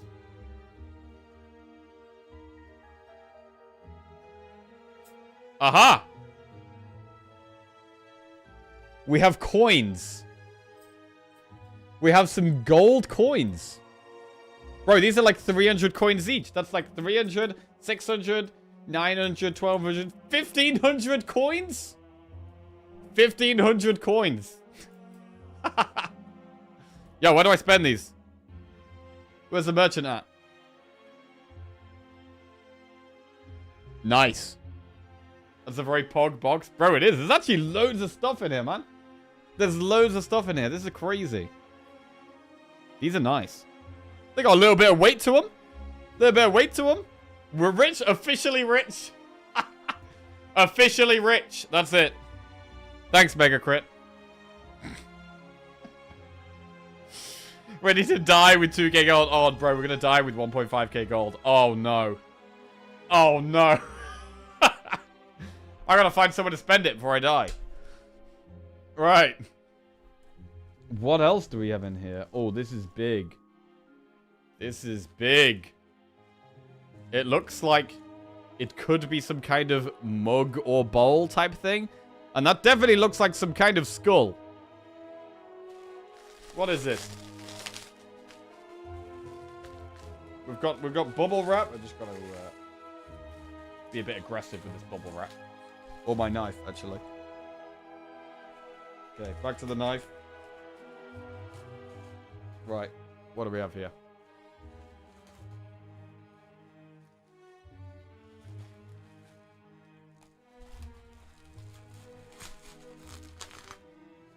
We have a big mug. A big mug with a skull face. Cracked mug. Is this Necrobinder or is this like a relic or what is this?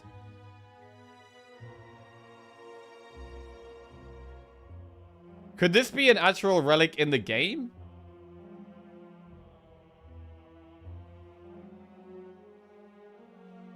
I think it's for holding liquids. Yeah, that's it. So we're gonna drink our tea from our mug with our waffles. It's gonna be great. While we're slaying the Spire as well. 44 minutes, by the way. 44 minutes until we have Slay the Spire 2. This is really cool. Cool mug. It's got a very large, oh, what's the word? It's got a good depth to it and a very big width. So there's a room for a lot of liquid in there, bro. A lot of liquid. That's gonna get used. That's gonna get used ASAP, actually.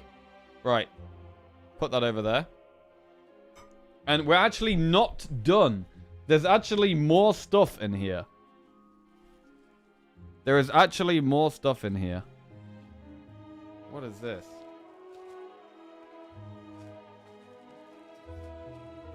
What is this?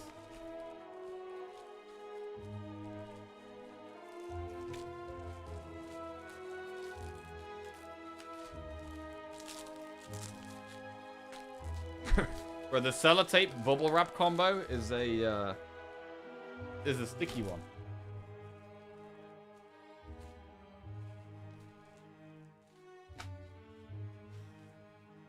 Data disk? Oh. Hang on a second. Data disk? Right.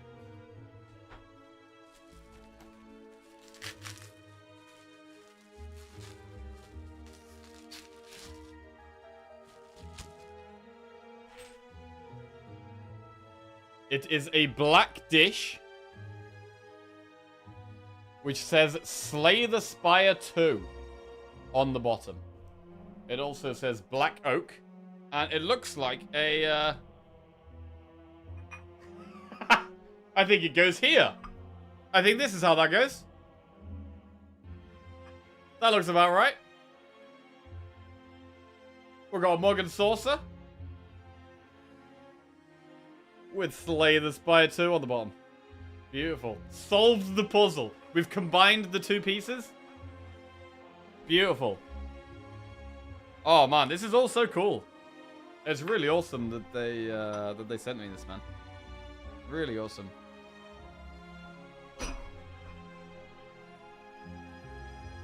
Okay. It looks like that is not quite everything. There is one more thing here.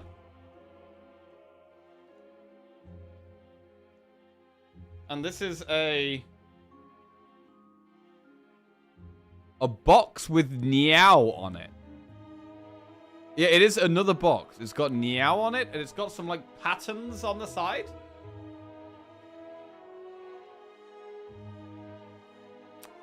Don't know what these patterns mean. But it has a little... What do you call it? Little winder. Like a jack in a box. Jack in a box. Crank.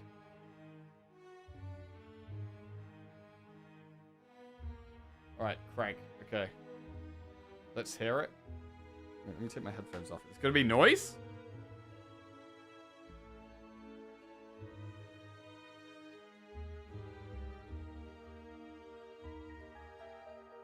Oh!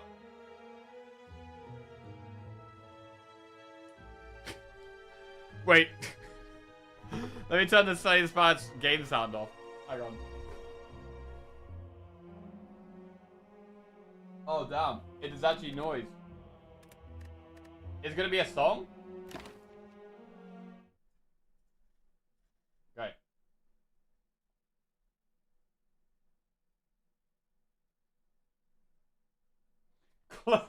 Close that game, never to be played again. Right, shh, shh, shh.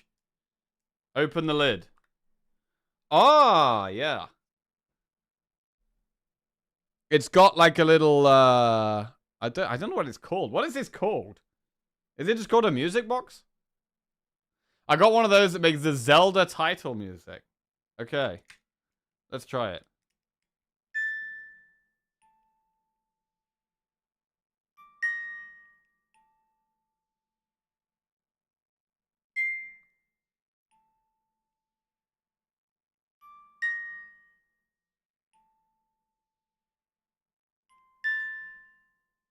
Faster.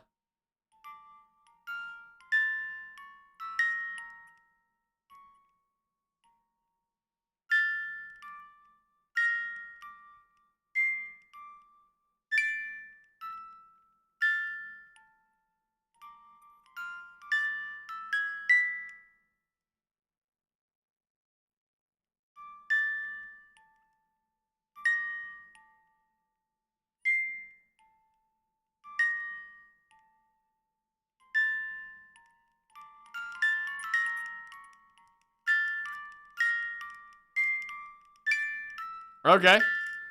Are you going the right way? I don't know. I'll try the other way. I mean, it sounds nice. Okay, no, there's only one way you can do it. Yeah, there's only one way.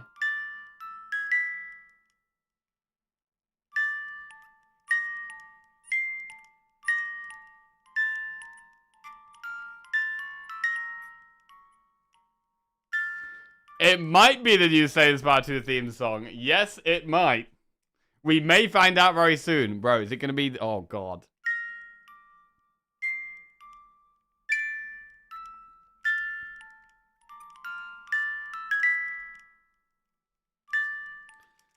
Okay. Yo, that's cool, man. That's cool.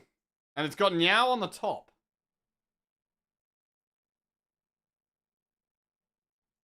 That is super awesome, man. Bro, these have been really cool. These have been really cool. Okay. Just double check that's everything. We've got a lot of this green hay in here. Oh god, it's getting messy in here, bro. It's messy. It's so messy. Right. Bro, this is awesome. Bro, we've got to make one of these teas. Enjoy our waffle as we load up Slay the Spire 2. 37 minutes for Slay the Spire 2. We're going to get a tea on the go, a waffle on the go. Give this mug a quick wash. And, oh, we got to get ready, bro. We're nearly there. Right. Big thank you to Megacrit for sending me this. It's, I really appreciate it. It's very, very nice. And, yeah. Really happy to be part of everything. Right. Let's move this out of the way. And I've made a total mess. I've got this stuff. Like, this stuff is, like, everywhere now. So, let me just clean this up a sec and move it out of the way. And then we'll look at the last couple of newsletters. Oh! Before getting ready to get in the big game. Right. Move this out of the way.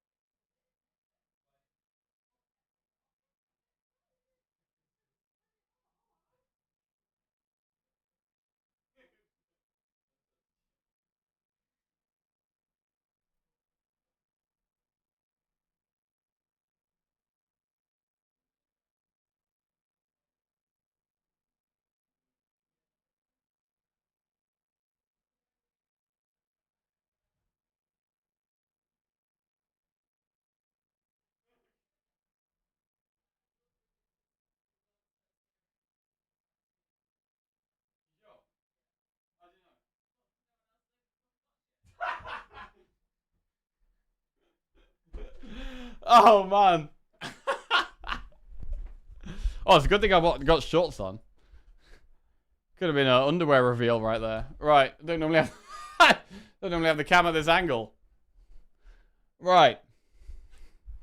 What's going on here?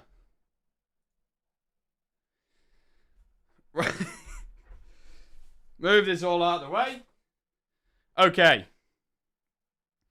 We have not long now, bro. We've got 35 minutes. 35 minutes. Bro, I think that is the Slay the Spire 2 theme music, bro. I think that's actually the Slay the Spire 2 theme music. We will be finding out shortly. Quick watcher runs. We're gonna go through the newsletters. We're gonna stick where we were. No time for Slay the Spire 1 now. I mean, we may be back to Slay the Spire 1 at some point. I don't know. Maybe at some point we can return to Slay the Spire 1, but to be fair, it's actually quite good for background music. One sec. Let me get it back.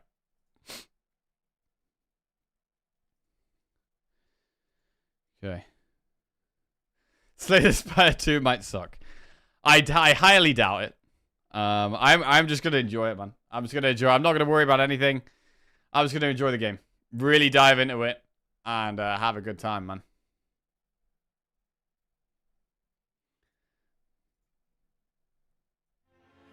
I mean, we may not be hearing the Slay the Spire 1 soundtrack anymore.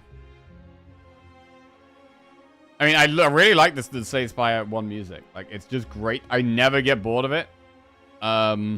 It's just there, and it just does the job.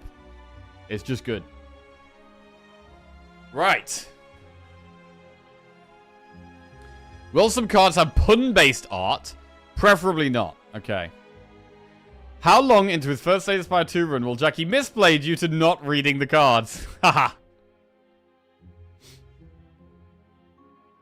Right.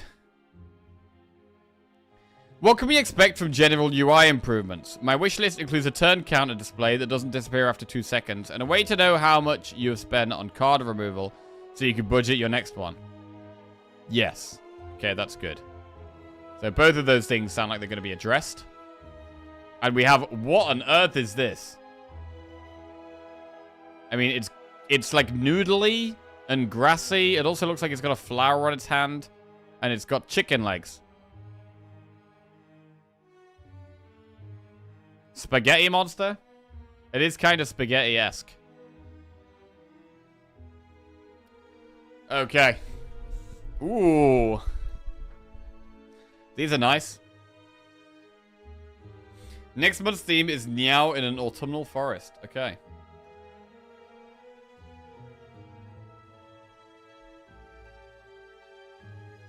Ironclad. The Binding of Defect. Okay. Binding of Isaac, Slay the Spire, crossover mousepad.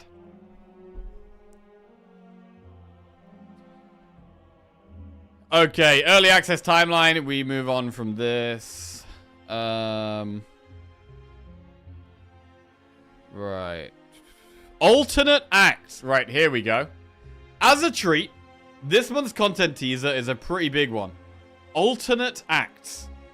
Once unlocked, upon entering a new act in Slay the Spire 2, you will be randomly greeted with one of 2 possible acts. These acts differ radically in their environments, enemies, events, and bosses, all of which greatly increase the variety of gameplay between runs. So the different acts thing is going to be crazy.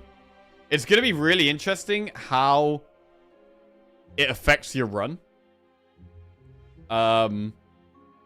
Like, if there's certain cards that are much better in Act 1A and certain cards that are much better in Act 1B, and it actually changes how you play. Hopefully it does. Like, it's kind of what you want, right? You don't want to be... There's obviously good cards that you're going to prefer, and cards that are stronger than others, and cards that you're going to want to take on either one. But if one of them leans you in a slightly different direction, or, you know, has different problems to the other one, and makes you think slightly differently, that's going to be really good. You can be like, we can't go jungle right now. For instance, Act 1A is Overgrowth, a lush, tangled ruin with much of its fauna resembling mystical woodland creatures and sentient flora that might just eat you alive. This is the act you've primarily been seeing in our teasers and trailers, though there's plenty more to uncover here. So, I mean, the fact that there's 2 different acts probably means that there's a much wider variety of enemies in the game as well, right? Like, there's probably going to be way more enemies in Slay the Spire 2 than there is in Slay the Spire 1. Act 1B is known as the Underdocks, a miry waterway connected to the Spire's sewer system, from which all manner of mutant sea creatures and vagrants might emerge. We've only just begun to tease the trove of content that lurks within its murky depths.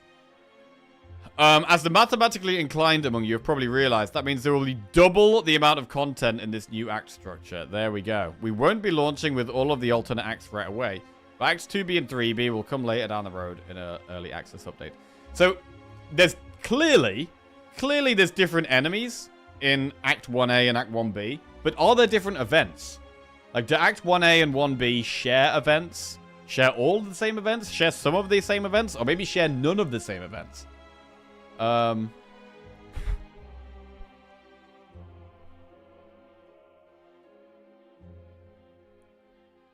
most underrated part of the changing acts is that they have an easier way to add additional ones down the line.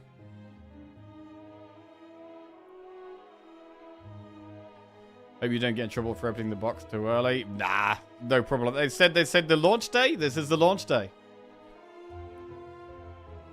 The capabilities of these different enemies, the opportunities these events offer, and how they all might impact your strategy as you ascend the Spire will be seen in time. My guess is that they would share some events and some specific for AB. I would say that's probably the most likely, yeah. Yeah. Right. For those who haven't heard, the new community run at Slay the Spire wiki is now live. Okay. Spire spotting. Bro, we've got less than half an hour. 28 minutes. 28 minutes, bro. Bro, are we going to do like a countdown the second? Are we going to do like a countdown the second? Like a 10, 9, 8. We might have to do like a proper actual announcement countdown.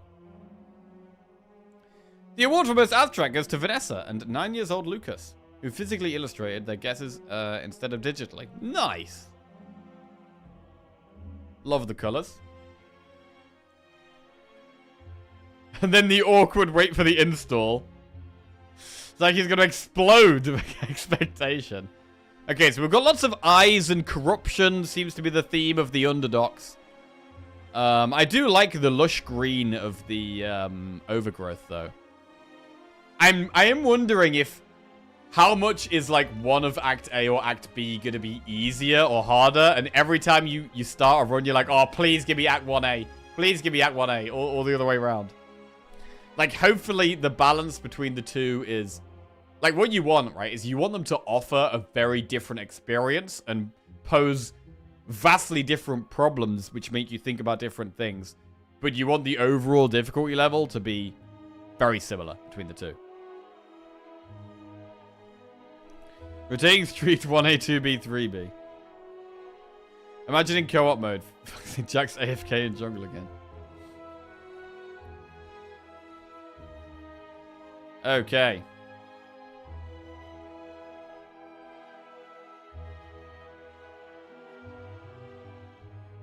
Community corner. Oh, that's nice. Pumpkin on the tongue.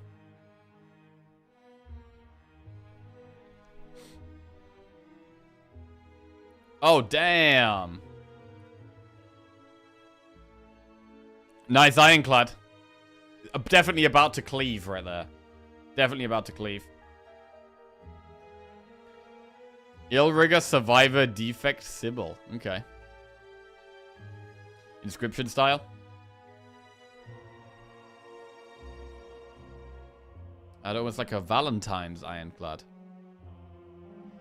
Okay, that was September. Moving on. We have October 25. Right.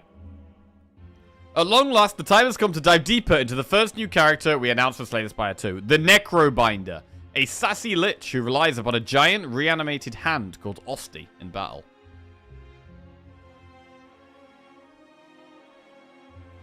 Her kit is themed around necromancy, fittingly enough, and plays with the balance of life and death. Osti can attack enemies independently of the Necrobinder and is unaffected by debuffs afflicting her. Osti can attack enemies independently of the Necrobinder, is unaffected by debuffs afflicting her. Okay. Faithful companion that he is, Osti also takes attack damage that would normally affect the Necrobinder. Okay. As long as he has HP to give. That is. So, he does protect Necrobinder. And you can use Osti as a shield, essentially. What happens if he's got 1 health and the enemy is doing 30 damage? How does that work? I don't know. As long as he has HP to give, to increase Osti's HP or revive him from the dead once more, the Necrobinder could summon him.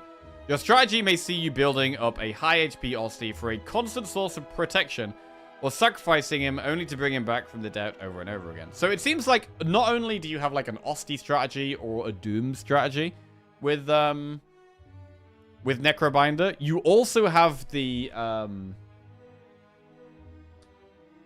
ethereal synergy cards. And it seems like there's multiple ways you can play with Osti. So you can build big Osti, or you can keep him small but summoning lots of times. So like bone shards.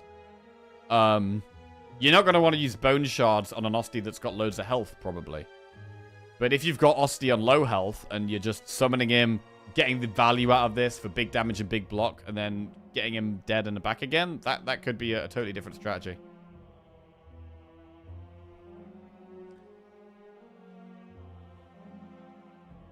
Osti is unaffected by debuffs afflicting her. So, does that mean that Osti is never affected by debuffs? Or does it mean that enemies will apply debuffs separately to each? I'm not sure.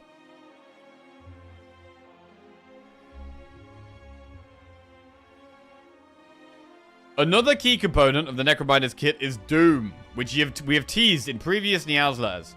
When a creature's Doom meets or exceeds its current HP, it will die. It's a debuff that's applied similarly to poison, but it does not deal damage over time or tick down. And it only affects creatures at the end of their turn, as opposed to the start. Hey, Prof, what's going on? What was in the box? What was in the box? We have received very kindly from the Mega Crit team, the Tea Master box with some various teas. We have a waffle tin with the Spire on it, and some little Stroop waffles. We also have some big dangly potions, which will be going on the wall behind the stream. These are awesome. We also got a box that plays music.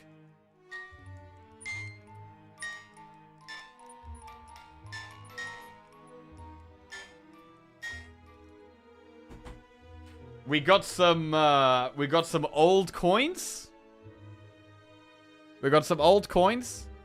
And that came in a little bag. And we also got a big mug with a saucer that has a skull on it. Could be a relic. It's called a coin purse. Ah, yes, a purse. Yes. Coin purse. You're correct.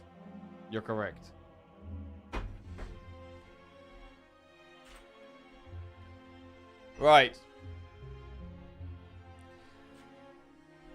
Another key component of the Necrobinder's kit is Doom, which we have teased in previous Nails letters. When a creature's Doom meets or exceeds its current HP, it will die.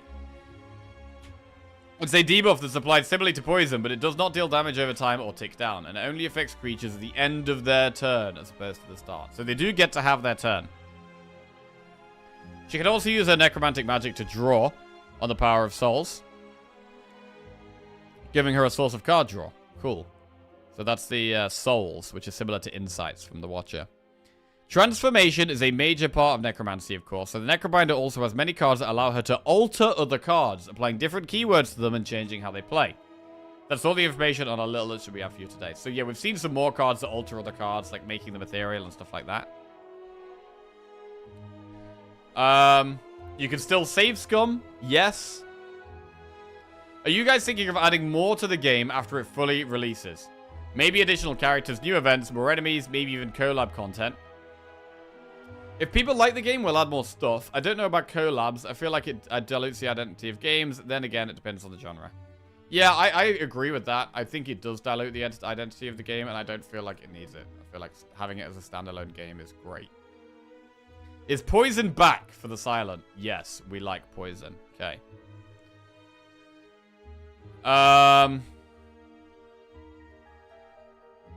Right, we've got a little fluff ball. We've got a little fluff ball with some little weapons.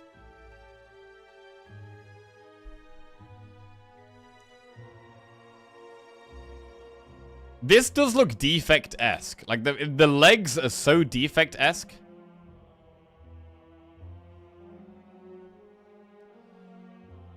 Right. 19 minutes to go, bro. 19 minutes to go. Next month's theme is Niaovember. Free space. Okay. Oh, bro. That's a cool art. I haven't seen this one before. Ironclad facing off against the Awakened one. Oh, he's killed one of the cultists. Clearly didn't whirlwind. Clearly did. Probably like bludgeoned or something.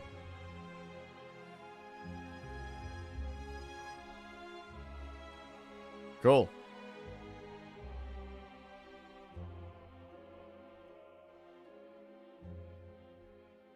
Nice silent art. Okay. November 2025. Ancients. So we read this the other day. So this is the new, like, you get this now at the start of an act. Instead of a boss relic, you get greeted by an ancient, which will give you some potential options or buffs. The Spire is brimming with species of all shapes and sizes, which have evolved alongside their environments over the ages. However, there are some beings that have persisted since the Spire's inception, accumulating wisdom and power as they witness the death and birth of countless generations. You may already be familiar with one such being, Niao, Mother of Resurrection. I know it feels a long time, but that was this morning. It was this morning, yes. Golden Path seems like a fun choice. I mean, a single special path. What is going to be so good about that path, though? Is it going to have, like, more campfires than usual? More elites than usual? I don't know. We got to click it. Bro, there's going to be so many things that we've got to click to find out what they do. And I love that. I love that even though we've found out quite a lot about the game, there's still so much we don't know. And it's going to be like an adventure to explore. I'm just messing with these coins in my hand. A great way to stop me touching my face holding these coins. So these blessings take the form of an exclusive powerful relics, replacing the boss relics you may be familiar with from Spire's previous incarnation, and they bless you with doses of their power each time you enter an act. The ancient pictured above is Tezcatara, or It Which Feeds the Fire, a warm shining light in the darkness of the Spire. This ancient's blessings are generally known for burning bright but extinguishing quickly. A selection of its possible blessings includes a transformation of the current act's map into a single special path, a bounty of temporary relics, and a way to reduce the cost of strikes, but also make them impossible to remove from your deck. These oldest of the Spire's beings all have their own specialities, therefore their offerings will differ greatly from one another. As Niao's special power is that of resurrection, she will be there to greet you at the beginning of a run like always. However, Acts 2 and 3 will have their own separate pools of random ancients for you to encounter, such as Tezcatara. Specific ancients will be denoted by a node on the map, similar to the one that signifies specific bosses, as you can see below. The new system adds even more variants to each run, making them feel much more unique. So, you're gonna have like different variations of ancient combined with Act 1A, or ancient with 1B, or etc, etc. It looks like one will always be Niao, but when we get Act 2A and 2B and 3A and 3B, you're gonna have like lots of different combinations there, which is gonna be good. Though the individual reasons behind the Ancients' involvement may be unclear, and that some of their blessings may come with significant trade-offs, anyone would be lucky to count such powerful beings as their allies. Perhaps you will be able to learn more about their mysterious motivations as time goes on. I'm sure we will. 15 minutes to go! Holy shit, bro, it's been a long day, but we're nearly there. We're nearly there. Lights are dimmed. Headphones going on. All I need is the game. Yes, that's a true gamer right there. Lock in, boys. Boys and girls, it is nearly time. Can we get more of the pear? I really like pears. Maybe it could be an enemy. If you like pears, why would you want an enemy that spits pear juice? Okay. Has everything about Slay the Spire 1 been discovered by players? Since the game code could be decompiled, I don't think there are too many undiscovered game logic secrets. Slay the Spire 1 was also translated by the community, so patches and translations always came with notes and a reference cheat sheet so the translators understood the reasoning for odd naming or choice of relic objects. Right, are you guys planning on also making Slay the Spire 2 a low-spec friendly game, or will it be more demanding than the first one? Yep, we're quite strict on performance. We tried to accumulate a wide range of cheap and terrible computers to test the game on. Okay, that's good. That is good. Does Jawworm still exist? Floor 1 to 3 in Slay the Spire 2? No, I don't think Jawworm is going to be in the game. It seems like there's not going to be many of the same enemies. We've seen that there's cultists, and we've seen that some enemies have come back reimagined a little bit. Like we have the Lagavulin Matriarch. So we will see some of the same enemies, but I think there's going to be a mostly new enemies. Haven't seen Jack this excited since that one time he got 80 chocolate bars as a gift. Bro, I destroyed all 80 of those chocolate bars. It was great. Right. It seems the pattern of defective hypotheses wasn't totally far off. It's definitely some sort of automated construct, seemingly designed for punching. A punch construct. Right. Ooh. Nice. Witchy. Halloweeny characters.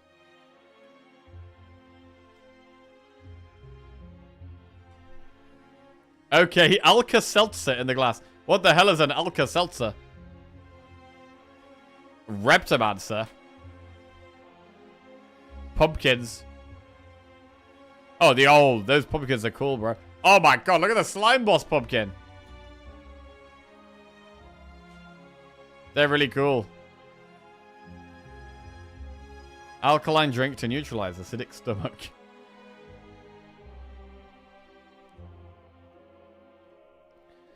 Right, December 2025. The Regent, the other new character. Hailing from a distant planet, the Regent has traveled long and far on his quest for excitement that his homeworld cannot offer.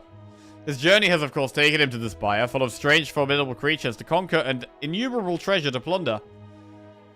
Heir to the throne of stars, he is a domineering and arrogant being who draws on the power of the cosmos and his long-suffering minions to do his bidding. Okay.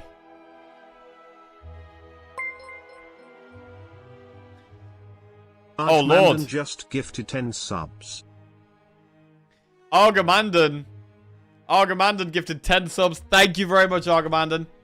Much appreciated, my man. Thank you very much. Much appreciated. That is so generous.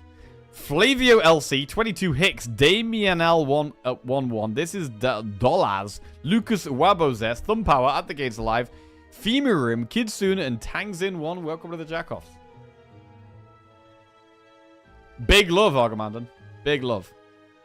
The most fundamental aspect of the Regent's kit is that he has another resource that some of his cards rely on besides energy. Stars.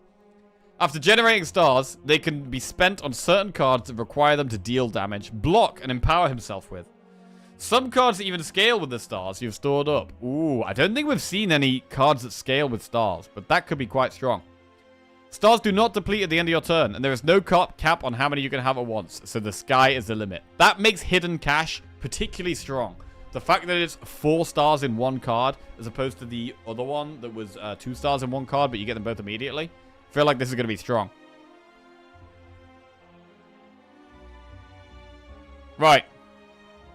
10 subs for 10 more mins. The Regent is also capable of transforming other cards into unceasingly loyal minions to attack and defend for him. Formed of celestial material, you'll also find these disposable, but adorable minions painstakingly lugging the Regent around on his giant throne. Okay, so the minions are a big part of his whole gang. 10 minutes to go. Longest 10 minutes of the year start. As the heir to his family's empire, the Regent has the ability to forge his own signature weapon, the Sovereign Blade, a large gleaming sword that orbits around him. The first time you play a card with the Forge keyword each combat, the Sovereign Blade's corresponding card will be created. Every time you forge after that, the amount of forge increases the amount of damage Sovereign Blade will deal. Okay. So it's the first time it will be created. And then it buffs it. It has retained by default, so you continue to build up your blade to be as lethal as possible until the exact right moment. So if we have any block and forge cards, they could be good.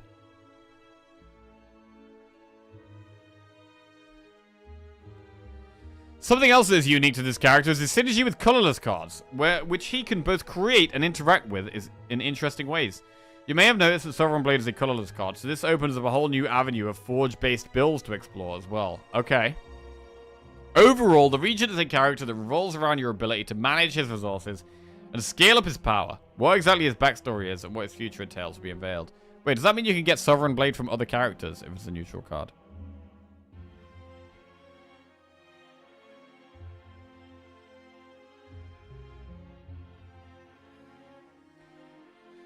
Right. Are there any ideas you've decided to completely scrap in Slay Spire 2 that you could tell us? There was a brief exploration of 3D, but it was scrapped because the value add wasn't high, and Anthony and I are more into games with a lot of content rather than flashy stuff. Cool. Right. The game is purchasable. Wait! Is it? Is it? Bro, get me in the shop. Add to cart. $19.99. View my cart. Get me in there, bro.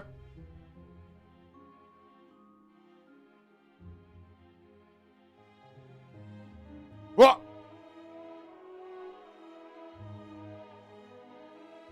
Purchase. Purchase. It's getting purchased right now. Working. It says working, working, working. Oh, Lord, bro. We're so close. We're so close, bro. Right, while it's doing that, I'm going to quickly go to the bathroom. Shit, we're nearly there. We are nearly there. I'm going to quickly go to the bathroom. Put the kettle on. It's nearly time.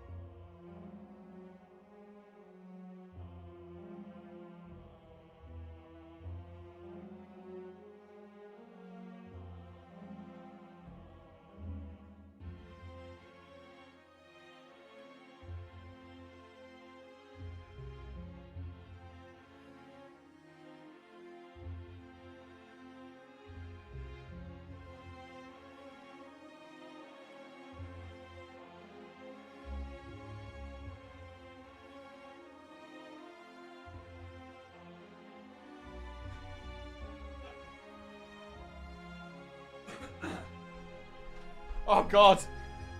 Right, are we gonna get lag? Are we gonna get lag like crazy? How's this gonna work? Is it even gonna work, bro? Is it even gonna work? Steam servers actually broke. For me, it says working currently. It says working. Oh! Install content, bro! Install content! Hang on a second. Hang on a second. Oh!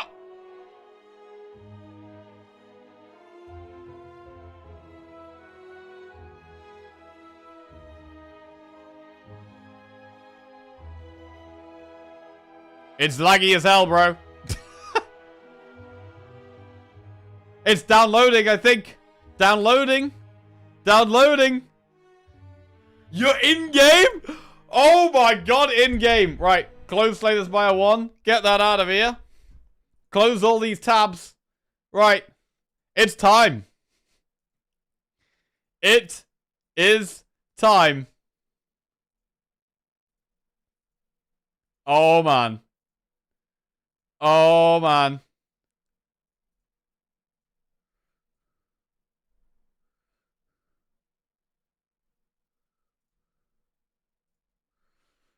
Right.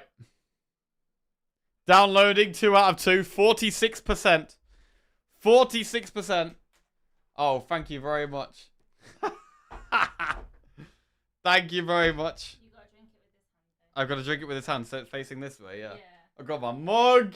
Oh yeah, 58%. We've got our little waffles. We've got our mug. We're on 60% downloaded. Remove countdown. Right, here we go. Oh my god. Right, move this over here. Oh god. Are we even ready? Are we even ready, bro? Oh my lord. 79%.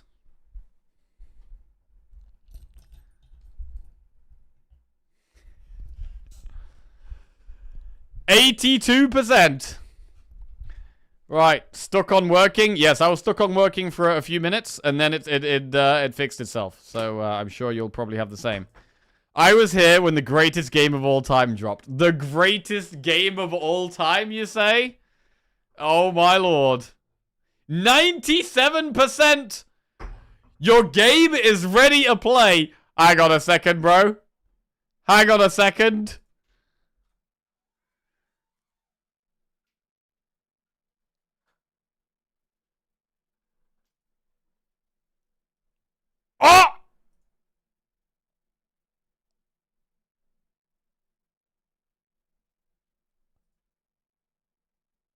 We're in, bro. I think we're in. We're early, bro. We're literally early. Slay the Spire 2 is in early access. That means it's not done yet. More cards, monsters, and other content will be added, but we also need to fix issues, ensure it's balanced, and improve some features here and there. Help us out by reporting any issues or providing comments through our feedback form by pressing F2. There you go. There's also a button in the settings menu. Alright, you have a spire to climb. Proceed. Oh my lord. We are in. Oh, look at that beautiful screen, bro. Holy wow. Right, let me just add a game capture. Let me add a game capture so we're not on display capture, which causes many problems. Okay, here we go. Game capture created. Now let's make it fit the screen. Oh, yeah. Sort the sound out for the new game.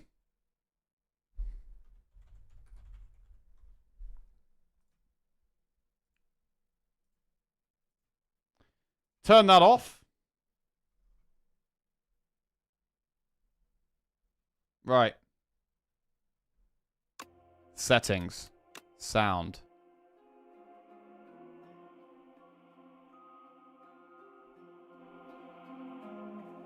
Ooh, bro. New sounds.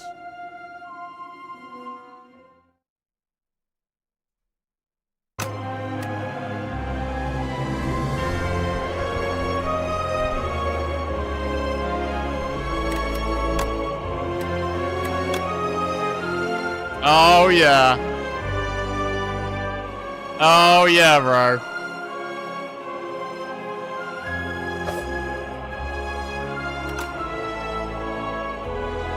Okay. Right. We're going to take the streak counters off. Oh, bro, this is just fantastic. It's simply fantastic. Get that counter out of here. The game's out, bro. The game's out. Get it. Get in the store. Download that. Right. The Ironclad. Oh, 80 health, 99 gold. The last soldier of the Ironclads crushes foes with sword and flame against his will. Burning blood at the end of combat heals 6 HP. Will we be able to win our first run? Bro, we gotta do a prediction for this. Bro, we gotta do a prediction. Prediction, will we win our first run? Right. Will we win our first run? Yes or no? Okay. What happens if it's a scripted loss? Then that's channel points gone, I guess. Right, there we go. Okay, so it does. Defect is the last character, right? So it looks like Silent is this. Play a single run to unlock this character. There it is, look.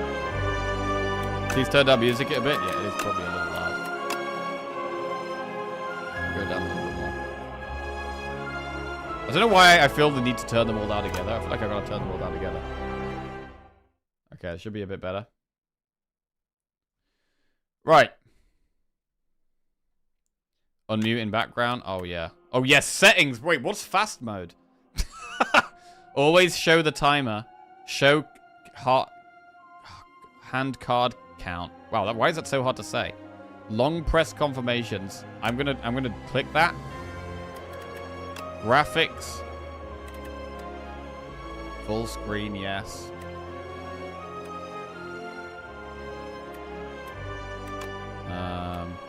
Mute in background. No. Alright, we'll go down to 50%. We'll go down to 50%. Okay. We're about to do a run, bro. How is the sound now? Is it loud enough? Is it too quiet?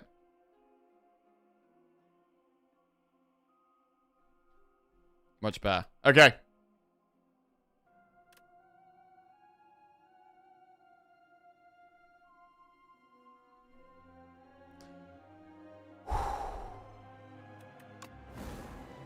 Right, so play a single run and you unlock the Silent.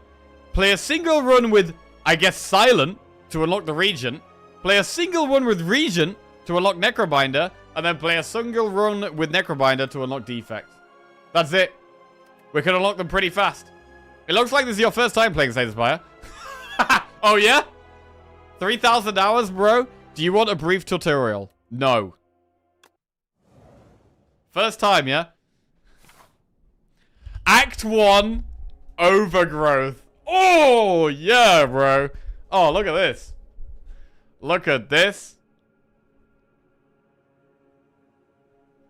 Oh, what are these down here? Map drawing. Right click to draw on the map. Whoa.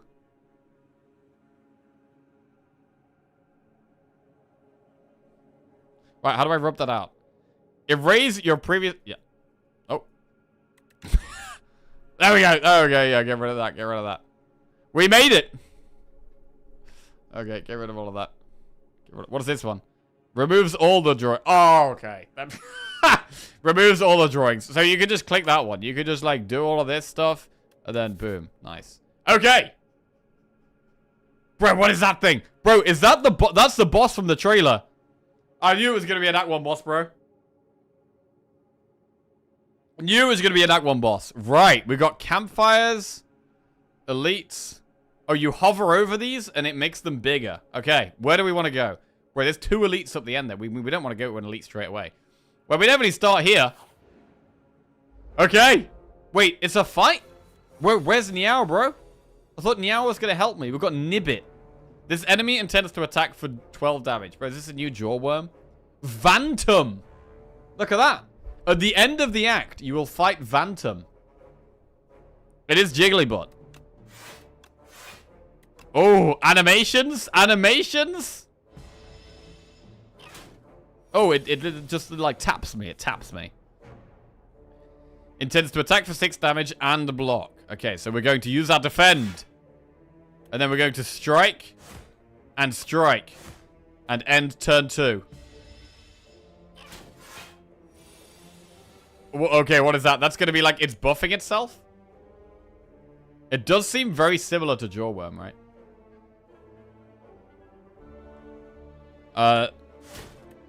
Strike, strike, strike. End turn 3. Are you blocking the relic? Oh, wait, I actually am. Hang on a second. Yeah, the bar at the top is bigger now. So I'm going to have to go down a bit. And maybe even make myself a bit smaller. I'm going to get rid of the Fancy Friday goal for now. Right, I'm going to have to go a bit smaller, I think. Just going to shrink myself a little bit. Okay. Right. Only start with 3 potion slots, by the way. Wasn't it 4 in Slay the Spire 1? Wait, wasn't it 5? I don't know. No, I think it's 3, and then you get potion belt to get to 5. I think that is how it was. Right, we're about to kill our first enemy. Bash. Strike. We get our 6 healing there. Lovely. 16 gold. Thank you. And add a card to your deck. Setup strike. What is that? Deals 7 damage and gain 2 strength this turn. Or tremble. Apply 1 vulnerable. Or blood wall. Lose 2 HP and gain 16 block. Okay. So these have changed a little bit. Tremble looked like it. I thought it was 0 cost and it exhausted. And blood wall, last time I saw it, was 15 block. Bearing in mind it's harder to upgrade cards. We don't mind damaging ourselves. I don't mind taking blood wall here, to be honest. I don't think this is loads better than Bash. Check the plus. Oh, wait, can we? Oh, we can view upgrades. Okay, blood wall gets an extra 4 block. It goes from 16 to 20. Tremble applies 3 vulnerable instead of 1. And setup strike deals 9 damage and 3 strength instead of 7 damage and 2 strength. We could take damage though. Right, let's take the block card. Can't resist. Right, how many campfires can we go through here? The campfires are all very split. We don't want to go headfirst into an early elite. We want to make sure our deck is strong enough for one first. There's quite a lot of events up that path. I would like to do some enemies, though. Enemy, event, enemy. I mean, it's pretty gung-ho to go into these two elites. It's surely a bad idea, right? Left seems the most sensible path here. We're gonna go left. Bro, where's Niao? I thought Niao was gonna help me. Ugh, one of those things. Twig slime? Leaf slime? Oh no, we've got more slimes. Wait, what is that purple thing? That maybe means it's gonna add a bad card to my deck, right? That might be what that means. Oh, who do we focus down here? It's not a great starting hand. I could focus down the one on the least health. Let's do that.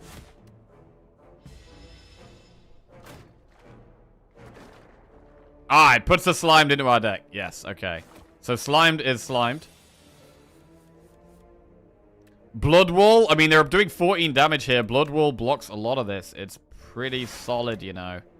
That is pretty solid. I'm happy with that big block right there.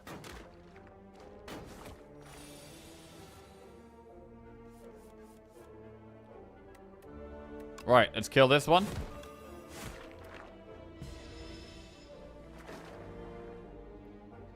Wait, it does say draw one card exhaust. Hang on a second. It's different. It says draw one card exhaust. So it is actually not as bad as it used to be. As it replaces itself. Buffed, confirmed.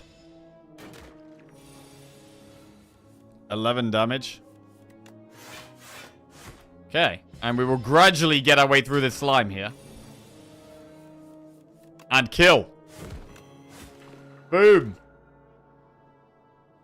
And we don't mind taking the 2 damage each time because we heal up at the end of the fight. Here we go. Breakthrough. Inflame or anger. Breakthrough. Lose 1 HP. Deal 9 damage to all enemies. I mean, Breakthrough looks really strong here. I want to take Breakthrough. Inflame is some scaling damage. But I really want to take the new card. New card. I don't think 128 gold is really enough to merit a shop yet. So we're going to keep doing some enemies. I'm not sure if this is the same as Slay the Spire 1, where the first 3 enemies are easier. Or what is that? This enemy intends to apply a debuff to you. Okay, so blue arrow up means it's buffing itself. Red arrow down means it's debuffing you. Cool. What debuff, though? Whoa! We're tiny! It made us really small. Shrink! While Shrinkabeel is alive, your attacks deal 30% less damage. Oh, that's pretty bad.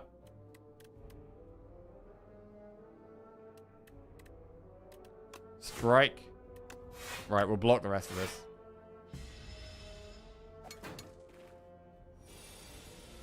$13. Bash breakthrough is definitely... Wait. No, it's not lethal. Right, we'll defend then. Ow.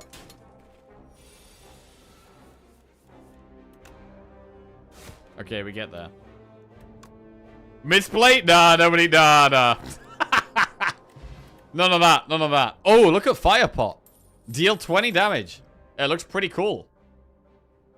It's like a big ball of fire. Okay, we have 3 cards.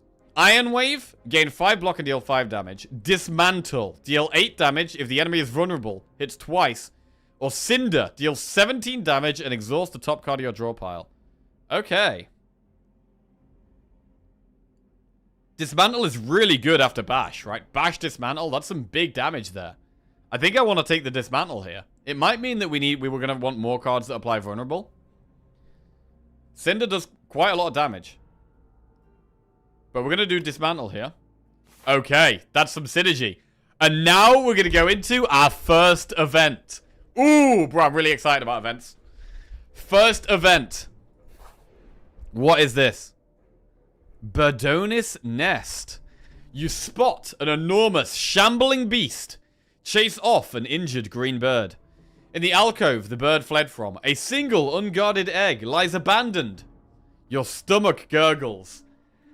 Eat the egg and gain 7 max HP, or take the egg and add Burdonis Egg to your deck. Ooh. Burdonis Egg. Quest. Unplayable, but can be hatched at a rest site. Eat the egg? Nah, bro, we've got to add the egg to that. Bro, we've got to do the quest, bro. Surely we've got to do the quest. Surely we've got to take the egg. Take the egg. Okay.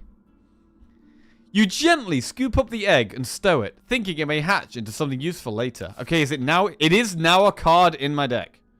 The fact it has, like, a cracked edge, though, does make me think that when we complete the quest, it will remove from our deck. It could be hatched at a rest site. So we need to get ourselves to a rest site ASAP. Okay, there's one here, or there's one here. So we can either go up the left-hand path and go to this one, or we can go through the center and go to this one. It would be good to do at least one elite through the act, right? So I think one of these elites at the back we should try and do. At least one elite. We've avoided these early 2 elites with our pathing, but we're gonna hopefully try and do one of those elites later on. Right, for now we have another enemy. Right, is the map longer? We have 1, 2, 3, 4, 5, 6, 7, 8, 9, 10, 11, 12, 13, 14, 15, 16, 17 floors. That sounds about the same. 17 floors times 3 is 51 floors through Act 3, which sounds right. So no, I think it's the same. I thought we were going to get Niao, though. And we didn't get Niao. So I'm intrigued as to what that's all about.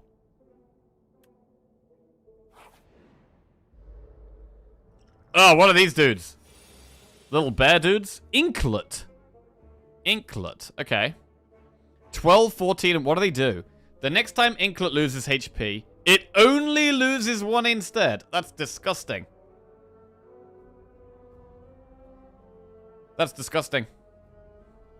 So what we could do is we should strike them, right? We should strike.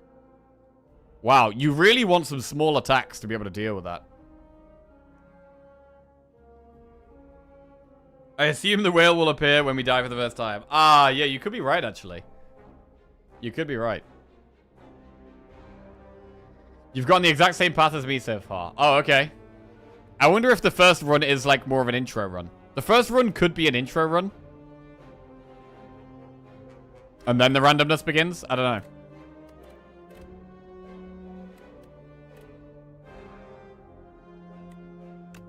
First might be seeded. It could be. Right, so we can strike this to pop it and then do breakthrough strike. Let's do that.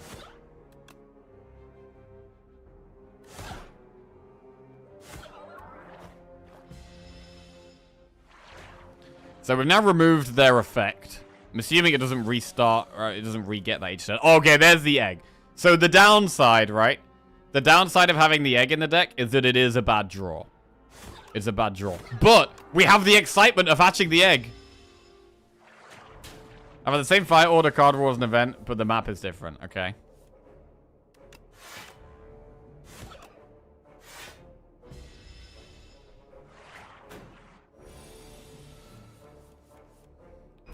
Right, it's dead. What do we get? 16 gold. Add a card to our deck. Stomp! Shrug it off or armaments. So if upgrading is harder, does that mean that armaments is stronger now? I do really like Shrug it off in the early game. Stomp, though. What is this? 3 energy. That's quite a lot. Deal 12 damage to all enemies, but costs 1 less for each attack played this turn. Ooh, so it's good if we're playing lots of cheap attacks. Game of the year, I'm calling it now. Oh. I might just shrug here. I'm going to take my block and draw. Right, do we go for the campfire here? Or should we go for the campfire further up? I would like to go to a shop. I'd like to see a shop. So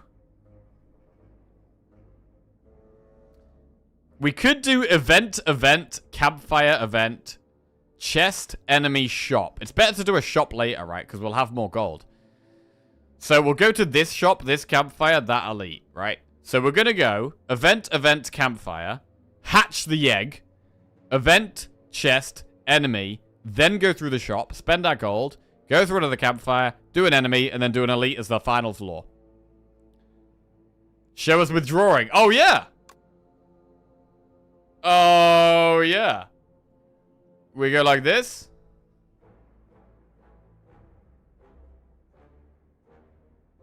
Boom. The other option is to go like this, but then we go through an earlier shop, so we're not going to have as much gold to spend.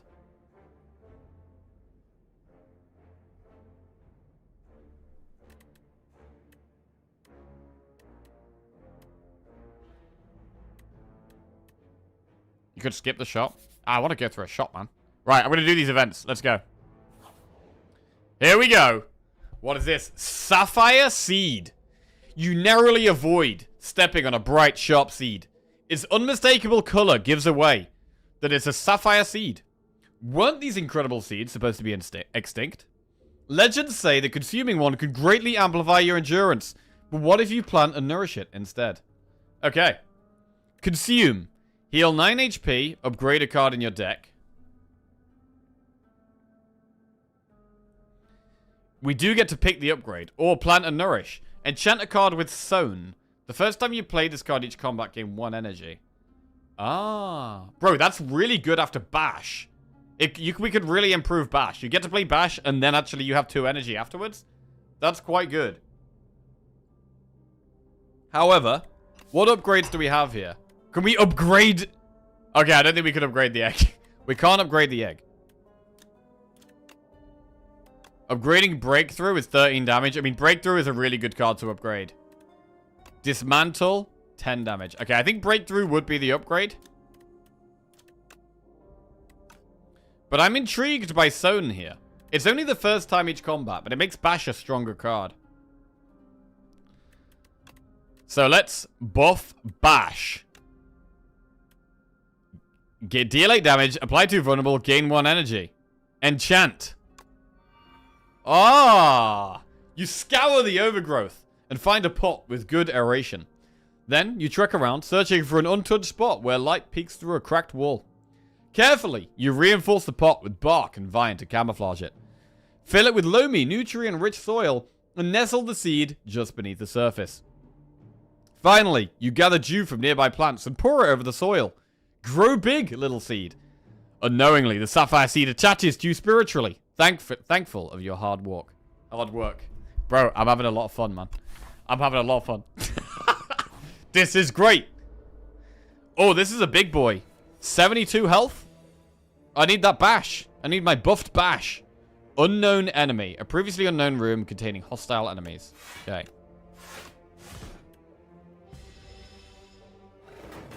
Card customization is nice, I must say. Yes, I agree. Oh, there is no Bash. Jawworm took roids. It does kind of look like it. It's called Mauler. Lovely. Bro, that is such a nice thing to have on Bash, because Bash is normally such a bad card. This is much nicer for Bash.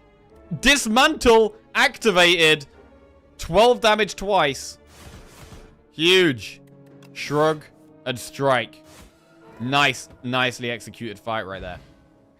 70 gold strength pot. Gain 2 strength. We might want to save that for the boss or an elite. Here we go. Thunderclap, Setup Strike, or Rage. Whenever you play an attack this turn, gain 3 block. Thunderclap is deal 4 damage and apply 1 vulnerable to all enemies. I mean, what about Rage? We could take Rage.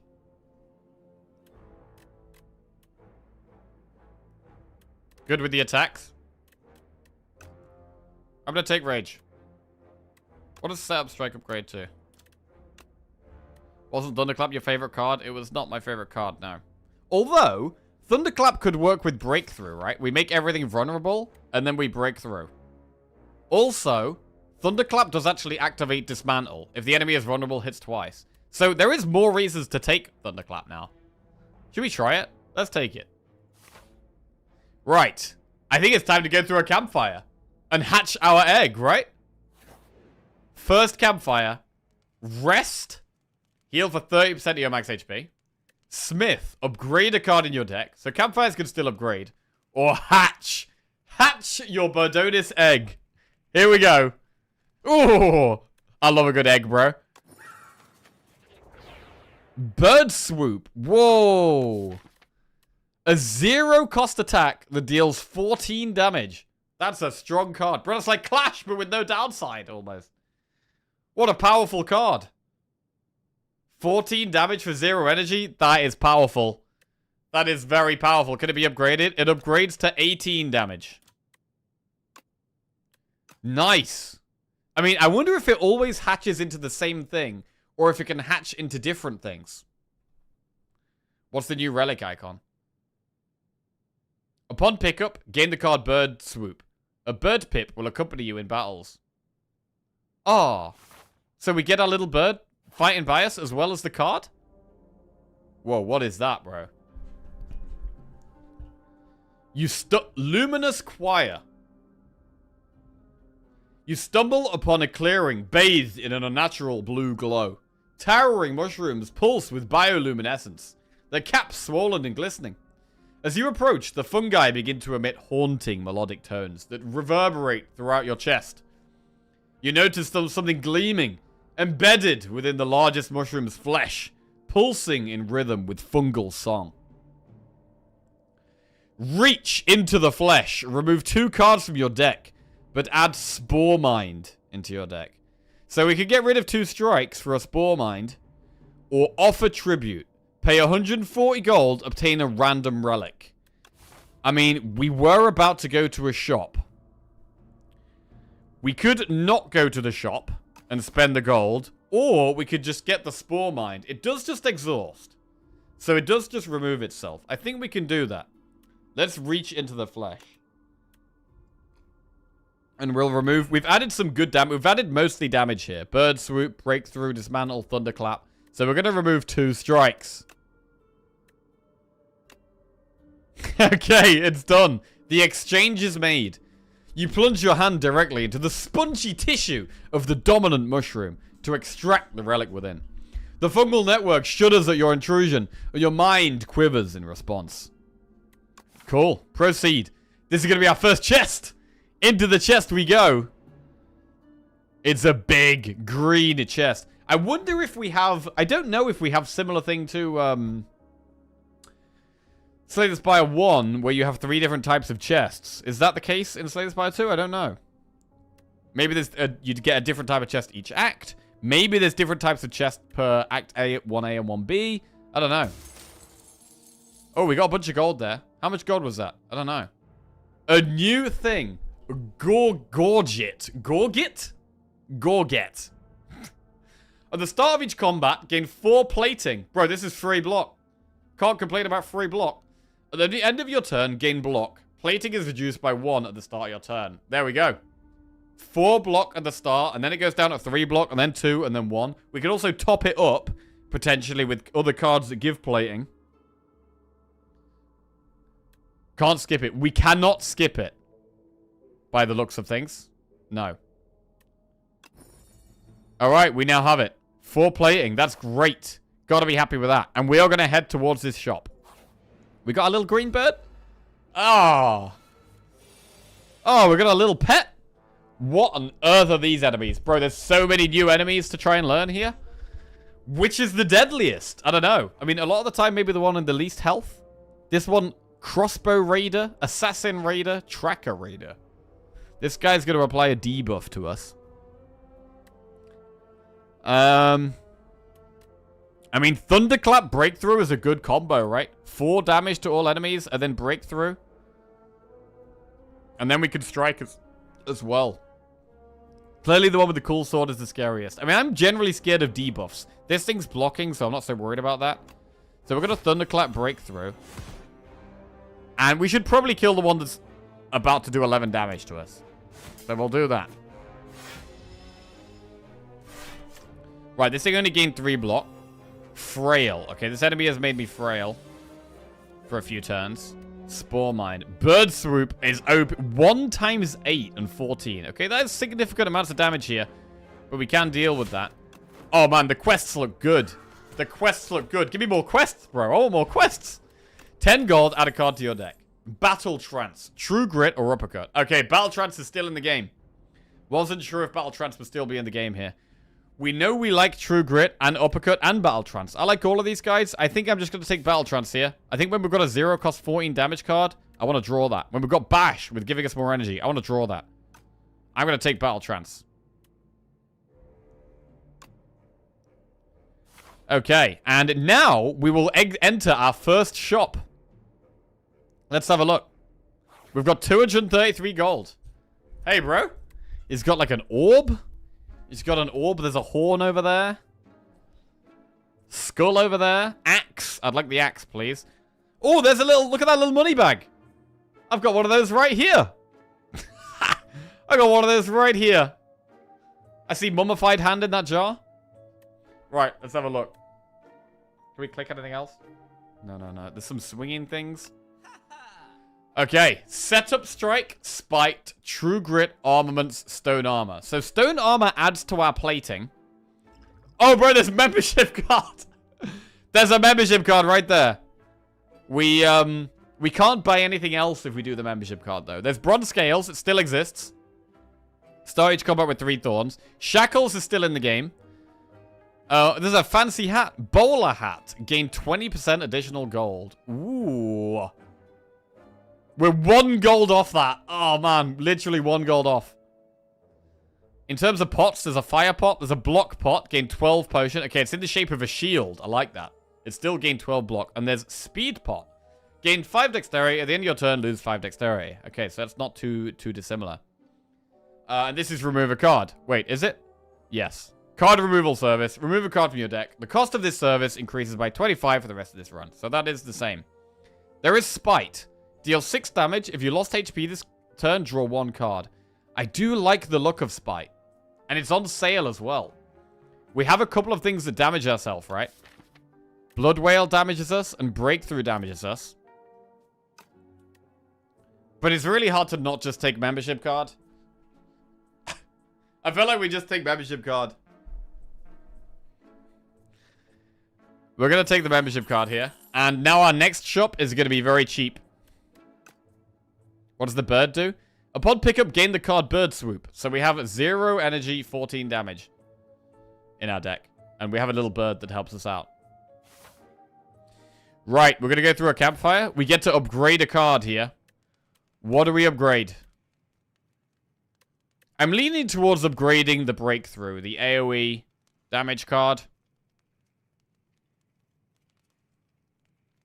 What if we upgraded Bash, though? Because Bash is stronger now.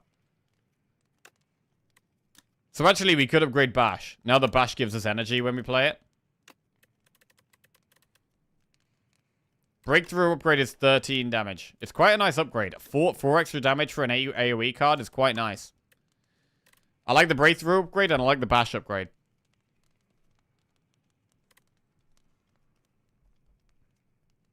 Because of Dismantle, I'm going to go with the Bash upgrade. Okay, because Bash is better now. Right, now we have an enemy. Ooh, 2 of these guys. They're about to buff themselves. Okay, Battle Trance. Breakthrough. This guy's going to hit us for 6, so we should probably block a bit. Although, we actually get 4 block at the end of our turn. Kill the one that's buffing itself.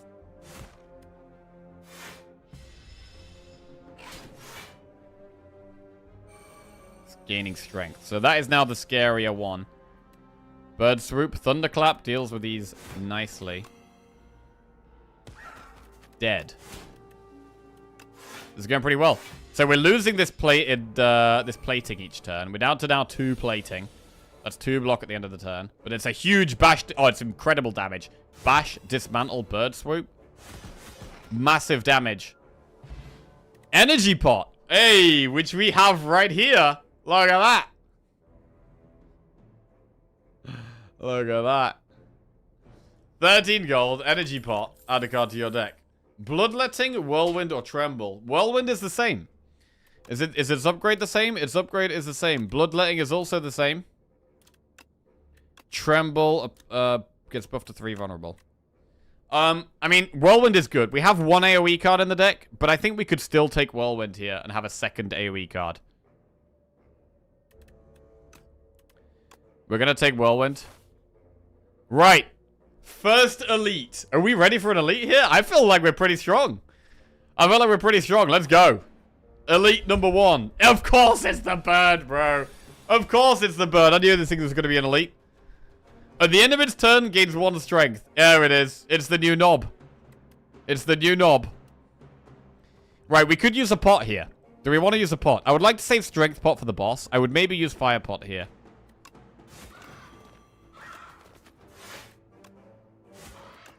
Okay.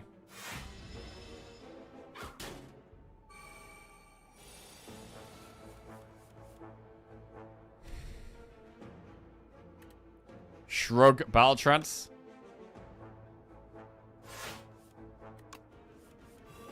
Bash dismantle. We definitely use these together. Bash. Big dismantle. What's the red flag? The red flag is it increases its damage by 1. Its strength by 1. At the end of the turn, gains 1 strength.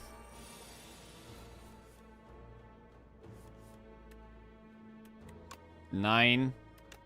18. We don't quite kill it here, so we should probably double defend. Cool. And hopefully we can kill it next turn.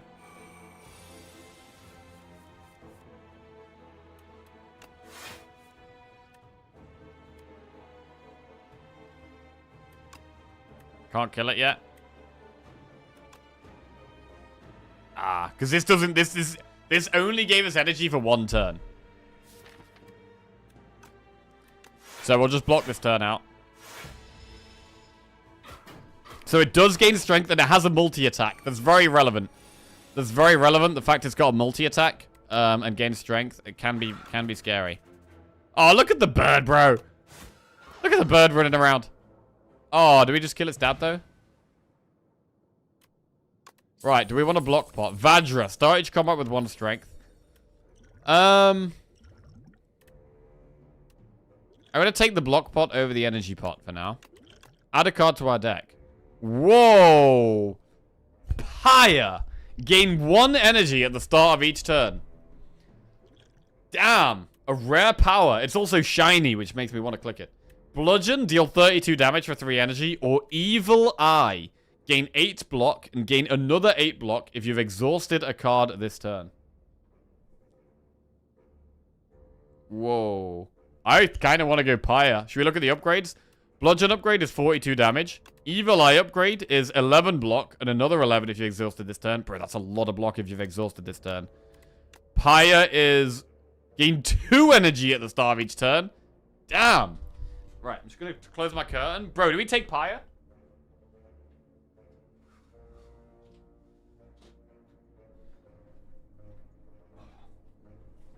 I think we're going to take Pyre here. Slay the Pyre. Pyre is in. And we have a campfire. Right, what do we upgrade? I mean, I think... Oh, man. I really want to upgrade Whirlwind, but I really want to upgrade Pyre now. Oh, I really wanted to upgrade Whirlwind upgrade is so strong. Can we make the most of the extra Pyre energy yet? I mean, upgrading Pyre will make Whirlwind better anyway. What does upgrading Pyre do? It means you get 2 energy at the start of each turn.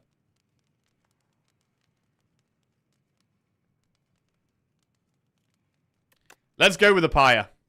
Right, so... Once we've played this, we're going to be a lot better off for energy. Alright, it's time for our first boss.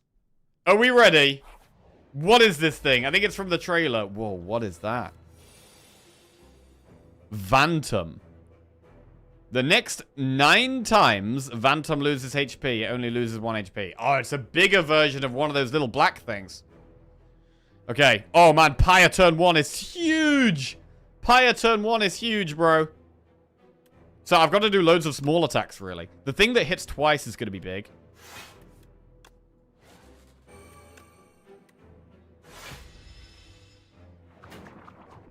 It's going to take a long time to get the damage down. 6 times 2. Oh, man. Battle Trance is so much better with all this energy. Wow.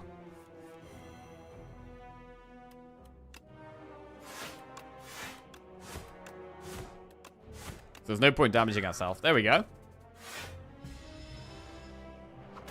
Oh, I maybe should have used the strength pot here. Although it actually doesn't matter. Bro, this dagger above our head. Whoa, that's scary. This enemy intends to attack for 27 damage. That's cool animation, man. It's actually its tail all the way over here. That is cool. Right, so we should bash.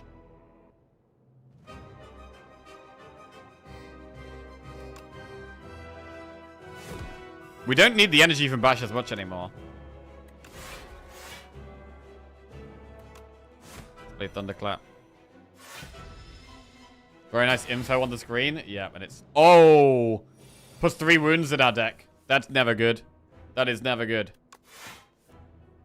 Alright, we can finally pop its negative effect. Should we use a strength potion? It is the boss. I think we should. I'm going to use the strength potion. Nice. Nice. Throw it up there, and then we dismantle. It's buffing itself, which is scary. It's getting 2 strength. Right, it's doing 9 damage. This turn isn't too scary.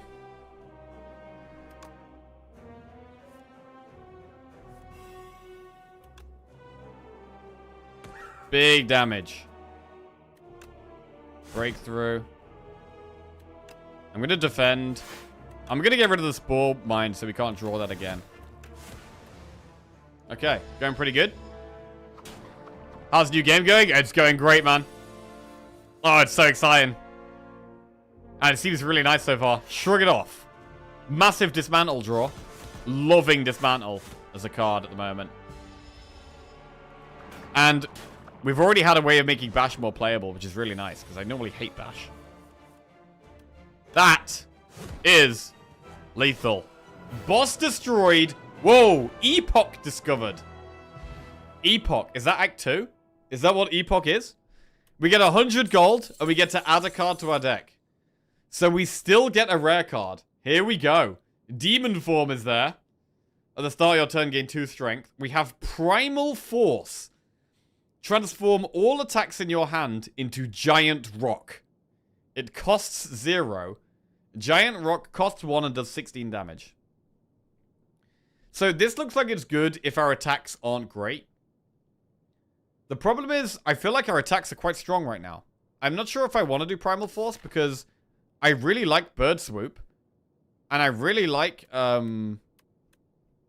Dismantle. So if we hadn't got many good attacks, I feel like this could be really good. But right now, I don't think it really fits in our deck. Right, Thrash. Deal 4 damage twice, exhaust a random attack in your hand, and add its damage to this card. Whoa! Whoa! Add its damage to this card. This is actually a scaling attack. Bro, we gotta take this card, right? We're gonna take this card. We also already have 1 strength, so it's already gonna be deal 5 damage twice.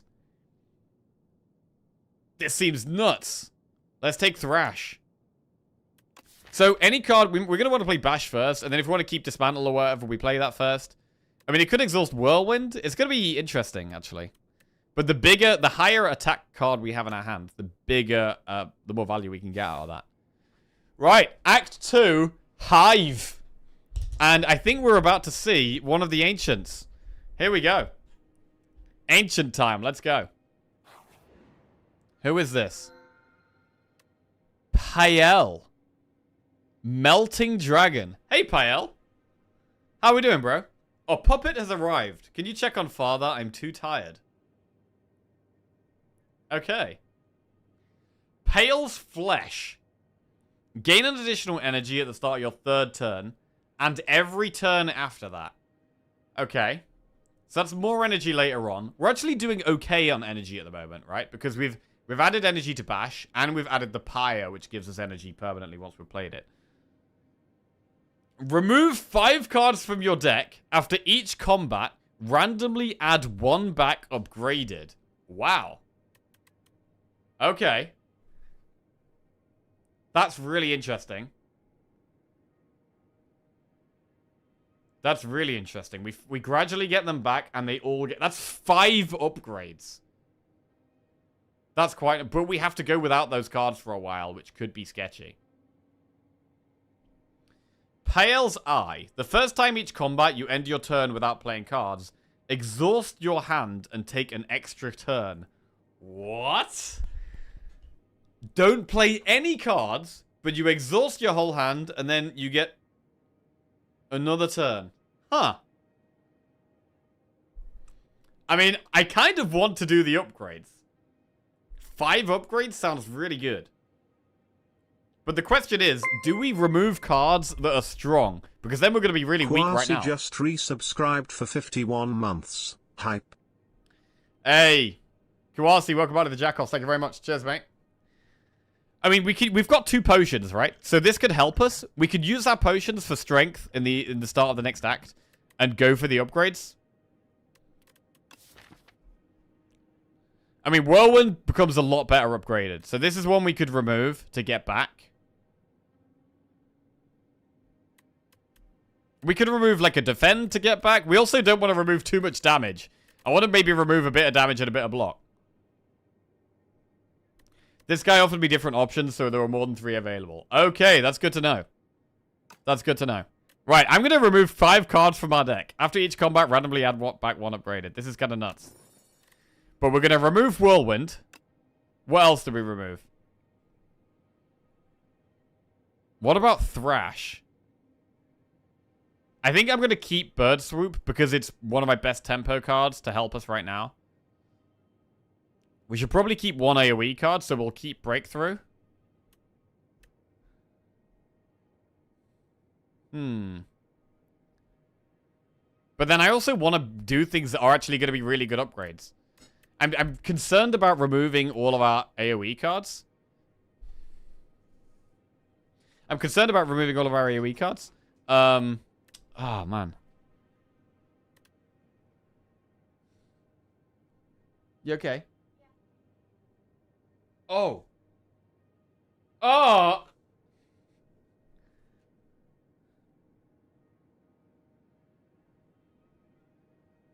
I've got a decision to make. Look at this. Look at this, by the way. What a woman. Look what I've been handed right here. Dinner when? With tick boxes. Now? 1 hour? 2 hours? Just snacks? I'll let you know. Aw. What should I tick here?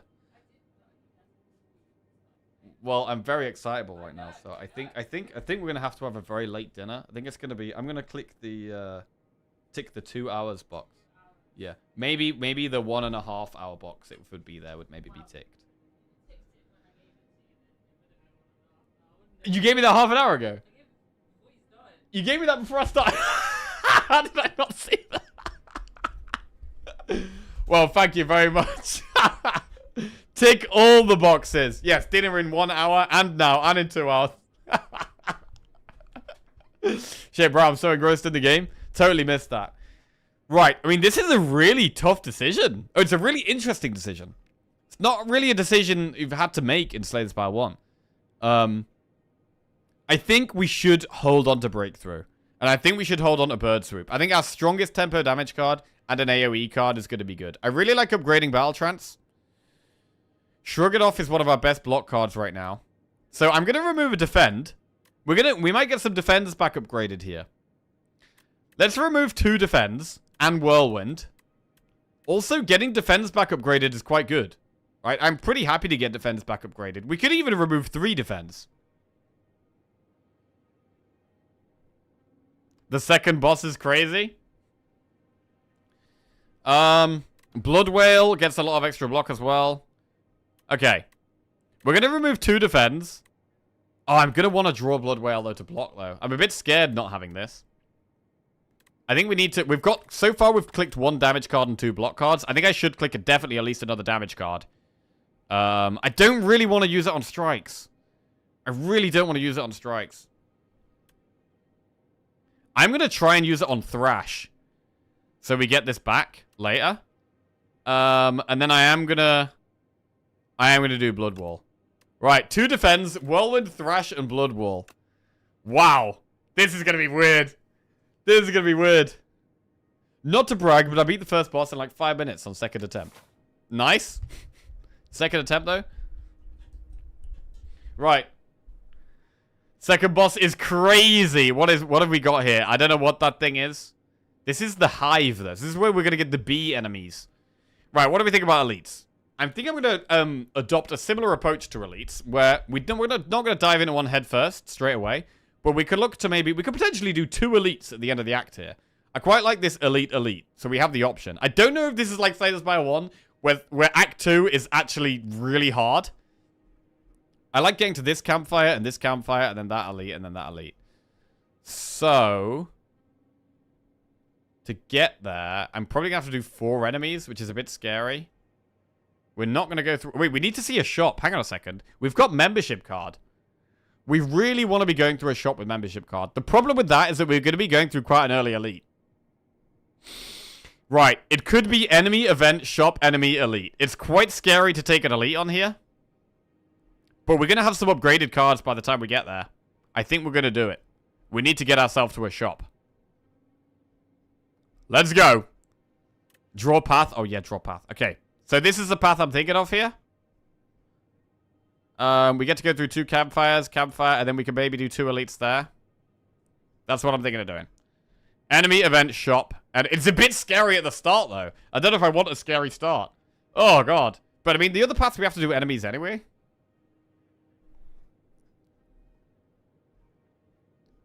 We could do this path, where we just do a bunch of enemies, and then a campfire, then more enemies. There's just so many enemies on this path. I don't like how many enemies there are. I'm gonna do the elite. It might be tough. But we're gonna do it. Let's go. Right, Act 2. What are these things? Bulbug Rock. Bulbug Nectar. Okay. We have our block pot, which we can use. We're gonna get an upgraded card back if we can get through this. Right, I would really like to play Pyre. We could do Bash, Pyre. Wait, what does that scales mean? If Bulbug Rock's attacks are fully blocked, it becomes stunned. Ah. That's interesting. So maybe we skip the Bash. We could do Block Pot and Defend, and this will be stunned.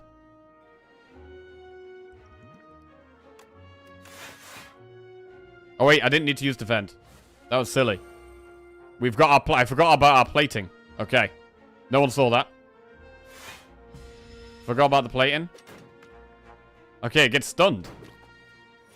That's nice. This is about to upgrade itself, so I think we're going to focus on killing the one at the back.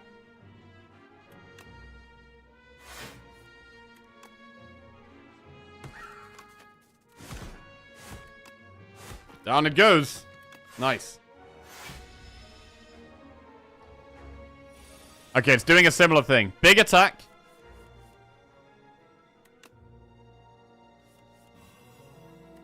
Thunderclap. Bird Swoop is massive damage. We get the damage down. Bro, we're about to get an upgraded card back. This is going to be great. What are we going to get? Thrash Plus. Ooh, Dexterity Potion looks really nice now. Gain 2 Dexterity. It's like a little... like a little pipe, almost. Dexterity improves block gain from cards. Okay. And that's really awesome that we've just got Thrash Plus. Deal 6 damage twice. Exhaust a random attack in your hand and add its damage to this card. That's some big damage. Right. True Grit, Expect to Fight, or Iron Wave. That's the first upgraded card we've been added there. Gain 1 energy for each attack in hand. I'm actually not too concerned about energy. I might just take True Grit. I don't want to take Iron Wave. We don't really want to be taking too much energy because of the Pyre, I think. I'm concerned of taking too much energy. So I think I'm going to take True Grit. Cool. That would be a good one to upgrade, although I don't know when we're going to upgrade that. Right, an Act 2 event. Here it is, bro. This is the one. This is the one when they were teasing the defect here. Infested Automaton. There's a chamber filled with dead robots. A lone automaton still has a faintly glowing core, but is engulfed by a grotesque organic growth and doesn't respond. Do we study to obtain a random power, or touch the core, obtain a random 0-cost card? Oh, we have to pick one. We have to pick one. A power or a 0-cost card? I mean, I want to take the power, I think. Let's do the power. Vicious. Whenever you apply... What did that say? By studying the glowing automaton and how its inner workings are laid out, you realize that specific metals and their arrangements resist various ailments. You apply this technology to yourself. Whenever you apply vulnerable, draw a card.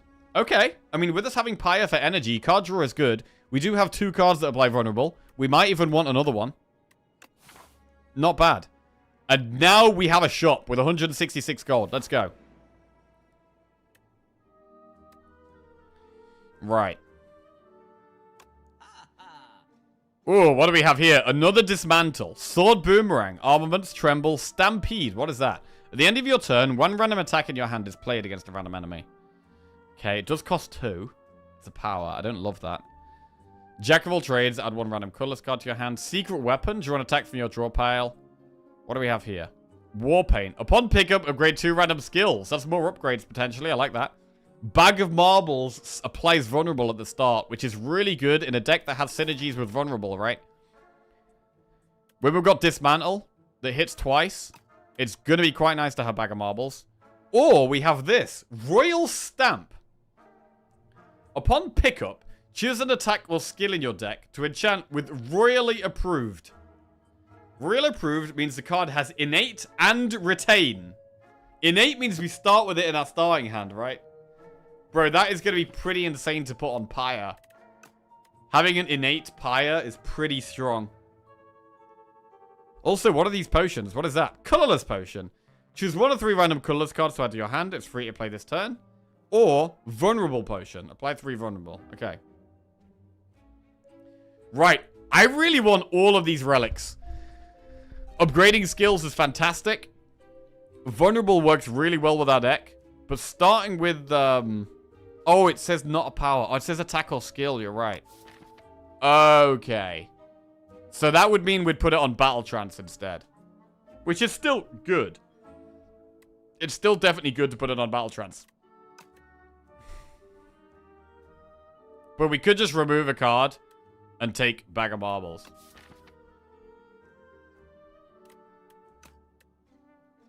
I'm going to do Bag of Marbles. Can we afford to remove a card? We can afford to remove a card. Bag of Marbles. And we'll remove a strike. Right. Let's go. Right. I hope we get it. I hope we don't take too much damage here because we've got an elite afterwards. Oh, wait. This is the guy that steals a card. Look. This enemy intends to apply afflictions on your cards. Does 17 damage, which is quite a lot. Bird swoop. Love the immediate vulnerable. True Grit will block everything. So I can True Grit here. Exhaust strike. What's it about to do? It's just stole Vicious, I think. I think it just stole it. Is what that is. It's called Thieving Hopper. Escape Artist. Hang on a second. Tries to escape the combat after 4 turns. Bro, does it escape with your card? Oh, man. I think it escapes with your card. If you don't kill it. Alright, we're going to make sure we're killing these things. Maybe we skip Pyre here and just go a bit more aggressive. Free card remove, which I guess could be good in some spots. Right, I'm just going aggressive. We kill it. It's gone. I'm assuming we get our card back. We get that card back. We get Blood Wall Plus back. Take your stolen card back. Whoa! We have the option. That's cool. We don't have to take it back. You can take it back or not. That is nice. Having the option there is really nice.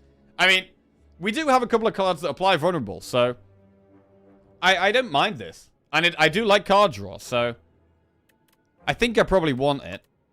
And then what do we have here? We have Body Slam, Sword Boomerang, and Tremble. Bro, I love myself a Body Slam, bro. I love myself a Body Slam. Sword Boomerang is a bit better with the Vajra, starting to come back with 1 strength. I'm going to get our card. I'm tempted to add Body Slam. I mean, it's going to be very good with Shrug It Off. It's very good with Blood Wall. Let's take it. Right, and now we've got an elite, which I'm very scared of, and I might spam some pots here. What do we have? What is that? It's got 200 health. Infected Prism. The first time Infected Prism takes attack damage each turn, the attacker gains 1 energy.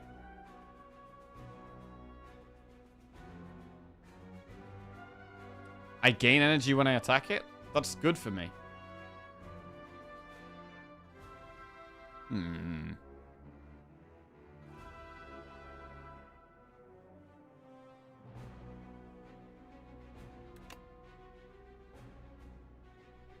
Swift pot, dex pot, fire pot. Let's trance.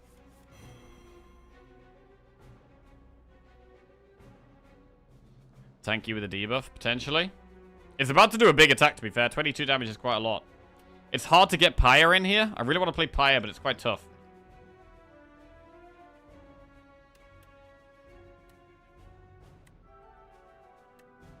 I think we should try and play the Pyre, though. It makes such a big difference. So I might use the dex pot. We're going to dismantle, and we should get energy.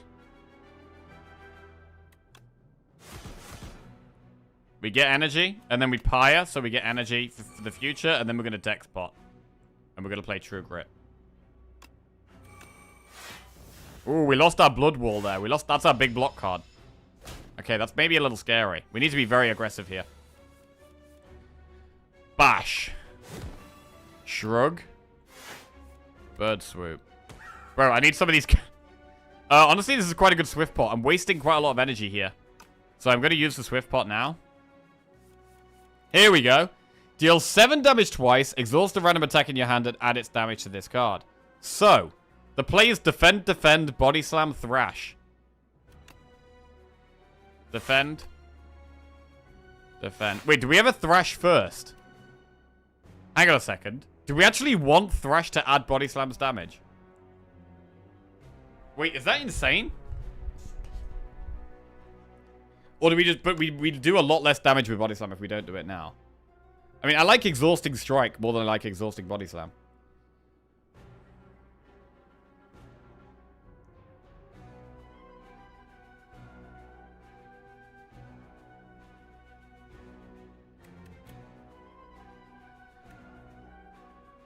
For science? Okay. Let's see. Oh, we hit the body slam. Now it does what? 31 damage twice. It's busted, bro. It's absolutely busted. 31 damage twice? That's 62 damage. Oh, wow. 9 times 3 is scary. 48 damage twice. Wow. Wow, wow, wow.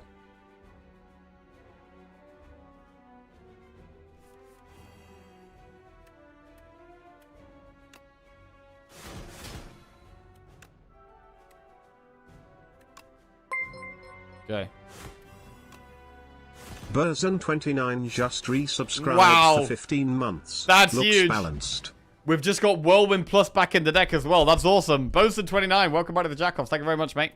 Cheers. We get Ornamental Fans, so that's the same. Every time you block, play 3 attacks in a turn, gain 4 block. Pillage, Rampage, or Flame Barrier. Flame Barrier is as it was. Pillage. Deal 6 damage, draw cards until you draw a non-attack card. Okay, more potential draw. Deal 9 damage, increases cards damage by 8 this combat. Okay, Rampage has had a slight buff.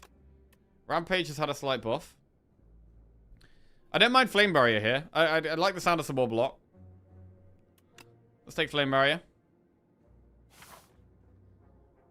Right. And we can go for some upgrades. Right, what do we want to upgrade? I want to upgrade Body Slam, but I want to upgrade True Grit. Oh god, there's so many things to upgrade here. So many things to upgrade. I'm going to upgrade True Grit first. And do we want to go through this shop? I don't think so. I think we go for... I'm going to go towards these 2 elites. I'm going to go enemy, chest, campfire. Oh, it's a big toad. Spiny toad. That's about to buff itself. We're quite good at drawing Pyre on turn 1. Don't know how we're so good at that. But I like it.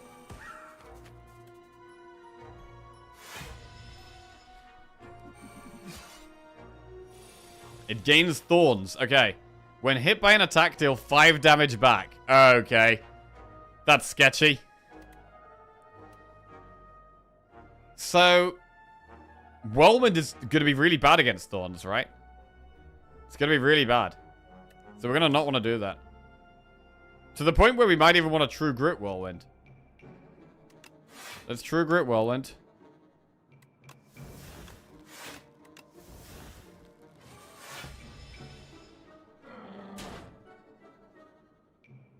So we need to block, then attack. Well, ain't no block here. Ain't no block here. That is, we just have to take damage here, I think. Wait, it hasn't got the thorns anymore. Oh, hang on a second.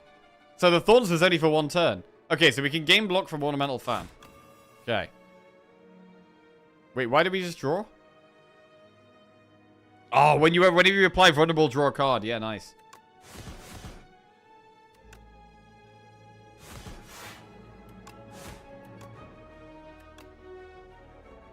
We almost... Firepot almost kills it, but not quite. Okay, we take quite a big hit here. This isn't even an elite. This is just a normal enemy. Makes me a little nervous. Okay, we get Defend Plus back in the deck. 10 gold, add a card. Iron Wave, Stone Armor Plus, or Expect to Fight. Right, what do we think about Stone Armor? Gains 6 plating. 6 block at the end of our turn, and then 5 block the turn after. I mean, I think it might be quite good, because if we've got the Gorget. I don't know how to pronounce that thing, bro. Gorget? That means our plating goes to 10, then 9, then 8, then 7. That sounds quite good.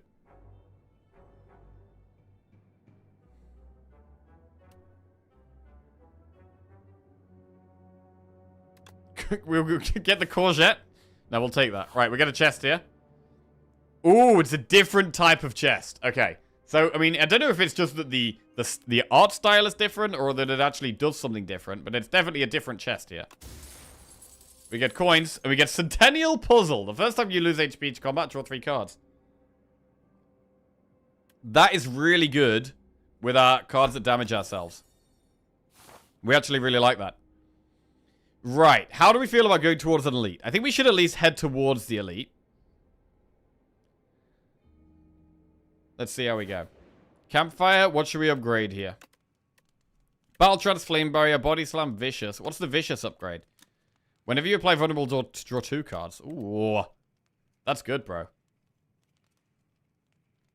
Not gonna lie, so far it feels like the decks are gonna be much stronger by the end of a run. Gotta see if the enemies scale accordingly.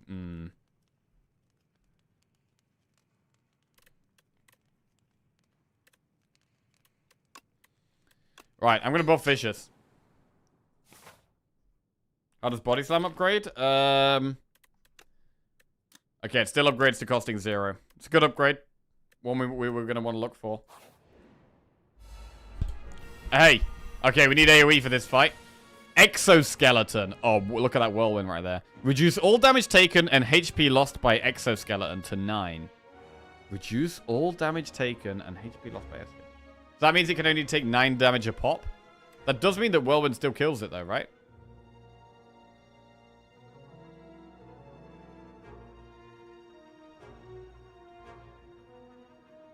Or does that mean it can only take 9 damage a turn?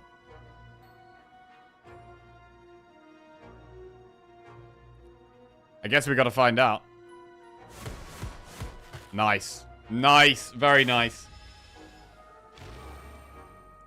Gain strength, that one. Okay, we healed off this fight, and we got Defend Plus back in the deck. Right, Howl from Beyond Plus, Thunderclap, or Cascade. Ooh. Play the top X cards of your draw pile. What is it upgraded? Play the top X+1 cards of your draw pile. Okay. Howl from Beyond, it's deal 21 damage to all enemies. At the start of your turn, plays from the exhaust pile. I don't think we have enough exhaust yet to justify Howl from Beyond. I really like Howl from Beyond, but we've only got True Grit. That's it. Howl from Beyond confirmed S tier card. Bro, I really like the idea of Howl, but I don't think this deck has the exhaust for it. I've only got one way of exhausting it. So, I might go Cascade. I don't know how good Cascade is. I mean, are there any cards that are bad for us to play? I think we're mostly happy with playing anything, right?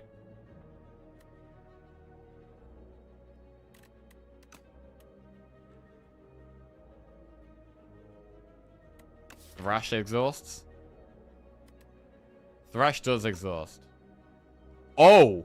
And Howl from Beyond is an attack. Oh, bro, that's an insane combo. Thrash does exhaust. And with Thrash, you can exhaust Howl from Beyond. That is pretty crazy. I really want to know how Howl from Beyond works. Bro, do we just do it? Let's do it. I really want to know how this works. Right, we're going to try an elite. We could do a campfire and then do an enemy and then do an elite. Rather than do 2 elites. Just won your first run. Hey, GG, Miro. Well played. We could play on the safer side and do campfire, enemy, elite. Or we could go gung-ho and go for 2 elites. I do want to upgrade Body Slam. And I do want to upgrade Flame Barrier.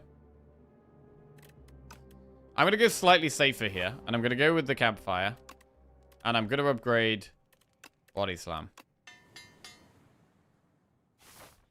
Right, now we have an enemy. Do we have any... Oh, we don't have anything to get back from Pale's Tooth. Yeah, it was showing us. Louse Progenitor.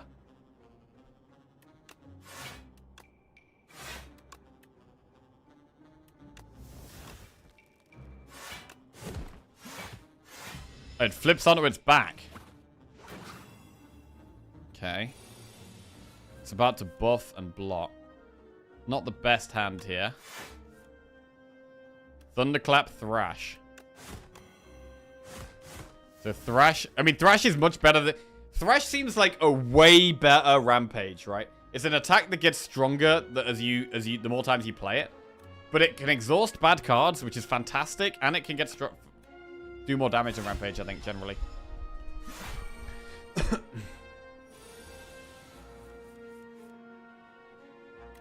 Right. There's no way of playing Vulnerable here. So we should just Battle Trance. Stone Arm against 6 plating. We can't draw any more cards, so we don't get any value from the Vicious here.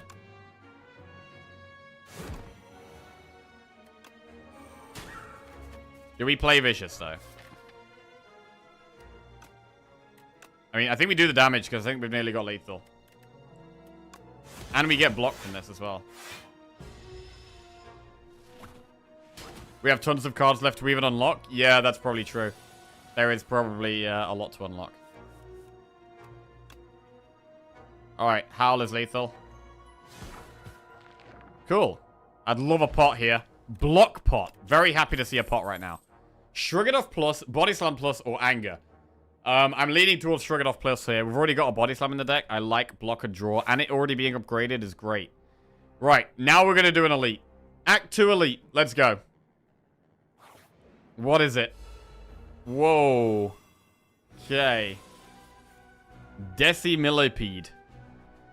It's doing a bunch of stuff. A multi-attack, an attack and a buff, or an attack and a debuff. There's no way of us exhausting Howl from Beyond here. I mean, it is 22 damage to all enemies. I could just play it, and it does loads of damage.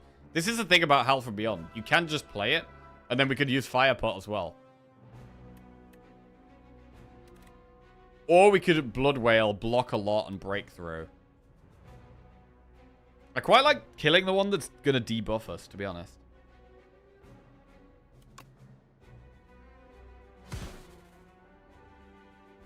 Read what they do. Oh, yeah.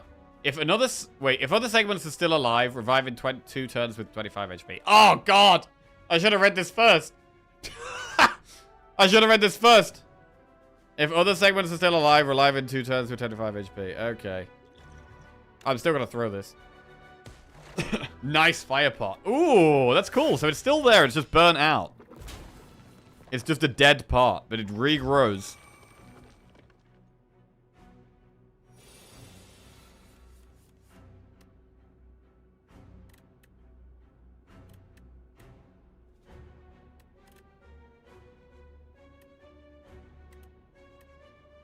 Battle Trance.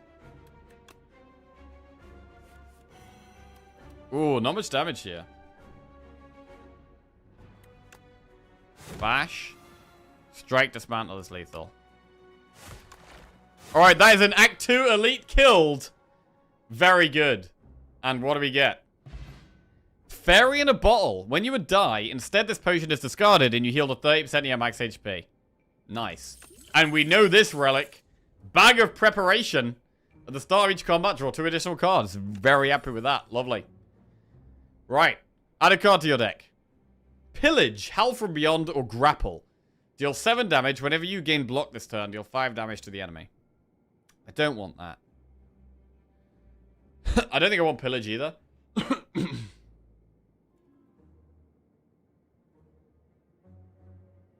Do we want a second Howl from Beyond? I don't think so. The other one's already upgraded. And we haven't managed to exhaust it yet. So I'm not going to take another Howl from Beyond. We're going to skip.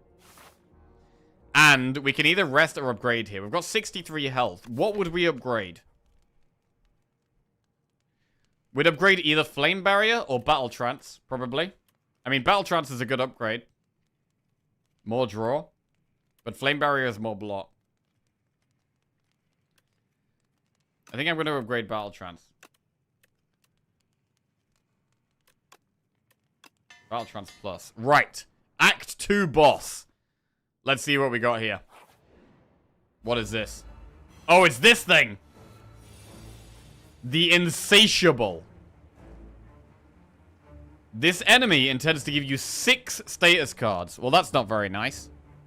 That's a lot of status cards. Right. Should we start with Shrug?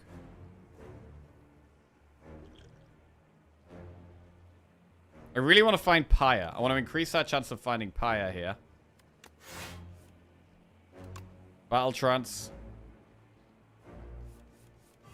Right, there's no Pyre, but there is Vicious. Whenever you apply Vulnerable, draw 2 cards. That sounds quite good. So we'll do Vicious. 1 power in play. And then we dismantle Body Slam. We haven't got our extra energy turn 1, which is sketchy. We really would have liked that. Okay. Sandpit. Whoa, whoa, whoa, whoa, whoa. What is that? What is that? 1 frantic escape. Get farther away. Increase Sandpit by 1. Increase the cost of this card by 1. Oh, God. So wait, is it sucking us into the sandpit? And we need to play this card to not just, like, die or something? 4 turns. In 4 turns, you will be eaten and die. Oh, God. Well, that sounds pretty bad. You will be eaten and die. Oh, God. Bro, this is a scary boss, bro. This is a scary boss. We really need to find Pyre. I need this energy so we can play these frantic escapes, I think. We need to focus on doing damage while we're getting there as well. We are now on a timer. We will play Bash. We apply Vulnerable. Okay, we've drawn a frantic escape, which we might want to play here.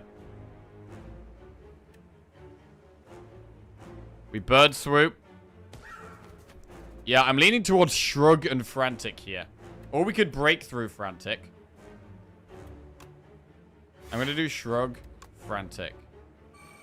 Okay, Sandpit goes up by 1. But now they're more expensive. So we really need to play this Pyre. Okay, there is the Pyre. We kind of have to play this here. It's doing 28 damage. That is a lot of damage. 28 damage, and we need to play Pyre as well. But I also really want to Thrash. Thrash is very, very strong. It's just that 1 card is more expensive, not all Frantics. Oh, wait. Frantic doesn't exhaust. Ah, okay. Frantic doesn't exhaust. Okay, right. Let's calm down. Let's just calm down a second here. It's actually making me frantic. It's literally making me frantic, bro. The noise, the animation, the cards. Look at it trying to suck us up. Let's calm down. Everything's fine. Right, we're gonna block pot if we want it. Pyre, we're gonna want to be playing because we need the energy. The energy seems really important. Now, we could True Grit Howl from Beyond, or we could Thrash. The thing about Thrash is it speeds our damage up quite nicely. I really like speeding our damage up. But True Gritting Howl from Beyond definitely speeds our damage up anyway. And we might, if we thrash, we might hit Thunderclap, which is going to be a lot worse. So I'm leaning towards Pyre and get some block here. True Grit the Howl. Pyre. Well, True Grit the Howl. Alright, so that is going to now... At the start of your turn, place from the exhaust pile. So it's going to be interesting to see what that happens. Is that every turn? Or is that going to go back in our deck after it gets played? We'll use the block pot here. End turn.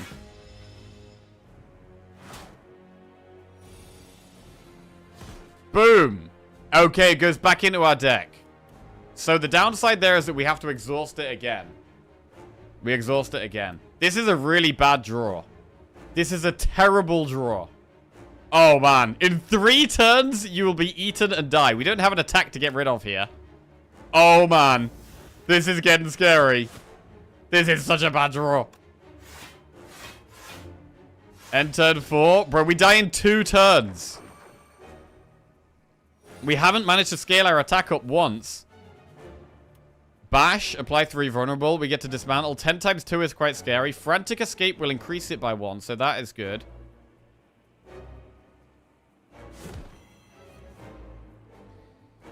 Right.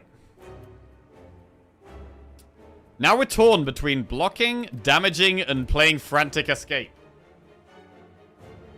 I'm leaning towards playing a Shrug and 1 Frantic Escape here. But then do we dismantle or not?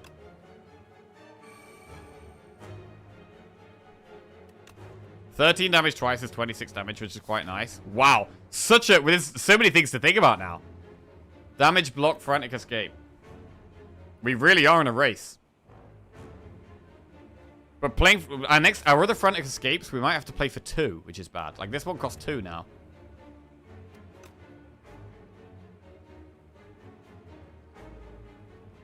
So for that reason, I'm slightly leaning towards playing Frantic Escape. I'm going to play it.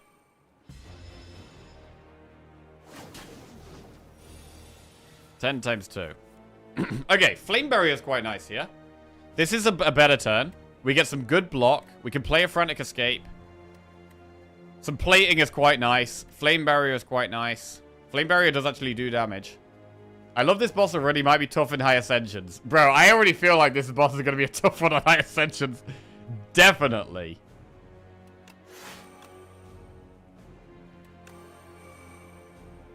Right, I think we just True Grit the defend here. Try and find more important cards. 172 damage to go. It's quite a lot. Wow, 30 damage it's doing here. There's a Frantic Escape. We maybe need to focus on block here. I mean, Blood Whale is going to be quite good block. We can find a good... We can get a big body slam here. We can Shrug Battle Trance Blood Whale and get a very big body slam.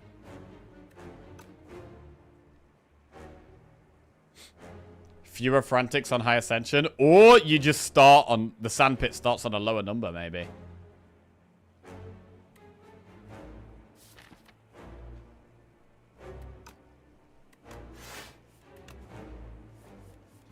Right, folks, we're going to Blood Wall here. Big block. Very happy to have the Blood Wall right now. Bird Swoop. Good damage. Right, Body Slam is going to be big as well. What do we play? Do we double Frantic Escape? Or do we do more damage cards? Because we could do Breakthrough, Whirlwind, Body Slam. Or we could double Frantic. I'm thinking about doing double Frantic here. And then maybe never doing Frantic again. I might do Frantic, and then never play anymore. I'm going to go with that. Right, focusing on damage now. So I think we've played enough Frantics to not worry about the Sandpit. I mean, obviously, we might draw them anyway. So like this, we just draw them anyway, and then we don't have a choice. That's another thing. It keeps us alive, but it's also a terrible draw. I don't want to be drawing this card. I do not want to be drawing this card.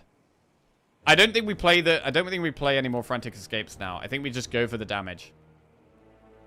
It looks like it's about to buff itself as well. Probably getting more strength. I'm going to Whirlwind Body Slam. Right. Really in a rush to try and kill it now. 62 damage to go. We've got 42 health. Sandpit is on 3. It's doing 12 times 2. That is a bad hand. Bro, I keep drawing Thrash with no attacks in my hand. That is very bad. It's very bad. Thresh has such high potential, and we're not making the most of its potential here. Maybe means we do need to play it the first time we draw it. Maybe need to put more emphasis on playing it the first time we draw it. Okay, we did it. We killed the boss. Epoch discovered. Woo! That was a scary fight, though. That was a scary fight. Bro, that boss could definitely be tough. That could definitely be tough. We get 100 gold. Who's died to that boss already? Anyone died to that boss already? Anyone already died to that? I bet someone in chat already died to that. I have. There we go.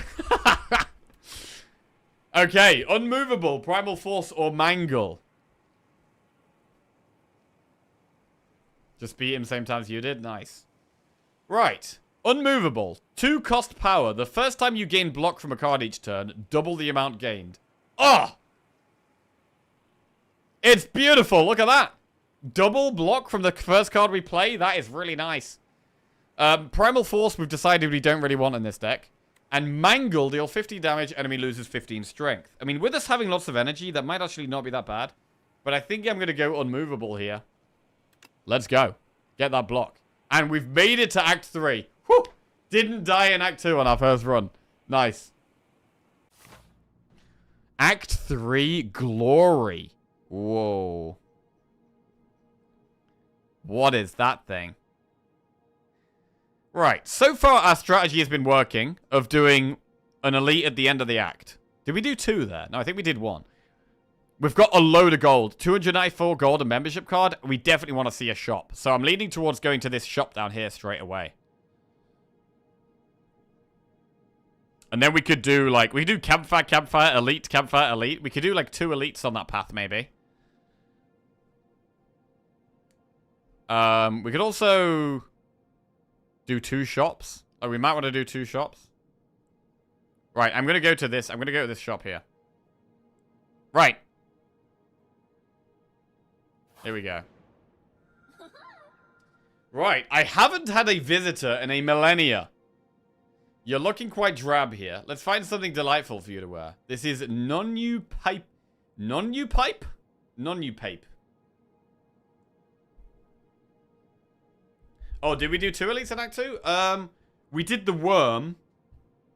I feel like we only did the worm. Right, gain 1 energy at the start of each turn. And at the start of each combat, shuffle 3 dazed into your draw pile. Oof. I don't like dazed. At the start of each combat, fill all empty potion slots with random potions. Well, that sounds good. Bro, upon pickup, gain 999 gold? Whoa. Whoa. Bro, we're gonna do 2 shops. That's the plan here. Get to this shop, splash out, also get to that shop up there. We are so rich. Oh, we're so rich. Look at all that gold. Okay, we're gonna go through 2 shops here, definitely.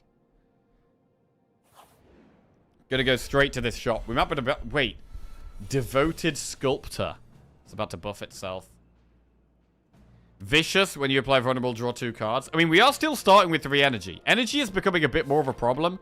Like, now our deck is bigger, it's harder for us to draw Pyre. And Pyre is really important.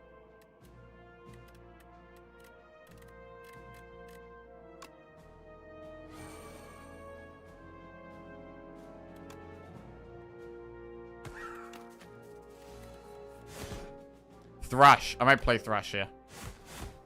We exhausted a strike. Cool. That's nice. That looked scary. 12 ritual. At the end of its turn, gains 9 strength. Okay, that's a lot of strength. The first time you gain block from a card each turn, double the amount gained. Bro, 9 strength a turn is a lot.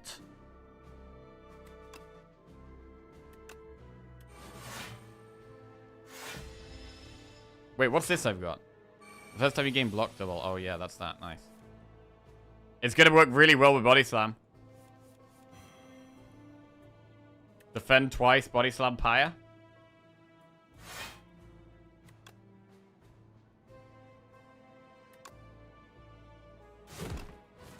9 strength. It's about to get to 18 strength. This thing scales pretty fast. This is some fast scaling right here. Shrug. Bash. True Grit, Howl from Beyond.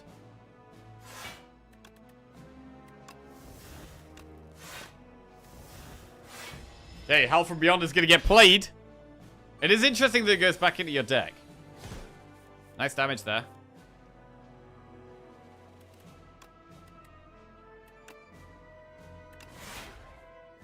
And it's dead. Oh man, we've got so much money for this shop. What do we get here? A 50 gold duplicator.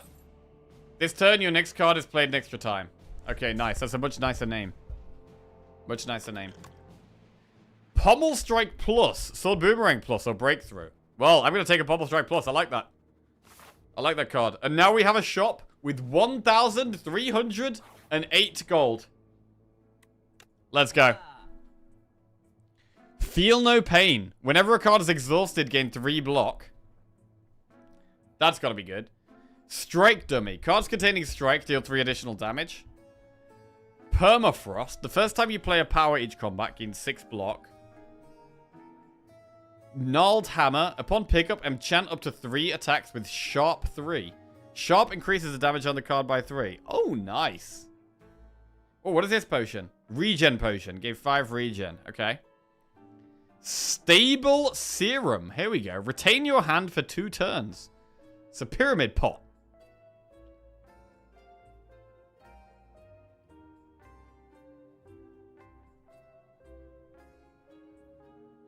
Deal 3 damage at the start of your next turn. Return this to your hand. You get to play that every turn. Well, I'm definitely going to go Strike and Permafrost. Strike, Dummy, Permafrost. And I am going to go Feel No Pain. Whenever a card's exhausted, gain 3 block. Unrelenting. It's not really the deck for that. We need some more expensive cards for that, I think.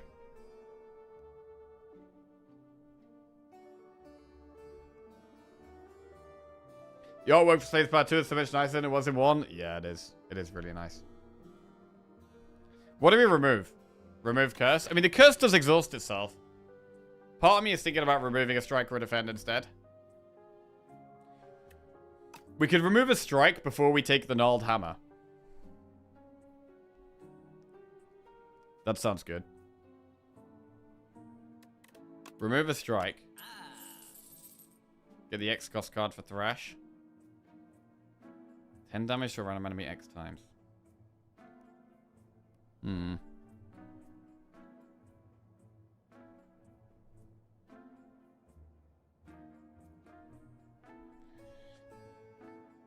So you can pick the cards. Oh, wait, can we? Oh, maybe we can. Oh, damn. That would make Bolas stronger. Volley stronger. I mean, we'd definitely use it on Whirlwind. We'd use it on Whirlwind. We'd use it on Thrash. And then maybe Dismantle.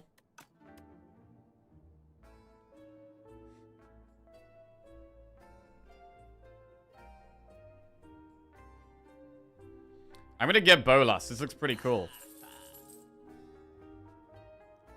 We'll take another Shrug. And then we'll get the Gnarled Hammer. Right.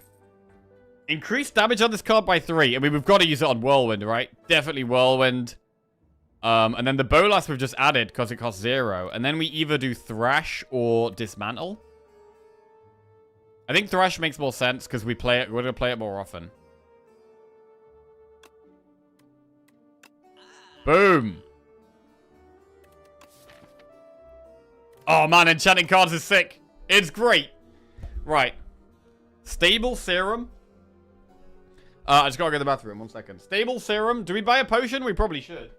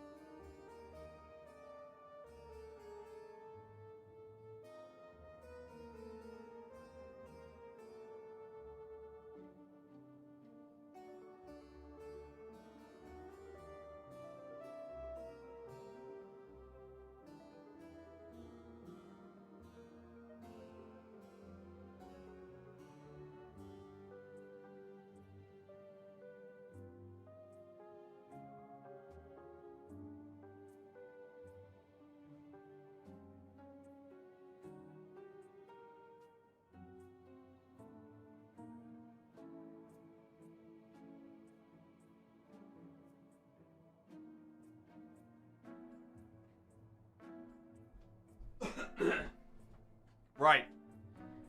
We're going to make an adjustment. We're going to go for standing desk. Okay. Whoa. Right, I gotta stand up for a bit. Here we go.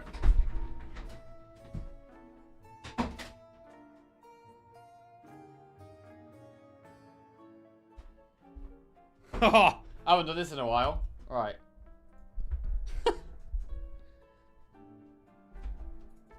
Need to make sure I didn't pull anything out. Okay, I think that's probably about as high as we can go. Right. I'm now really close to the light. But we can't do that. Right. Okay. Where are we going here? Jack's standing on business. I mean, I've been sat down for a very long time. I don't normally stream this long anymore, so, yeah. Gotta get on my feet for a bit, for sure. Right. What do we think about these? Regen pot, skill pot, stable serum. I feel like we should probably buy a potion. We've got so much gold. Skill pot, regen pot. Are we going to take damage? I mean, we do have our burning blood.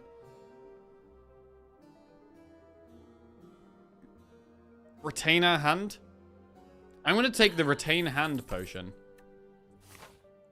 Right, and now we want to move up to this second shop, which is all the way up there. A long way over here. We're going to go through an event, an Act 3 event.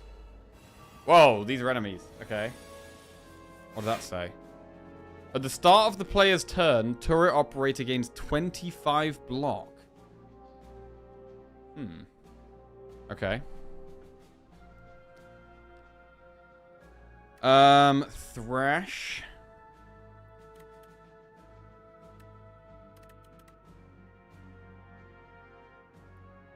Three times 5, that's doing. Knight and priest duo. Does have similarities.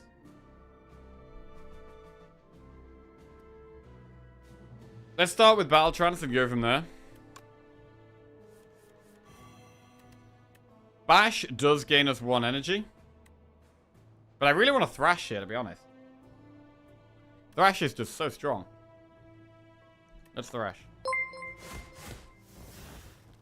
Well, I don't know what Got shot just resubscribed for 32 months. Right, that's fine. Jack actually live at a time I can watch SDS2 hype. Hey, good shot. Oh. Welcome back to the Jackoffs. Good shot. Thank you very much. Right.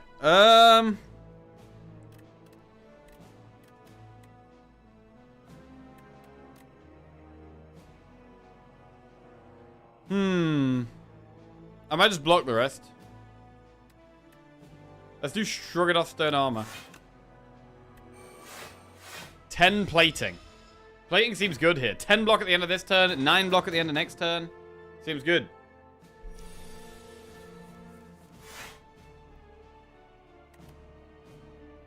Thunderclap. Pummel Strike kills this guy. 3 times 15.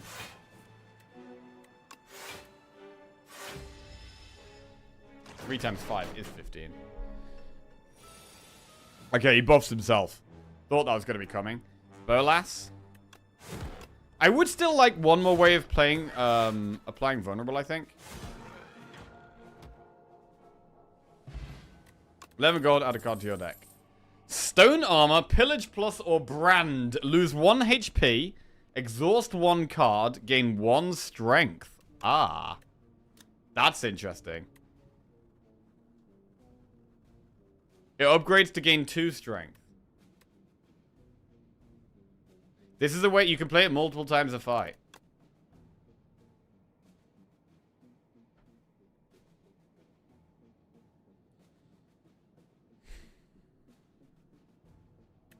We do lose health.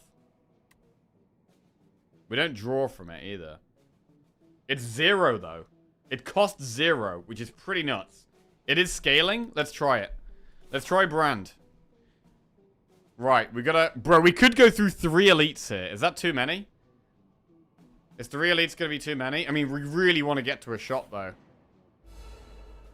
Whoa, what are these things? Possess Strength. When killed, Return all stolen strength to the player. When killed, return all stolen dexterity to the player. Okay, so this steals our strength. This steals our dexterity. Let's kill the thing that's going to steal our strength first.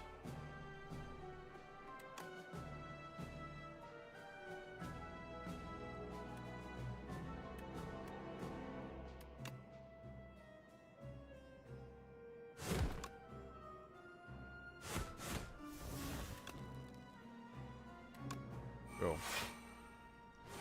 Well, the plating means that we need less dexterity anyway. Unlock Regent. Don't have to win the run for the unlocks. Nice. Nice. Pyre, I'd like to play, but there's quite a lot of damage incoming. We've got -1 strength, -2 dexterity. Duplicator, fairy in a bottle, stable serum.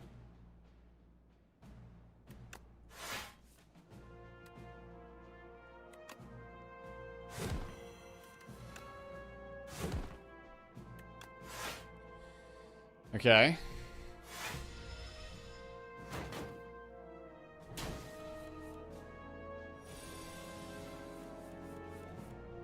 Brand. Lose 1 HP, exhaust 1 card, gain 1 strength. Alright, so we get 1 strength back here.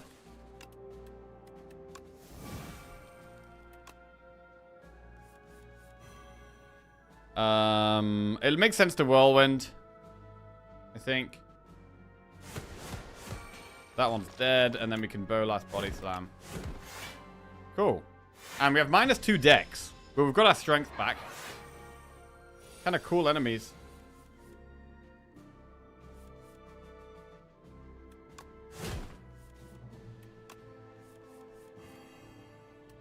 Um, 15 damage. We should probably try and block this. This flame barrier.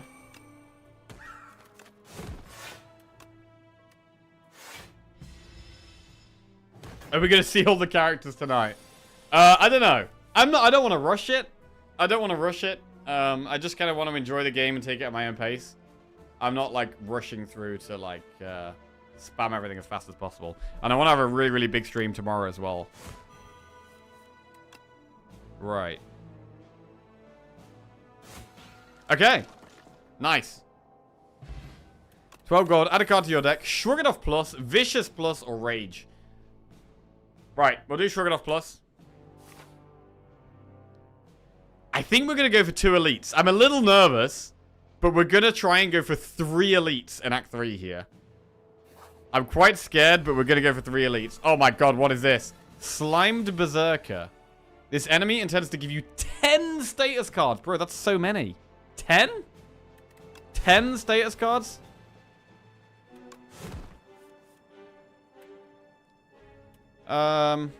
Stone Plating or Vicious? I'm going to do Stone Armor. We don't have as much vulnerable anymore.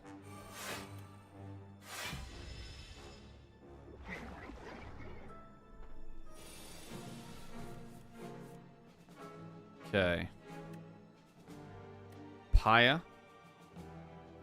We should play Pyre, definitely. Thrash to get rid of the strike. Cool. Man, I really like Thrash. Gotta say, I really like Thrash. Like, do we need to gain strength when we just have Thrash? I mean, we will play Brand. Hang on a second, actually. First time you gain block from a card each turn, double the amount. We haven't really used Feel No Pain yet. That hasn't actually felt very important.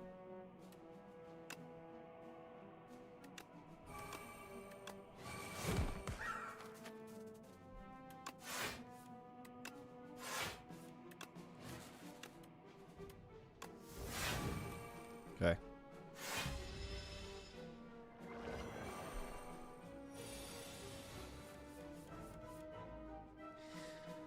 Uh, 33 damage is quite a lot.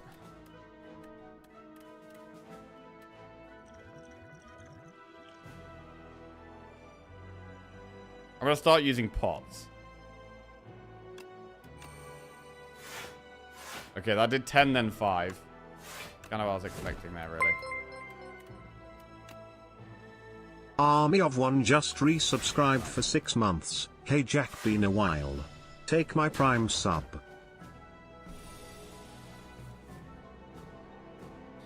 Got 5 energy here. Bash. Bolas. Whirlwind. I mean, this enemy does have a lot of health. These things have a lot of health. That's a lot of slimed in the deck. Jeez.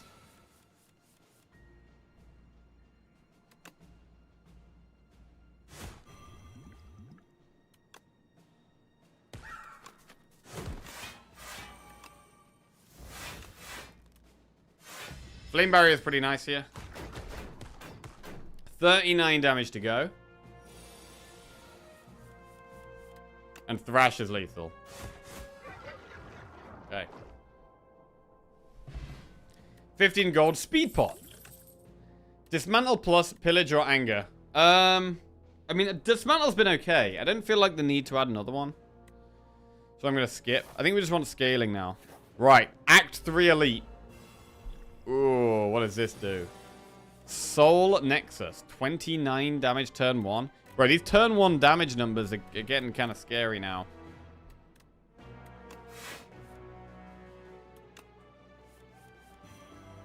Do we Vicious or do we Thrash? Do we just get the Thrash out? Oh, wait. We can exhaust Howl from Beyond. Oh, that's really nice. We get strength as well. Shrug. And instead of Vicious, I'm actually going to Thrash. I really love getting the Thrash out early. It scales up so nice. I can tell you the Blade Dance upgrade is 4 shivs, but it still exhausts. Okay, good to know. Thank you, Vaccine.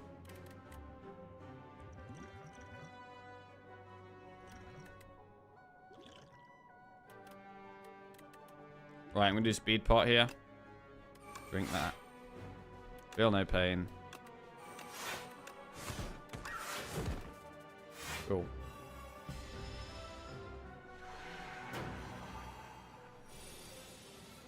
$43 damage. Jesus.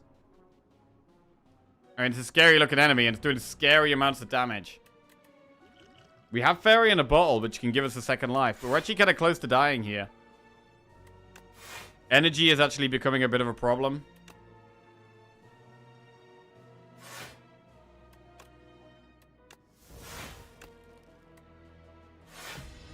I needed to, like, chill out for a second. 27. Okay, it's going to debuff us here. I mean, there's Pyre, finally, and Unmovable. These powers have been right at the bottom of our deck. This is really rough. Is it better to Pyre or Unmovable? Double block or more energy? I think we go for the energy. I think we need the energy, really. But I might actually stable Serum. Yeah, I'm going to play this. And retain our hand. Because I'm getting scared now. This is an elite. I mean, we're committing to 3 elites here. I think this might have been a bit too aggressive. I think we might have been a bit aggressive here. 9 times 4.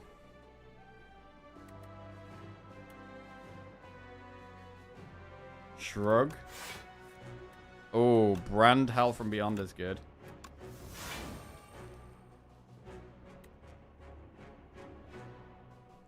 Unmovable. First time you gain block from a card, double it. And then we can just blood ball.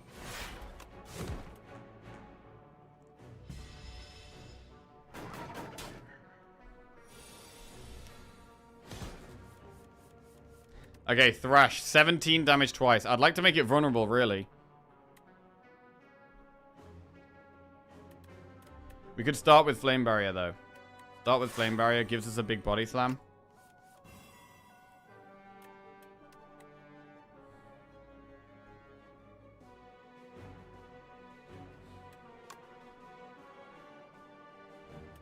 Body slam. Bolas. Thrash. Big Thrash. Stone Armor. And True Grit. Probably Vicious, actually, for draw. Yeah. Right.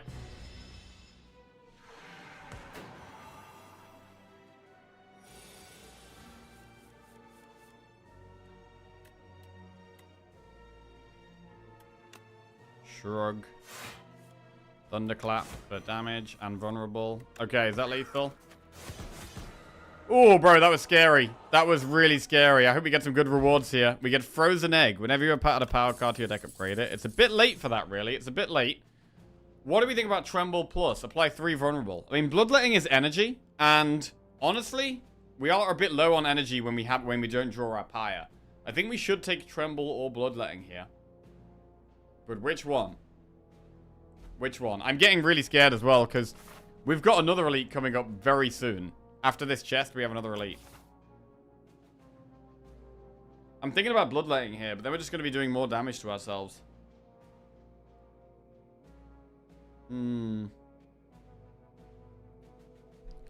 Let's go Bloodletting. And now we get a chest.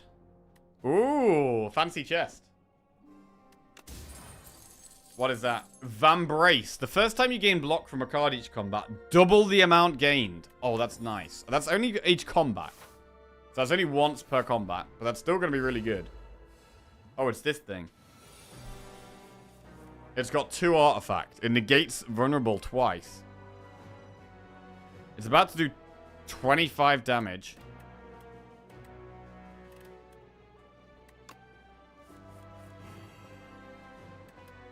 I mean, Flame Barrier does block that, but then we can't really do much else.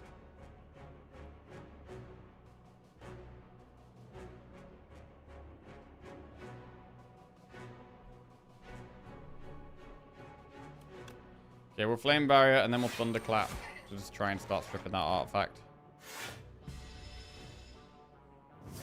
Not playing any powers turn 1 is scary, though. It's about to put 4 status cards in our deck. Right, we want to get a massive Thrash off here. I mean, Thrash on Hell from Beyond could be really good here. Yeah, we're going to do Bird Swoop, Body Slam, and then we're going to Thrash the Hell from Beyond. Which is great.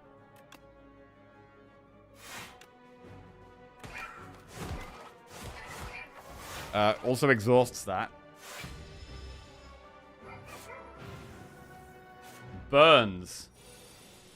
They're in my hand as well. Oh, they're in our hand. Unplayable. At the end of your turn, if this is in your hand, take 2 damage. Okay.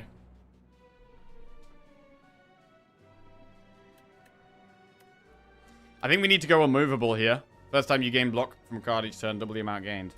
And it might be worth doing Stone Armor over Vicious, because when you apply Vulnerable, draw 2 cards, but we're not actually applying Vulnerable at the moment. So I'm going to go Unmovable and Stone Armor and Bolas.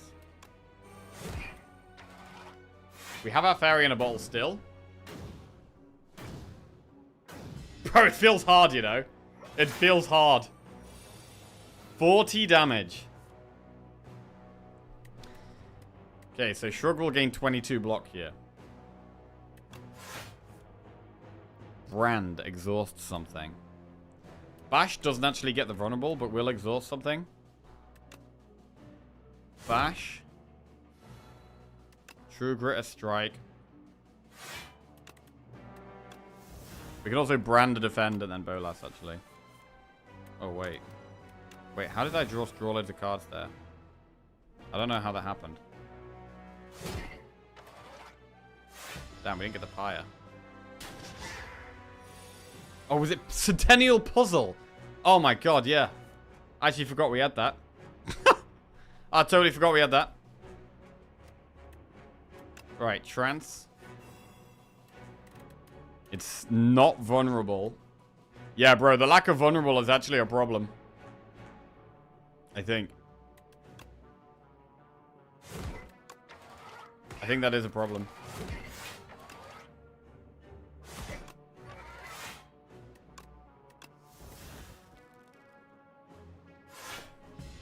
Oh, you like it, Slaves Part 2? I am liking it, bro. It's good. How's the game? The game is great so far. Having a great time. There's Thrash. 33 damage twice. Okay, we want a Thunderclap Thrash for sure. Thunderclap, Bolas, Thrash.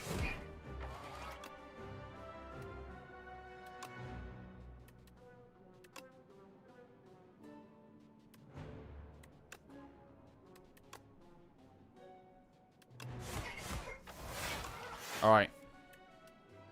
Not too much damage to go now. Bro, what a card Thrash is, man. But it could kill us this turn. I feel like it could kill us this turn. 45 damage. Shrug blocks 22. Out from Beyond is not lethal. So we'll Shrug. I think it's just Bolas, defend, to be honest.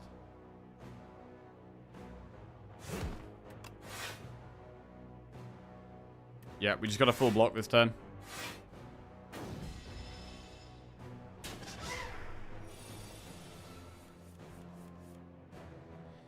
Whirlwind 13 times 3 kills it. Okay, Whirlwind gets there.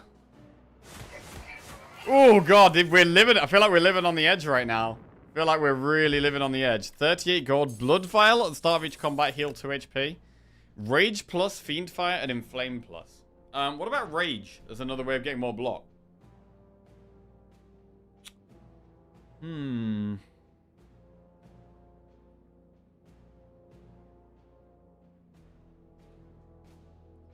Fiend Fire is great. Normally, I think. Is it a bit late for it, though? We're going to want to exhaust it. I think Rage is probably the way to go here. Right. And in this campfire, I might actually rest. Because I really want to get to this shop because of how much gold we have. I think the play is to rest, though. There's some... Wait, what does Unmovable upgraded do? Oh, it costs 1. That would be nice. That would be really nice. But I think I'm going to rest. Just rest it up. Right, we've got an enemy and then an elite before the shop. Whoa! What are these guys? 5 times 2. This one buffs itself.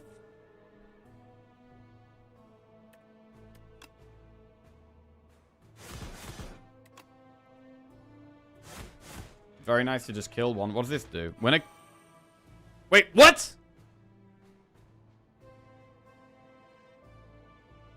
When killed, a new axe bot is summoned in its place. Oh, bro, why didn't I read that first?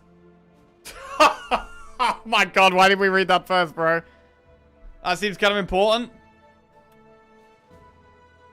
Oh my god. Oh, it has it twice. It has it twice. Oh, Christ. Reading Jackie's biggest weakness.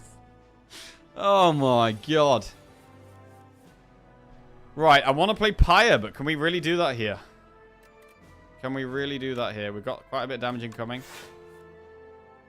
Yeah, I think we have to Pyre here. I think we absolutely have to Pyre here. Right, we've got energy. Dead to tech. Whirlwind. Right, it does 12 damage 5 times.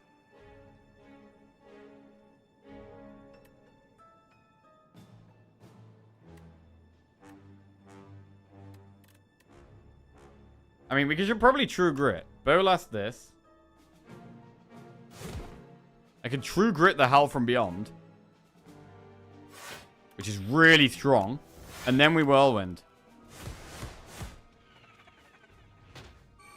So wait, that one comes back. This one also comes back. Right, but this one can't... The one on the left can't come back again. The one on the right comes back one more time. We do get the Hell from Beyond to go off this turn, which is big AoE damage. Love that. Love that big AoE damage. Flame Barrier is okay. We're doing okay here. This fight's going quite well. This fight is going quite well. I'm not going to brand. I'm actually going to choose to not lose any more health here. And just try and get the one dead that doesn't come back anymore.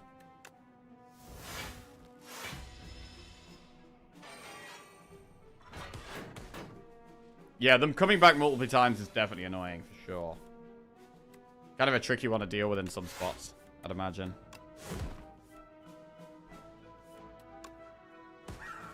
Alright, well, we killed one.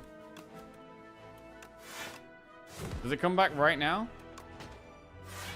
Okay, it does get replaced straight away. So we can just, like, do this now.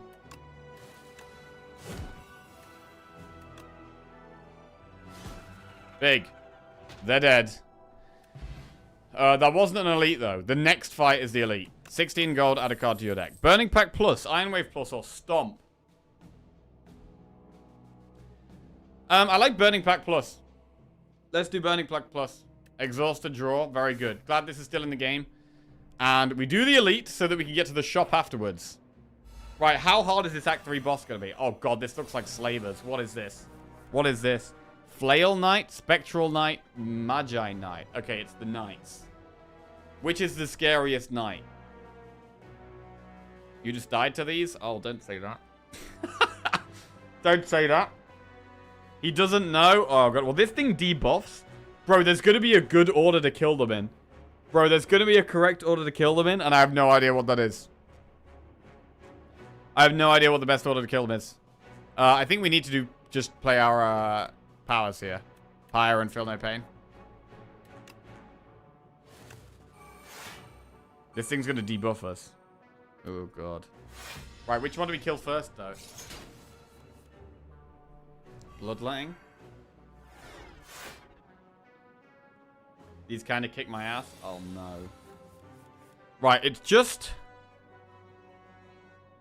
While Spectral Knight is alive, all your cards are ethereal. What?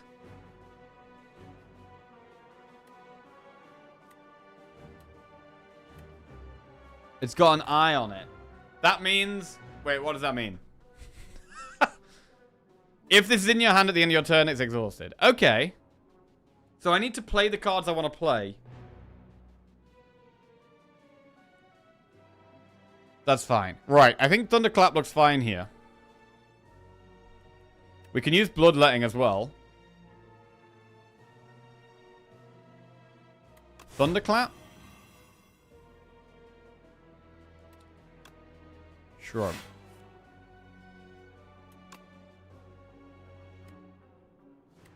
Bloodletting. Right, which one do we kill?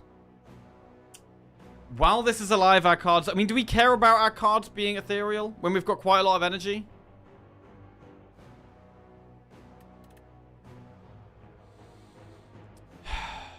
Magi sounds kind of scary. I feel like we probably leave the tanky boy the longest. He's probably just going to do damage. We're just going to block it a bit. I'm tempted to kill the Magi first. I don't know if that's just because it's on the right. And with Slavers, you generally want to kill the one on the right. And I'm thinking of this fight as similar to Slavers. I don't know.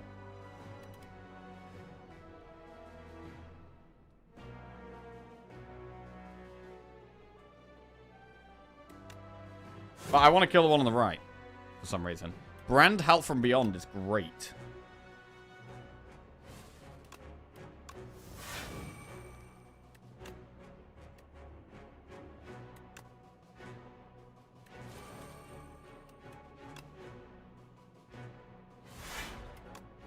Alright, we just kill one, which means it doesn't debuff us, which is great.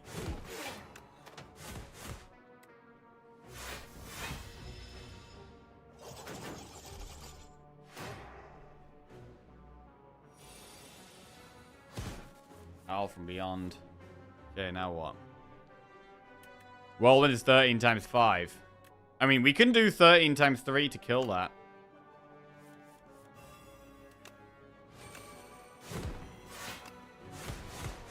Yes, bro, we smacked them. We destroyed them. It's huge. It's huge. 35 gold. Power Pot. Choose 1 of 3 random power cards to add to your hand. It's free to play this turn. Sturdy Clamp. Up to 10 block. Persists across turns. Ooh. It's kind of like Calipers. Not the same, but... If we overblock more than 10, we actually keep some of that. That's really nice. That's actually really nice. Right, Hemokinesis plus Pillage or Anger. I don't think I want any of these. Skip those. And now we've got a shop. We've got a shop. With 962 gold. Right, what do we have here? Juggling plus Innate. Add a copy of the third attack you play each turn into your hand. Add a copy of the third attack you play each turn in your hand. Rolling Boulder Plus. At the start of your turn, deal 10 damage to all enemies and increases damage by 5. Interesting. We have Dolly's Mirror. What is this? Pendulum. Whenever you shuffle your draw pile, draw a card. Okay. Liquid Memories. Put a card from your discard pile into your hand. It costs 0 this turn. Okay. That could be quite good at pulling back either Body Slam or Thrash.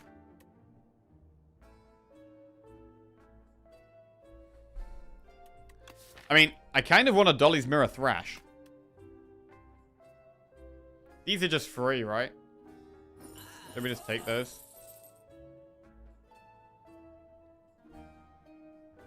I mean, we're about to do the final boss, right? We've got one campfire where we rest or upgrade, and then it's final boss time. So what is the best against the boss? 7 plating looks good. I mean, powers are good as well. Okay, I'm going to take the plating. So we have plating, we have a power. We're going to remove a card. What do we remove? Strike, defend.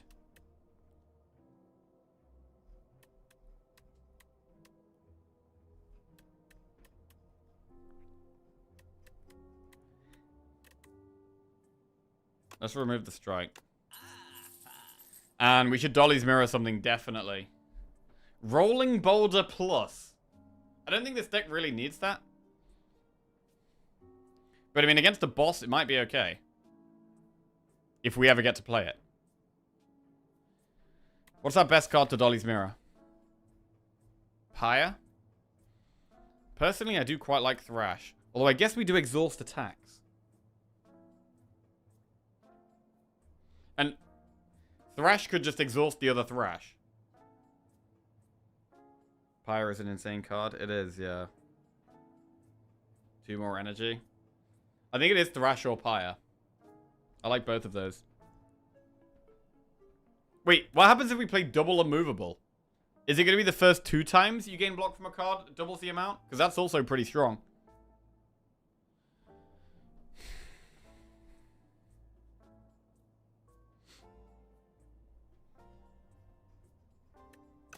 Ah, let's do Pyre. I think it's just good, right?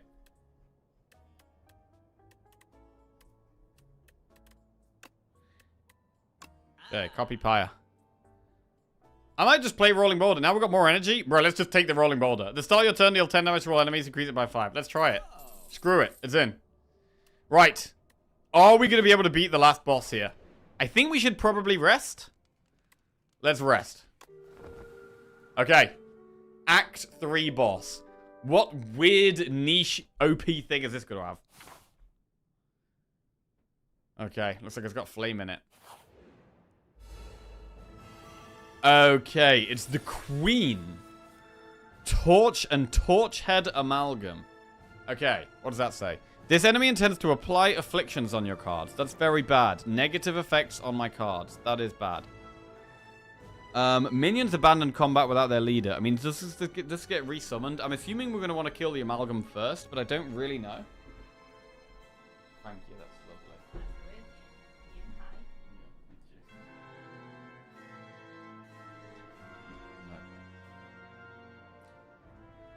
No.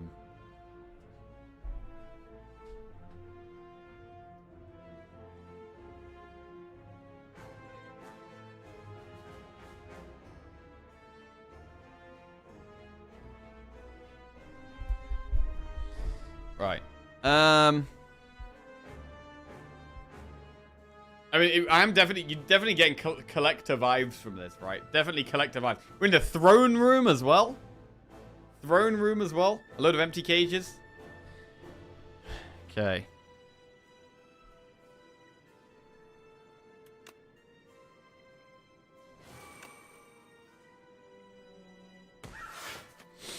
We could Burning Pact and Battle Trance to really try and find Pyre. I think I'm going to go for that. Okay, there's Pyre. Right, more energy is going to be big. Oh, wait, I should play these as well. Power Pot.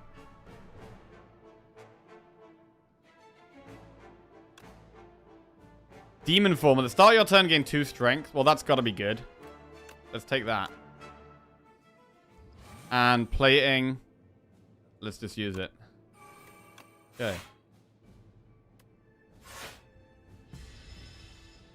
Okay, scaling strength is nice. Chains of Binding. What is that? What is that? Bound. Only 1 bound card can be played each turn. Oh, no. Thank you. Only 1 bound card can be played each turn. Cards are unbound at the end of turn. Is my whole deck bound, or is it just this hand? It might just be this hand. Either way, we should probably play the Pyre. I mean, Stone Armor looks good for block. Oh no, these 3 are bound. Only 3 of them are bound. Okay. The first 3 cards drawn each turn are afflicted with bound. Oh, damn, the first 3. Okay. So, I think we're going to go Pyre, Stone Armor, Spore Mind. That makes sense. First 3 are bound. Only 1 bound card. Right. Pyre, Stone Armor, Spore Mind. Right, we have no pots except our 1 berry in a bottle now. You are mine. Okay. The 99. Oh, God. Oh, Christ, bro. 99 weak and 99 vulnerable and 99 frail. That is always terrible. That is terrible. It's got to be unmovable and then Blood Wall Body Slam.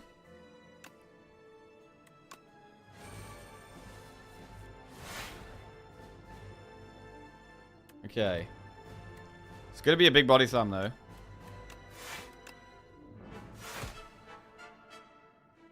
I don't even know if killing this thing on the left first is the right thing to do, but it's what we're going for. It is the one attacking us right now. And this is how we all died on the last boss on the first run. Oh, yeah? Wait, is this the boss that everyone died to?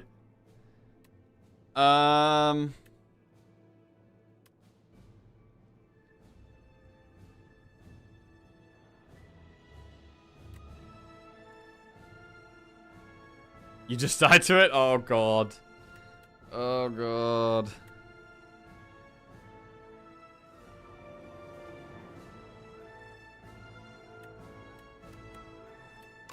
I couldn't... Wait, we could exhaust a, bound card.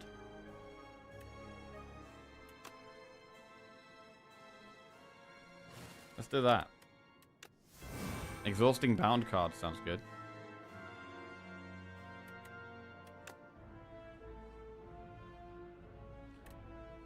Oh, wait. It's unbound at the end of turn. Ah, Christ. Yeah, okay.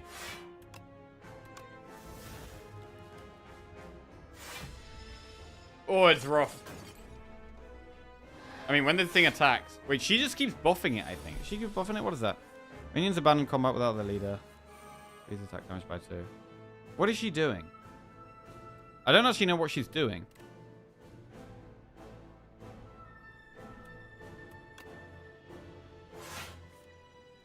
Whirlwind. 15 times 6. That's a big damage card. Bro, we can Thunderclap Whirlwind. Okay, now we're talking, bro. Now we're talking. We can Bloodletting as well. Now we are talking. Bloodletting. Rage.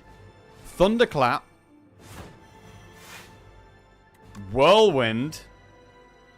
Look at that for some damage. Oh, yeah. Bird Swoop Body Slam. Alright, that might be minion dead right there. That was a huge turn. What a massive turn. Strength and loads of energy. The pyres are incredible. 7 times 5? What's that? That's like 35. Okay, we can deal with that, maybe. We can probably deal with that.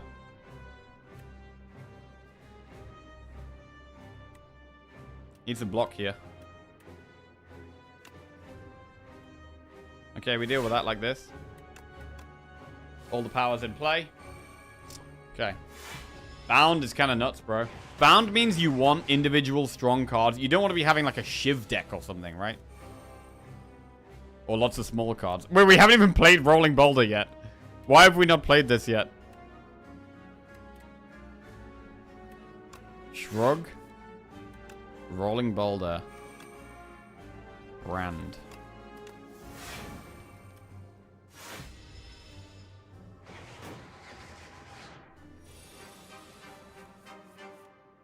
Oh, we haven't played Thresh either. Bash? Burning Pact.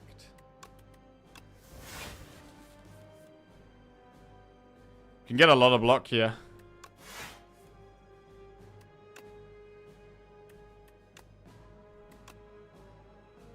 We're not far off lethal, actually.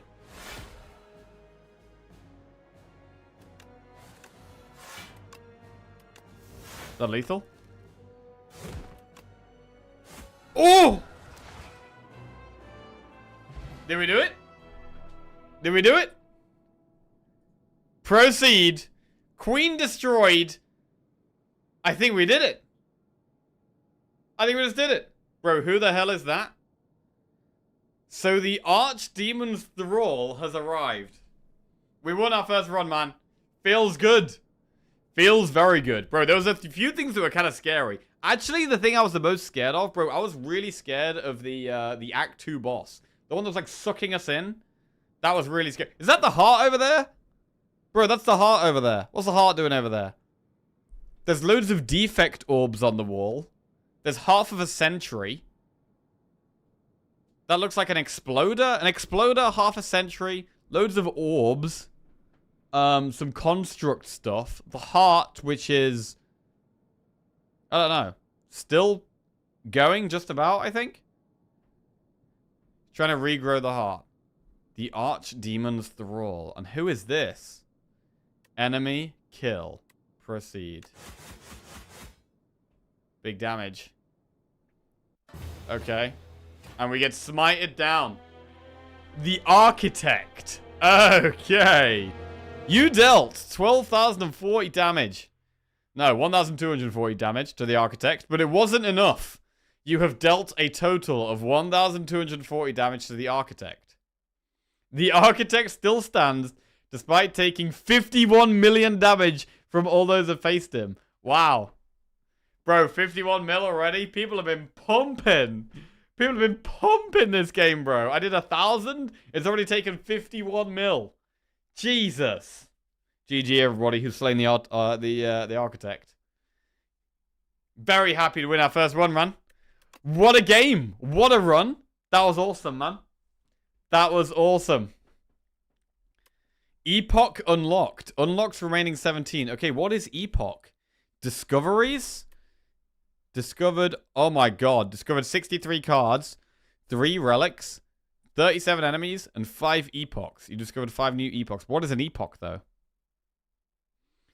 Can you go over your run's deck and relics? So we had the bird pip, which was the quest, this was great early game, bro. We did the quest, and then we get a 14 damage for 0 card. We also get the little bird animation once we complete the quest.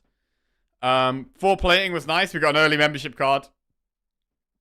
Vajra's 1 strength. This was really cool. Pale's Tooth. So this was the start of Act 2 reward. We had 3 options, and we picked this one, where we removed 5 cards, and then after each combat, we get one of them back and upgraded. Really like this. Got 5 upgrades out of that. Really nice. Bag of marbles in Ornamental Fan, Centennial Puzzle, Bag of Prep. These are all in Slay the Spire 1. Signet Ring. Upon pickup, gain 999 gold. We took this at the start of Act 3, and with our membership card, it meant we could just get so much value out of it, so we went with that. Strike Dummy. Permafrost. The first time you play a Power Reach combat, gain 6 block. To be honest, I did the classic thing where, like, I forgot about half my relics. Like, when there's just so much information to take in, I literally didn't even think about my relics half the time, and I wasn't focused on them. This was cool. Gnarled Hammer. Upon pickup, enchant up to 3 attacks with sharp 3. Really good on multi-attacks. Gifted 1 subs. Really good on multi-attacks there. Yo, Canaton gifted a sub to Rosenkill. Thank you very much, Canaton. Appreciate that. Rosenkill, welcome to the Jackoffs. Then we had Frozen Egg, which is in Slay the Spire 1. Vambrace. The first time you gain block from a card each combat, double the amount gained. Strong. Blood Vials in Slay the Spire 1. And then we had Sturdy Clamp, up to 10 block persists across turns. Kind of similar to Calipers, that type of effect. But with only a maximum of 10 going turn over turn. But that's still really, really nice. And then Pendulum, whenever you shuffle your draw pile, draw a card. Okay. Unlock.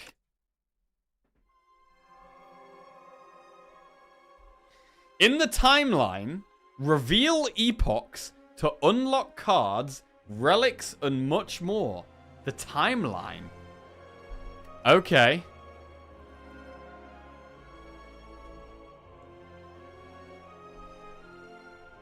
Meow. Play a single run to reveal this epoch. Hey.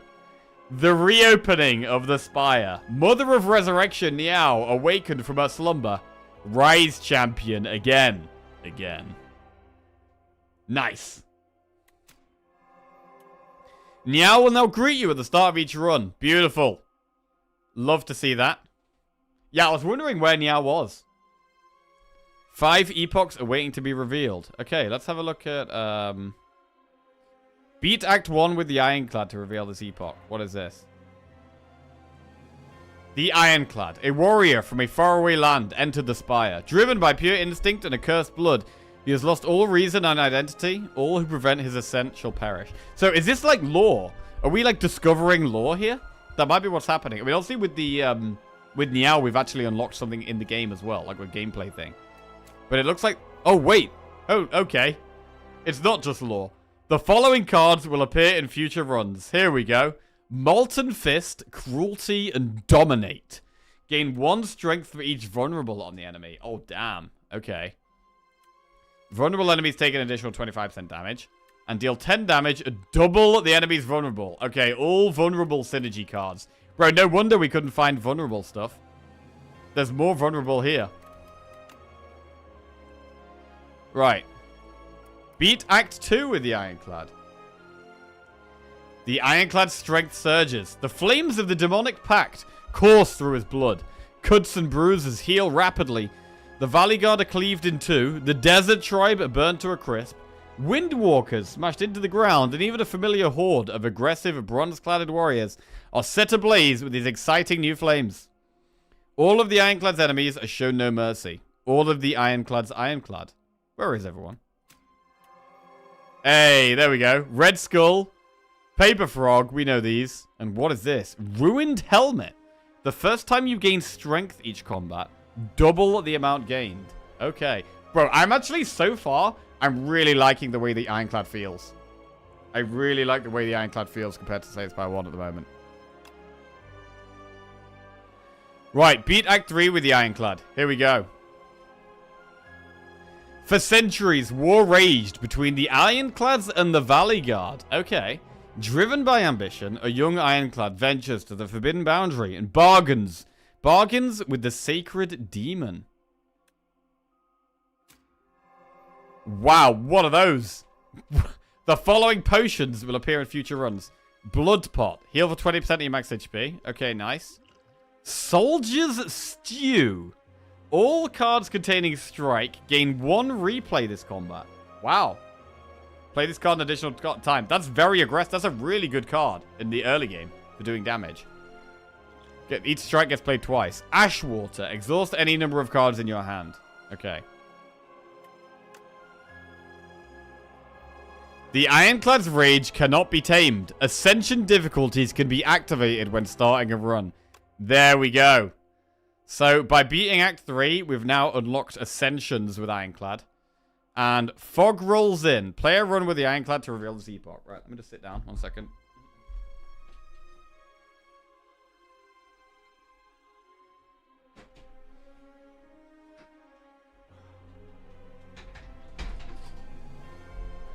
Whee!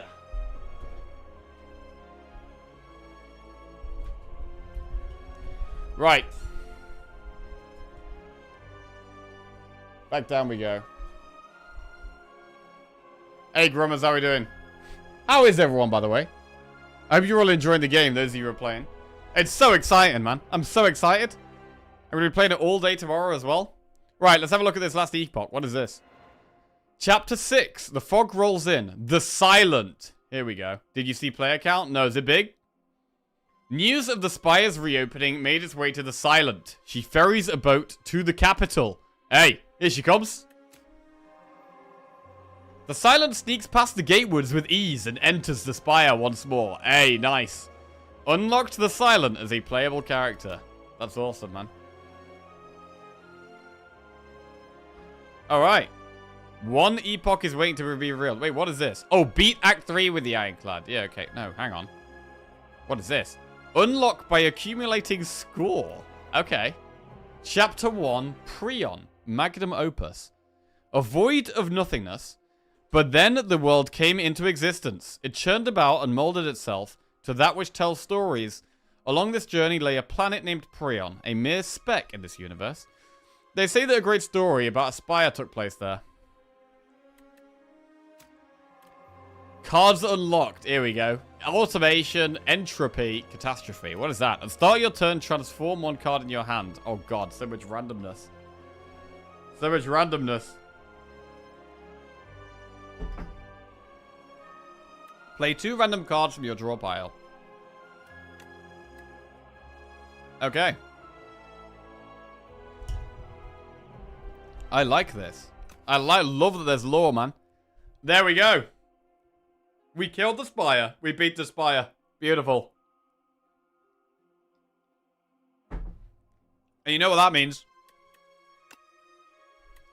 Standard, daily, and custom. Okay, play a single run with all characters and beat Act 3 to unlock the daily run. Beat Act 3 3 times to unlock custom runs. This does mean that we have unlocked the Silent. Has 10 less max HP than Ironclad. Ironclad starts with 80. Silent starts with 70. A huntress from outside the Spire, ready to stab and poison anything in her way. At the start of each combat, draw 2 additional cards. Right. Silent. Let's do it. Let's go. I feel like I don't know as much about Silent. Oh, here's Niao. Nice. Here we go. I've remade you go up. Arcane Scroll. Obtain a random rare card. New Leaf. Transform 1 card. Or Precarious Shears. Remove 2 cards from your deck and take 13 damage. 13 damage is quite a lot. But I do love removing cards. Okay, we still have 5 strikes and 5 defense. We still have 5 strikes and 5 defense.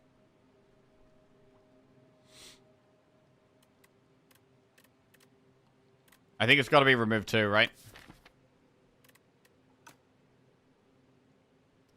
Let's remove 2 and take the damage. We'll get rid of 1 strike, 1 defend. Boom. Right, is Silent still going to struggle in Act 1? I mean, we have the same starting deck. So it might be the case still. I'm going to look for campfires. Enemy, enemy, event, enemy, campfire is nice. And then we can do an elite later on. Let's do that. Alright then. Oh, we got this thing again. Neutralize. Survivor. Strike, strike.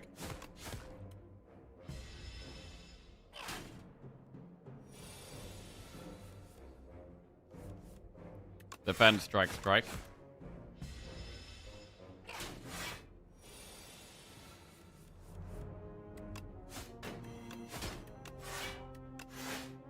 Okay.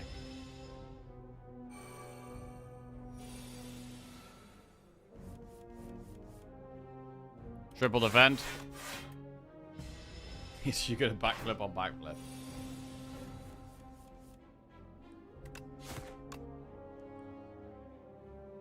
Okay, we still have Ring of the Snake. Yeah.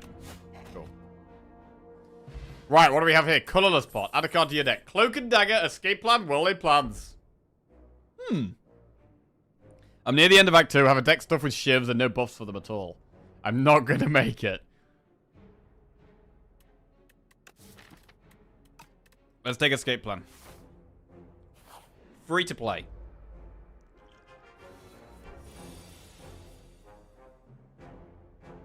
It's going to give us a status card. Strike. Strike. Defend. This is a weird fight.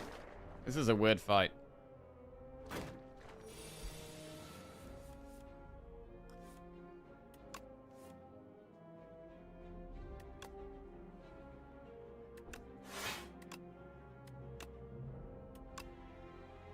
Gotta try and take no more damage here by neutralizing this.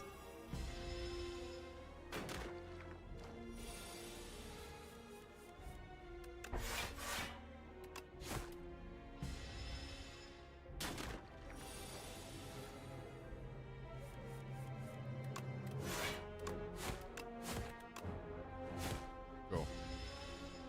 Are acts longer or do they just feel longer? They maybe, I think they probably just feel longer. When we're like learning, when you're learning a new game, you're gonna take it slower, right? I think it's got the same amount of flaws.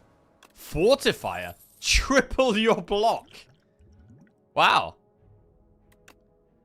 Accuracy, Cloak and Dagger, or Calculated Gamble. Oh, bro. We don't have any shivs, but we could take accuracy. However, I really want to use the new Sly mechanic, and Calculated Gamble is going to be one of the best cards for that. So I'm going to take it. I want to find some Sly cards. This or that. Arms suddenly jut out from a nearby hole, clutching a suspicious bag of riches and clearly cursed relic. This or that, a scratched up voice whispers from below. Lose 6 HP and gain 67 gold, or add Clumsy to your deck and obtain a random relic. That is a curse, but it's the least bad curse. Where do we see a shop? We can't do an elite and a shop on this path, which is a bit awkward. I'm gonna get the relic. Whoa, what is that? Planisphere. Whenever you enter an event room, heal 4 HP. Okay. Oh, damn, I didn't read it. I didn't read it. Oh, here we go. You grab the cursed relic. As soon as you grasp it, shackles materialize on your wrists. You hear a ghostly laughter. Laughter? Laughter. And a bright plume of fire fills your vision. The hole and arms are gone.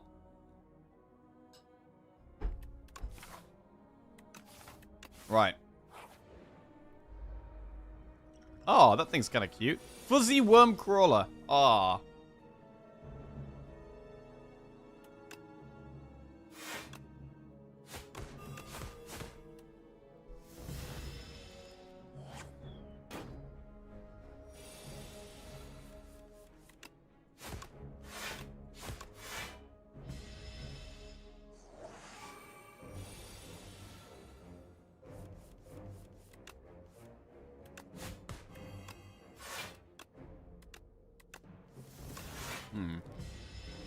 Damage feeling a little low right now.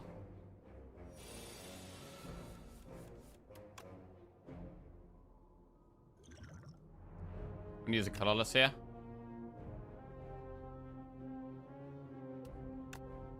Bro, we don't even have anything in our draw pile. Oh my god. Okay, it's not right.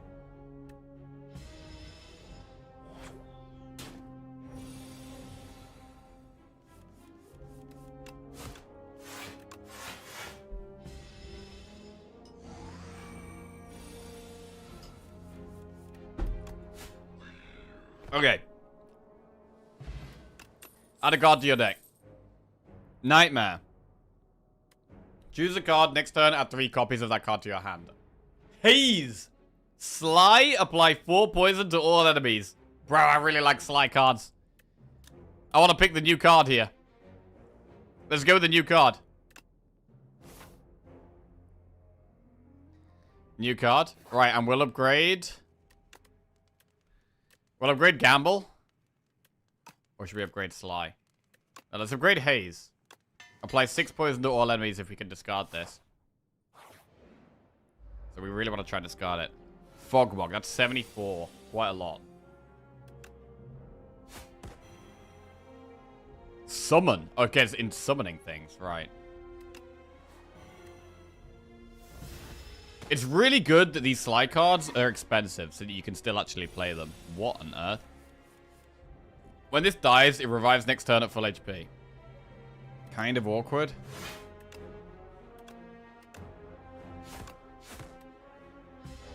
It does die to 1 strike, but it keeps coming back. That is a problem.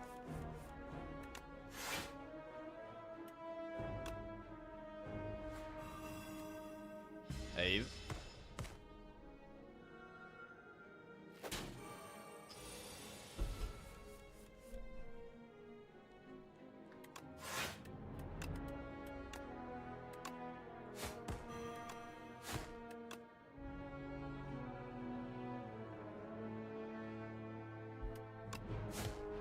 Okay. Too bad it doesn't go back with poison, yeah. I mean, this is kind of sketchy right now. We're taking damage. I'm not liking this.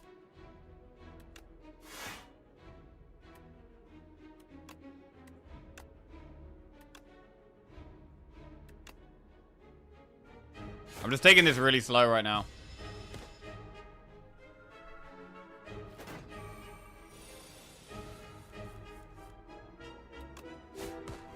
Okay, do we get there? We get there. Ooh! Sketchy though, sketchy. Right, 16 gold, add a card to your deck. Deadly Poison, Anticipate, or Pounce. Gain 3 dexterity this turn. Deal 12 damage. The next skill you play costs 0. We don't have any expensive skills at the moment. 3 dexterity this turn. I mean, it's good with escape plan. It's good with defense. It's good with survivor. What does anticipate upgrade to? 5 dexterity this turn. Bro. Is it anticipate here? Is it anticipate? I'm gonna go anticipate, go. We're gonna go to the new card. Oh my god, what's going on? What the hell is going on? Jesus Christ. Barbarous King with a massive raid. Holy crap. Yo, thank you very much, Barbarous King. Hope you had a massive stream, and I hope you enjoyed Slay the Spire 2. Welcome, everybody. Is that second run? Is that second run? Do we do an elite, or do we do a campfire? Oh, my lord. Right. We won our first run with Ironclad. Thank you very much, Barbarous King. Appreciate that, mate. How's Barbarous getting on? Look at the boss indicator. Wait, what? Okay, I don't think I've seen this one yet. I don't know what this one does. Right, campfire or elite? Our deck has, like, no damage. Our deck feels really bad right now. I don't think we can just go gung-ho into an elite just yet. So we're going to go for an upgrade. Good luck. Thanks for the raids. Never had a chance to raid you back to now. Ah, no problem, man. Appreciate the return favor. Right, we're going to go Calculated Gamble. I'm intrigued by Anticipate, but I think this deck is going to be, with our best card being Gamble and then this Sly, I want to make sure we're trying to get this off very often. What the hell is this? Spaghetti Monster? Vine Shambler. Okay, so if we haze here, we take a bunch of damage, so we're just going to double defense strike, I guess. Our deck feels pretty bad. Our deck feels pretty terrible. Rip your run and nobody spoil the boss. It's funny that. I haven't seen... What did we see last time? Last time I saw the, like, sludgy, slimy thing.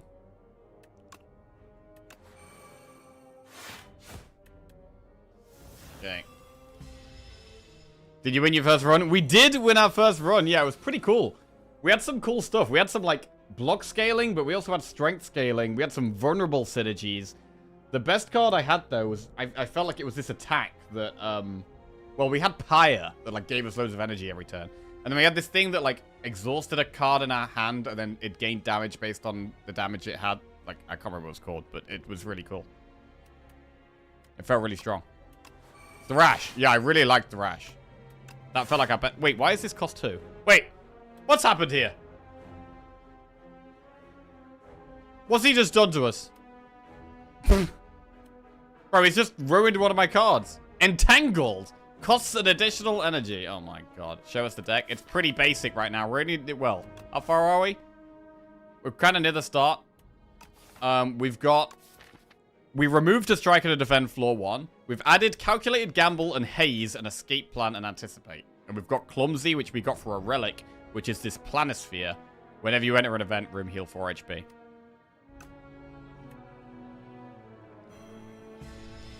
We haven't been able to get the Sly effect off once yet. It feels like it might even be more of a later game type of effect. Is it worth putting Haze here? I think it might be. It might be worth taking some damage to get the poison down. I don't like how this fight's going. I mean, I could just defend double strike, though. It's fine. It's fine. We'll defend double strike. I mean, it doesn't seem to be scaling, really. Is it scaling? It makes my cards worse, gradually. I think that's its form of scaling, but that's fine. I think preserving our health is probably going to be good here. I've never had this potion before. This is pretty cool. Fortifier, which triples our block. Pretty nuts. Pretty nuts. Okay, our strike costs 2, which is just completely garbage. We're just going to block, though. I've got Slide Card, and I've been hitting it like 2 or 3 times a fight minimum. But I have 2 Acros already. Well, yeah. Acro sounds pretty good. I think I'd like that in this one. Defend, strike, strike. Almost there. The deck is definitely not ready for any hard fights. That's for sure. Strike, gamble. Okay. Right. Come on. Come on. 17 gold. Add a card to your deck. Here we go. Expertise. Draw cards until you have 6 in your hand. Precise cut. It costs 0. Deal 13 damage. Deals 2 less damage for each other card in your hand. Or anticipate again.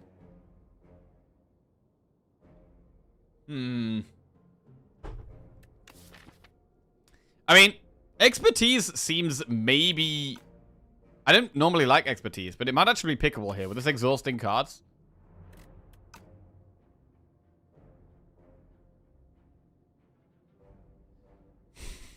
What do we have next? We've got a chest, and then... I mean, I don't think we can do an elite, bro. I really don't think we can do an elite.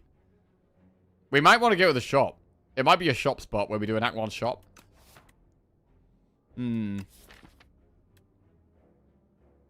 Precise cut also has discard synergy.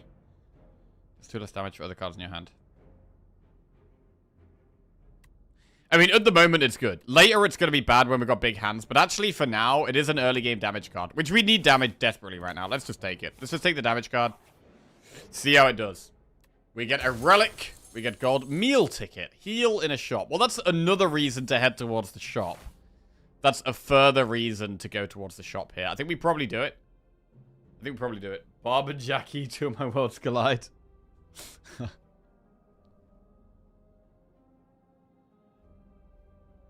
Right.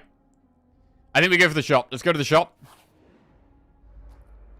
Ooh, what are these? What is that? Snapping jackfruit and flyconid. This buffs itself. This debuffs me. It does 1... Ha! 1 damage? Okay, so we have to play other cards and then play this last. Incredible card here. Right.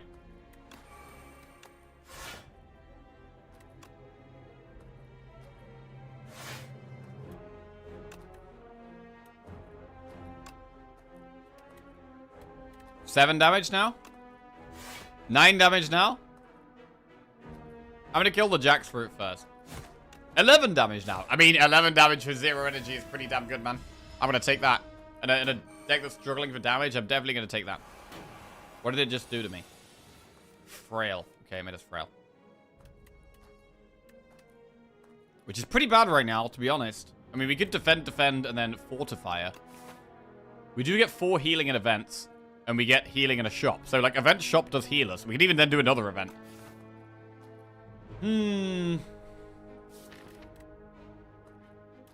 Our draws aren't amazing right now.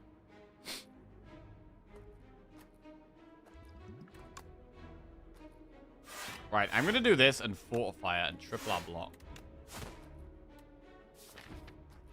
Should gamble because we could hit neutralize. Oh, yeah.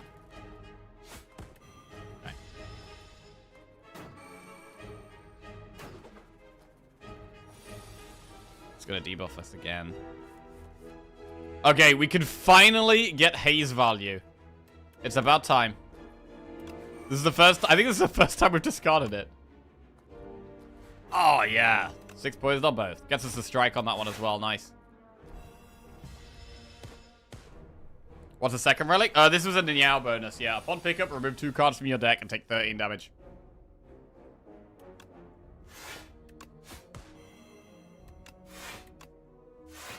Alright, just take it easy here. The poison will gradually tick down. I mean, is Catalyst still in the game? I don't know. Maybe.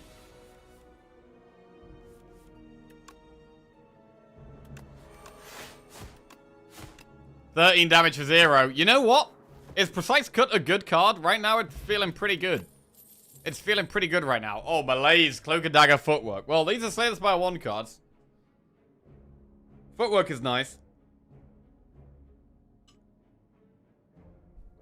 But Malaise is good too.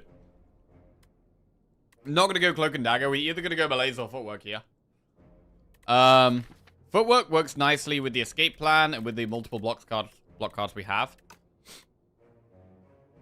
Footwork not even shiny must suck.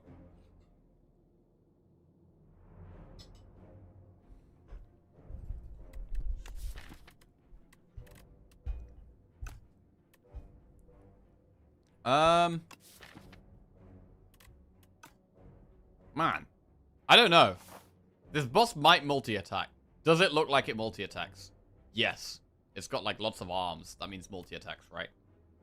I'm gonna take Malaise. Right. We could do an event, but I think we're heading to the shop for the meal ticket value. I'm not super confident right now. Let's go through this event. We get 4 healing. Huge 4 healing from this. Right, choose 1 of 5 random cards to add to your deck, or lose 5 HP and gain a colorless card reward. I think share knowledge is fine, right? Piercing Wail, Strangle, Pounce, Anticipate, Bouncing Flask. What is Strangle? Deal 8 damage whenever you play a card this turn, the enemy loses 2 HP. Wait, that's like Choke. That's kind of like Choke, but it's cheaper. So it might be better than Choke.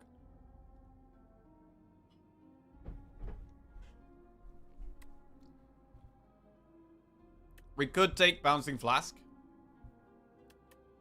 Strangle is interesting. What does Strangle upgraded do? 10 damage when you play a card this turn, enemy loses 3 HP. I don't think Strangle's bad. I think Strangle's alright.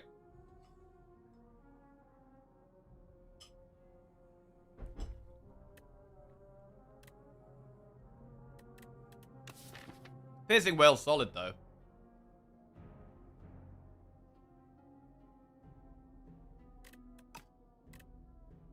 I'm gonna do Piercing Wail. How ostentatiously scholastic of a labyrinthine mind. A veritable cornucopia of cerebral sustenance to digest. Satisfied, the creature pops off and crawls away. You are flabbergasted. Right, shop. Save me. Save me, bro. Okay, membership card again. Sly. Gain 1 energy. Every 3 times you apply poison, deal 11 damage to all enemies. What? So that would have been good with Bouncing Flask. Damn.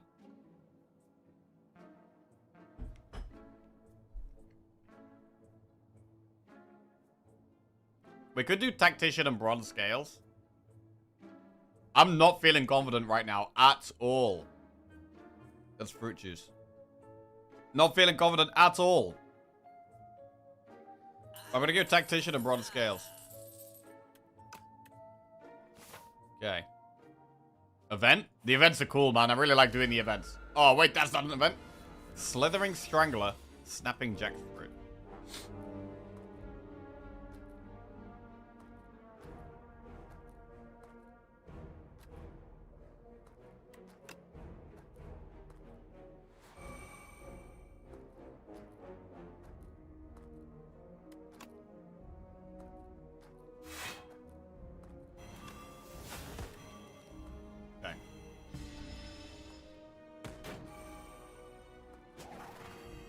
Constrict. Piercing Wail, solid. Play the defense, then we get a big precise cut. Yeah, precise cut, 11 damage. I like it, I like it.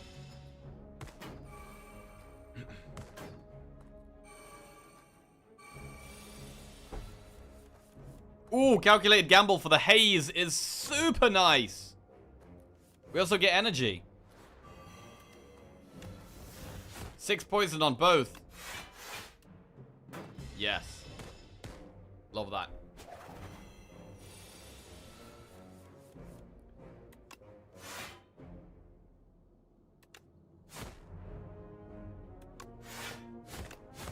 Yeah, precise cut, early game card. Like it. It feels so much more lively. This one? Yeah. It feels good, man. It feels good.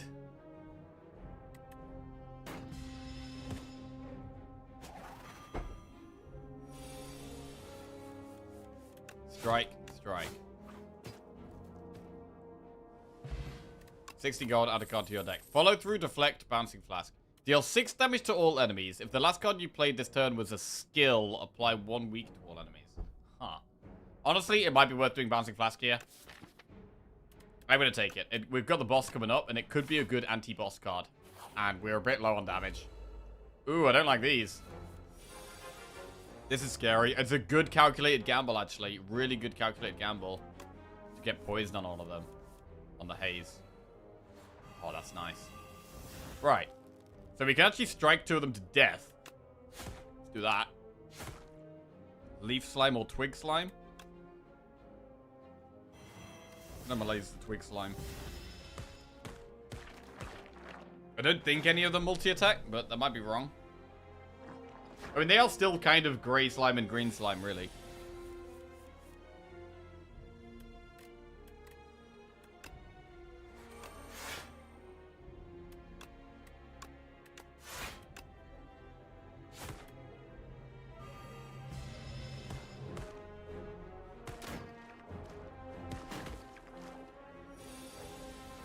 Strike, escape plan.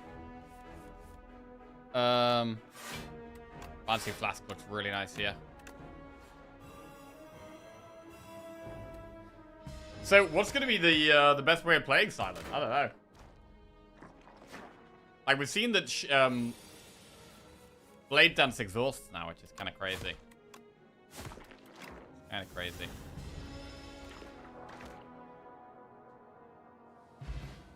Right, 19 gold, attack pot.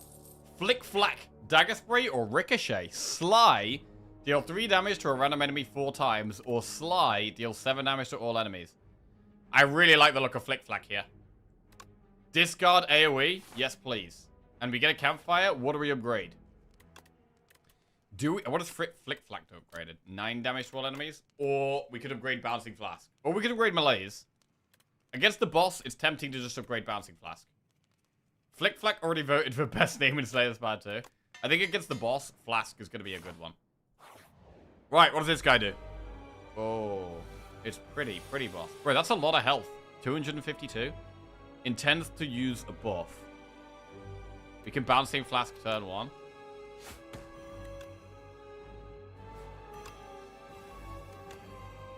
Give it -1 strength. Ceremonial Beast. Ancestral Spirit from Elden Ring. That was a pretty boss. Plow. Hey. Plow? That's got 150. The first time Ceremonial Beast's HP reaches 150 or below, it becomes stunned and loses all its strength. At the moment, it's got -1 strength, but it's buffing itself, so it may be gaining strength. Gamble for Flick Flack damage. Oh, yeah. Oh, yeah. Get flicked. Or flacked. I don't know.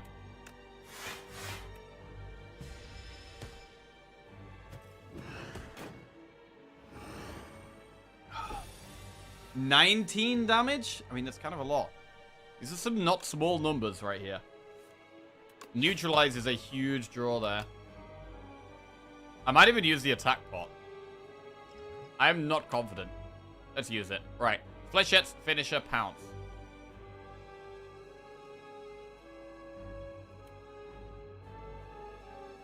Flechette's does 5 damage for each skill in your hand. Okay.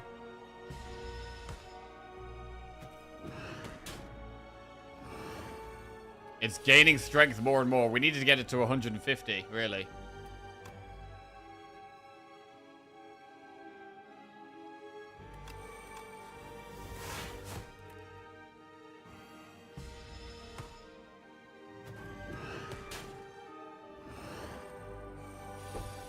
$23 damage and a buff.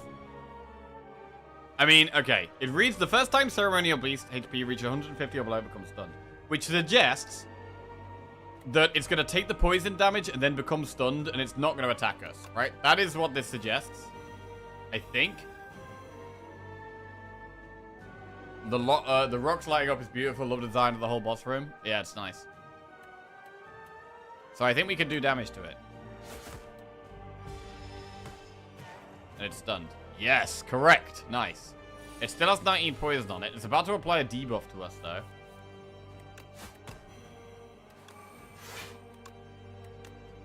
I like that it's still got the poison, because that can just tick away. We just got to focus on surviving. What is that? What is that? Ringing? You can only play 1 card this turn. Bro.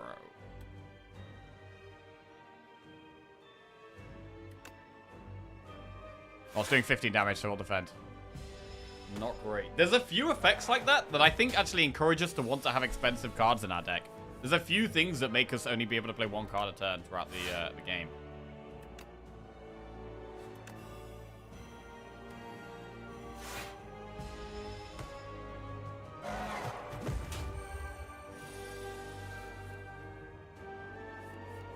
Okay. Kill the thing. Boom. Act 2. I don't feel like this deck is very good, though. We made it. Kind of a cool boss. The stun is big. And it stops us... Well, we can only play 1 card afterwards. 100 gold, liquid memories, add a card to your deck. Oh, God. Echoing Slash, Grand Finale, or Murder. I mean, I don't think we want Grand Finale in this deck right now. I don't think that's helping at all. What does Echoing Slash do? Deal 10 damage to all enemies. Repeat this effect for each enemy killed. I mean, it's a nice AoE card. If we want AoE, if we kill anything, it goes off again. That's pretty cool. Kind of like Defile. Those Hearthstone enjoyers. Murder, deal 1 damage, deals 1 additional damage for each card drawn this combat.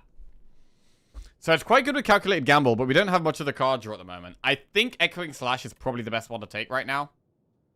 Co-op is amazing, in case you're wondering. Oh, yeah? I think we take Echoing Slash here. I think we need help right now. And I think it's the best for right now. Act 2 is Hive right now. Okay, we get this Waxy Boy again. Who's our boss? I don't think I had that one last time. I don't know what that is.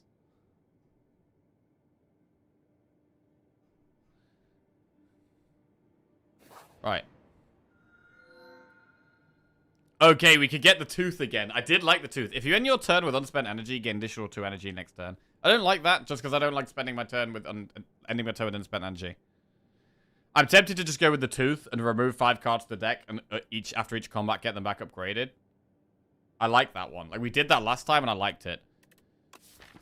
But the cards we get rid of, I don't think we actually get rid of all of our best cards. We get rid of cards that we don't necessarily mind losing, but are going to be good upgrades. So, like, Anticipate could be good for 5 dexterity.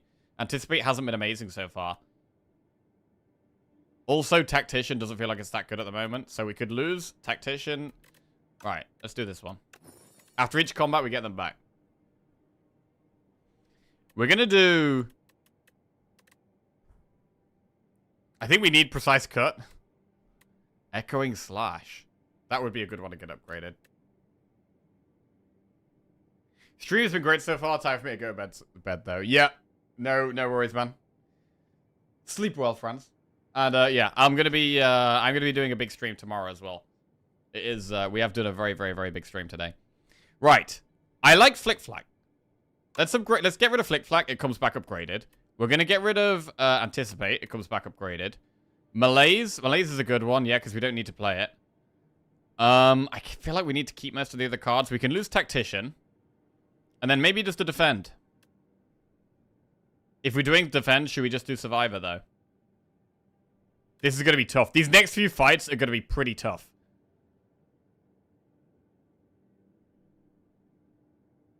Neutralize is such a good upgrade. Oh, God, bro. I'm gonna toss Neutralize. Oh!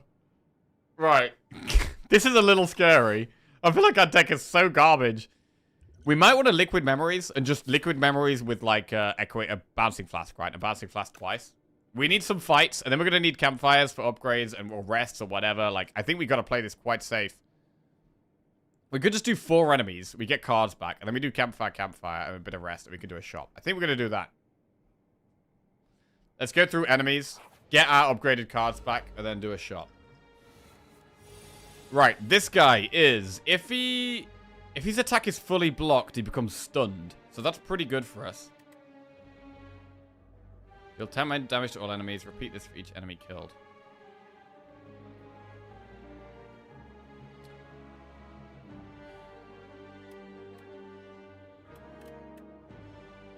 I mean, I don't mind Survivor, Defend here and just discarding the Haze. It's actually not that bad.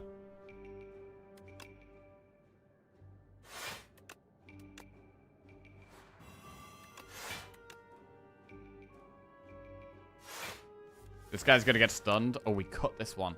Oh, yeah. That thing literally dies to poison next turn. This guy's stunned as well. This is actually a good first fight. We're gonna get an upgraded card back after this as well. Oh, man. Bouncing Flask is gonna hit this one sometimes, which is quite annoying. But I think we have to do it, right? That one dies to poison anyway. Okay, that went quite well. Wait, Bouncing Flask just did 4 times. Oh, no, we upgraded it before the boss, didn't we? Yeah, we have upgraded that one.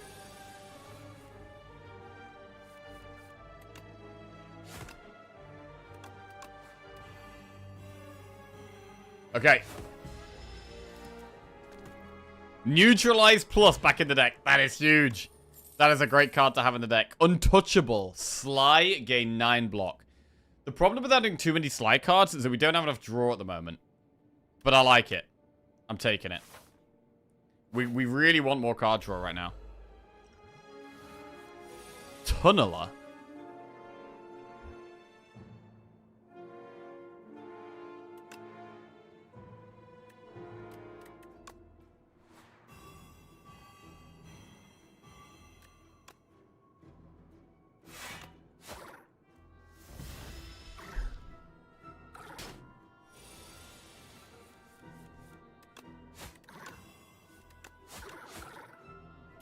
Okay. Where the hell is that guy gone? Hey! Block is not removed at the start of Tunneler's turn. Stunned at full block is removed. Burrowed.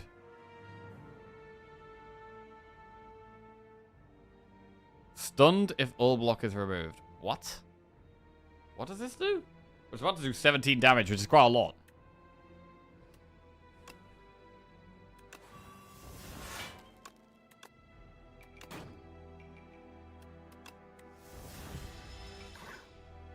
It does still take poison damage. It burrows. You can get a relic twice. Wait, what? You can get a relic twice.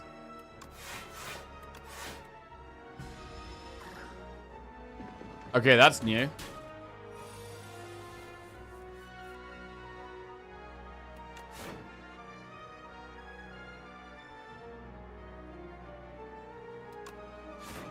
It says stunned if all block is removed. There's a few ways of stunning enemies now. There wasn't really many ways of stunning enemies in Slay the Spire 1, but stunning enemies seems like a bigger thing here. Anticipate plus. Okay. Skewer plus, Infinite Blade, Sucker Punch plus. Deal 10 damage and apply 2 weak. Skewer, Skewer can be nice to have, to be fair. And also, if we gamble away the Tactician, which we're going to get back upgraded, we can then Skewer. I just won a Silent Sly run. That was the most satisfying thing ever. Nice. I mean, Sucker Punch also looks quite good. But I'm going to just go for the damage here and go Skewer.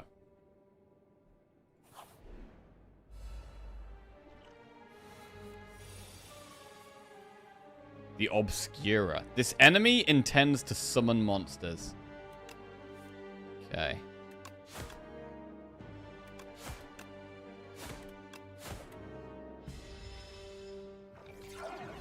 Whoa. When this dies, it revives next turn at full HP. Okay, I don't like that at all. Do not like that at all here.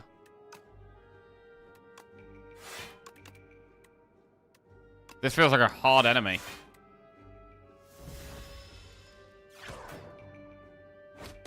This really feels like a hard enemy. Is this doing 16 damage every turn? That's disgusting if that's what it's doing.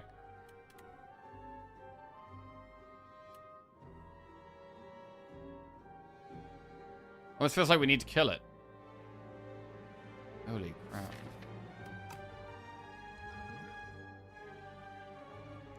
Alright, I'm going to Bouncing Flask and then Liquid Memories Bouncing Flask. Because this is horrendous. Although actually we kill this. Hang on. Neutralize Skewer does actually kill that.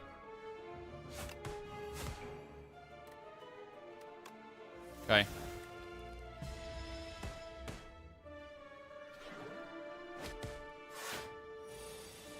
$26 damage.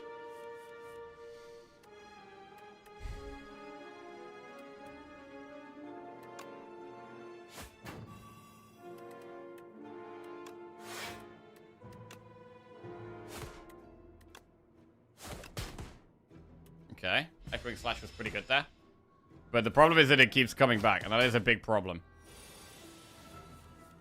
It continues to just do more and more damage to us. I mean, it can skewer it. What?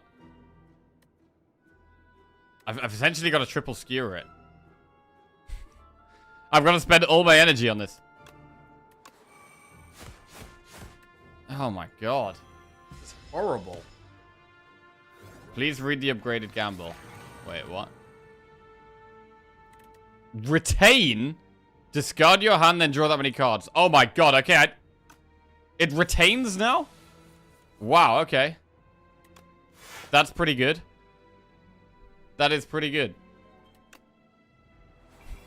Yeah, probably should have read that. It still exhausts. Wait, does it? Oh, no! It does still exhaust. Wait, what did upgrading it do then?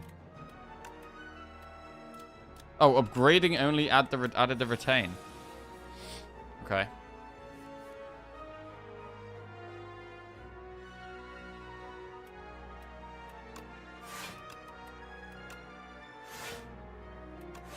This is not going well.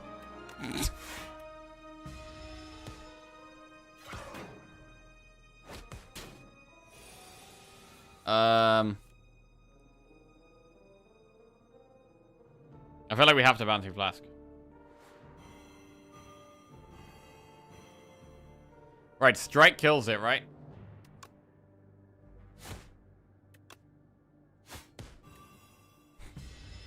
It's taken us so long to damage the thing at the back. So long.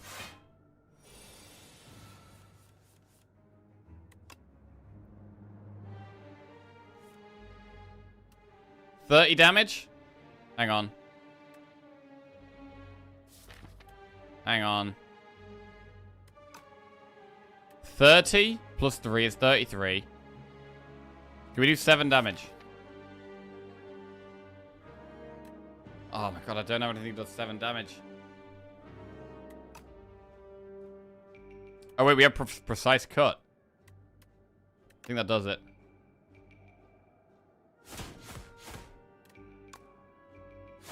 Wow. Okay, it dies to poison and then they're both dead, right? Woo! Right, we get Tactician plus back Duplicator. This turn, the next card you played gets played an extra time. Flick, Flack, or Fumes. Honestly, it's probably worth taking Fumes here. I think we take the Fumes.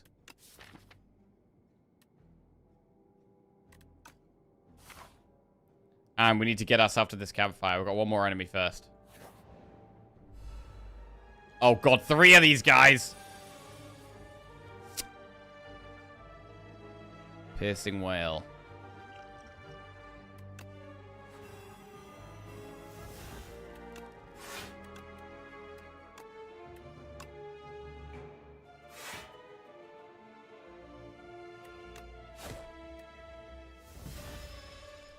The new floating orbs.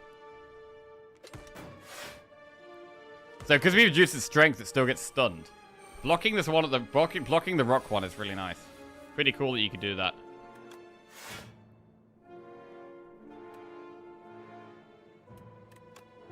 Strike, echoing slash.